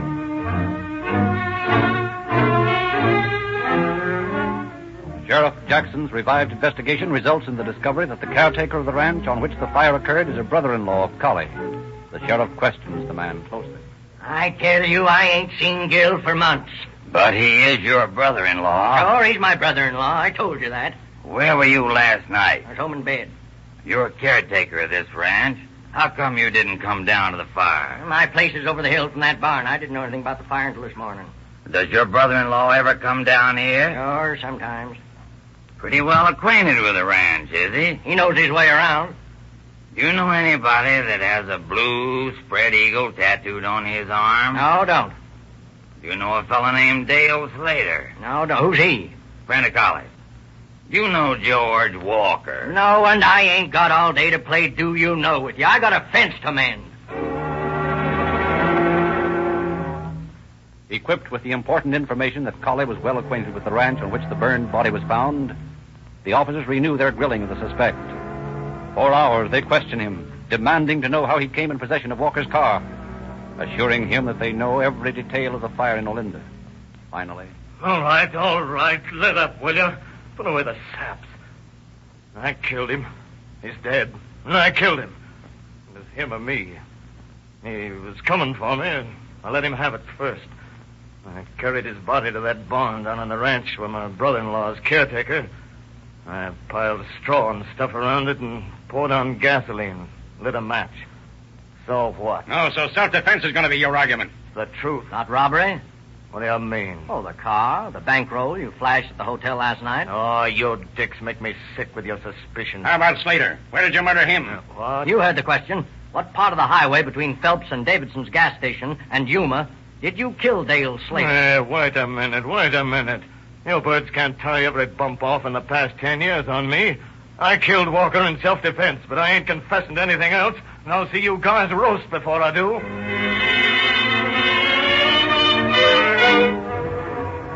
But the police are relentless. Working in relays, they continue to question the surly suspect. Midnight comes and goes. The small hours of morning are very thin and long, and day begins to open his gray eye, and still Collie is defiant. Suddenly, though... Oh, criminy, you guys are gluttons for punishment. You must be almost as tired as I am. Yeah, just about. Well, let's all get some sleep, huh? As soon as you break. I ain't breaking, but I'll talk. Well, that's swell. We'll start right now. Okay. I killed the Slater kid. I cracked him a couple with a tent pole while he was sleeping. Where was this? You know where. Between Victorville and Yuma. We was camping out. He thought I was taking him to Boulder Dam to find a job. Dumb lug. What did you do with the body? I burned it, like I did Walker's. Only parts of Slater didn't burn so good. So I buried him. What did you do it for? I needed a car, and the kid had one. You think you could find that spot where you killed him? Yeah, I know where it is. Okay, let's go. Not me. What do you mean, not you? Hey, listen. I don't want to see no more dead men. Now, I told you all about it. I confessed everything, so just count me out of this picnic. I'll draw you a map, but I don't want to go near the place. I'm sick of dead bodies.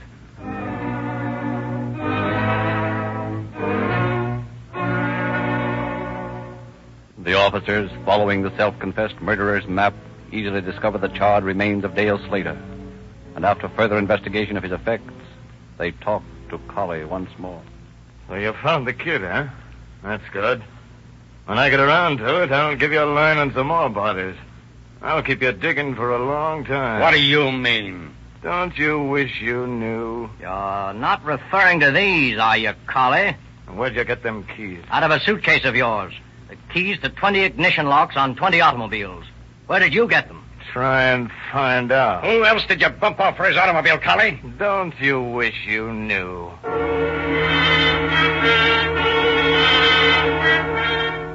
No amount of questioning can elicit further information from Collie regarding his murder career. But officers uncover strange tales. From the landlady on 3rd Street, they learn... Mr. Collie left for Sequoia on August 10th, 1931, with a boarder of mine by the name of J.F. Halligan.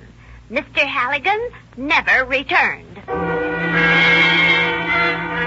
A young man reports. My father was supposed to join Collie at Boulder Dam on June 22nd. He left for the dam, but I haven't seen him since. Riverside County authorities report. Collie lived next door to a Barney Woods in Riverside several years ago. Woods disappeared in 1923. 6 years later, they dug up his skeleton in his own backyard.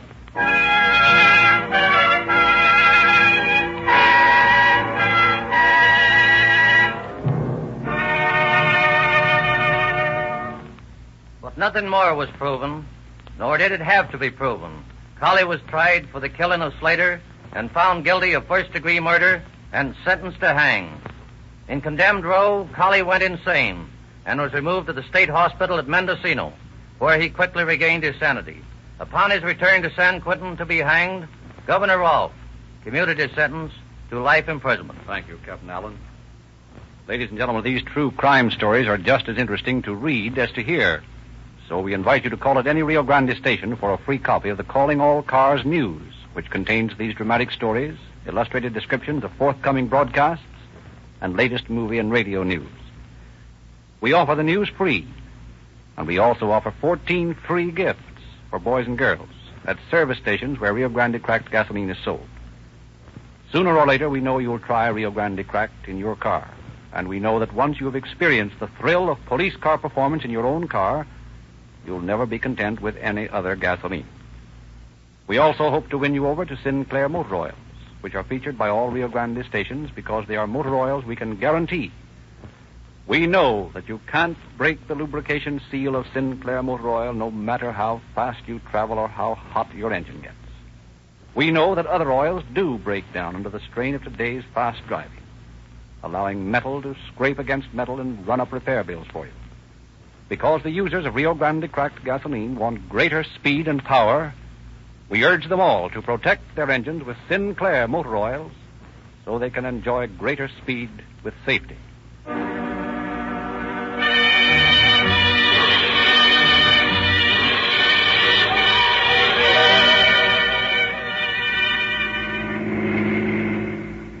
Los Angeles Police calling all cars, attention all cars, a cancellation broadcast 146 regarding a missing person.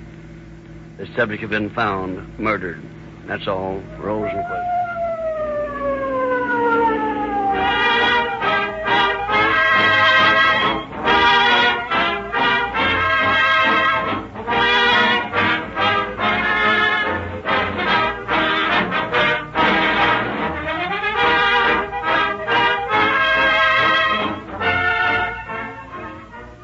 Your narrator, Frederick Lindsley, bidding you good night for the Rio Grande Oil Company. The Oil Company. The Oil Company. The Oil Company.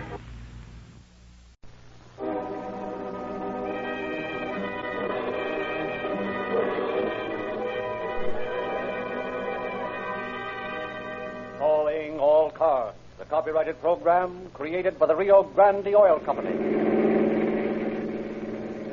Los Angeles Police calling all cars, attention all Los Angeles County Sheriff's cars, broadcast 147, a murder in the Verdugo Hills outside Glendale. That's all. Rosenquist.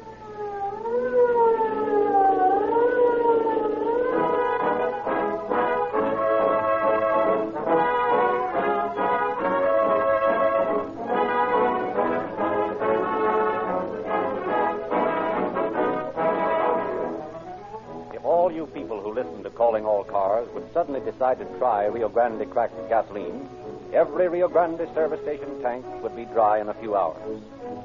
Every week we appeal to all of you to drive into a Rio Grande station. And after every broadcast, hundreds accept our invitation. You look for the big Rio Grande sign. You see the slogan, calling all cars, cracked gasoline, and you drive in. If you followed our broadcasts carefully, you ask for a free copy of the Calling All Cars News and look for the illustrations of the 14 free gifts Rio Grande offers to boys and girls. Then you say, skeptically, to the attendant, well, fill her up with Rio Grande cracked. I've heard so much about it, I want to see how it's true. So, you get a tank full, and you get a handful of police money with your change, police money that youngsters are eagerly saving to exchange for Rio Grande's free gifts. And you start down the street expecting great things to happen. Ah, but nothing does. Well, remember, you've got at least a gallon or so of some other gasoline to use up. Perhaps you won't notice the difference until next morning when you step on the starter and find your engine roaring before you can get your foot off the button. You never had starts like that with any other gasoline. Get into second gear, speed up, and you can't help but notice how much peppier your car acts. How easily you pass other cars in traffic and speed ahead after traffic stops. Look for a hill. Go up it in high gear. You'll agree then that Rio Grande cracked makes all the difference in the world in your car, and you'll realize then what we mean when we offer you police car performance in your car.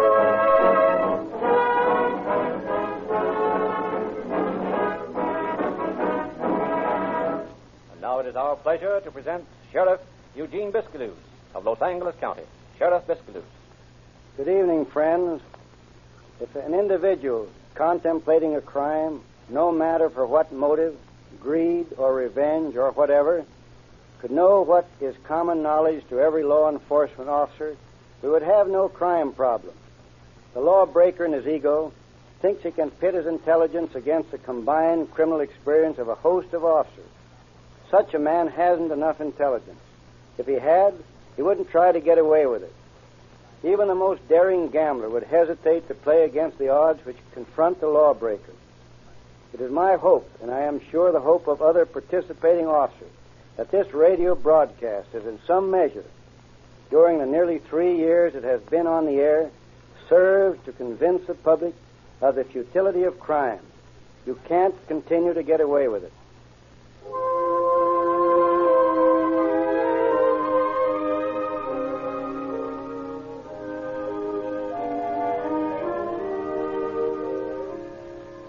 It is June 21st, 1913. Spring has come late, and the wildflowers are still blooming in the green Verdugo hills above Glendale. Along a deserted path which branches up into the hills from the end of the car line walk a carpenter and a woman companion seeking the late blooming poppies in Larkspur. Oh, John, it's so lovely up here. Sure is pretty. Look at that patch of poppies down there by that pool. Gosh, just like a golden carpet. Let's go down there. All right. Only, Sarah, will you kiss me first? Now, John, don't be silly. Sarah. Listen, what's that? Sounds like somebody moaning. It came from in those bushes there. I'll take a look. It's a woman, all covered with blood. Here, Sarah, help me pull her out of here. She's trying to breathe. Oh, her tongue's too swollen. Her throat's cut. Horrible. Listen, Sarah, we got to get her to a doctor quick. Oh, we can't carry her. No, but I have it.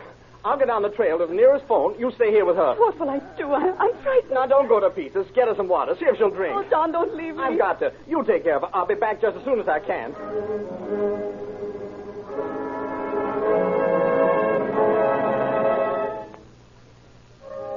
Deputy sheriffs arrive at the scene almost as quickly as the doctor, who has grave news for them. Well, Doctor, what is it? Yeah, it's bad, Sweezy. She was dead when I got here. But she was alive when you found her. Yes, sir. She was moaning, trying to tell us something. She died a few minutes after you left, John. At least she didn't moan anymore. It was terrible.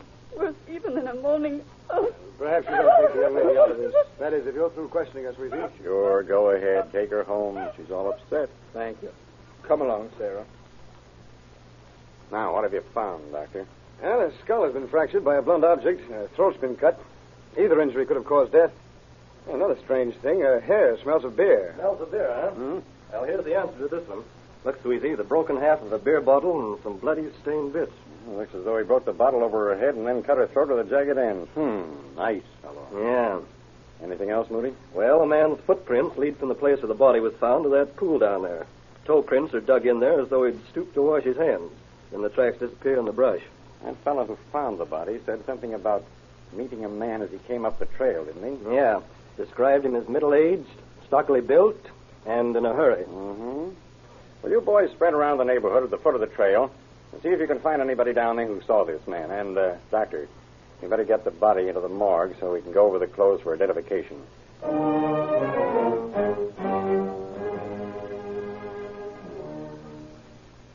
A squad of deputies comb the neighborhood at the end of Brand Avenue car line. Finally succeed in discovering a woman who says... Why, yes. I saw a couple go up at the trail about 2 o'clock. I was sitting outside on my porch. What did they look like, ma'am? Well, the man was short and sort of stocky and middle-aged. The woman was a little younger, fat, and her hair was going gray. They were arguing. Did you see them when they came back down the trail? No. Well, that is not the woman. Just saw the man coming back. When was that? Oh, about an hour later.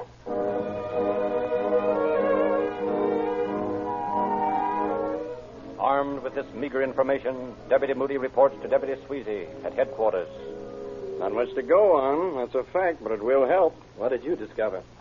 Nothing much more. No identification on the clothing, excepting that the underwear was bought at a Los Angeles department store. There was a hole in the shirtwaist that might indicate a pin or something had been thrown off it. And there's a white line on the ring finger of the left hand that might indicate the victim had worn a wedding ring recently. Well, that department store label in the underwear bears out a hunch of mine. What's that? That the victim and the murderer are from Los Angeles. How do you figure that? Glendale and Pasadena are both dry. They had beer with them. They must have bought it in L.A. Well, I think you're right about that, but Los Angeles is a pretty big town. We've got a devil of a job to identify her. We'll have to get a lot of publicity from the papers. And then when people start coming in to try to identify her, we'll have a department store dummy dressed in her clothes and see if they can identify her. Good idea. We'll get the papers to spread the thing tomorrow morning.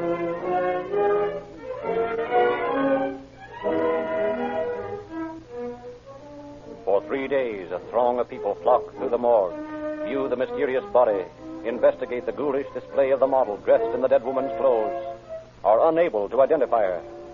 Then, on the Wednesday following the murder, the city editor of the Los Angeles Herald summons a young reporter, Jimmy Pope, now Judge Pope of the municipal court, to his desk. Tells him to go out with the deputies investigating the crime and stick with them till he gets a story. Young Pope, thrilled with the prospect of a big story, rushes out to the murder hill, joins the officers. It is a hot day, and after several hours of fruitless attempts to find something to write about, Jimmy decides to sprawl out in some tall grass and take it easy. But just as he sits down, he sees a young boy stoop over, pick up something from the ground, examine it intently. His curiosity aroused, he calls to him. Hey, young fellow, what you got there? Piece of paper? Come on over and let me look, will you? What for? Oh, I don't know. Just want to look at it, that's all. What do you want to look at it for, huh? Say, you're certainly full of questions for a young one, aren't you? Come on, let's see what you've got. I won't hurt it. How much will you give me if I do? How much will I give you? Say, what is this, a racket? Will you give me a nickel? I should say not. A nickel for a piece of paper? Come on now, be a good sport and let me see it. Sure. For a nickel? No. Hey, where are you going? Home? All right, Jesse James. Come here. Here. Here's a nickel for your precious piece of paper. Oh, boy. Hey, it's a brand new one, too, ain't it, huh? Sure, nothing but the best. Now give me the paper. Sure, here you are. A bit of black paper from a Kodak film. Say, mister, what do you want that piece of paper so bad for, huh? Oh, you got me there, young fella. I couldn't tell you. But there's one thing certain. Now that I've paid a nickel for it, I'm sure going to hang on to it.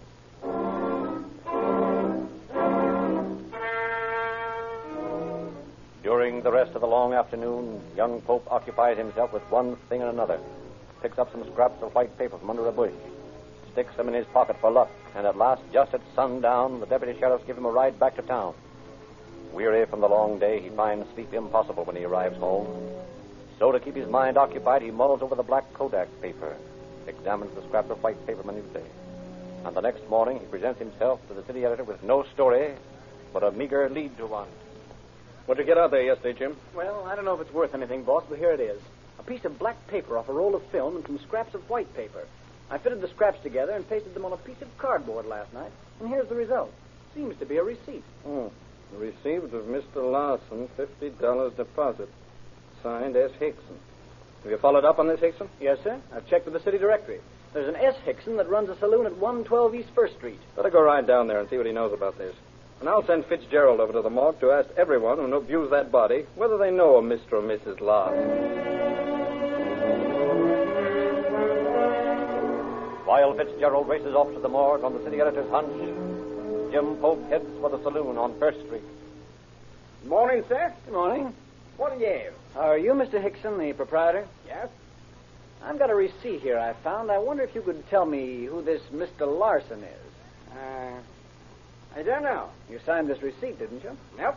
That's not your signature? Nope. You must be mistaken, young man. I don't know any Mr. Larson, and I didn't sign that slip.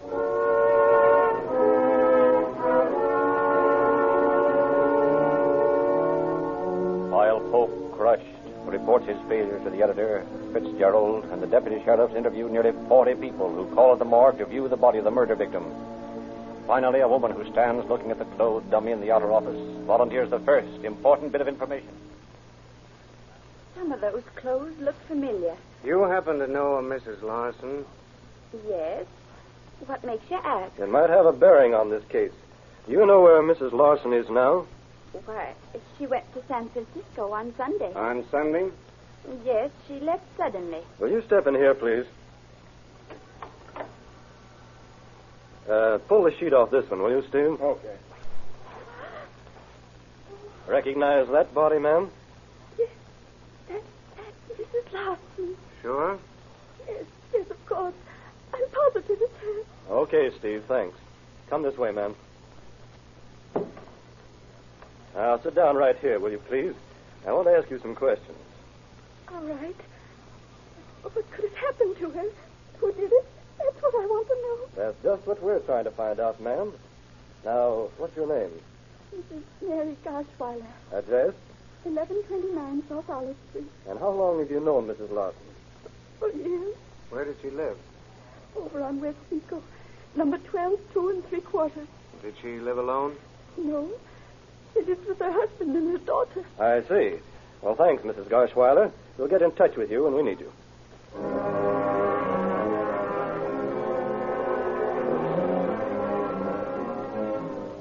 Acting upon the new bit of information, Deputy Sweezy and reporter Fitzgerald rushed to the Larson home on Pico Street. Not knowing exactly what to expect, the two men approached the house cautiously, ready for any surprise move the suspected Larson might make. But in response to Sweezy's knock, the door swings open. A young girl peers at them a brief instant, then slams the door shut again. Huh. That's a fine reception committee. What do you suppose made her do that? You'll find out soon enough. Maybe she thinks we're bill collectors. Then again, maybe she's been told not to open the door to strangers.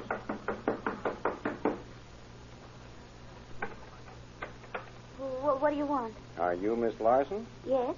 Is your daddy here? Well, what do you want? Just want to talk to him, that's all. Well, he's not here, and I'm sorry, but I'll have to shut the door. Are you here all alone? Well, I don't see why you want to know. Better tell her who we are, sweetie. The kid's scared of something. Seems that way, all right. Now, look, miss. I'm Deputy Sheriff Sweezy, and this gentleman's a reporter. We're not going to hurt you. Just want to ask your father. Well, I thought maybe they were going to rob the house. Mommy told me not to talk to any strangers. She was away. Well, you don't have to be afraid of us, young lady. We're not here to harm anybody. You say your mother's away? Yes, sir. Daddy said she'd gone to San Francisco. Now, where is your daddy? Working? Yes, sir. I hate to have to do this, Fitz, but we need a positive identification. You mean take this kid down? Exactly. If it's her mother, she's got to know sooner or later anyway. Yeah, I suppose you're right. You're talking about my mother. Something's happened to Now, Mommy. wait a minute, young lady. We didn't say that anything had happened to her. We just... You did. You did. You said I'd have to know about something anyway. Where is she? Where is she? This is even worse than I'd figured, but it's got to be done. Taken to the morgue, the sob-racked child stands clutching Deputy Sweety's hand, looks for one instant at the body, then runs screaming out of the dismal place. Identification of the murdered woman is complete. A short time later, the grief-stricken child tells the two men a tearful story. Daddy and Mother left home together last Sunday about noon. They said they were going house hunting. Late that night, Daddy came back alone. He said Mother suddenly made up her mind to go to San Francisco. He said we'd follow her in a few weeks as soon as she found a house up there. And where is your daddy now? He's at work. He works in a barber shop. Well, where is the barber shop? At 110 East First Street. 110 East First. Next door to Hickson's Saloon.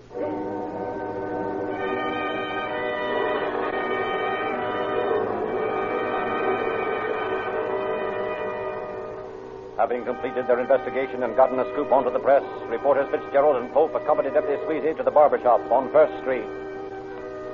Just have a seat, gentlemen. Just be 1 minute. We're looking for a man named Larson. Does he work here? Sure, that's him. Back of the last chair. He's shaving that policeman. Thanks. Murderer shaves policeman as sheriff's clothes in. What a headline, eh, Fitz? Don't be so bloodthirsty. They haven't proven a case against him yet. But they will. Your name Larson? Yes. Sorry to have to bring you bad news, Larson. But your wife's been murdered. What? Yeah. Just got an identification on that Verdugo Hills murder. The victim is your wife. Well, there must be some mistake.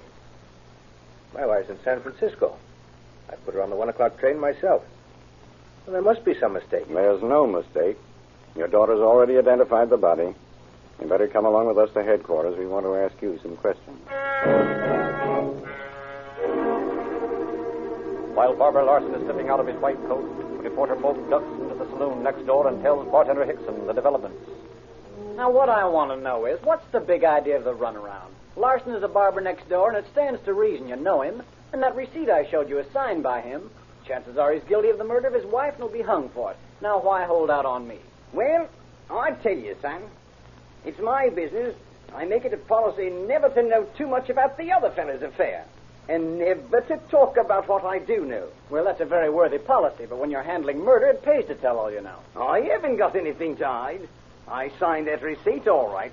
You see, Larson's foreman of the shop next door, and on Saturday nights, he's always left in charge.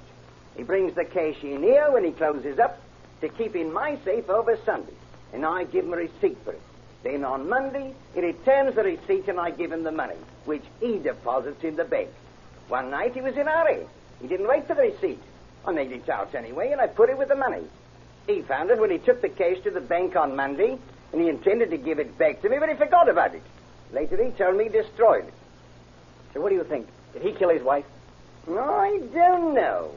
He was awfully stuck on some girl that wasn't his wife, I know that. That's motive enough. Thanks for coming clean, Mr. Hickson. I'll come back someday and buy you a drink.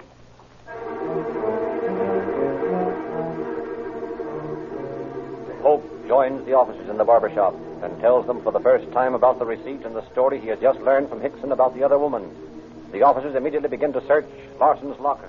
Well, here's one thing that may check. A wedding ring. Yeah, and what's that?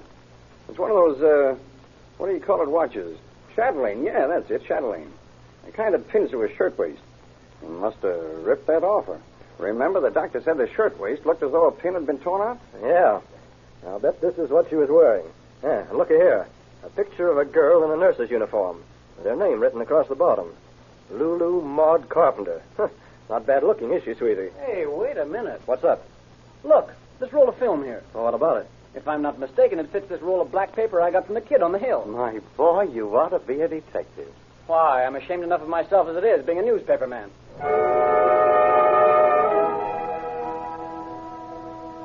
While officers are searching for the mysterious Lulu Maud Carpenter, Moody and Squeezy question Larson. We found some things in your locker down at the barber's shop we'd like to ask you about, Mr. Larson. All right. Go ahead. This watch. Where did you get it? I bought it years ago in San Francisco. How about this ring? Well, I bought that from a peddler on Main Street. Where's your wife, Mr. Larson? I told you I put her on the 1 o'clock train to San Francisco on Sunday. You viewed the corpse in the morgue? Yes. And you deny it's the body of your wife? Well, I can't be sure. I don't think it is. Mr. Larson, you know very well it is. Now, why don't you stop lying to us and make it easy on yourself? I'm not lying. I'm trying to help you. Listen, Larson. You say you put your wife on the 1 o'clock train to San Francisco Sunday. That's right. There is no 1 o'clock train that leaves for San Francisco on Sunday or any other day. You claim you bought this watch years ago. This watch belonged to your wife. Your daughters identified it. You tore it off your wife's body after you murdered her with a beer bottle. You say you bought this wedding ring from a peddler on Main Street. Your daughter identifies it as belonging to your wife. It fits your wife's finger perfectly. You killed your wife, didn't you? You killed your wife because you were in love with Lulu Maud Carpenter, didn't you? Well? I have nothing to say.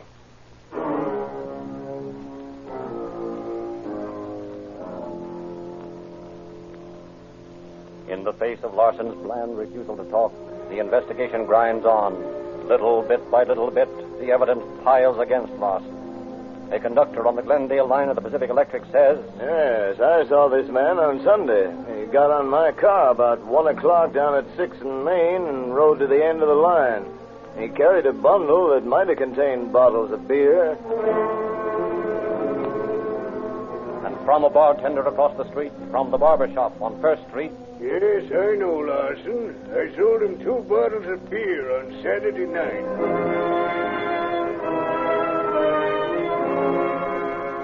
And then the word comes that the officers have located Miss Carpenter and are bringing her in. While Moody and Squeezy are waiting for her, the developed roll of film is delivered to them. Well, let's see what Mr. Larson's been photographing. Pictures of our friend, Miss Carpenter. Would you look here, Moody? These pictures were taken by that pool up in the hill. Sure, that's where young Pope got that black paper. Yeah. But can you imagine a fella like that? Takes his girl up in the hills one weekend and comes back the next weekend and murders his wife on the same spot? He likes the place. Maybe he'll buy a lot up there. Boys have got Miss Carpenter outside, sir. Send her in. Yes, sir. Will you come in, miss? Thank you. Sit down, please, Miss Carpenter. Thank you. And Deputy Sheriff Squeezy. This is Deputy Sheriff Moody. How do you do? Miss Carpenter, are you acquainted with Mr. Larson? Why, yes. The officers told me what you suspect him of. I just can't believe it. He was always so kind and good to me. Mm-hmm. Do you mind telling us, ma'am, all you know about him? Well, I first met him last December when he came to my aunt's house to inquire about some real estate she was selling. He posed as a wealthy investor. Said he was single and lived at a downtown hotel. We became good friends after a while. He was very religious. Every Sunday, we went to church together. Do you recognize these pictures, Miss Carpenter? Oh, yes. Yes, of course. They were taken by Mr. Larson when we went to pick wildflowers. When was that? 2 weeks ago, last Sunday. And last Sunday, he took his wife to the same place where these pictures were taken and beat her over the head with a beer bottle. Oh, please don't. Did you notice Mr. Larson throw anything away while you were up there with him? Any piece of paper, that is? Why, yes, I did. He put his hand in his pocket for something or other and took out a piece of paper instead. He didn't seem to want me to see it, so he crumpled it up and threw it away. I shouldn't think he'd want you to see it. Here it is. A receipt for Saturday's take at the barber shop. He wouldn't want to admit that to you when he was posing as a rich real estate operator. No. No, I can see that now. Now, when did you see him last? On Sunday evening. Just after he murdered his wife. Yes, I guess so. What did you do that night? I met him about 6 o'clock at the P.E. station at 6th and Main. We had dinner at a cafeteria. And then we went to church. After services, we had a dish of ice cream. And then he took me to the hospital where I was due on duty at 10 o'clock. Did he act nervous or upset? Yes, he did. He was very strange. He kissed me good night, but not in the way he usually did. I said I was afraid he didn't love me anymore, and he made a strange remark. I guess I'm just beginning to understand it. What did he say? He said, I think enough of you to make it possible for you to be my wife.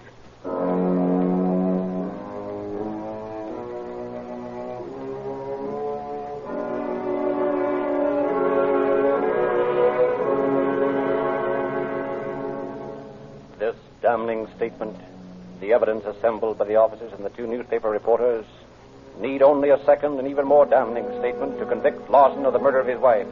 That statement is made by Larson's daughter on the witness stand. My mother told me once that if anything ever happened that she was hurt or killed, I mustn't let my father go free.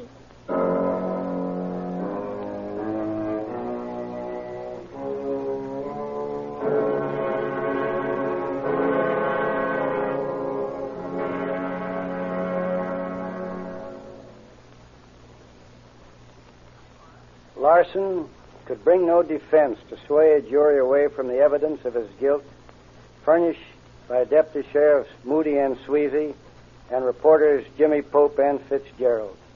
He was found guilty of murder in the first degree and in due time was hanged in San Quentin Penitentiary. Thank you, Sheriff Piscaluz. Sheriffs and police chiefs of California, Arizona, and Nevada unanimously agree that calling all cars helps prevent crime, and that Rio Grande cracked gasoline helps catch criminals. Sheriffs of many western counties specify Rio Grande cracked, as do the police chiefs of Los Angeles, Oakland, and other leading western cities. These men give gasoline its supreme test, and they know that Rio Grande cracked starts quicker, goes faster, and further. As a result of the recommendation, Rio Grande cracked gasoline powers more police and emergency cars than any other brand everywhere it is sold. You can get this same gasoline in your neighborhood Rio Grande station. But if you are going to enjoy police car performance in your own car, first protect your engine with Sinclair motor oil. Many oils break down at high speed. Many oils fail to lubricate fast-starting engines. But we guarantee that Sinclair motor oil will never fail to give your engine perfect lubrication. The impurities have been extracted, the wax, the petroleum jelly that weakens motor oils, leaving only pure, concentrated oil. Every Rio Grande dealer recommends and guarantees Sinclair motor oil.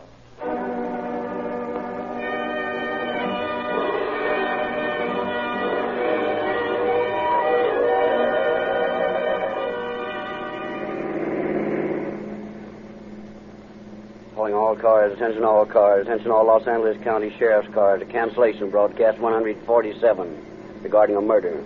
Suspect in this case now in custody. That's all. Those are the questions.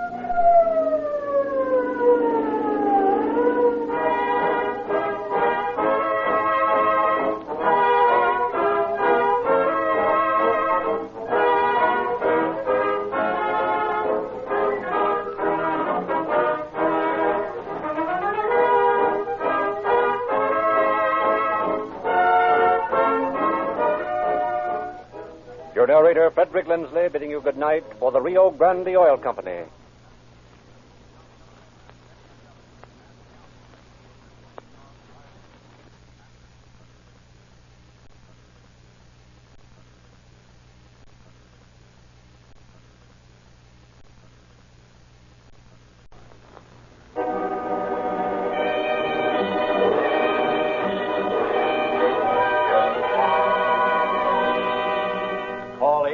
Cars, a copyrighted program created by the Rio Grande Oil Company.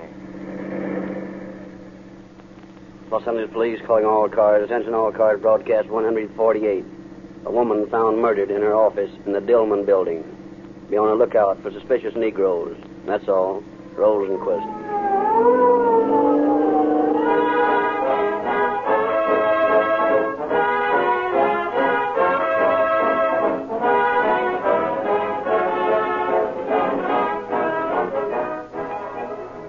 The sensational popularity of this radio program, Calling All Cars, has developed a host of imitators. The sensational increase in the sale of Rio Grande cracked gasoline, which has outstripped all competitors in percentage of sales increase, has brought out many imitators. Perhaps you have seen or heard statements that other brands of gasoline are guaranteed to meet government emergency specifications and are used in police cars, fire engines, and emergency equipment. Let us reassure you right now that Rio Grande cracked gasoline is the only gasoline in this market refined by the exclusive, patented Sinclair cracking process, which is admitted by experts to be the last word in refining. And we challenge anyone to disprove this statement, that wherever it is sold, Rio Grande cracked gasoline powers more police cars, fire engines, ambulances, and other emergency equipment than any other brand. Rio Grande cracked gasoline has become the most outstandingly successful and fastest-selling gasoline in the West. It gives you more than any other gasoline, yet it costs you no more. Be sure you get genuine cracked gasoline from an independent Rio Grande dealer so that you can really enjoy the thrill of police car performance in your own car.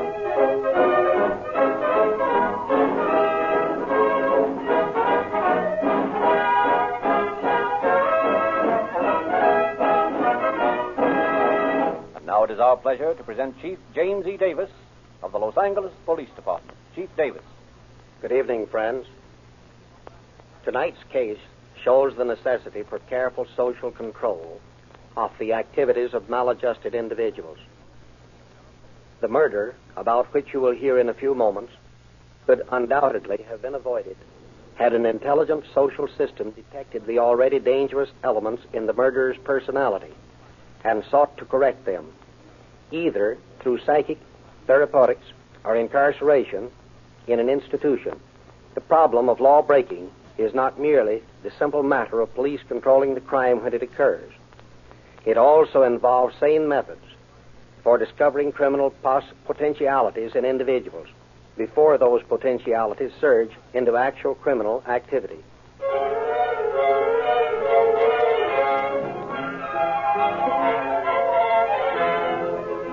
It is early in the morning of September 27th, 1913. Grumbling as she clatters down the still corridors of the Dillman building, Agnes Vidos, scrub lady, is met by another cleaning woman. Well, devil take it, if you aren't the one to work it. Why don't you stop and come along home? Well, it ain't my fault I'm still rustling them off after daybreak. I got the office to clean yet. You got an office to clean? Yeah. Well, can't you get them all done during the night? During the night? Mrs. Gay's office was locked last night from the inside. And believe me, if it's still locked, it can just go dirty. Mrs. Gay, is it? What could she be doing working all hours? Sure, I don't know. But like I told you, the door was locked last night from the inside, and there was a light on. Now, would you look at the mess in here, Ella? You think Mrs. Gay would be ashamed? Now, wouldn't your papers littered all over the place? Oh, it's plumb disgraceful. Take me a good half hour to get this place into shape. I'll stay and help you if you like. No, Ella, I'll do it myself. But believe me, I'm going to speak my mind to Mrs. Gay. Honest, I'm going to... Ella, what? Look, there's Mrs. Gay. Heaven help us, Ella. She's covered with blood.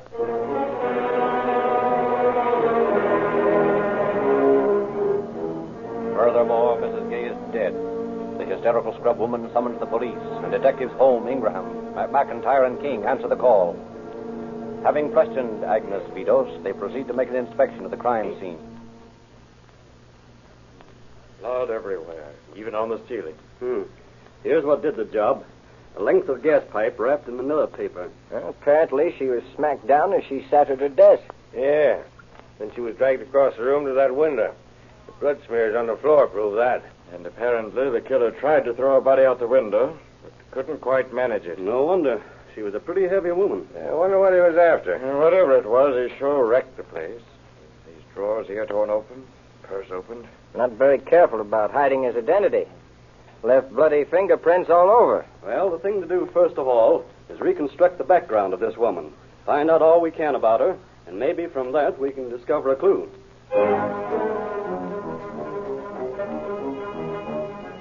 With the technique peculiar to the police, the most intimate details of the murdered woman's life are uncovered. A score of people are interviewed.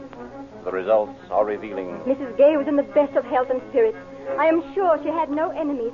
She did a fine work as a spiritual advisor to a host of people. Oh, there was none I knew that even thought harm against her. Mrs. Gay was expected at my house for dinner that night. She was to have brought the chicken.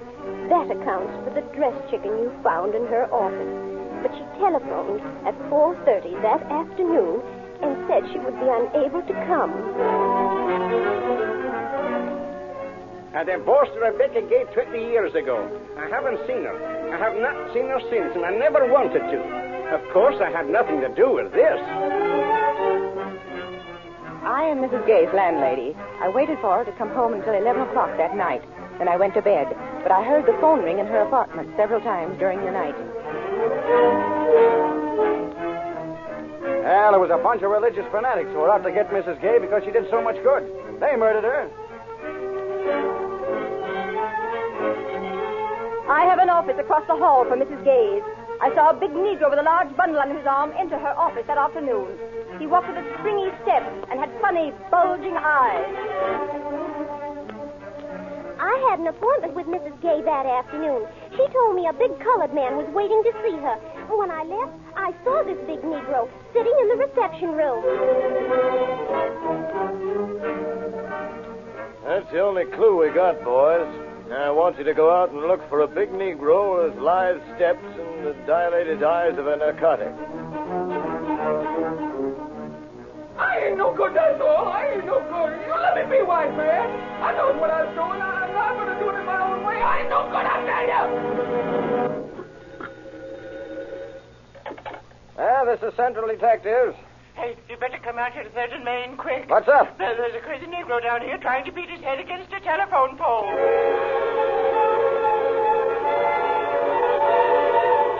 The excited Negro is overpowered by a squad of detectives and brought into headquarters. It is several hours before he is sufficiently calmed down to enable the officers to extract intelligible answers from him.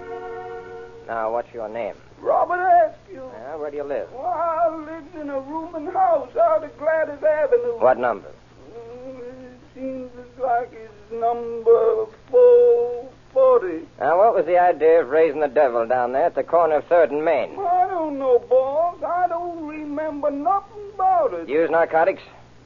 Does you mean dope? No, sir, boss. I don't even smoke marijuana.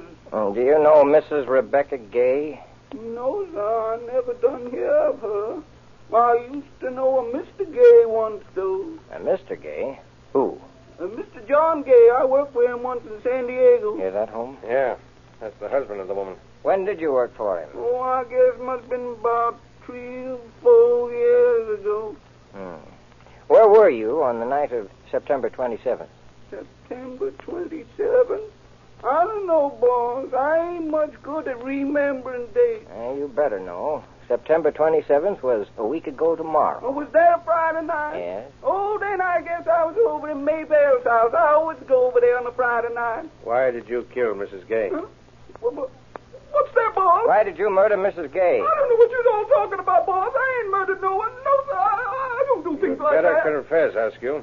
Every circumstance points to you. With a confession, you may get life instead of hanging. Hanging? What you all mean, boss? I ain't done nothing. Keep after him, Holmes. I'll take a couple of boys out to his house and shake it down. Okay. Now, look here, Askew. It isn't going to do you any good to deny that you... A squad of officers under the leadership of Detective King swoops down on the house on Gladys Avenue. While King and Ingraham investigate the room of the suspect, the other men search the grounds and the adjoining alley for incriminating evidence. In Askew's clothes closet, they find something of interest. Yeah, look at that coat. Recently cleaned, Yeah, but they didn't do a good job on the lapels. Brown spots. Blood? Possibly. We'll have to have them analyzed. There's no question about that. And Lieutenant, look what I found out in the alley. Yeah, bloody shirt. Yeah, it was right out back. That's it. Here you are. Thanks. Yes. Here's a laundry mark. 729R.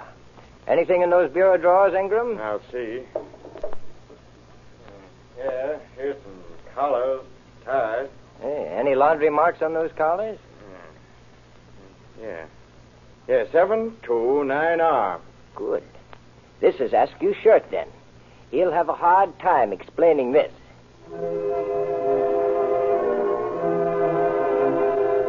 While the officers are waiting for the hemologist's report on the stains found on the shirt and coat, Earl Rogers, a criminal attorney, drops in. Hello, Earl. Hello, Ed. What brings you down here? Curiosity. About what? About that Mrs. Gay murder. The case interests me. What's new on it? Well, we've got a suspect arrested. We're waiting right now for the report on some stains we found on some of his clothing. Well, who is the fellow? Oh, big Negro boy. Used to work for Mrs. Gay's divorced husband.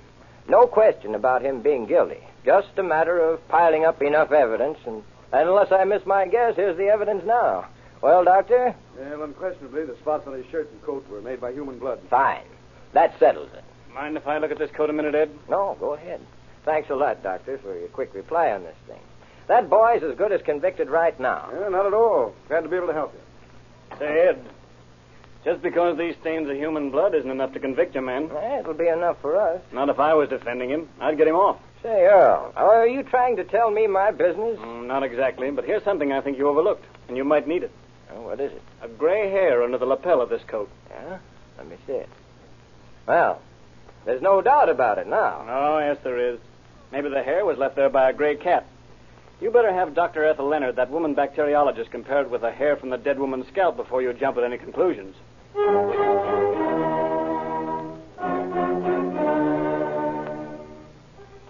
Attorney Rogers, more deeply interested than ever, is on hand when the bacteriologist makes her report. I find, Lieutenant King, that the hair from the head of the dead woman and that taken from the coat of the Negro are the same in color, size, and texture. Then there's no question about the hair on his coat coming from her head? No, I don't say that, Lieutenant. I can't be positive about it.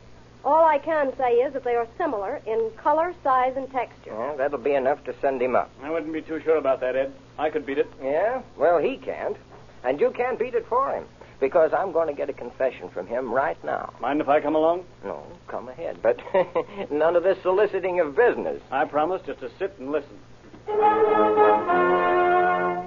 All right, now, Askew. Are you ready to talk? I ain't got nothing to say, boss. Why did you murder Mrs. Gay? I never murdered no one, boss. I swear it. Listen, Askew, I told you we'd get the stuff on you, and we've got it. Now I'll give you one more chance to confess and make it easy on yourself. I ain't got nothing to confess, boss. Listen, Askew, we found a blood-stained shirt in the alley back of your house. How do you explain that? I got into a fight, and the other fella got blooded up. And we found a gray hair on your coat. A gray hair that is the same in color, size, and texture as the hair on Mrs. Gay's scalp. How do you explain that? I don't know, boss. I ain't very good at explaining things. But well, you got a blonde hair on your coat. How you explain that? That's neither here nor there. Yeah, but people does pick up hairs, boss. Why did you kill Mrs. Gay? I didn't kill her and nobody else. Why were you beating your head against the telephone pole when we arrested you yesterday? I was licking up, that's all. Well, it's my head, ain't it? Yes, but it's the city's telephone pole. Listen, you promised to keep out of this, Earl. Oh, yeah, I forgot. Oh, well, don't forget again. I'm going to get the truth from this boy, or I'll know the reason why. If you'll let this poor kid alone, Ed, I'll tell you a few things that might help.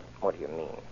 Say, have you been holding out on me? No, I've just been keeping my ears open and working a hunch. Now I'm ready to talk. Okay, go ahead. Send the kid back to his cell. Listen, what the devil is this? Are you running this investigation, or am I? I suppose you are. Well, then kindly stop giving orders. You got me wrong, Ed. I'm not giving orders. I just want to see this kid get a break. I don't think he's guilty of a thing more serious than getting drunk. What? You see, boss, what I tell you? Quiet, Askew. Now, what's the idea of making a crack like that, Earl? I'll tell you if you'll send the kid back to his cell and let him get a little sleep. All right. Sergeant. Yes, sir. Take the prisoner back to his cell. Yes, sir. Come on. You see, boss, you see I'm innocent. Now, what's the big idea of upsetting this investigation, Earl? Upsetting it? I'm not upsetting anything. I'm trying to help you. All right, go ahead. Listen, you've got a pretty nice circumstantial case against this Askew boy, but I've got a hunch you're all wrong. Maybe he did do it, and maybe instead he's telling the truth. And he got into a fight and bloodied up the other guy, and he picked up gray hairs any place. After all, hairs can only be classified. They're not like fingerprints. All right, granting all that. Now, what's your angle? I just happened to think about a case I had a year or so ago. I defended a Negro in a murder case that was similar in many respects to this Mrs. Gay killing. You've just been telling me that hair identification isn't positive. And now you're trying to pin this murder on someone who did a similar job a year ago. Now, wait a minute. Keep your shirt on. Oh. This fellow Burr Harris was accused of beating a woman to death in Compton. Yes. The modus operandi was identical. The murder was a weapon was a length of pipe wrapped in manila paper and so on. I defended him, and he beat the rap when his mother established an alibi for him. I remember that case. That fellow should have gone up. Of course he should. But the old lady's alibi told the jury. They let him off. And you think he might have pulled this one? There's a mighty good chance of it. In any case, I'm sure this Askew kid you have in here had nothing to do with it. You know where Harris lives? Yeah, if he hasn't moved. Let's go out and have a talk with him.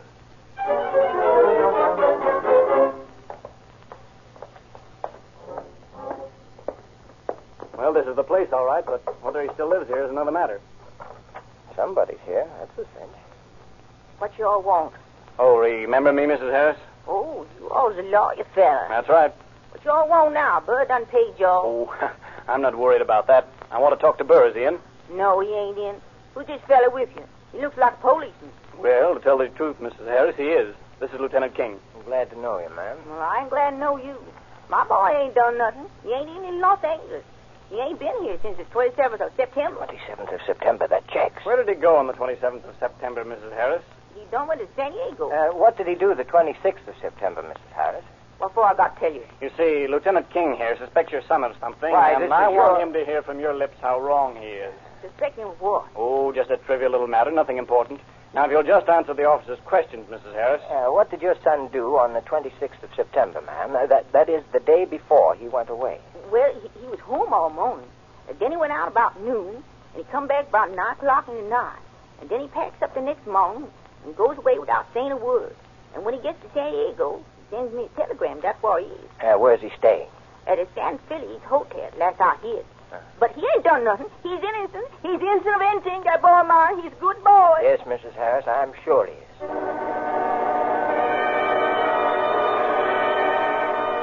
King immediately requests the assistance of San Diego police in locating Burr Harris. Chief J. Keno Wilson of the San Diego Police Department details an officer to the San Feliz Hotel. Got any Negroes registered here? Those are no Negro here now, sir. When was there any? Had a Negro fellow in here until yesterday, sir. Name wasn't Harris by any chance? Yes, sir. Harris. Where'd he go? I think he say, he go, Tijuana. Okay, I'll talk to the Border Patrol. The San Diego officer speeds south to the Mexican border. He interviews the officers at the international line. Boys, I'm looking for a Negro named Burr Harris. He's over 6 feet tall and walks with a springy step. Supposed to have crossed over the line within the last 24 hours. Have you seen him? Yeah, seems to me I did. Remember that guy came through just before we closed the gate last night, Sam? Yeah. That description sure sounds like him. No way of luring him back on this side of the line for me, is there? Don't see how. About all we can do is notify the stations along the line to look for him. Let you know if he crosses back onto this side. Well, do that for me, will you? This guy's wanted for murder up in L.A. Okay, we'll keep our eyes open for him.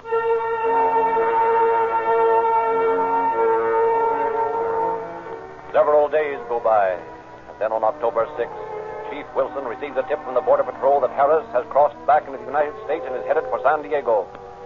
The chief throws a squad of men around the San Feliz Hotel, and a couple of hours later, when Harris enters the lobby... All right, Harris, stick him up. Huh? What for? What for you want me to stick him up? You're under arrest for the murder of Mrs. Rebecca Gay in Los Angeles. Say, white man, you must be crazy. I don't know no Mrs. Rebecca Gay. I ain't murdered no one. Los Angeles police want to talk to you about it. Say, I've been down here in Dago for a month. I ain't murdered nobody. You ask my ma. She's got letters and telegrams to prove I've been here for a month. Right out of your mark and get you out of this rap, Harris. Chances are the Los Angeles police have got so much on you this time, you'll take a one-way ride to the birdcage at Trenton. Boy, you got a big surprise coming, because I didn't kill nobody, nohow.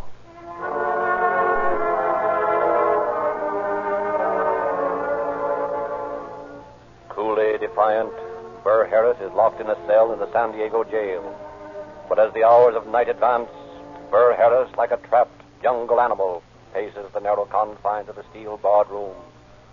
muttering to himself. Oh, the Lord is my Muttering. shepherd. I shall not want. He maketh me to lie down in green pasture. He maketh me to lie down in green pasture. He maketh me to lie down. Oh, now I lie me down to sleep. I can't sleep till kingdom come. Oh, thy will be done on earth, Lord, as it is in heaven. Thy will be done on earth. Thy will be done. Thy will be done. Thy will be done on earth, Lord.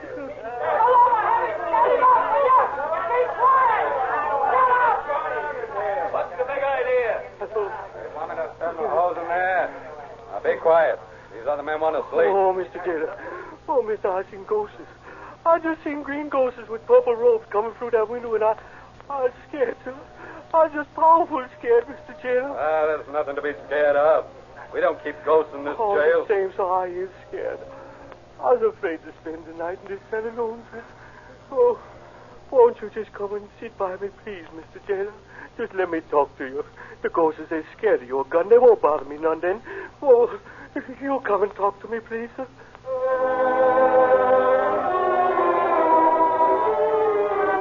So, through the night, the two men, jailer and prisoner, play a shrewd game. The jailer trying to lead the prisoner into a confession. The prisoner weaving a complicated yarn of his activities of the past month. When morning comes, the jailer reports all he has learned to the chief. And the story is immediately checked, point for point. The results are presented to Harris that afternoon. Pretty neat game you tried to play last night, Harris. What do you mean, sir? I ain't playing no game. Oh, yes, you were. Handing out a lot of baloney to that jailer about what you've been doing in San Diego the past month. So we checked on everything about you, and we found that everything you said is a lie. Well, I don't tell no lies, sir. No, sir. I tell the truth, first, last, and always. Okay, listen to this. Mrs. Rebecca Gay was murdered on September the 27th. On the 28th, you registered at the San Felice Hotel. We got a copy of the wire you sent to your mother when you arrived in San Diego that day. We've got the record from the Santa Fe showing they sold you a ticket from L.A. that day. We know every move you made. We know that you didn't arrive here in San Diego until the day after Mrs. Gay was murdered. Now, as to the day of the murder, you answer the description of the murderer, and undoubtedly you'll be identified by those women who saw you in Mrs. Gay's office when you get back to L.A. You were accused of a similar murder a year ago. The murder of Mrs. Haskins in Compton. A murder committed with a length of gas pipe wrapped in a manila paper, just as the murder of Mrs. Gay was committed. We're going to send you to the gallows for that job as sure as you're an inch high. Now, what do you got to say? I got a mental torment, sir. It's powerful bad. No, don't change the subject. I ain't changing the subject, sir. My torment's part of it. Why did you kill Mrs. Gay? Well, because I got the torment. The only way I can get relief from it is to kill somebody. Oh, so you admit it then? Sure. I guess I'd be better off dead than suffering the torment and going around killing people to get relief from it. Yes, sir. I killed Miss Gay, all right. I hit her over the head with a gas pipe. Then I tried to push her out of the window, but she was too heavy. Yes, sir. I killed Miss Haskins in Compton, too. My mother lied to save me. And I set fire to the Coronado Hotel in Los Angeles in 1905 by putting a bomb under the building. In 1906, I sent a bomb to Mrs. Pierce, who run the hotel. In 1907, I sent a box of poison candy to Mrs. Pierce's children. What'd you do that for? Well, I used to work at the hotel, and they held up my pay once, and I ain't never forgot it. What'd you have against Mrs. Gay? Nothing. I never saw her before I walked into her office. I just got the torment bad that day, sir, and I had to kill. So I just walked in and killed her. That's all.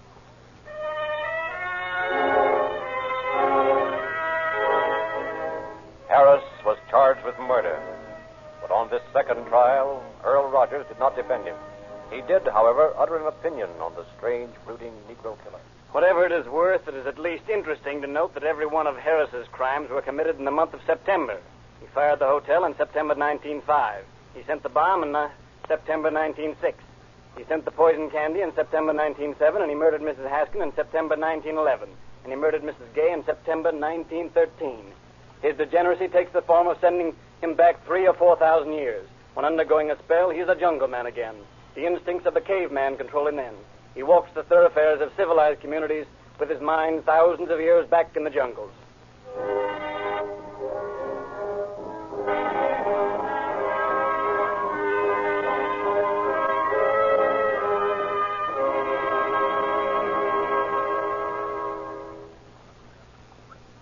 jungle law in the end is the law of civilized nations, too. The survival of the fittest, the eternal law of compensation. It took its toll on Burr Harris. He answered for his crimes to the fullest extent at the extreme end of a taut manila rope in the execution chamber at San Quentin Penitentiary. Askew, the original suspect who attempted to bat himself to death against a telegraph pole, was indeed innocent and was promptly released upon Harris' confession. Thank you, Chief Davis. Ladies and gentlemen, wherever it is sold, Rio Grande Cracked is the chosen gasoline for the finest, fastest cars on the highways today. The fire engines, the ambulances, the high-powered police cars that prowl the streets 24 hours a day, leaping from a crawl to a mile-a-minute speed when emergencies arise. Such cars need the finest gasoline money can buy. Yet they use the same Rio Grande Cracked gasoline that you get from your neighborhood service station. No finer gasoline has yet been made. When you drive in for a tank full of Rio Grande Cracked, be sure to get the latest copy of the Calling All Cars news. This fascinating publication, with its true crime stories and movie news, is absolutely free, and 500,000 motorists ask for the Calling All Cars news every month. In this free publication, you'll read how Rio Grande is equipping an army of thousands of boys and girls with complete detective outfits, all free. You can help outfit some boy or girl at no cost to you. Ask your Rio Grande dealer for the best motor oil he has, and he'll tell you that Sinclair motor oils are the world's finest. Get a quart of Sinclair motor oil in refinery sealed can costs as little as 25 cents. Only because Sinclair is one of the world's leading manufacturers of lubricants, with worldwide sales volume, can you get such top quality motor oil at such low price. Rio Grande is proud to recommend Sinclair motor oils.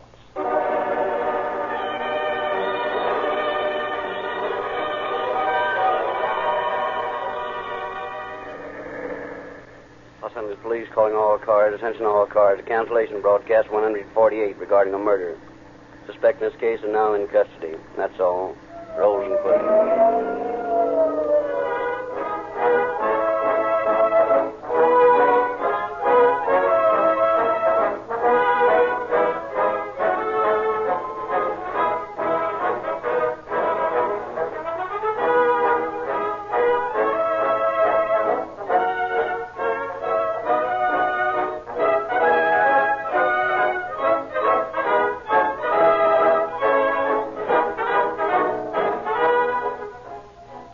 Narrator Frederick Lindsley, bidding you good night for the Rio Grande Oil Company.